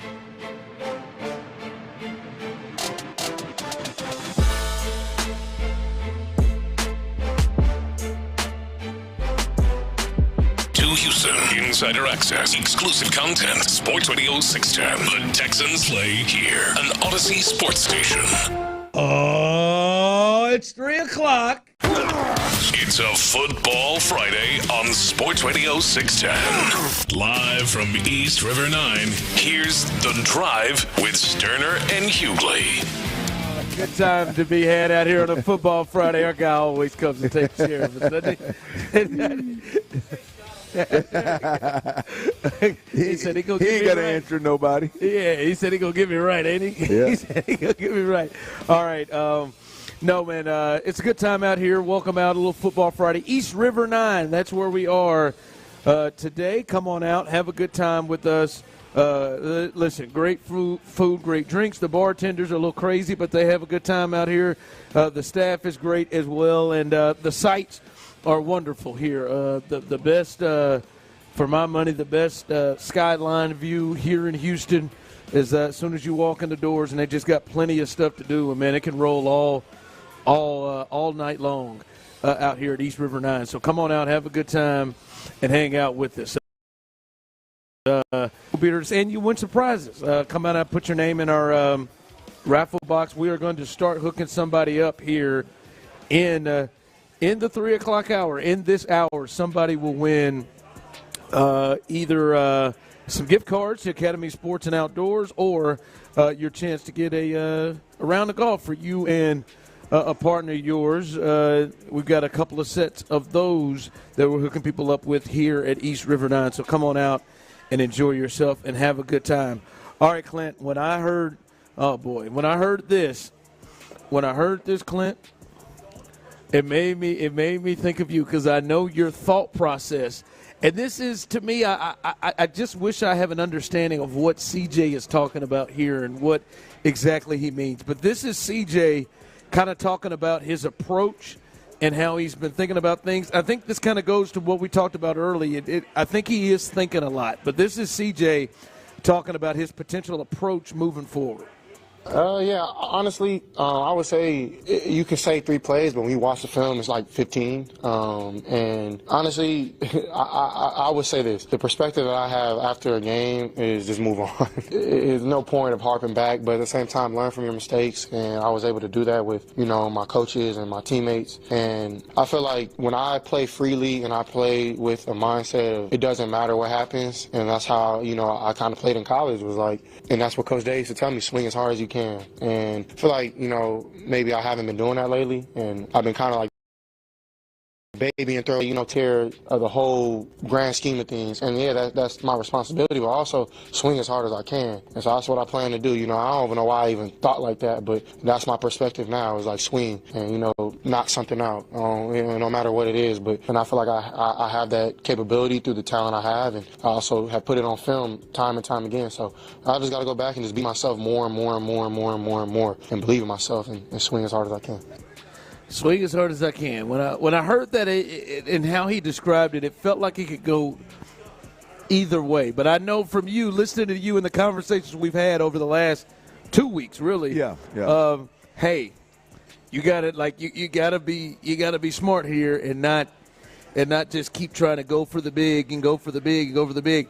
I was wondering what you got from those comments from him. This doesn't bother me. I think we can look at it one of two ways. One, there's no doubt about it. He babied the throw that got picked in the end zone. I feel good if he's saying I need to let it rip on throws. That's one thing. See it and let it rip. Now here's I think there is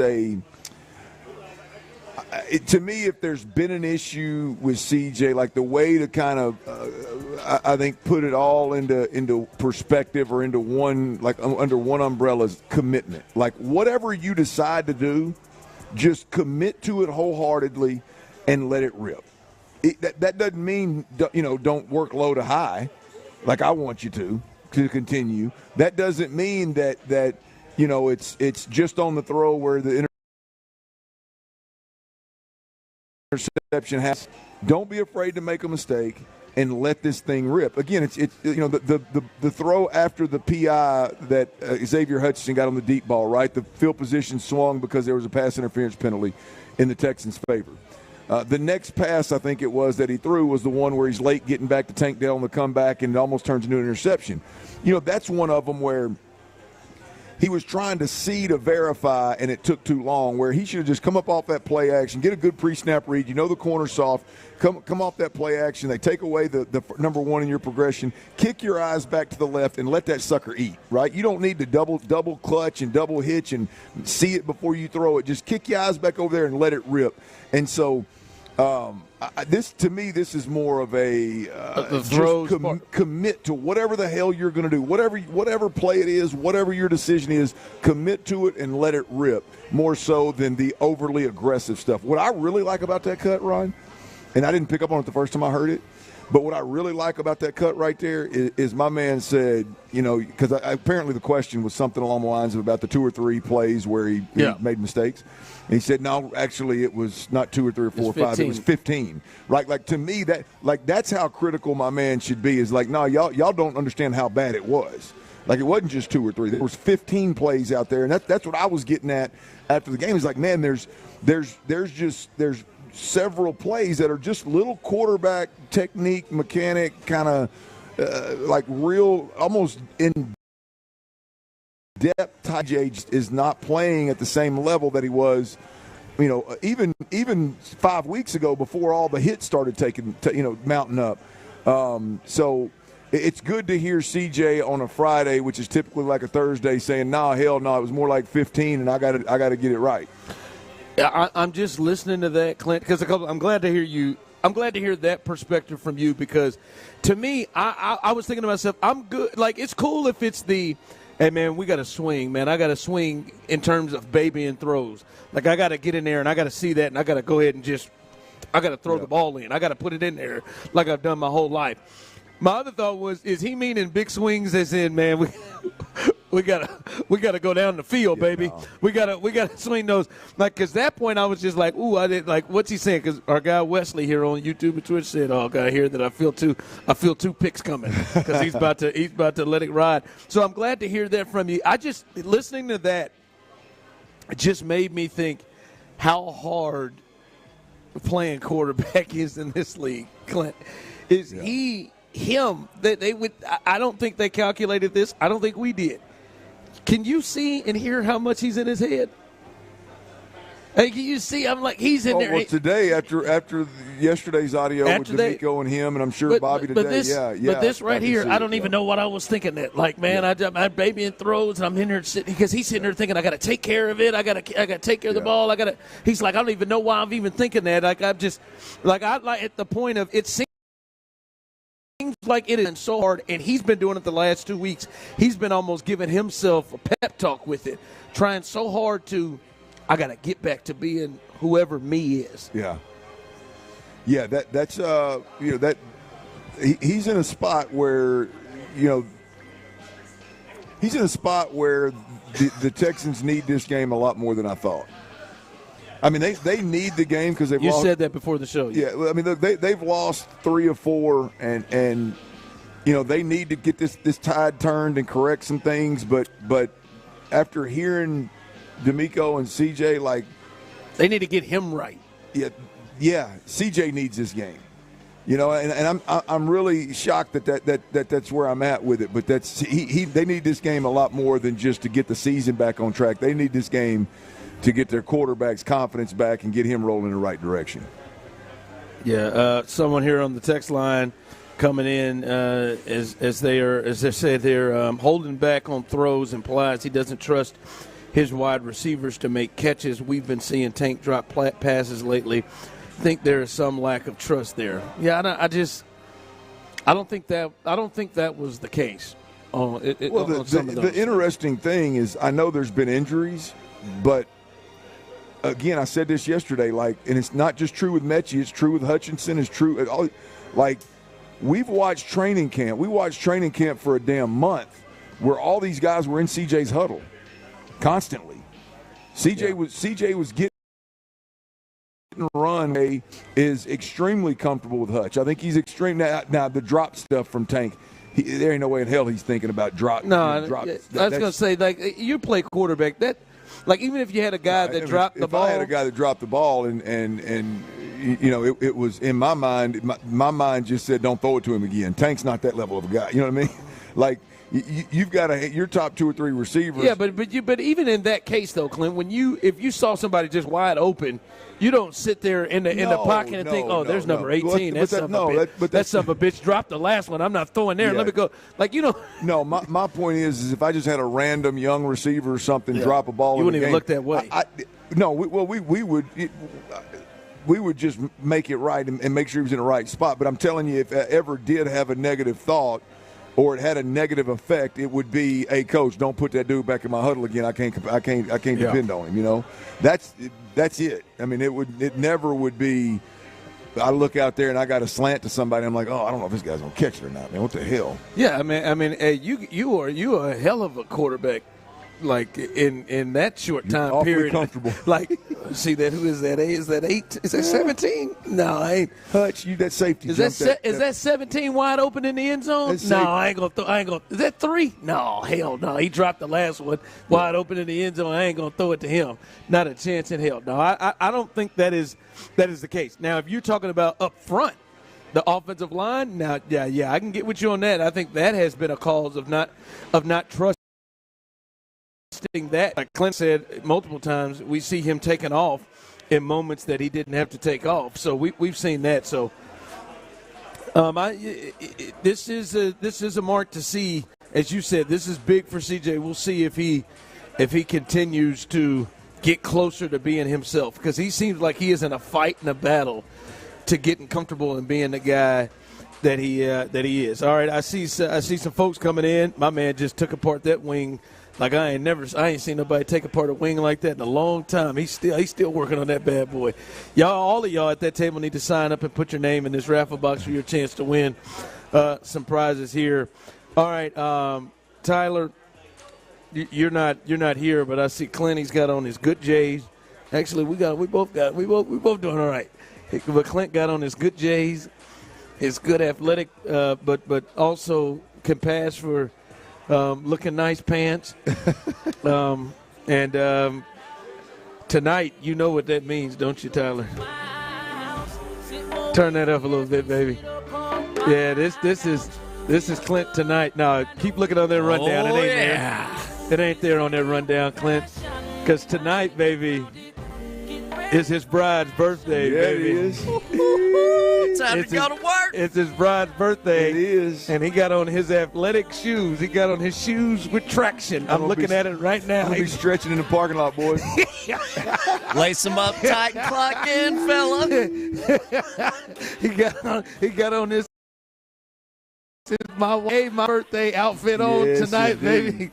Happy birthday to Lo. Happy birthday, Lord. Happy birthday, Mama. Happy birthday. Yeah. Clint's coming home, baby. He's coming home. What? I got to watch Liv open Lauren's birthday presents this morning.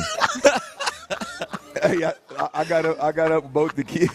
I got up with both the kids, and I had everything sitting on the countertop, and Liv, she just goes straight over, climbs up in that bar stool and say, "Hey, Daddy." I said, "Yeah." She said, "What is this?" I said, "That's your mama's birthday present. Back off. Get off the stool." She just sat there. I said, "Go tell your mama to get up. I got breakfast ready. It's your birthday." I said, "Did you hear me?" She still ain't moved. I said, "Did you hear me?" When I opened up that thing. I had to force her. I almost make her cry to go get it. She went and told her mama, and she came right back to that stool, and her mom was reading her card, and I hear it. I look over, and that paper's tearing open, boy. Hey, it's a damn shame on this day you wake up thinking, "No, I'm getting something today." Oh, man. It ain't even your birthday. Today's going to be a day, baby. Today going to be a day. There you go. Mama's excited. We're going to, she's a Longhorn, and them Longhorns, they come to so are y'all going to the game? We're flying out tonight.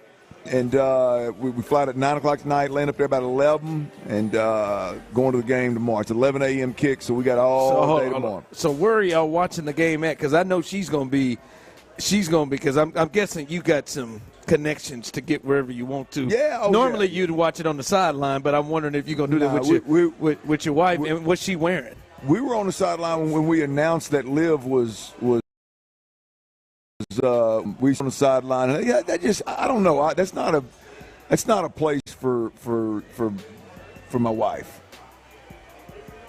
You know what I mean? She's not a super duper football fan. Yeah. She didn't enjoy that. She doesn't understand the game. So she don't. It was cool. I mean, she enjoyed it. We took a picture before the game holding the onesie that was half Arkansas, half Texas, announcing that we had a baby. We still got it at the house. Yeah. There you go. But the wives on the sideline thing. Unless your wife is like this super duper football fan, like to each their own. Mine's just not. You know what I mean? So we're in a suite. We're going to be in a suite in the southwest corner of the stadium with some of my closest friends who have now become some of her closest friends. And got a great tailgate situation with the 11 o'clock game. It's Bloody Marys and breakfast tacos. Oh, my God. Y'all going to get blessed. So, yeah. Well, we have time after the game to – I got a damn T-ball game in the morning. Well, I'll think about you.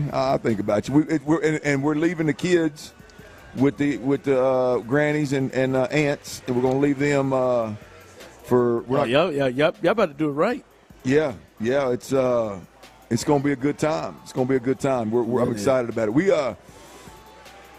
We're going to do a little something as a group after the game tomorrow in my old stomping grounds for my bride's birthday. Like, you still got this? Like, you go like this? This sounds like, I don't know about you, Tyler. This, I mean, for a young man that's in his, it'll be nice, his mid-40s, like,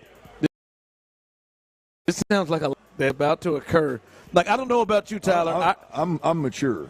Okay, I don't know about you, Tyler. I heard 11 o'clock kick. Tailgating, Bloody Marys early. So I heard Bloody Marys. This to me feels like a good 4 Bloody Marys that's going to roll into at least. Bloody Mary, the full Bloody Marys. We're not doing it from your perspective, Tyler, which would be 6. But like we know that 4 Bloody Marys rolling into what? That it's going to slide. You were right the first time. Bloody Marys. There you go. That's going to slide into. Coors Lights throughout the game. Blue Mountains, of course. And then he's going to try to rest it up. But then this might be some tequila during the game. But I would assume that we're going to be. See, that's what I'm talking about right there. You got to be smart because it's all gas. No, but you don't have that right now. Do you still have it in you? Because you got to. I think the tequila's got to be later. You got to give yourself a break and just go Coors Light during the game. I don't know. That's the Coors Light will be there during the game, but this crew is we were raised on tequila the right way. God. So there will be. I'll put it to you this way: there will be 2 tall white ceramic bottles of Clase Azul in that suite. Oh my God! And they will get drank. Tyler, he's not going to make it to the birthday shindig. The games where you got to worry about me after the game is the one where you can tailgate 4 or 5 hours before, then the game, and then you have time to go out afterwards. I know it. I'm concerned about starting you an making hour it. before game time. I'll be all right.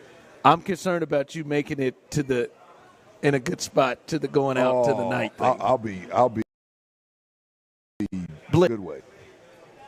See, because if this was Tyler, I would be like, man, them 11 a.m. games when I was at A&M. I would urge Tyler go water during the game. Well, to get to the evening. It depends on how the game goes. If Arkansas's in that thing in the fourth quarter, I may get it out over my skis a bit. Yeah, because for me, like, I'm gonna get aggressive. If I know I got no responsibility to the kids, I'm gonna get aggressive.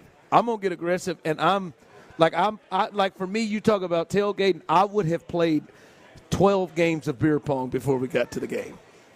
Well, see, you're not an adult like me, and I'm taking shots. Sweet, like there's something about I'm you don't cracking have the that kids. first Bud Ice at 8 a.m. Yes, you don't have the kids. The kids are away from you. You get to just take this tequila beer pong. Okay, no, I don't think that's a good idea. How many cups are involved? I mean, you could play 6, you could play 10. He's over dancing. I mean, he gonna get I think himself 6 would be 6 tequila beer pong.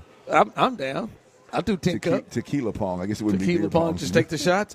I'm down for it.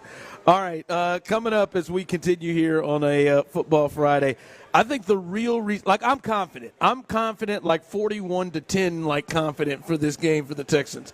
And I'll give you 41-10. I mean, I'm thinking about that. Wasn't that like whatever it was close to what the Patriots game was? I mean, maybe it was 41-20 or something like that.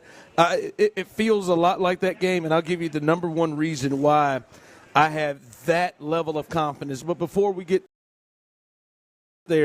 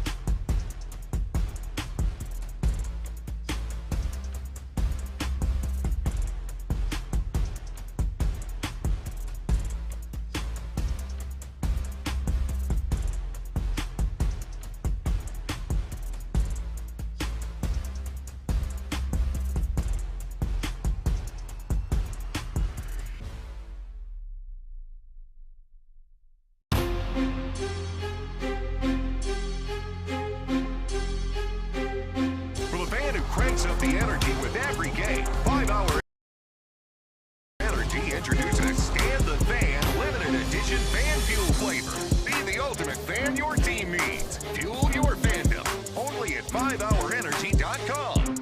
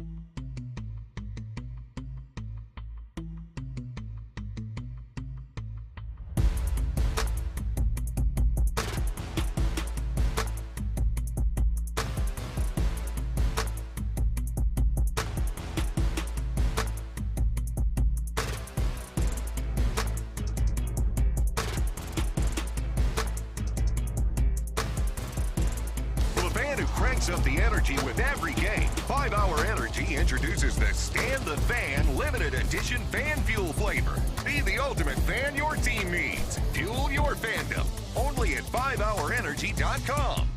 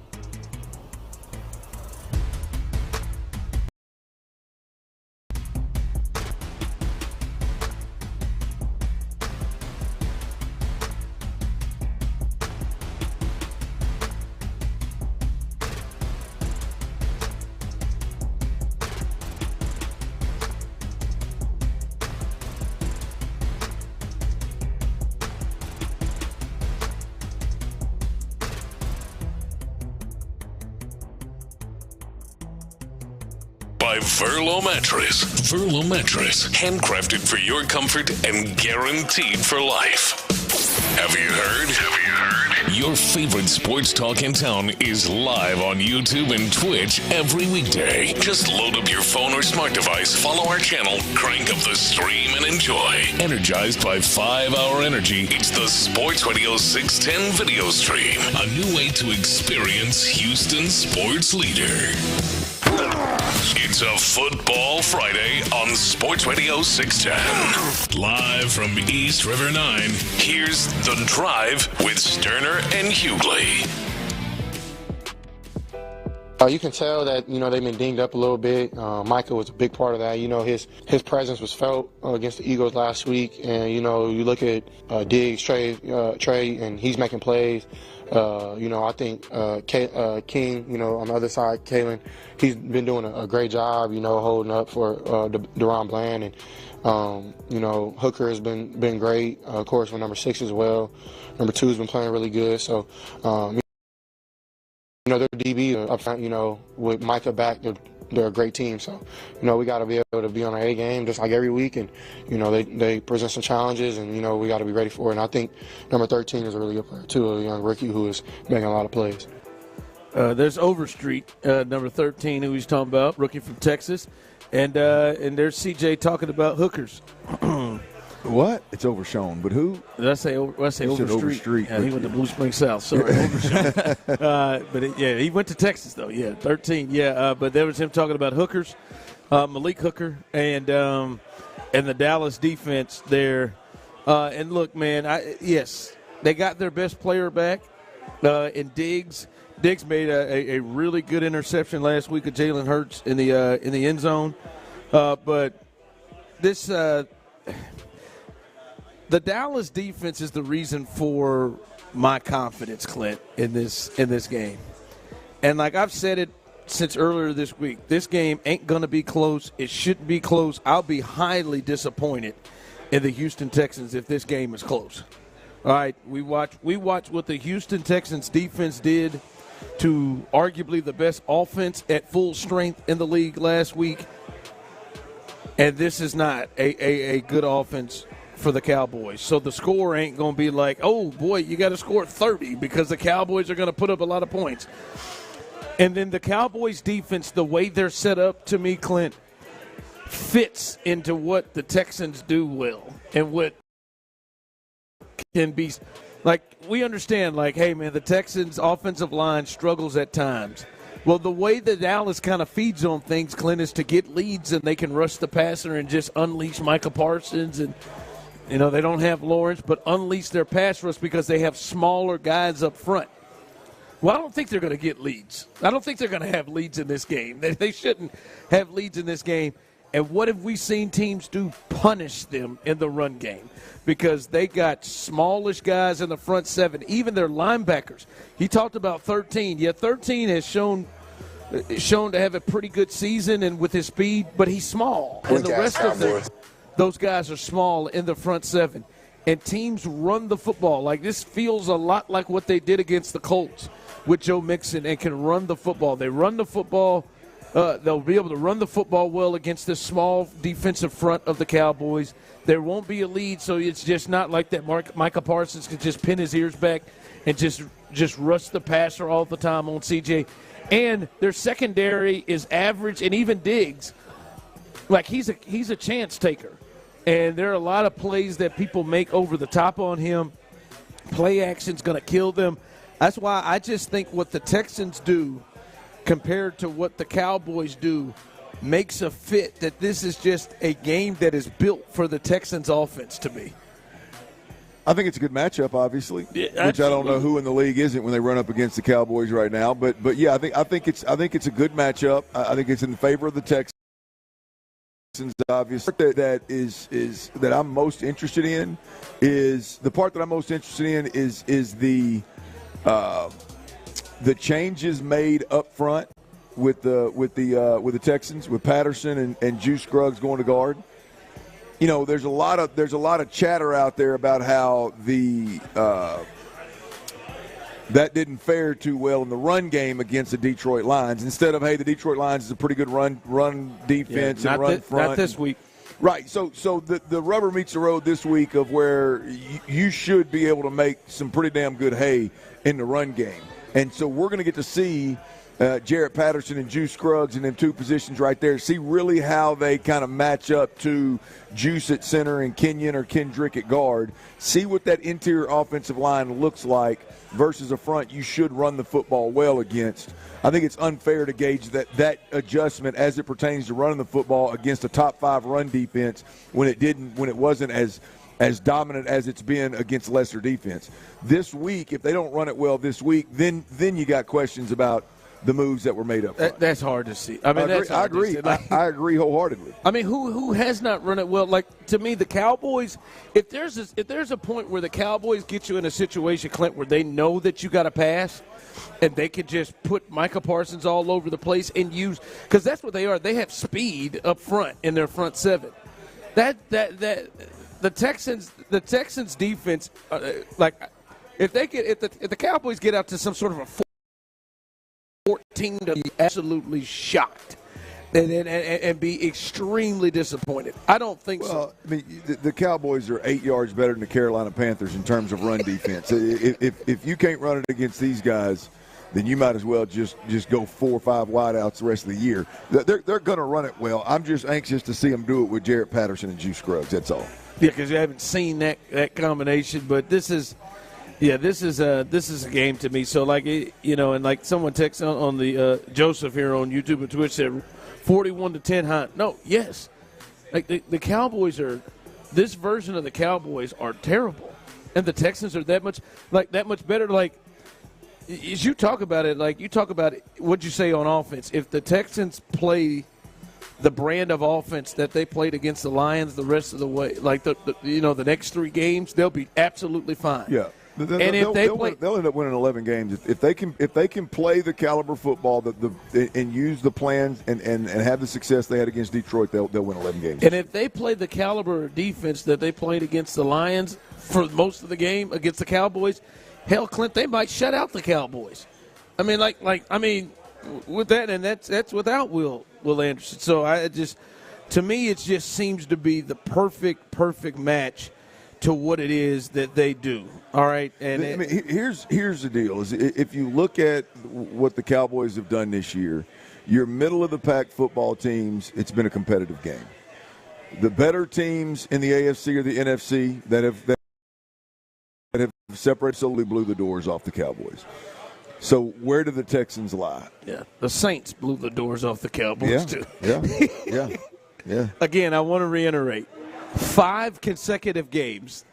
Home games, which is what the Texans are going to be playing at. 5 consecutive home games. The Cowboys have trailed by 20 points or more in 5 consecutive home games, which has never happened in football. 5 straight home games. So, yeah, my guy Joseph said, read the rest. Yeah, 41-10.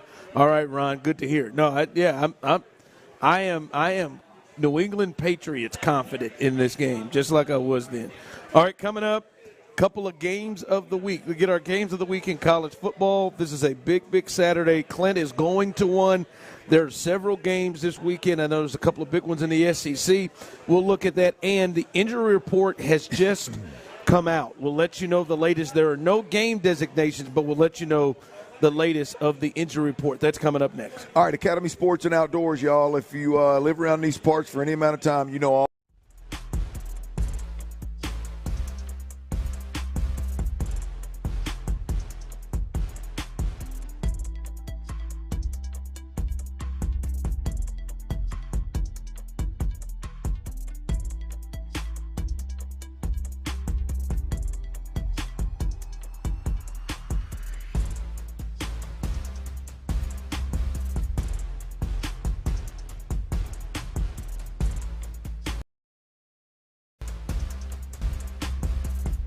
For the fan who cranks up the energy with every game, 5 Hour Energy introduces the Stand the Fan limited edition fan fuel flavor.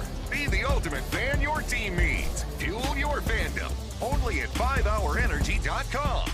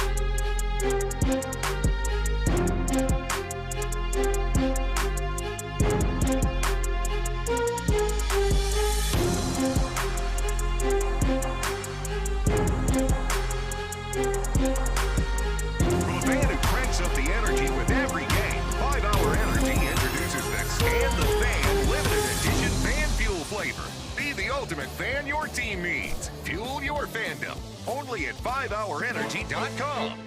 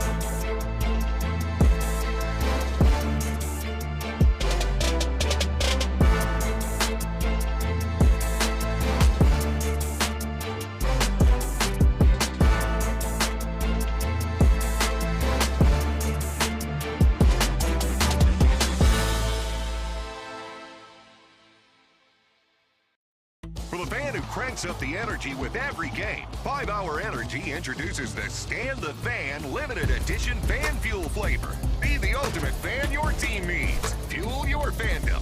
Only at 5hourenergy.com.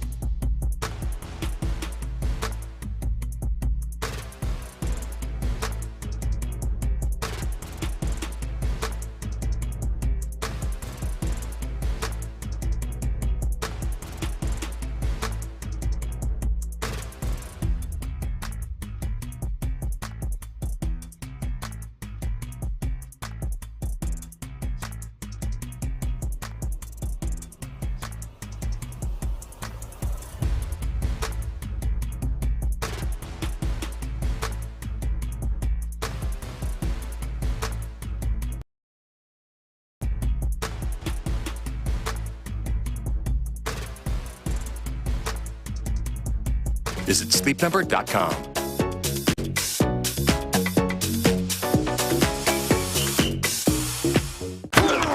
It's a Football Friday on Sports Radio 610. Live from East River 9, here's The Drive with Stoerner and Hughley.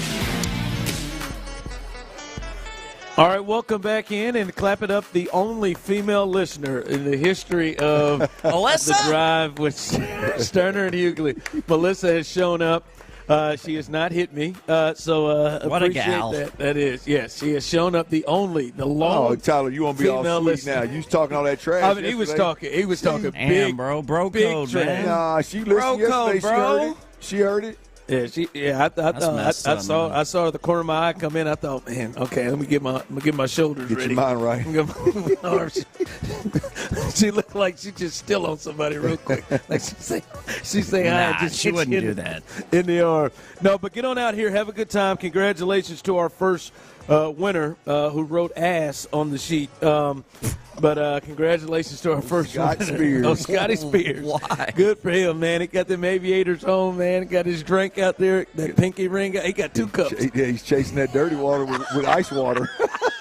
Go ahead, Spears. I see you out there. There you go, having a good time. But come on out. We still have another Academy Sports and Outdoors gift card to hook you up with of rounds of golf. You and a partner can come on out here at East River 9 and play around. We'll hook somebody up with that coming up throughout the show as we're here till 6 o'clock. Want to give you an update on the injury report, Clint, and kind of get your thoughts on this. There are 3 guys here who have not practiced throughout the week. As we sit here on Friday, Clint, on a Monday game, Will Anderson Jr., I think they don't have anybody designated out yet, but it feels like Will's probably going to be out of this game. He has not practiced this week, did not practice last week or played. This is one here that jumps out, right? I know, like, Will and Kamari Lassiter, not a real surprise. But Foley Fatakasi, who had an injury late in that game, arguably their best run stopper in the middle there, Clint, he has not practiced all week either with the foot. So that's one to look at. So those 3 are the only ones who did not practice the entirety of the week, and that's Kamari Lassiter, Foley Fatakasi, and Will Anderson Jr. Well, it is. I know you're fixing to talk about Blake Fisher. Yeah. Blake Fisher, your reserve tackle, also did not practice after being limited yesterday with a concussion. That's very similar to what Henry To'oTo'o did a couple of weeks ago. Yeah, well, you got it right. Like part of the protocol in return is that you've got to, you got to do football things without having any kind of symptoms, and football things is in a limited capacity. Come out, go through stretch, go through some individual. Not how you feel. It's usually not a very good sign if the next day they don't practice. No, it's not. And Clint, and it's something to kind of look at for a second, because I ain't gonna lie to you, man. I mean, Laramie and Titus, they are good for coming up with it with something that holds them out of series. Oh, no question. Like Laramie last week, right? That's why Blake Fisher got Laramie. Laramie's going to find a way back on this limited list. But I'm just saying, like, in the game, Laramie had a knee that he missed several plays that Blake Fisher had to come in. I'm trying to think, if there's no Blake Fisher, who's the next tackle? Because right now they got Blake Fisher as both the backup tackles. Yeah, Zach Thomas, they signed that kid the other day, I think last week, Zach Thomas, and then Nick Broker. I don't know who they would go with, but they signed the guy that you mentioned last week. Zach Thomas. And either Bobby or DeMeco actually mentioned, or maybe it was Nick, mentioned it. They feel good about the guys that they brought in up front. So, we'll hopefully we don't ever know. We don't ever find out. Hopefully Titus and Laramie are good tonight. But no, that is one to watch. Probably not a good sign, as you said, for Blake Fisher as well. Derek Stingley returned to practice. Nico Collins was a full, so he'll go in this thing. Laramie Tunsil was a full off of the knee. He'll go in this thing. So pretty good. The ones to watch obviously is Foley and I think Foley and as you said, Blake Fisher. To me, Anderson and Carl Last are going to be out of this game. The concussion, and we've already heard from Will that this could be a few weeks that he's potentially out. So those are the ones to watch. I still think they should be able to handle the Cowboys without those guys. Mario Edwards Jr. coming back on the inside as well. That's one to remember coming off of that suspension. Yeah, DeMeco Autry flips and stays outside. Mario Edwards comes back and hopefully picks up where he left off in terms of interior defensive line. You hate to lose a guy like Will Anderson, and there's nobody that's going to fill his shoes, including Daniil Hunter. Like, Will Anderson appears to be on a different level than even Daniil Hunter. At least this year he has been. Yeah. But at the end of the day, you've got. I mean, that is a very deep room. You've got Daniil Hunter, DeMeco Autry, Derek Barnett. You got Jerry Hughes. You got Dylan Horton, I think was on one of the lists earlier in the week. Yeah. But they got some dudes at that defensive end position that they can trust to come in and handle their business. Yeah, that's right. Also, Dylan Horton, he was limited today with the shoulder. By the way, also Jeff Okudah full the last 2 days, so he should make his debut coming up on Sunday as well. All right, hit me with that music, Tyler, as college football rolls through.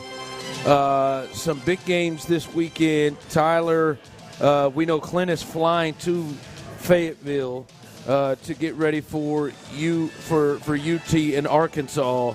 And Clint, let's make that one your game. Listen, I think UT is in danger here. I'm not going to stall to win this game, but we have to be clear and honest. Like, UT, not only, did they not just lose to Georgia? That was embarrassing. What happened to them? And they couldn't do anything. I didn't know that anybody could do that to Texas. What Georgia did, and then they had a real problem with Vanderbilt, and that game was tight. And I think Arkansas has to believe they have at least the guys that Vanderbilt has, and we know Arkansas can beat a college football playoff top 10 level team in Fayetteville, as they already did beat Tennessee. I'm not going to pick Arkansas to win this game, but this is one where I feel like they got a legit chance. I don't think this is just Texas rolling into Arkansas and just winning this game easy. I could see this thing being tight. Yeah, we were talking this a little earlier, man. Texas is one of those schools that, I thought coming into the season, and then even after a couple of weeks into the season, you think, boy, this team is just head over heels better than the majority of the country. Georgia, you thought was going to be that way. There's a handful of teams. I don't know about Alabama losing Saban, but there's a handful of teams that you just expect to be more physical than the other teams, even in the country. Ohio State, we thought would be that way, and you really look up, man, and everybody is the parity in college football is real. Typically, that's just a catchphrase, but the parity in college football is real, man. I don't know if there's anybody in the league right now in college football that's not beatable, and I'm talking about beatable by a top 25 team. I haven't seen a ton of Oregon. The little bit I did, I really do like them, but I still don't know that they would qualify as a team that's just like Boise State gave them hell, not just to beat Ohio State. Yeah, so I say all that to say that's where Texas is. They're one of those teams. Yes, they're one of the best teams in the country. I put them neck and neck with Oregon, and when they're rolling, they can be as good as anybody in the country. But the reality is Arkansas is much better than I think their record. I think they're a much better overall football team. They got a quarterback that's learning and getting better week in, week out, that's super electric with his legs. Hogs are winners. And Texas has got to come to our place. And so I do think this has a chance to be a much better game than an unranked football team versus what's been a top 5, top 3 team all year long. Tyler, your game? SEC battle, man. Tennessee and Georgia. That's my pick. Georgia coming off that loss. Tennessee up there at the top of the SEC standings with my Aggies. A lot going into this game. I think this is probably the game of the weekend, right? I think Tennessee at Georgia. And honestly, I think the loser of this game, and I know Tennessee only has the one loss to Arkansas, but I think the loser of this game is out of the playoff race.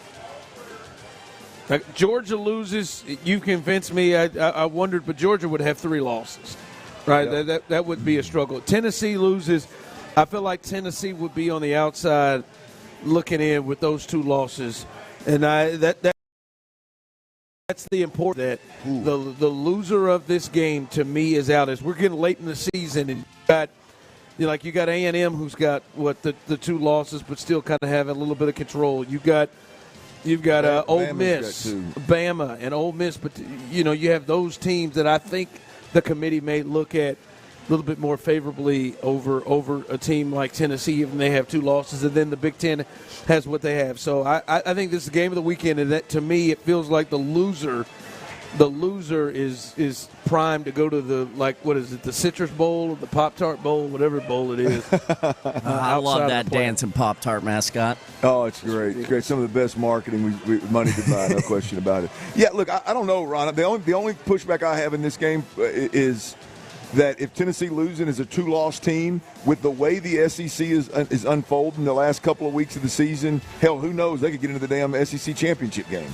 I mean, because you got Texas, it will be the only 1-loss team. Everybody else there's several 2-loss teams. So there's I still don't know, and I don't have a beat on who the hell's going to get into the SEC championship, which is obviously going to determine one of the automatic bids. So I do think it's the end of the road for Georgia if they I don't know how Georgia even thinks about getting back in the mix if they lose, but. With the 3 losses? Yeah, with 3 losses and one of them being to a team that's because it would take Tennessee getting 4 losses in order to for you to leapfrog them. You got Texas up there already. You got A&M with a couple of losses. You're right.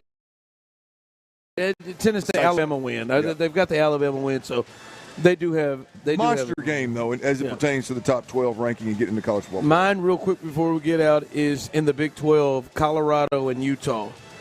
Utah, who I think many people thought was the preseason pick, but they lost their quarterback.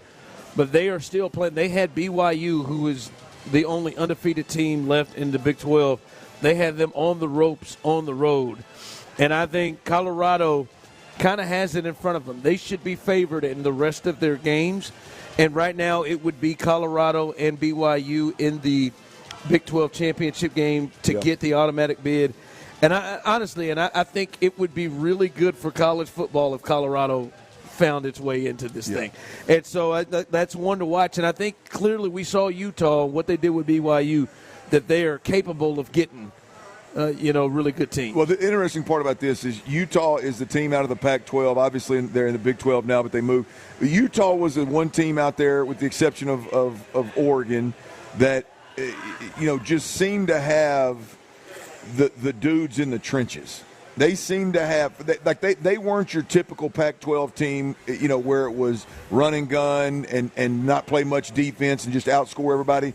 They have O-line, D-line that just seems to be able to at least stay in the ball game with the bigger dudes. And so it is and I haven't watched enough Utah football this year to know, how good they are in the damn trenches, but typically a Utah team typically has those dudes. So I don't think that changed over. So it will be interesting to see how Utah and how Colorado, how they match up in that instance, because that's the one spot where I don't know that Colorado's had enough time. I don't know that Deion's had enough time at Colorado to get the dudes in the trenches, although he's made some big-time improvements with some big-time players.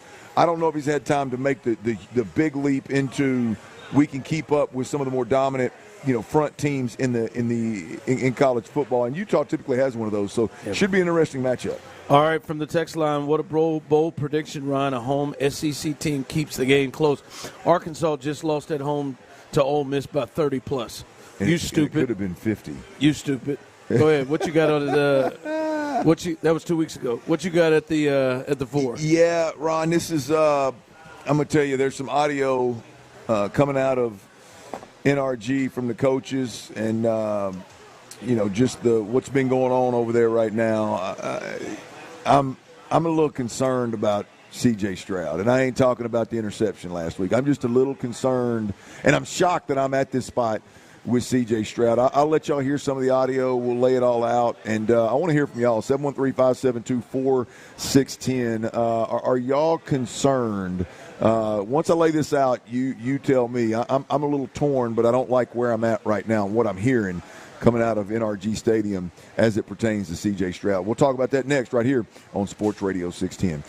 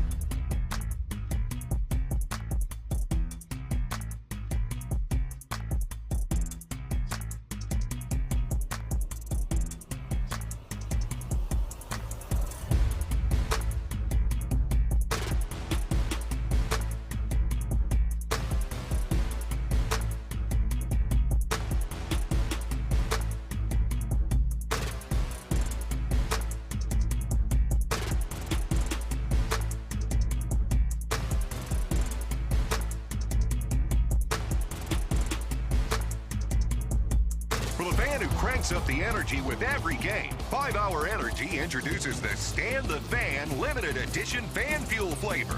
Be the ultimate fan your team needs. Fuel your fandom. Only at 5hourenergy.com.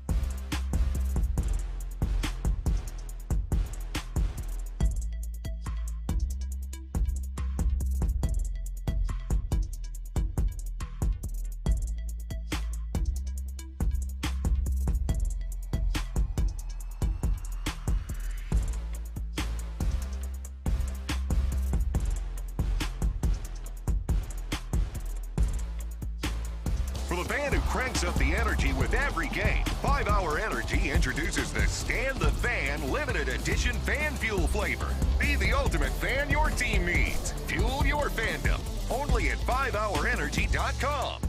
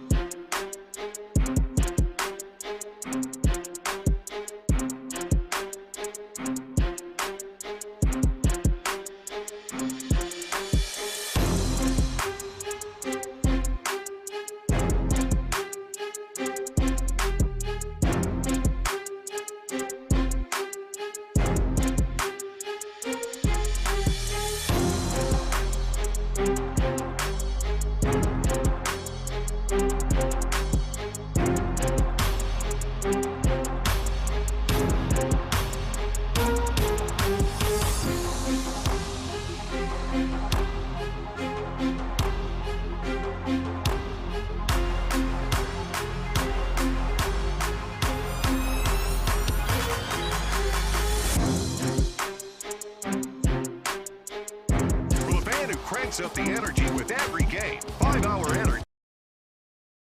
He introduces the Stand the Fan limited edition fan fuel flavor. Be the ultimate fan your team needs. Fuel your fandom. Only at 5hourenergy.com.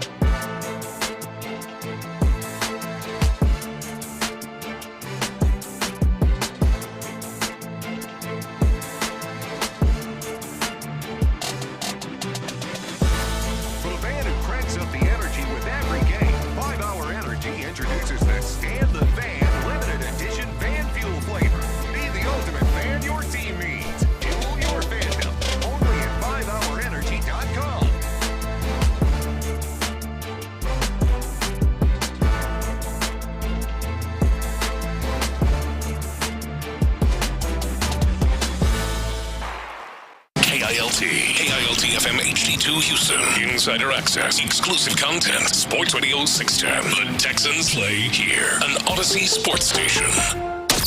Sports Radio 610 presents The Drive with Stoerner and Hughley. Dive into the mind of former NFL quarterback Clint Stoerner. I like a good time. I like to have a party. I know you do. It's Dirty's Daily. Yeah, it is. Come on out, baby. We're having us a little party over here at East River 9. And party a little different over here on the east side now. Y'all come on through. Fans are kicking. Weather is absolutely tremendous. Whether you want to hang at the bar here in the restaurant, which that's two in the same, by the way. TVs everywhere. The little breezeway outside's got a nice breeze. It is doing exactly what it is supposed to do. It is breezing through the way out there.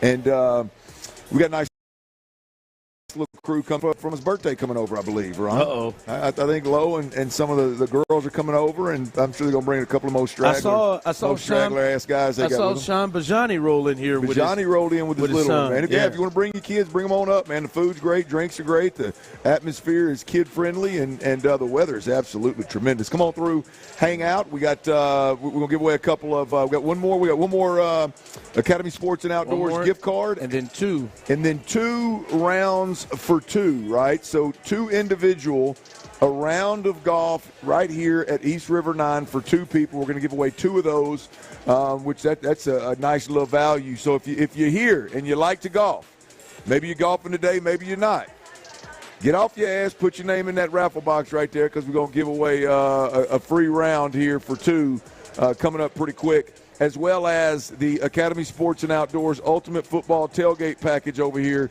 Scan the QR code when you walk in the door. Register for that. That is, you are registering for two of our sweet tickets to the Baltimore Ravens Texans Christmas Day game, as well as a $1,000 Academy Sports and Outdoors gift card. Again, Academy Sports and Outdoors Ultimate Football Tailgate Package. Get up here, scan the QR code, get registered. Who doesn't want $1,000 to Academy Sports and Outdoors? Go a long way at Academy Sports and Outdoors, Ron. Lord knows I know. Yeah, say you just got through telling me A little story about that. Yeah, telling you. All right, I don't want to hold the people off on this, Ron, because I'm dead ass serious right here. I'm a little bit concerned about C.J. Stroud. And this ain't got nothing to do with an interception last week. It has nothing to do with losing the last 3 of the last 4. It has nothing to do with a box score. It has nothing to do with, boy, he's not playing as good this year as he was last year, and last year was all this. It has nothing to do with living up to expectations or not. I knew there were some things that, the Texans need to do better. But I don't know a football team with the exception of maybe the Chiefs and, hell, really that may be it over the last handful of years that hadn't gone through patches of football where they thought, damn, we're rough right now. We got to get better. We got to get this right. We got to straighten this out, right? I thought the Texans were just in a spot where it just hadn't been pretty of late. They don't have all their guys healthy. Offensively, they got to figure some things out in terms of kind of where they want to land. Do they want to be this super aggressive team or not?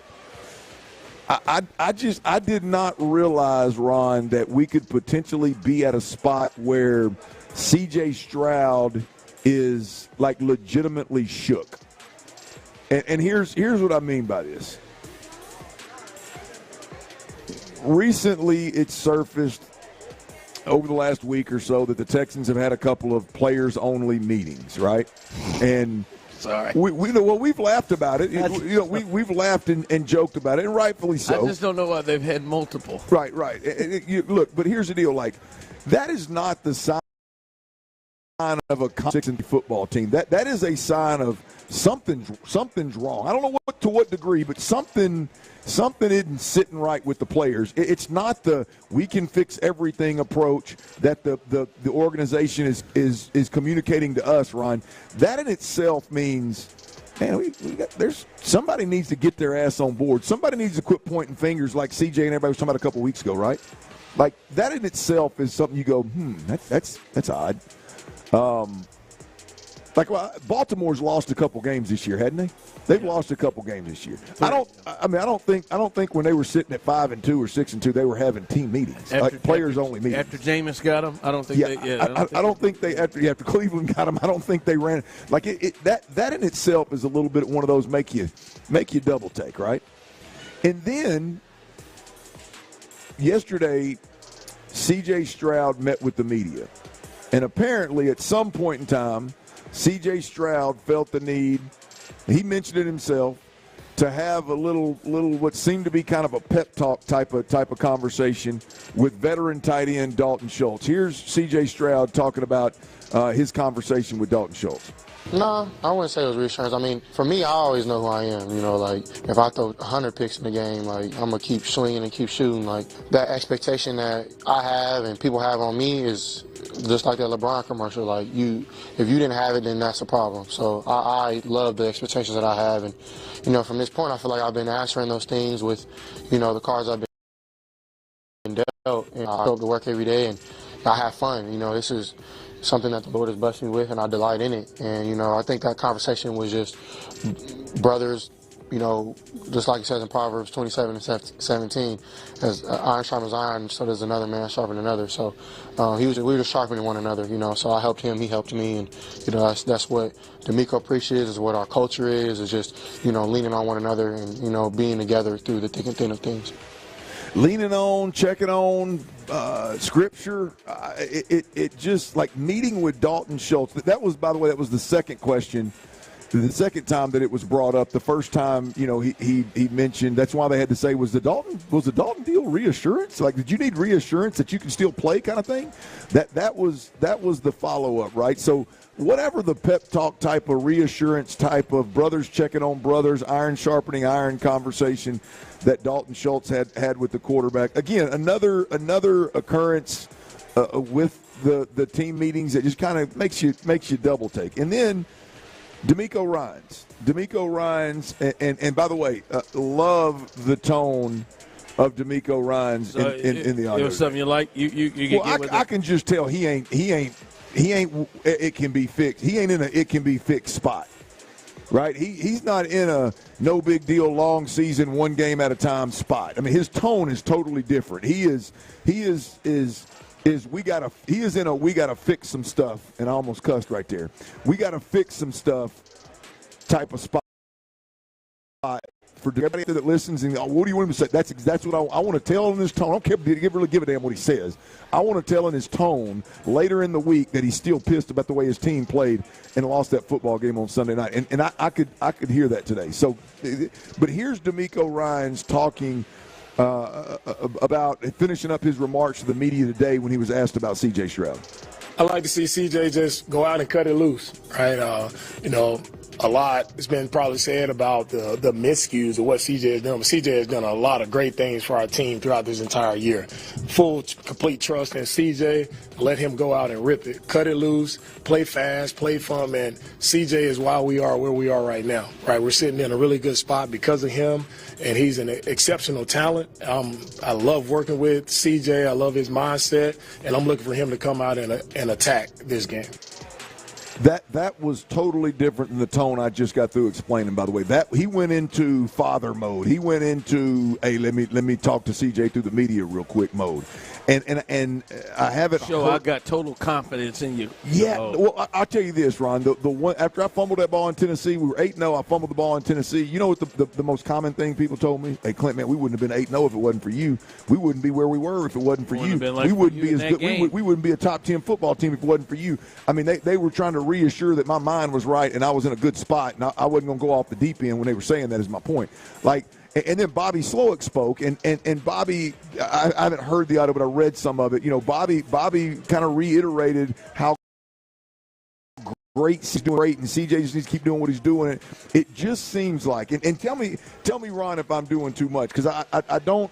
I'm just kind of laying it out for the people of kind of what shifted my mind. On the way to work today, I heard some of this stuff, and my mind just shifted to a point of, wait a minute, forget losing 3 of your last 4. Forget being 6-4. Forget what this offense does in the second half, and can they protect it? Like, forget all that. Like, are we really at a spot with this football team after what they accomplished last year and being 6-4 right now? Are we really at a spot where everybody seems to be reassuring and checking on C.J. Stroud? And I'm not saying they shouldn't, by the way. If they are in that spot, that's great. What they're saying and what they're doing, I'm cool with the approach. I just never thought, after the success that CJ's had, and he's played well enough, obviously, to win 6 games this year, that I would never thought after 10 games I'd be getting the feeling of like, man, it seems like folks are kind of checking in on CJ. Yeah, I don't know if I really put it all together until, like, I heard him talk about the Dalton Schultz part of it, that and him express, boy, I needed that. You know, that was an interesting part when he said with Dalton Schultz giving him some encouragement and letting him know to remember who he was. Like, in a weird way, something that you never thought you would see. It that point made me think, was CJ losing some confidence? If he's, as he said, he needed Dalton Schultz, and then to hear Bobby Slowick today doing it some more, and to hear DeMeco, pushing and praising, and then to hear, you heard CJ talk, not just this week or the last week, it's been a bit of like, hey, I got to get back to being myself. Yeah. I got to get back to playing. I got to rip it. I got to do it. I got to go back to where I was at Columbus, at Ohio State. It feels like all of that combined together says there's been a point to try to boost his confidence, which you didn't really see coming. Yeah, I thought, and I've been more critical, and I take it more serious than most fans do. I mean, I get plumb-ass pissed off at what they, Bobby Slowick being so bullheaded and not changing what they were doing. I know a lot of people out there want them to do more, want them to expand the playbook, and want them to take more chances, and want them to run the football. I'm asking them to do less, for 9 weeks. I get downright pissed off about it. But I never thought that I would ever get the vibe that CJ is in any level of doubt or losing, confidence in what he, after what he did last year and what he's how damn good he is at the highest level. I just didn't think, and so that leads me to a spot, Ron. That leads me to this spot, right? And we may talk about this later on, so you tell me where you want to go with it. But if everything I just said, if anybody out there feels the same way that I feel, like I'm not real sure where I'm at with it, but I'm keeping an eye on it. this game is a lot bigger than I thought it was. Yeah, like we about it, but I don't know if we understood the severity of how much it was meant for him, right? Like we've talked about, as you said in your way of like, hey, Terod Johnson's the number one important person in the room. Now I double down. Right, and I've said like off of that, a big reason of that is to make sure to get him right, make sure to get him back to being the guy that many people thought could be a top 5 quarterback. But I'm not sure if we thought that we had any kind of belief or inkling that he didn't think he was that anymore. Correct. Yeah. And you know, not and still, this is speculation. Not to say that he's not saying that he's saying that, but when you put a lot of it together, that you know he needed that reassurance from Dalton Schultz, as he said, and we see like clockwork. Like you heard me talk about this, like in politics and in this. You can see teams have talking points, and it does feel like a talking point is to talk about how much and how great C.J. Stroud is and why they wouldn't be in this position without him. And it does seem like that is a talking point that is happening right now. Yeah, it's – I thought we dodged the bullet of rookie quarterback, like – super young, like we're watching what Caleb Williams and Bryce Young and you know these guys that have been. You got to worry about, man, are they getting ruined by what they're going through? Like, not that CJ's getting ruined, but like I just thought we completely avoided the conversation of experience and his youth in the league because he just fast-tracked it all so good last year and jumped ahead of the curve. It was like, hell, well, you avoided all that crap all these other guys typically go through, and boy, you're way up here. We've seen it. We saw it with Jalen, kind of. Last year, Jalen Hertz, and we've seen it with it. Well, but here's the deal. It's like if the Texans would have started 2-4, I would understand it. Yeah, you know, but I mean, you start 6-4, and let's be honest, this didn't just start at 6-4. I mean, the player only meeting started at 6-2, I think, or 6-3. So I don't know. It's just I'm a little uneasy with what I hear coming out of there because I just didn't think. I don't think they should be there right now. I've got some look. Again, CJ's done some things that I would consider regression and backslide, but nothing that you would think he needs a pep talk. I mean, I don't know. They are there every day. Yeah. Right. There's a confidence drop because that's what it sounds like. Well, this is a monster game. This is. All right, coming up. Last night,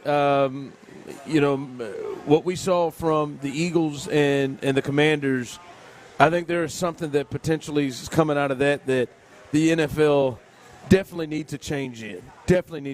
We'll discuss that coming up next. All right, before we do that, though, I got to take.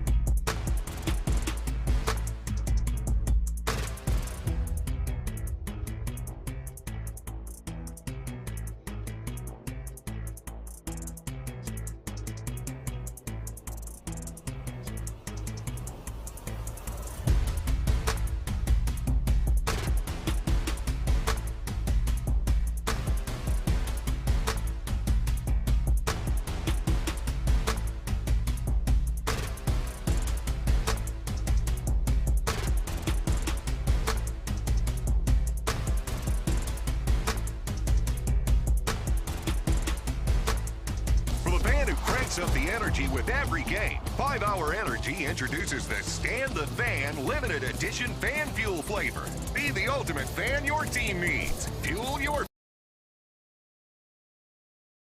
fandom. Only at 5hourenergy.com.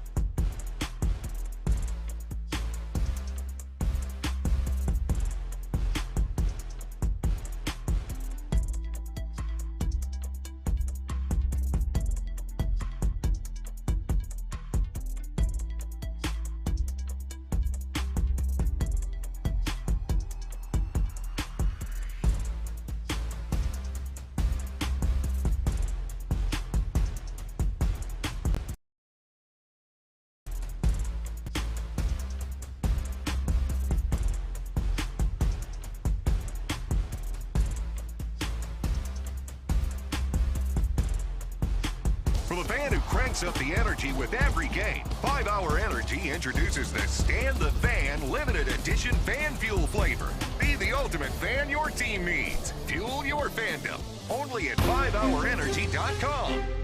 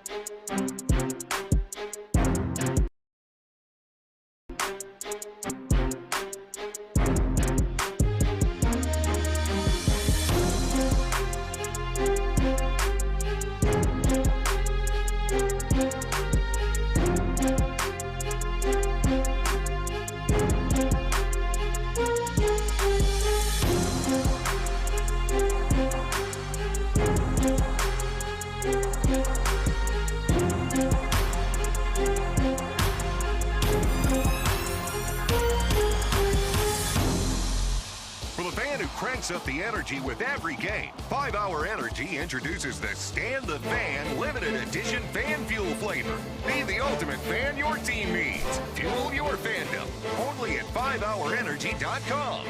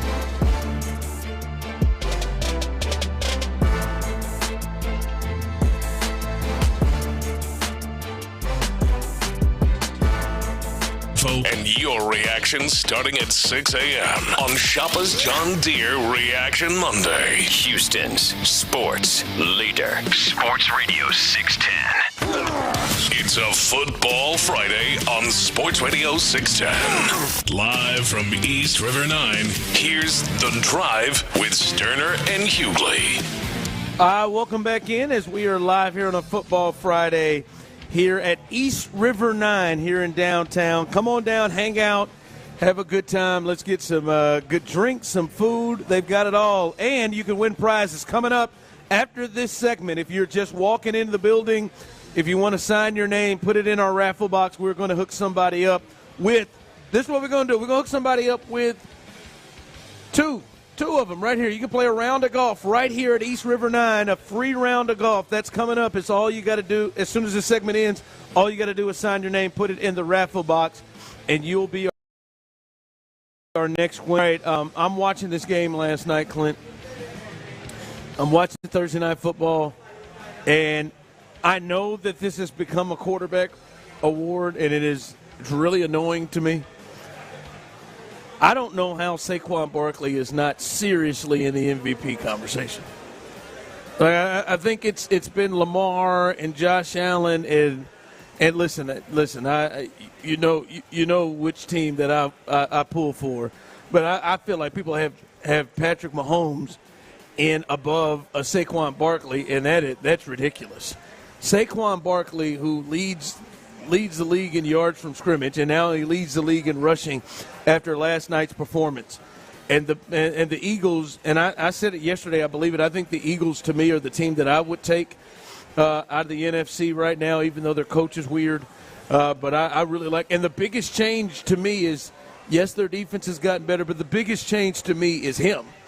He has absolutely changed this whole team, and I think he should be, to me, if I were voting for the MVP, and I just think about the most valuable pieces or whatever, what they have done this year to their teams, he would at the very least be second to me behind Lamar Jackson. And I understand the quarterbacks and the value, but what he has done this year and what he has meant for this team, a team that just fell apart last year, and to me, the biggest change, I think Saquon Barkley should have real conversation about being the MVP. Yeah, I don't know how he's not. I don't know how it's not a I agree with you. I'm on record. Lamar Jackson should be the MVP damn near every year. I think there's probably like 4 quarterbacks that people probably put ahead of him.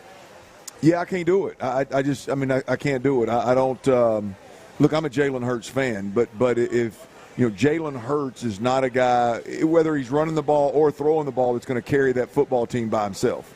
Now, you give him a running back that can run it, and you get a good. I've said this multiple times, like in the right offense, which he's in that offense where there's a healthy balance of run and pass. The way that he contributes in the run, the way he controls it, the way he leads, he's a different animal now. Not minimizing what Jalen Hurts does at all, but it's just not on the same level of Lamar Jackson from a production standpoint. Lamar Jackson is second in the league in passing, and I think he's got damn near 600 yards rushing.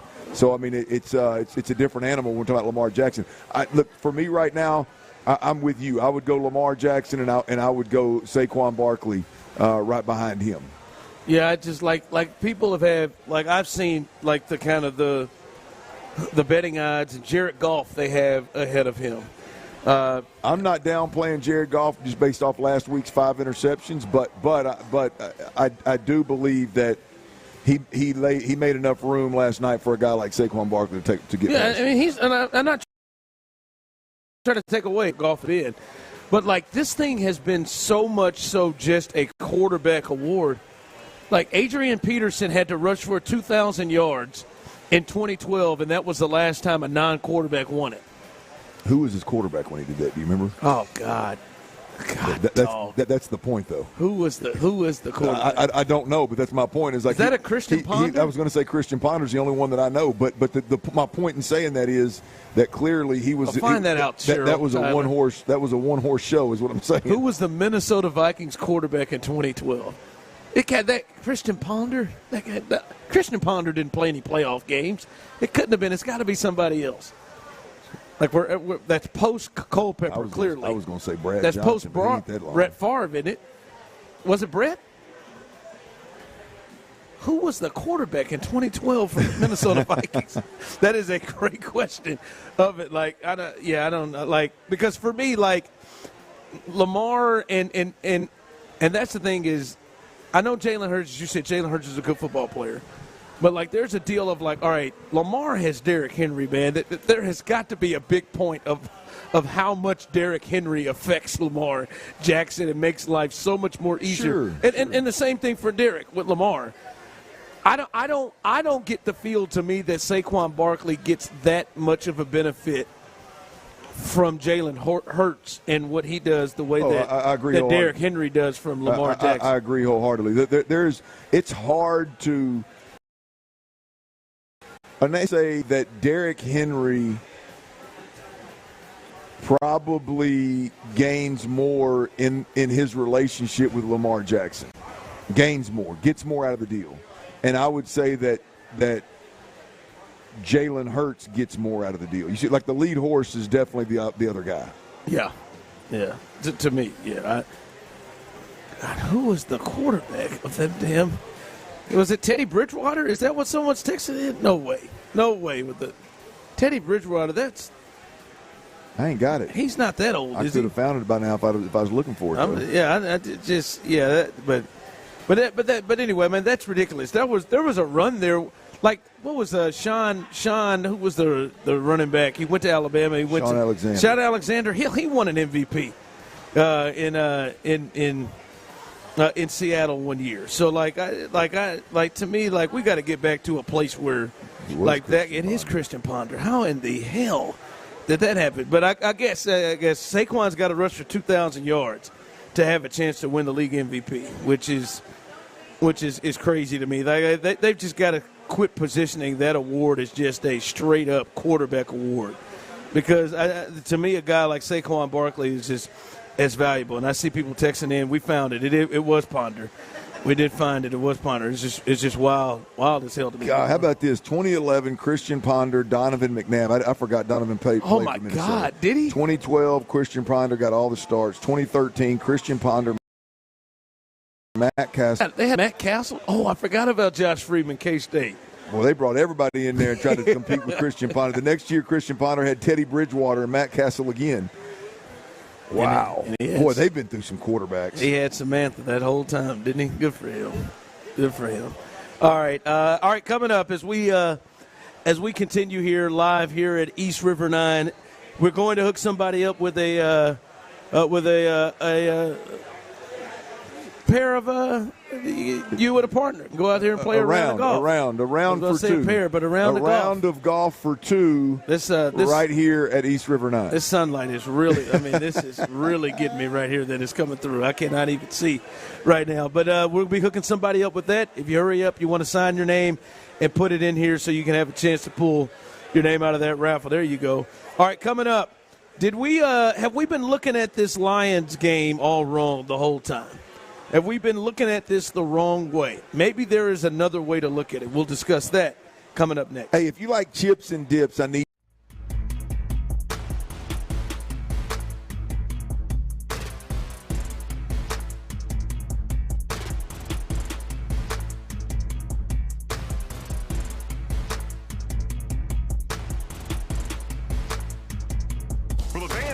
up the energy with every game. 5 Hour Energy introduces the Stand the Fan limited edition fan fuel flavor. Be the ultimate fan your team needs. Fuel your fandom. Only at 5hourenergy.com.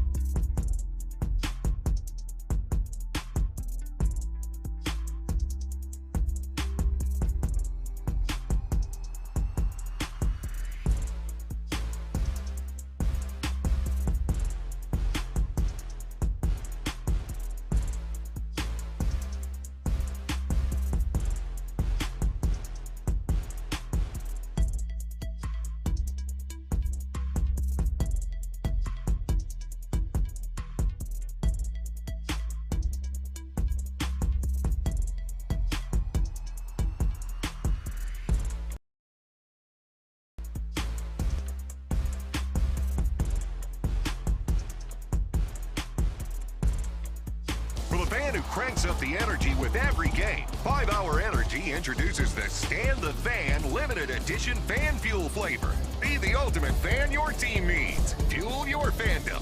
Only at 5hourenergy.com.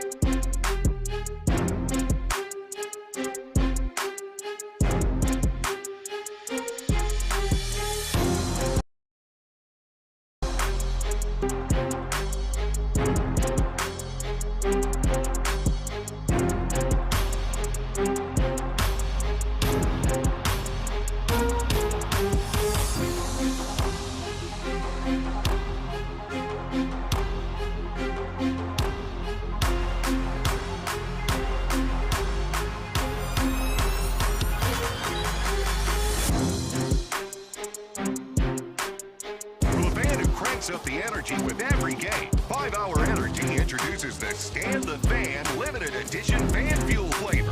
Be the ultimate fan your team needs. Fuel your fandom. Only at 5hourenergy.com.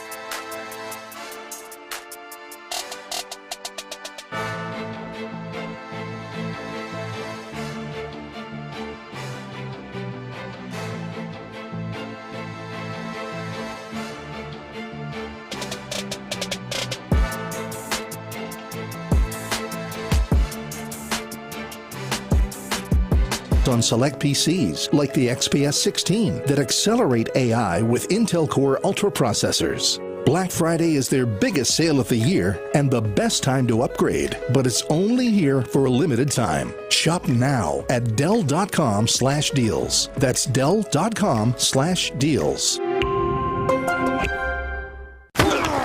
It's a Football Friday on Sports Radio 610. Live from East River 9, here's The Drive with Stoerner and Hughley. Shout out to our latest renter, Tony, who wins a round of golf. He and a buddy will play a round of golf right here. I think he's already played one round, so why not grab another 9? So he'll get him a full 18 out here today. So congratulations to him. We do have another round to hook somebody up with, as well as the latest there And I believe we have another $25 Academy Sports and Outdoors gift card as well.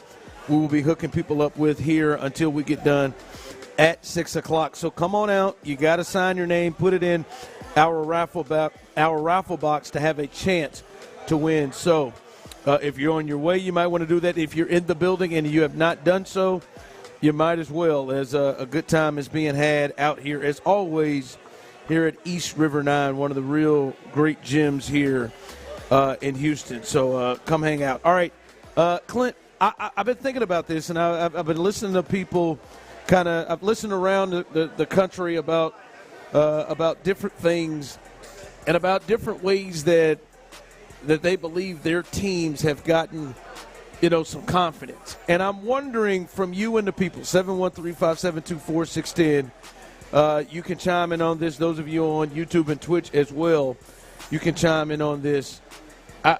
I'm curious, do you think maybe we have been looking at that Lions loss maybe the wrong way? Have we been looking at it the wrong way? Because I think many people have looked at it as like, oh, my God, look at this. It's a down thing. And I know, and understandably, and I know you said it, and I think, many people felt it. I think I probably said it. Tyler may have said it, that this team is just not ready for prime time, not ready maybe for the top levels of the league. Looked at that game and gained a high level of confidence, Clint? And the listeners out there, do you think they gained a high level of confidence because they played with – Clint, you said it going into the game, you said it after the game, that the Detroit Lions, that's the best team in football, and they dominated that first half, dominated a lot of parts of that game. Their defense went out and just shut them down without Will Anderson Jr. and other pieces. Their offense went up and put enough points and should have put up 30-plus points in that game without Nico Collins, without Stephon Diggs, with a new offensive line, with their new center and guard for the first time. Is there a thought that maybe they're taking a ton of confidence? I guess the analogy that I would use is I remember the New York Giants when they won that Super Bowl eventually when they stopped that 17-0 streak. They played the Patriots in the regular season and lost, but they played with them so well that I remember Strahan and all of them were saying they knew at that point that they could get anybody. If they could play with them, they could get anybody. And I wonder if the Texans are getting some of that from this performance against the Lions. They should. Yeah. I mean, once you get beyond your heart getting ripped out of your chest the way it did. Yeah. And once you get beyond the fact that it was 3 of the last 4 and that loss is compiled on, with several others. Once you get beyond all that and you just look at the Detroit game in a vacuum, absolutely. You played with the best team in football. And on top of that, the coordinator made, which he's not getting credit for, which everybody wants to fire the guy because of it, the adjustments that he actually made schematically allowed your quarterback to not get the hell beat out of him and allowed you to capitalize on turnovers and allowed you to have a lead that you pissed off that you lost late in the ball game. And so, yeah, just the simple fact that you played with them, absolutely. They should take. I mean, it was more than played with them. Hell, you should have beat them. Yeah. Right, you're in control, and then you take there's tangible plays that should have been made and are typically made that would have changed. It's not like you can say, well, if we'd only made 3 or 4 more plays. No, if CJ would have just made that throw, and I'm not harping on it, not piling on. Just the reality of it is, it's easy to look at that and go, boy, everything was there except we just didn't finish that drive, and so yeah, Ron, I think. There's even more than just we played with them. I think it's fair to say that because you got to feel like if you're the Texans, you did like it was you. Absolutely. Like you let them again, back in. I want to reiterate it. If the adjustments that were made offensively, schematically, that gave you the chance to play with that best team in football were absolutely tremendous. Bet this, if they'd have went back out there and they'd have continued to call plays the way they were calling plays, that game would have been lopsided in the first half. Well, maybe not because he turned it over 3 damn times, but it would have been a 6-7 ball game instead of a 23-6 or whatever, 23 to whatever it was. absolutely from that. And I wonder, are they? Like, I wonder it's tough because of the way it happened. Well, it's tough because it's 3 or 4. Because you can't just. It's hard to just. Yeah. It's one of 3, and it's all of it's tough to stomach. But, I would. Boy, if they are not taking a lot from the fact that they were able to turn over that team 5 times, and they were able to be right there in that thing in the fourth quarter and have it a 1-score game, it'll be a missed opportunity. Absolutely, they should. From the text line coming through, heck yes, I have confidence in the Texans going toe-to-toe with the best. They took the Lions to the brink. The offense sputtered, but the defense kept them in it. Y'all are full of it. They gave us 5 turnovers, and we still lost. There's a thought of that, like, you took 5 turnovers. I'm not – like, to me, that's a part of it. You made the plays. You caused those turnovers. And, yes, you shouldn't lose that game. And I get your point from that, but I don't think they just gave you turnovers. I just yeah. See that texter there is in a spot where well, it was just like where I just refused, and I think you agreed with me a couple of weeks ago when I came to the table. I was like, man, I can't doubt the defense anymore. Like, Ron, I can't tell you. I don't know why they keep attacking Derek Stingley instead of Kamari last year. I have no idea. Yeah. Right. I can't. But like, we can't sit here and keep talking about. Well, they turned over Jared Goff 5 times, so Jared Goff tried to give it to us. Well, they turned over Jordan Love 3 times, and Jordan Love tried to give it to us. At some point in time, you just got to say, hey, man. Yeah. What DeMeco defensively is causing major problems, and it's allowing teams to the defense to create turnovers in an impressive way, and more importantly, against really good football teams. Yeah, I wonder. I hope that's. I don't know if it is because the way that they're coming out, especially where they're talking about CJ and stuff and trying to boost things up. Sure. I don't know if they took it that way, but it's just hard to get from the point of everything that happened and all this stuff that people are talking about is like you're sitting there with 9:05 left, staring 30-13 in the face. Like that, we're not just talking about, like you had them on the brink. No, 30-13 in the face, right? And you were controlling that the whole way, and so that is hard that it got to from staring 30-13 in the face to now like just a devastating loss, and you wonder you had to do the things to get to that point. And yes, the Texans shot themselves in the foot, but there is a thought of like. They can gain. They got to at some point come out of that thinking, well, we can play with anybody. We can play with anybody. And I see this person who texted, and I get that. Yes, they haven't scored in the second half and touchdowns in the second half. No, they shouldn't feel good about themselves. But even with all that, we all know if you watch that second half, there were multiple points where they should have scored and could have scored. Hills and foot that prevented them from not being able to score. So I don't know. I just think that there is something to take from, and I wonder if they are. There's something to take from. Not only did we play toe to toe, not only did we have them on the brink, like we were in a place. Honestly, if we didn't do things ourselves, and our best players ourselves without. Arguably our best offensive player on the field and arguably our best defensive player on the field to running the Lions out of the building. Well, there's got to be something. You legitimately can look at this game and say, if we just get out of our own way offensively, we win this sucker. And there's something powerful about that. When Detroit's on the other side of the field. So, yeah, look, I hope they are. I hope they have taken something from it. I really hope they have, but they're not showing the positivity because I love the tone of DeMeco Ryans to the media yesterday.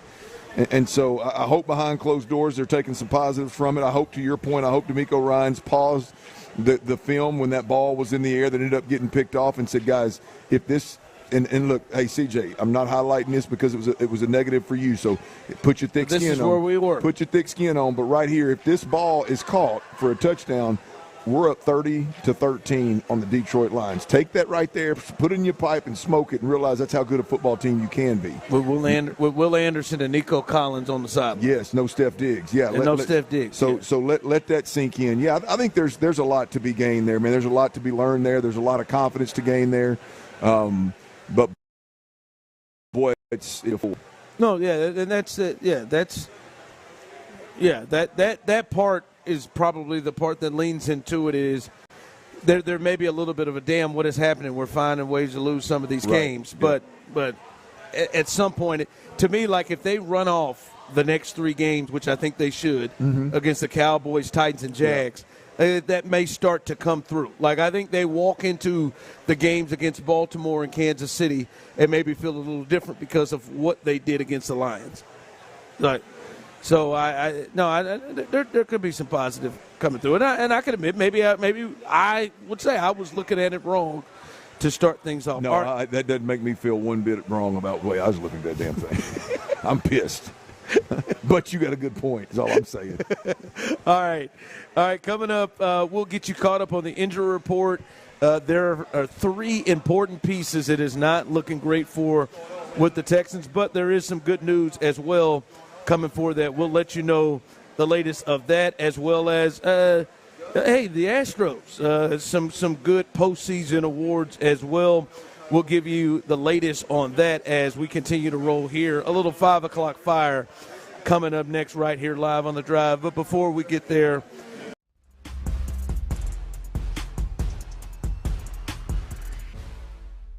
for the fan who cranks up the energy with every game, 5 Hour Energy introduces the Stand the Fan limited edition fan fuel flavor. Be the ultimate fan your team needs. Fuel your fandom only at 5hourenergy.com.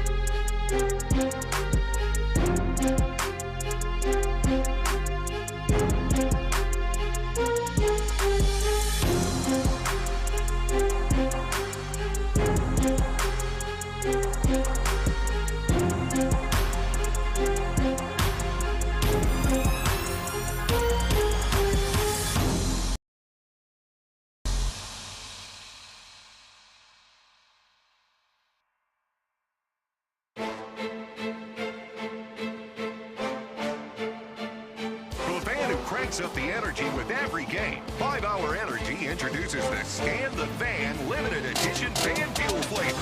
Be the ultimate fan your team needs. Fuel your fandom. Only at 5hourenergy.com.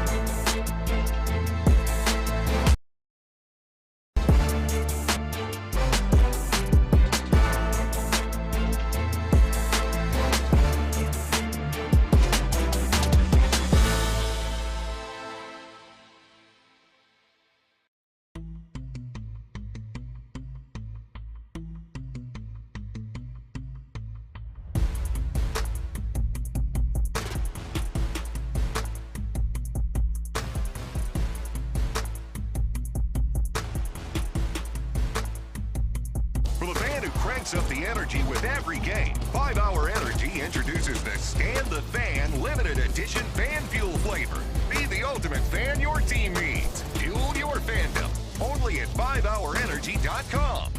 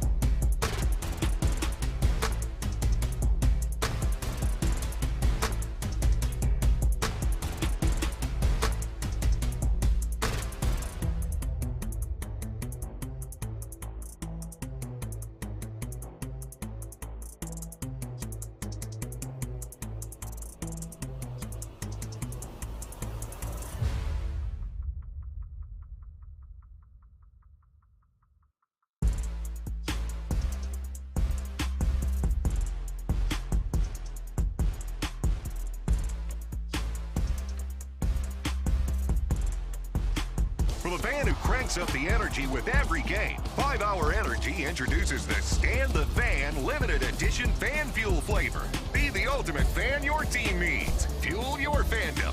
Only at 5hourenergy.com.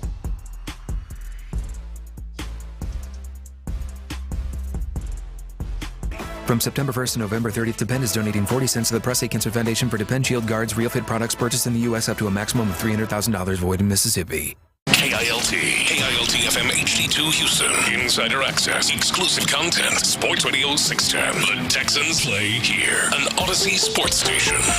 We have a liftoff. Sports Radio 610 presents Stoerner and Hughley. It's the 5 o'clock fire. It is 5 o'clock. Congratulations. Hopefully you're off work. Luckily for you, old Dirty and the Blonde Bomber, and these tips are really coming in, I'll be honest with you. I knew you were going to embrace it at some point. It just took a while. Well, it wasn't tips at first. At first it was full-headed, and now, this latest cut, really, the tips are. I agree. The tips look better with the fade. Can I be honest with you? It's nice. I'll be honest with you guys. You want to keep it? I've gone to wash my hands multiple times today just to look at it. You've gone to wash your hands. I didn't even pee. I went to the bathroom to look at it. I just realized it, Tyler, but his tips match his jacket. And I got a new little. I had to get with B, the barber, and say, "Hey man, what you using in my hair? Because when I leave you, it stays better." Got that grease, man. You got the right grease. Got that lock. That lock. It's a shame it took this long for you to get that grease right. And I got it, and now it's hanging in it. It's hanging in. Feel it. You right think about it's hard. It's feeling hard. It's the tip's hard. It's got some just steak. The tip. The tip is hard. It's called hold. Yeah, it's got a little hold. It's got a little hold. Hey, in it, that's interesting. See, he's got taken to it, baby. His jacket matches the tips of his hair, and then the roots of his hair and his beard matches glasses. Jacket, tips, side beard, and glasses are all black. That's nice. It's not a bad spot right well now. Well done. Well, no, we'll see. Have a good time. But also T Mill, a.k.a. Psycho T, a.k.a. Moneybags, who we'll hear from him a little bit later, have the latest. The latest is 5 o'clock fire is brought to you by Kirk Holmes. And the injury report is out for the Houston Texans, Clint. And listen, I'll just say this. We don't know yet, but it doesn't look great for at least 3 maybe even 4 guys to play, Clint, and that is Will Anderson Jr. Looks like he may be out, not just for this game. He may be out a couple of games. They want to get him right with that high ankle sprain. He has not practiced in 2 weeks. Didn't play last week, hasn't practiced this week. And then there is Foley Fatukasi. He has not practiced this week, and he left the game against the Lions with an injury. He's got a foot. And then also down there, Kamari Lassiter with that concussion. He left the game, didn't return, has not practiced all week. Those 3 guys it doesn't look great for. And then, Clint, another one there, backup tackle. And he goes in from either spot. Blake Fisher, the second-round pick. He had a concussion. He was limited in practice on Thursday, but did not practice today. So there is kind of a wonder if he rolls through there. In this game, I still think they should handle the Cowboys, but of those, which jump out to you kind of the most right now, and looking at the injuries there of guys that potentially won't go coming up on Monday night? Well, look, I think Kamari Lassiter is I could snap my fingers and have back in action right now. It would definitely be Kamari Lassiter. The cover defenders on this football team scare the hell out of me, and without him, I don't know that DeMeco is even – I know as comfortable as he is and confident as he is when we talk to him, I don't know that he's real comfortable with the cover defenders once Kamari Lassiter goes down. So I would snap my fingers and would love to have him back in the mix here. But let's be honest. I mean, for my entertainment, value and for my own just enjoyment of the game, I would love to see Will Anderson and him stacked up against Micah Parsons. Both of those guys healthy, and every snap of the game, we get to see one of those 2 guys do work against an offense. I would love to see them on the field together. Personally, that would be my pick. Yeah, I'll be honest with you. You want to see Kamari Lassiter get as much time and reps as he can get. But I am kind of intrigued to see what Jeff Okudah looks like, and I think. What the hell are we going to see? I would think so. I mean, he's full practice the last 2 days, so I would think that we see him make his debut. And Clint, I would think he's probably going to start or play the most. I mean, there's D'Angelo Ross that's there. I hope so. I thought that last week, but he's still on the practice squad. But so I would, and I know they were running with Kadar Holman, but I would think Jeff Okudah would be the corner opposite of Derek Stingley. By the way, Derek Stingley retired. That is something that I want. I just want to see what you got with Jeff Okudah in this thing, and I think this is a good game to come back against. Well, it's interesting you say that, Ron, because it's like last week, win, lose, or draw. I know everybody's got a gut punch just like I did. Got the same gut punch I got. But when you look at, I wanted to see the Jarrett Patterson, Juice Scruggs adjustment, right? We saw that. It appears that it's going to be significantly better. I'm not worried about the fact they didn't run the ball as well against Detroit as they did against Indy and some other teams earlier in the year. I'm not as worried about that right there. I think that'll get right as we move forward. John Mechie kind of emerging. Now, he's one of those things with all the injuries, what does John Mechie do, right? Well, when you look at this football game right here, if Kamari Lassiter is out, which we believe he is going to be out, Jeff Okudah, who is Jeff Okudah? If Jeff Okudah goes out there, and let's say defensively he puts on a similar performance that John Mechie did offensively last week, and I know one's young and hadn't done nothing, and Jeff Okudah's long in the tooth. I get it. But if he just goes out there and contributes and plays well at the corner position, and then we can get real excited about Kamari Lassiter coming back and knowing you got those 3 true corners that you could go with, I could get real excited about the cover defense. I could go from being really concerned and not knowing what the hell to expect and worried about situational football in a big way with this team to feeling pretty damn good about their cover defenders. Listen, I'm just going to assume that DeMeco and Matt Burke have felt that Jalen Petrie gives them a better chance covering D'Angelo Ross and Chris Boyd, because they've just not when they've had 3 receivers to come out there, they have not brought in a third corner. They've allowed it to be either Eric Murray or they've allowed it to be. They ain't brought in a third corner in desperate, dire situations. No, they've gone with Eric Murray or Jalen Petrie, and to me, I want to see. All right, got Okudah. Does that mean that they now have another third corner they feel comfortable with bringing in, and they don't put themselves in a situation where either one, Devontae Adams ends up with Jalen Petrie in the slot, or they try to compensate for it the next week and they run a zone that is just easy, right? For the Detroit Lions to convert big plays. So I'm with you, man. I could get. I mean, I'll be honest. Look, you start talking about players that have been kind of introduced that weren't originally starters, that were more depth or support. I mean, I'll be honest with you. I don't know that I've been excited about any of them. I mean, Fisher's played a little bit, and I mean, I feel like we know what you're going to get out of him, and you've had to play some obvious receivers with all these guys down, and I'm not real turned on by what we could like. Jeff Okudah gets me good and worked up. Like that could end up being a huge plus for this football team down the stretch. Yeah. Also, side note, Nico Collins full. It's thought that he's going to go. Yep.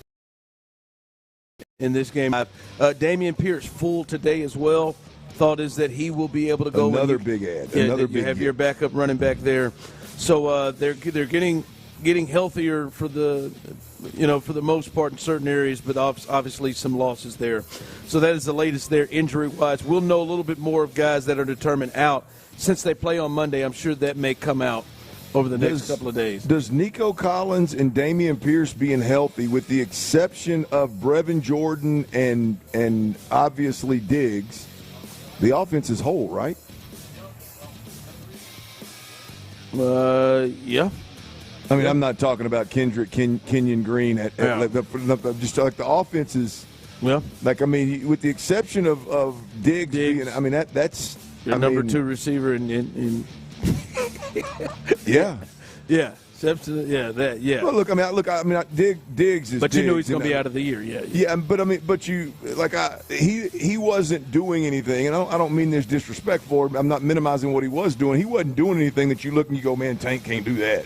Man, Mechie's never going to bring that to the table. Man, Woods can't. Like, you feel like that is, if Nico's in the game doing work and Mixon's running the rock, you feel like you can get some of that possession receiver stuff over the middle that Diggs was doing. You feel like you can get at least close to that by the guys that are here. Yeah. So, that's the offense shaping up here as we get down the home stretch. That's it. 5 o'clock fire. All right, Thursday night football last night. The Eagles, Commanders, and they take control of the NFC East. They win 26-18. This is another prime example of one of those one-score games that's not really a one-score game. All right, it was with 27 seconds left. It was 26-10, and so all of a sudden they got a score and a 2-point conversion. They had to be replayed for 5 minutes, and now it's a one-score game after they kick an onside kick that nobody even came close to recovering. But this was a huge second half from the Eagles because Washington led at the half. They came right out, got the ball, put more points on the board. They were up 10-3, held them to a field goal on their first possession, and then Saquon Barkley just went off and the Eagles went off. And like quietly, under the radar a bit, the Philadelphia Eagles are starting. They've won 6 in a row. They are starting to be there as at least an NFC contender. I don't know if people are ready to trust that they are Super Bowl contenders. I mean, I think they are, but they are starting to get quietly under the radar, get themselves up at the top of the conference. And I think a lot of people thought the 1 seed was kind of sold up with Detroit, but they are just a game behind them. And Detroit obviously has that tougher division and teams they got to play. I like Philly a lot, man. I mean, it's when you look at the way that Jalen Hertz plays the game, he's always in control. I mean, the little stuff that bites some teams in the ass, and to the sideline, it was a third down. He converted a 3rd and 6 like it wasn't nothing. It doesn't look like he's going to be able to get the corner. He gets the corner and goes and converts it with his legs. And then he's getting pushed out of bounds 3 yards short of the sticks, and he reaches out and lays his back of his hand on top of the damn first down marker. I mean, and it's just effortless looking. When you couple that with what Saquon Barkley's doing in the downhill run game is absolutely ridiculous. You look, the first half last night, if you watch like just the first half of that, like you're uninspired. You're like, yeah, well, come on, this team's talented, but what are we doing here? Brown. A.J. Brown. I mean, he killed 2 drives last night in the first half with just Hertz comes to him late on the sideline. All he's going to do is stand on the sideline and catch the football, and for some reason he backpedals like he's going to catch a go route. He's wide open on the sideline. Well, Jalen throws it where he is, and he backpedals, and it was 3rd and 8, and it would have been a first down. I mean, it's just like when those two get on the same page and those two get the chemistry that you expect them to have, not just in the explosive play game, but all over. They're going to be nasty. And we talked about it a bit going into the game. It's that defense, man, and that secondary. They're able, they got a corner over there. That young kid. You start looking at the players that he's been matched up against, that he started to shut down. I don't think Scary Terry had a catch till about the 3rd quarter. Yeah, yep. And he kind of shut them down, and has done that. He did it with Jamar Chase as well with the Bengals. So. They are rolling through here with a ton of experience that has made a Super Bowl run, and I think there's an argument the most talented team in the field. I think when you just say top to bottom, what they can do, offensive line, defensive line, everywhere, they just have talent all over the place. I still, for some reason, Ron, Is it Nick Sirianni? No, it's not. Surprisingly, no. Not? I mean, look, we're at a point with Nick Sirianni. I know he rubs folks the wrong way, but we're at a point with Nick where at some point we may have to give Nick a little credit for firing them offensive and defense. What you mean, coming right in, going playoffs, Super Bowl, playoffs, and now 8-2? I was watching Pat McAfee earlier, Ron. There's 5 coaches that have won over 40 games in their first 60 as a head coach. The other 4 Hall of Famers and Nick Sirianni. So it's a pretty good company the guy's keeping. But like at some point, I rag, I'll be honest, I look down on it like well, what's this guy doing, firing his offensive defense coordinator like that? Like that's the problem, right? But there's something about guys that see a problem, nip it in the bud, and move on from it instead of letting it just like Jerry Jones up in Dallas. He'll let some. Mike McCarthy shouldn't be there, man. He should have got fired last year. They should have moved on last year before they paid $60 million to the quarterback. They should have moved on from him a long time ago. There's something about the guy that nips it in the bud and moves on. I know he's not a very likable guy. I don't like the head coach yelling at the fans in the stands either. I don't like what he does. But at the end of the day, we're going to at some point we got to say, hey man, the Fangio move was big. Yes, right? That was a big move. At some point, that's where I was going. The Kellen Moore was clearly a good move and a big move with Kellen Moore. I cannot stand. Did you see, again, the first half with the Eagles? They get down there after missing 2 field goals, and it's 3rd and goal from the 6, 7, 8. They throw it just literally drop, take the snap, turn back, and throw a fade route. Never had a chance. All the dudes you got over there, and you can't come up with something better than just throw a fade. And if you're going to throw a fade route, at least give Brown a chance to go up and get it, throw it out of bounds. Kellen Moore is just. It seems like he would be a great 7-on-7 football coach. I mean, he is overly aggressive all the damn time, and I just every time I watch one of their games, I'm like, that's a wasted down. Maybe I'm being too picky with it. But at least he has high level of talent that he's being overly aggressive with. He's damn sure everywhere he goes, he's got a roster full of them, doesn't he? Yeah, I mean, you get overly aggressive with Saquon and A.J. Brown and Smith. And Goddard, who had a big game last night too, maybe there's something there to that. Before we jump out of here, the Astros, they had 3 All-MLB selections as Yordan Alvarez, Jose Altuve, and Framber Valdez were all selected to the All-MLB second team. So a good year for those guys, and that goes on top of Altuve winning his 7th Silver Slugger Award earlier this week. So little off season or after the season awards there that the Astros are picking up as they get ready for next season. All right, coming up, CJ's here for yourself, but he talked about he wants to take big swings. He's got to take big swings. He's got to let it rip. He's got to get out there and do what he's done. We'll let you hear what he's had to say and get your thoughts on that approach. That's coming up next, right here live on The Drive. All right, Clint Stoerner here, and I got to take a minute, y'all. I got to take a quick minute and just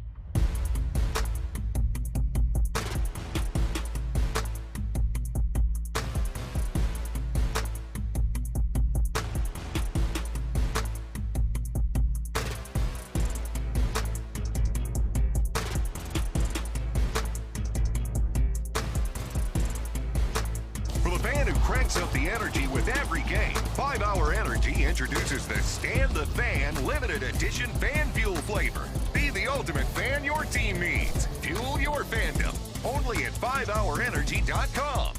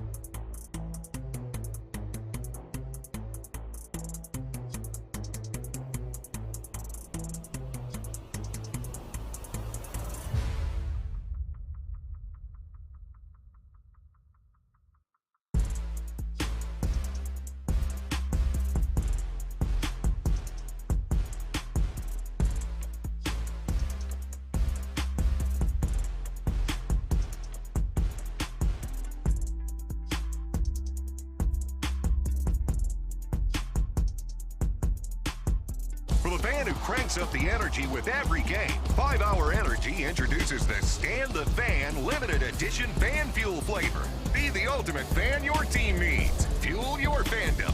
Only at 5hourenergy.com.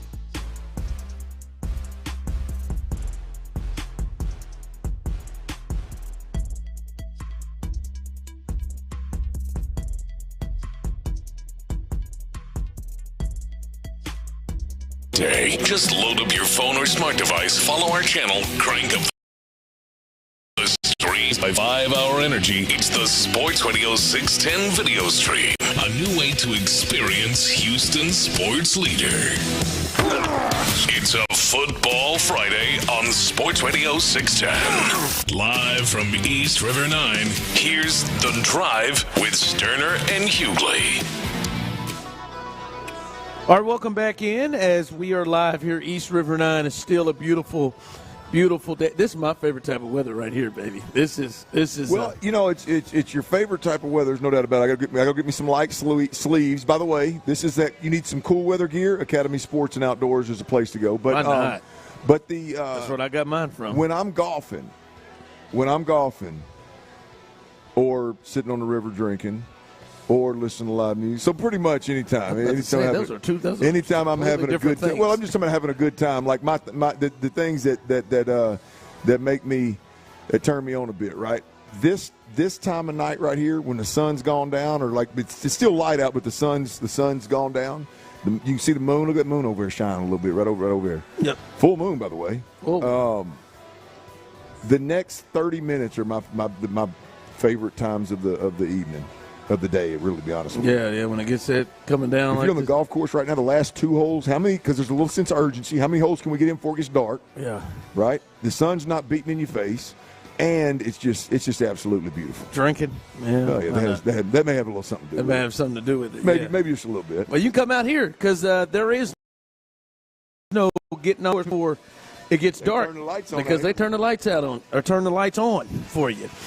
So come on out here and have a good time. They turn the lights on the pickleball court too, so you can enjoy yourself out here as well as we always do on a Football Friday. Coming up a little bit later on, Tyler's Best Bets, T. Mill's Best Bets, and there's a lot to get to this weekend. A lot of good football happening as well. So let's stay getting ready for that coming up in the next segment. But Clint, I found this interesting. It's kind of been kind of been the mark of the day, and really the last couple of days when you look at the Texans and what we're kind of hearing from the Texans. But this is C.J. Stroud kind of talking about maybe his approach from last week and some of the issues they had against the Lions and the approach coming up on Monday Night Football. Yeah, honestly, I would say you could say 3 plays, but when you watch the film, it's like 15. And honestly, I would say this. The perspective that I have after a game is just move on. There's no point of harping back, but at the same time, learn from your mistakes. And I was able to do that with, my coaches and my teammates. And I feel like when I play freely and I play with a mindset of it doesn't matter what happens, and that's how, I kind of played in college. It was like, and that's what Coach Day used to tell me, swing as hard as you can. And I feel like, maybe I haven't been doing that lately. And I've been kind of like babying throws here, trying to just take care of the whole grand scheme of things. And yeah, that's my responsibility, but also swing as hard as I can. I don't know if I even thought like that, but that's my perspective now, is like swing and, knock something out, no matter what it is. And I feel like I have that capability through the talent I have, and I also have put it on film time and time again. So I just got to go back and just be myself more and more and more and more and more and more, and believe in myself and swing as hard as I can. Fellas, is it just me, or is it just a clear focus this week to getting C.J. Stroud back to being whatever C.J. Stroud, whatever it is, the C.J. Stroud that they're used to or accustomed to being from? C.J. saying that himself, like taking it back to what he's got to do, like back to his days at Ohio State, to the coaches all around and other players, get back to being, this seems like to be the focus this week is C.J., get back to being C.J., and maybe he's kind of just been off and not been himself lately. It seems like from the organization, and they're the latest from C.J., that seems to be the focus and the goal this week. Look, there's no doubt it's the focus and the goal. I mean, this organization, it's strong, man. Well, we've covered them long enough, Ron, to know that like when there's a message being communicated to the team, we as media members know it pretty quickly because it's repeated by damn near every player that comes to the mic that meets with the press. It's obviously repeated by DeMeco Ryans. A lot of the times Nick Caserio slide a little something in, and there's no question. I think if you listen to all the audio, which obviously everybody out there listening doesn't have time to do that, but it would come over the last 2 or 3 days. There's very consistently, very repetitively, hey, man, we believe in C.J. Hey, man, C.J.'s playing fine. We need C.J. to let it go. We wouldn't be here without C.J. C.J., just be yourself. See, there's a lot. I got to let it go. There's a lot of that. So, no, I don't doubt one bit that there is a conscious, coordinated effort by the powers that be over there to say, hey, man, let's make sure our young quarterback isn't taking this one on the chin by himself. Last week, knowing that we had a really good team on the ropes and he didn't play well, he turned the football over. Let's make sure that he understands and he's in a good spot moving forward for the rest of the season. Don't let the Detroit game snowball and cause our young quarterback to not be himself. There's definitely a coordinated effort there. What I like about that audio, Ron, what I really like about that audio is, first of all, that's for the record, when I talk about C.J. Stroud and him putting on a front or whatever, it maybe fake wasn't the right way to say it earlier.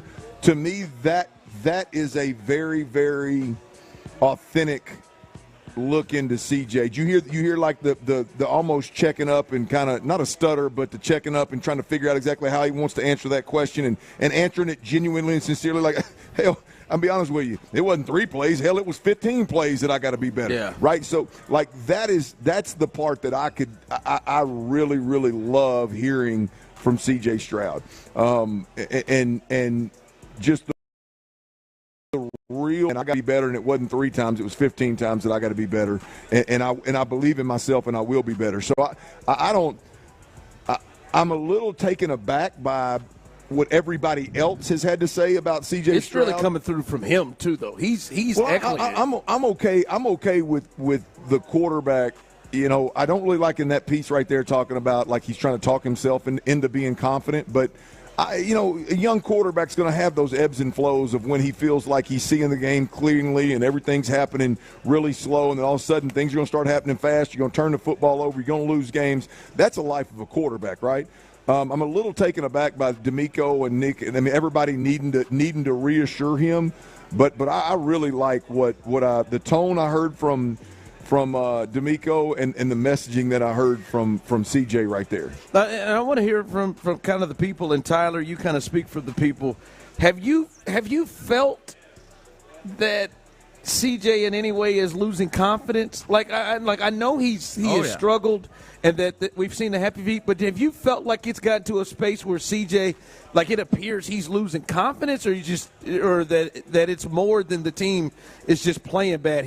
There's some confidence loss. Yeah, it's hard to say, but the whole time y'all been talking about this CJ Stroud topic, the thing that just keeps circling around in my mind is, man, all year really, all season when I've been watching these Texans games, I mean, multiple times sometimes in games, the body language, like how come off the field or on the sideline, it's so much different in my eyes than what we saw during that rookie campaign last year. Like just more head down, more throwing the hands up than we ever saw in that rookie year last year. He seems, and I don't know if that's just frustration or that's what I was going to say. Is it frustration or I'm confidence? not sure, but it could be. And I think his body language tells the whole story off and on all season. Yeah, I can't. I never got lack of confidence. I got lack of, damn it, I'm pissed off that y'all not allowing me to do what I want to do. Yeah. It just ain't going right. But I didn't get a thought of, hey, man, I got to talk myself into, as you just said, confidence, and then everybody else, too. I agree. I agree with that. I think that's probably the best I've heard it put is I've never sensed a lack of confidence. I sensed the frustration. I sensed, boy, y'all are some bullheaded suckers, man, whether you're talking about CJ or you're talking about Bobby Slowick and really DeMeco at that point. But I sensed a lot of that, but I never a lack of confidence, man. But what I think we're seeing now is the confidence is in question, the trust is in question. They need this team. They need this game right here in a big way, man. Text line coming in. I've definitely seen a lot of hesitation and overthinking in throws. Absolutely. From CJ, and I guess that is a fair thought. Isn't that lacking confidence? That's fair. No, but it'll lead to a lack of confidence. Yeah. Well, because here's what happens. What happens is you stop trusting the protection. I started with the protection, and it somehow evolved into now he's not trusting his own eyes. Because as I said, whether it's the Tank Dell throw on the sideline last week that was almost an interception and should have been a completion that he was late getting to, it's the sack that Shaq Mason gave up, and you had Hutchinson open right over the middle of the field, wide open right now. Like he's starting to second guess, and maybe it's because the pressure's so present in his mind that he's looking at that and it's taking time, but he's starting to miss plays and miss throws because he's either expecting pressure or he's second-guessing his own eyes and what he's reading. Either way it goes, he's got to get back to doing C.J. Stroud stuff because the dude has the ability to be like elite of the elitist in all of the categories that we've talked about. Real quick, as you said, it's not a lack of confidence, but it can lead to it. What would show you playing the position at a high level like you did? What do you see when you see a quarterback that lacks confidence? Like that moves to what are signs that you would see? Well, I mean that's a big word, man. Lacks confidence is I think the baby in the football and stuff we talked about earlier is really more about lacking like true confidence, like just letting it rip. Like he said, is when I hear him say "let it rip," it doesn't necessarily mean taking shots. It's more about just trusting your I don't know, Ron. I guess what we've seen can be couched to a certain degree as confidence. Yeah. But it could get a lot worse. Yeah. It's just there's you call it confidence, call it commitment, call it trust, call it whatever you want to call it. It's just he's not 100% blindly trusting whatever he sees, whatever he feels. He's just not there right now, and he's been there for the majority of his career. A short career, but he's been there for the majority of his career as a Texan. Yep. All right, coming up as we continue rolling here on a Football Friday, we will get to T-Mill's best bets, and also, there in this game, there's probably not a ton of strategy.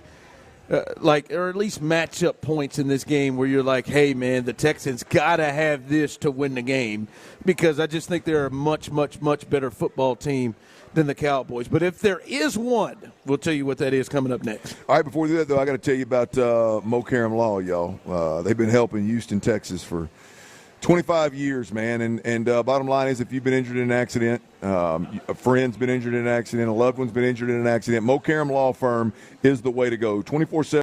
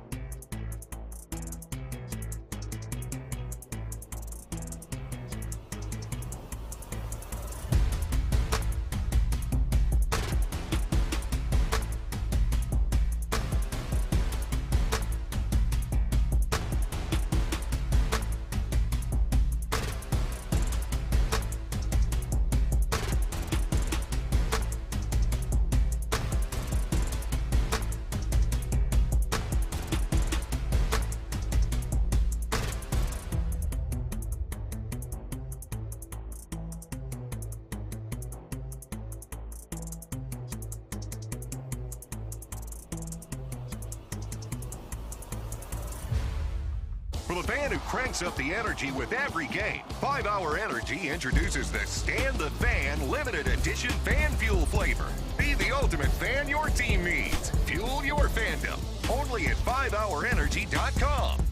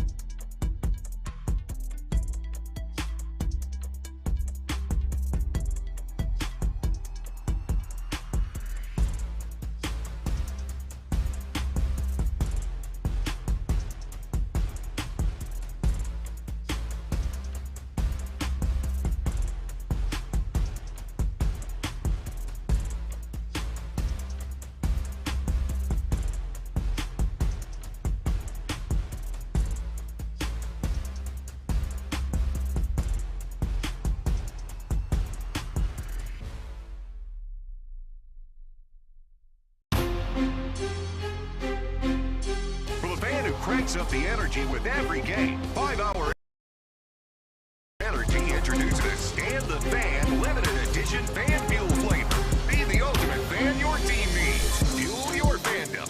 Only at 5hourenergy.com.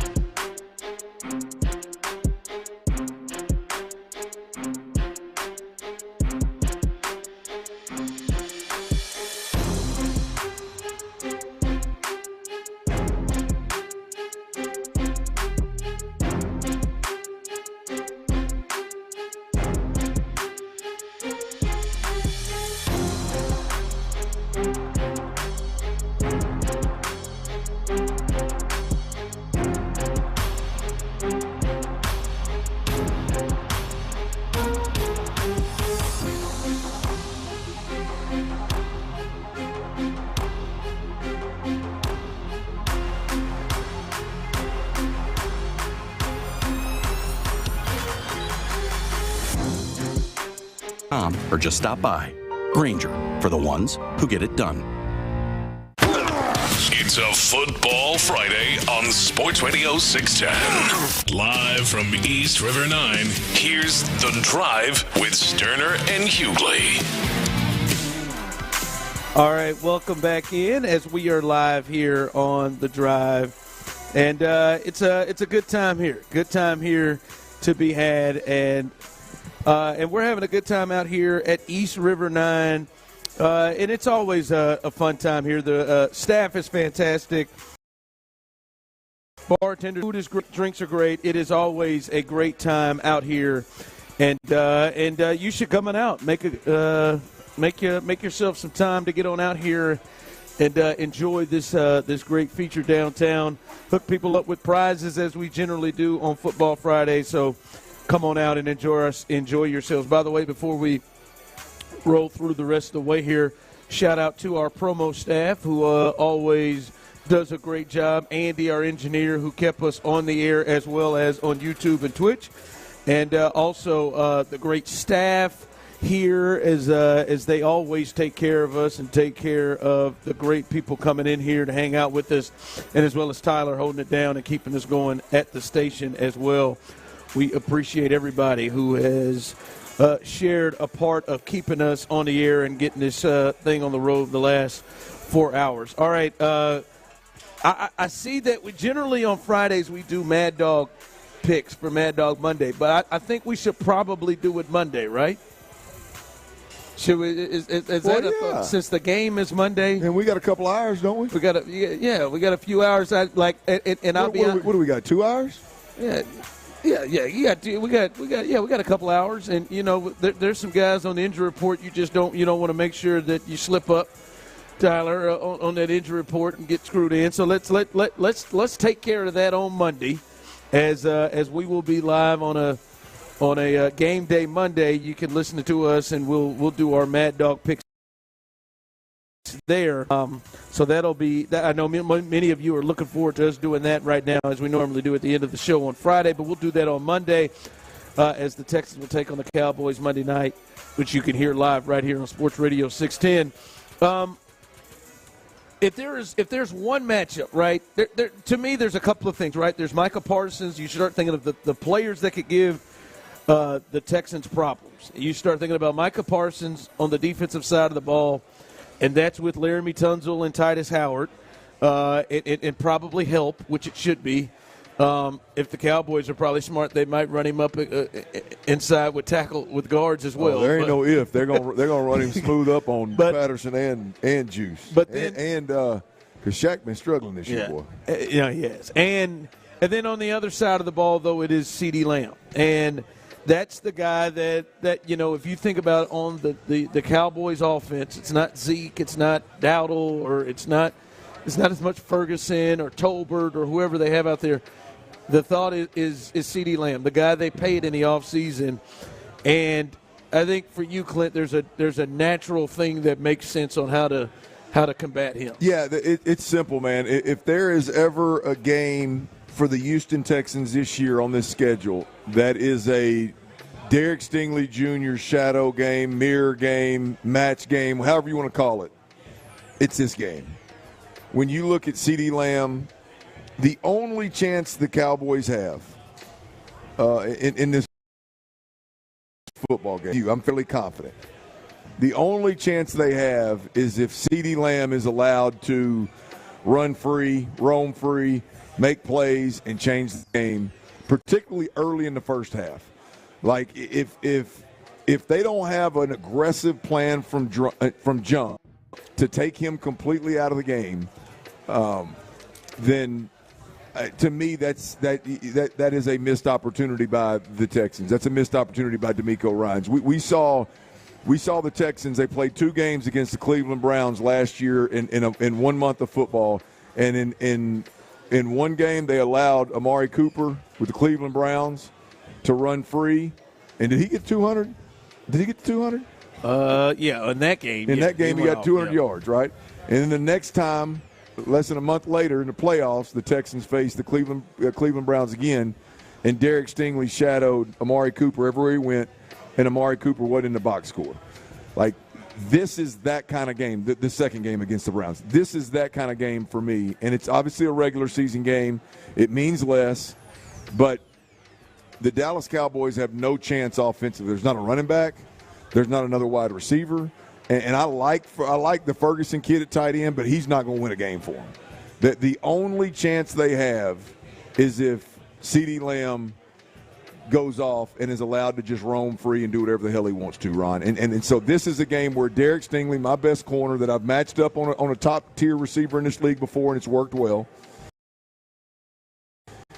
I'm going to put Derek Stingley Jr. without a doubt on CeeDee Lamb in critical situations.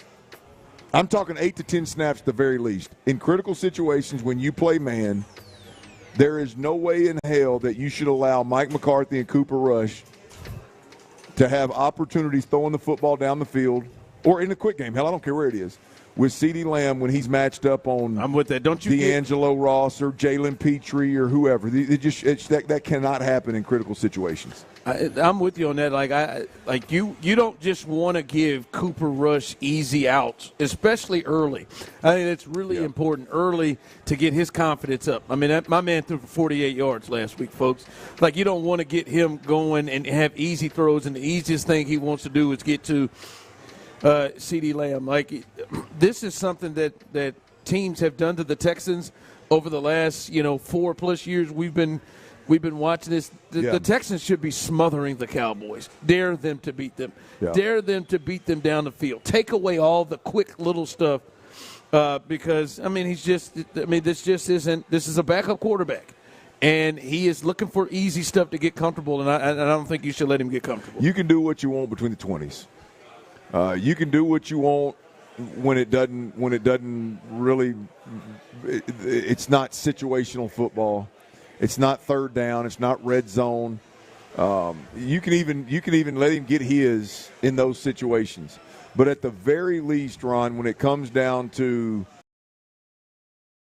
a ball game, but the end of the first half, critical third downs in the first half, the answer's got to be man.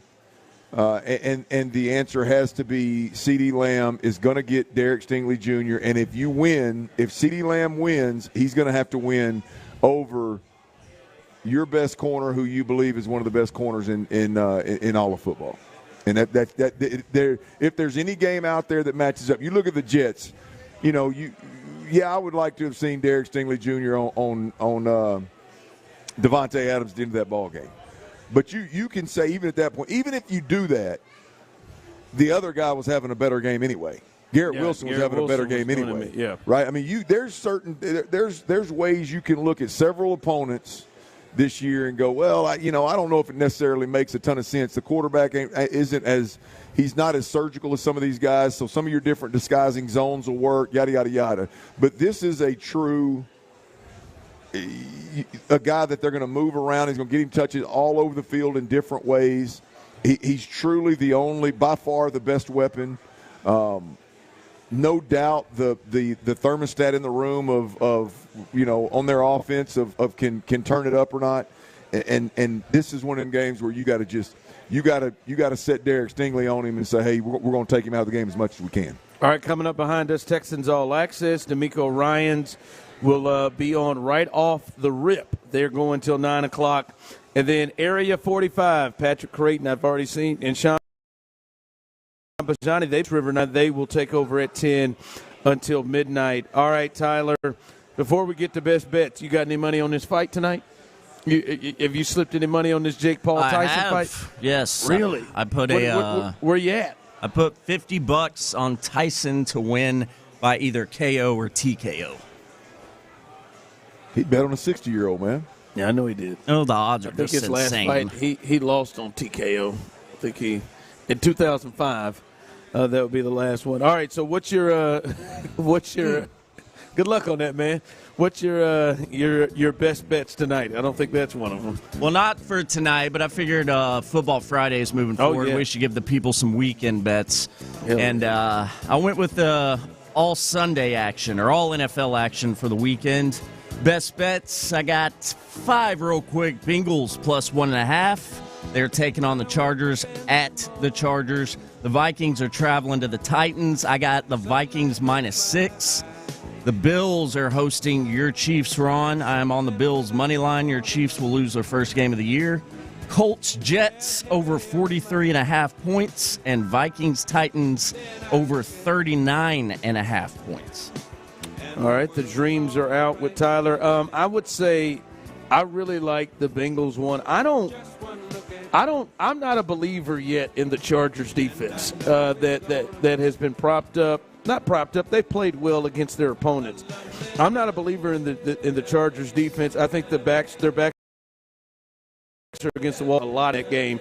I like that +1.5.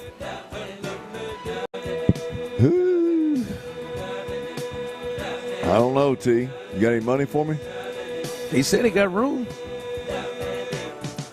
I want that Arkansas, Texas. Okay. All right. Again, we appreciate everybody coming out and hanging with us.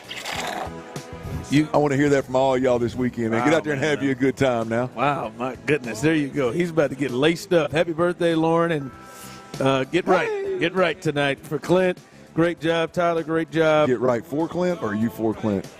I said You're right. Speaking for Clint. Get it right. Oh. All right. I am Ron Hughley, as always. Houston, we love you, baby. And I know it's gonna be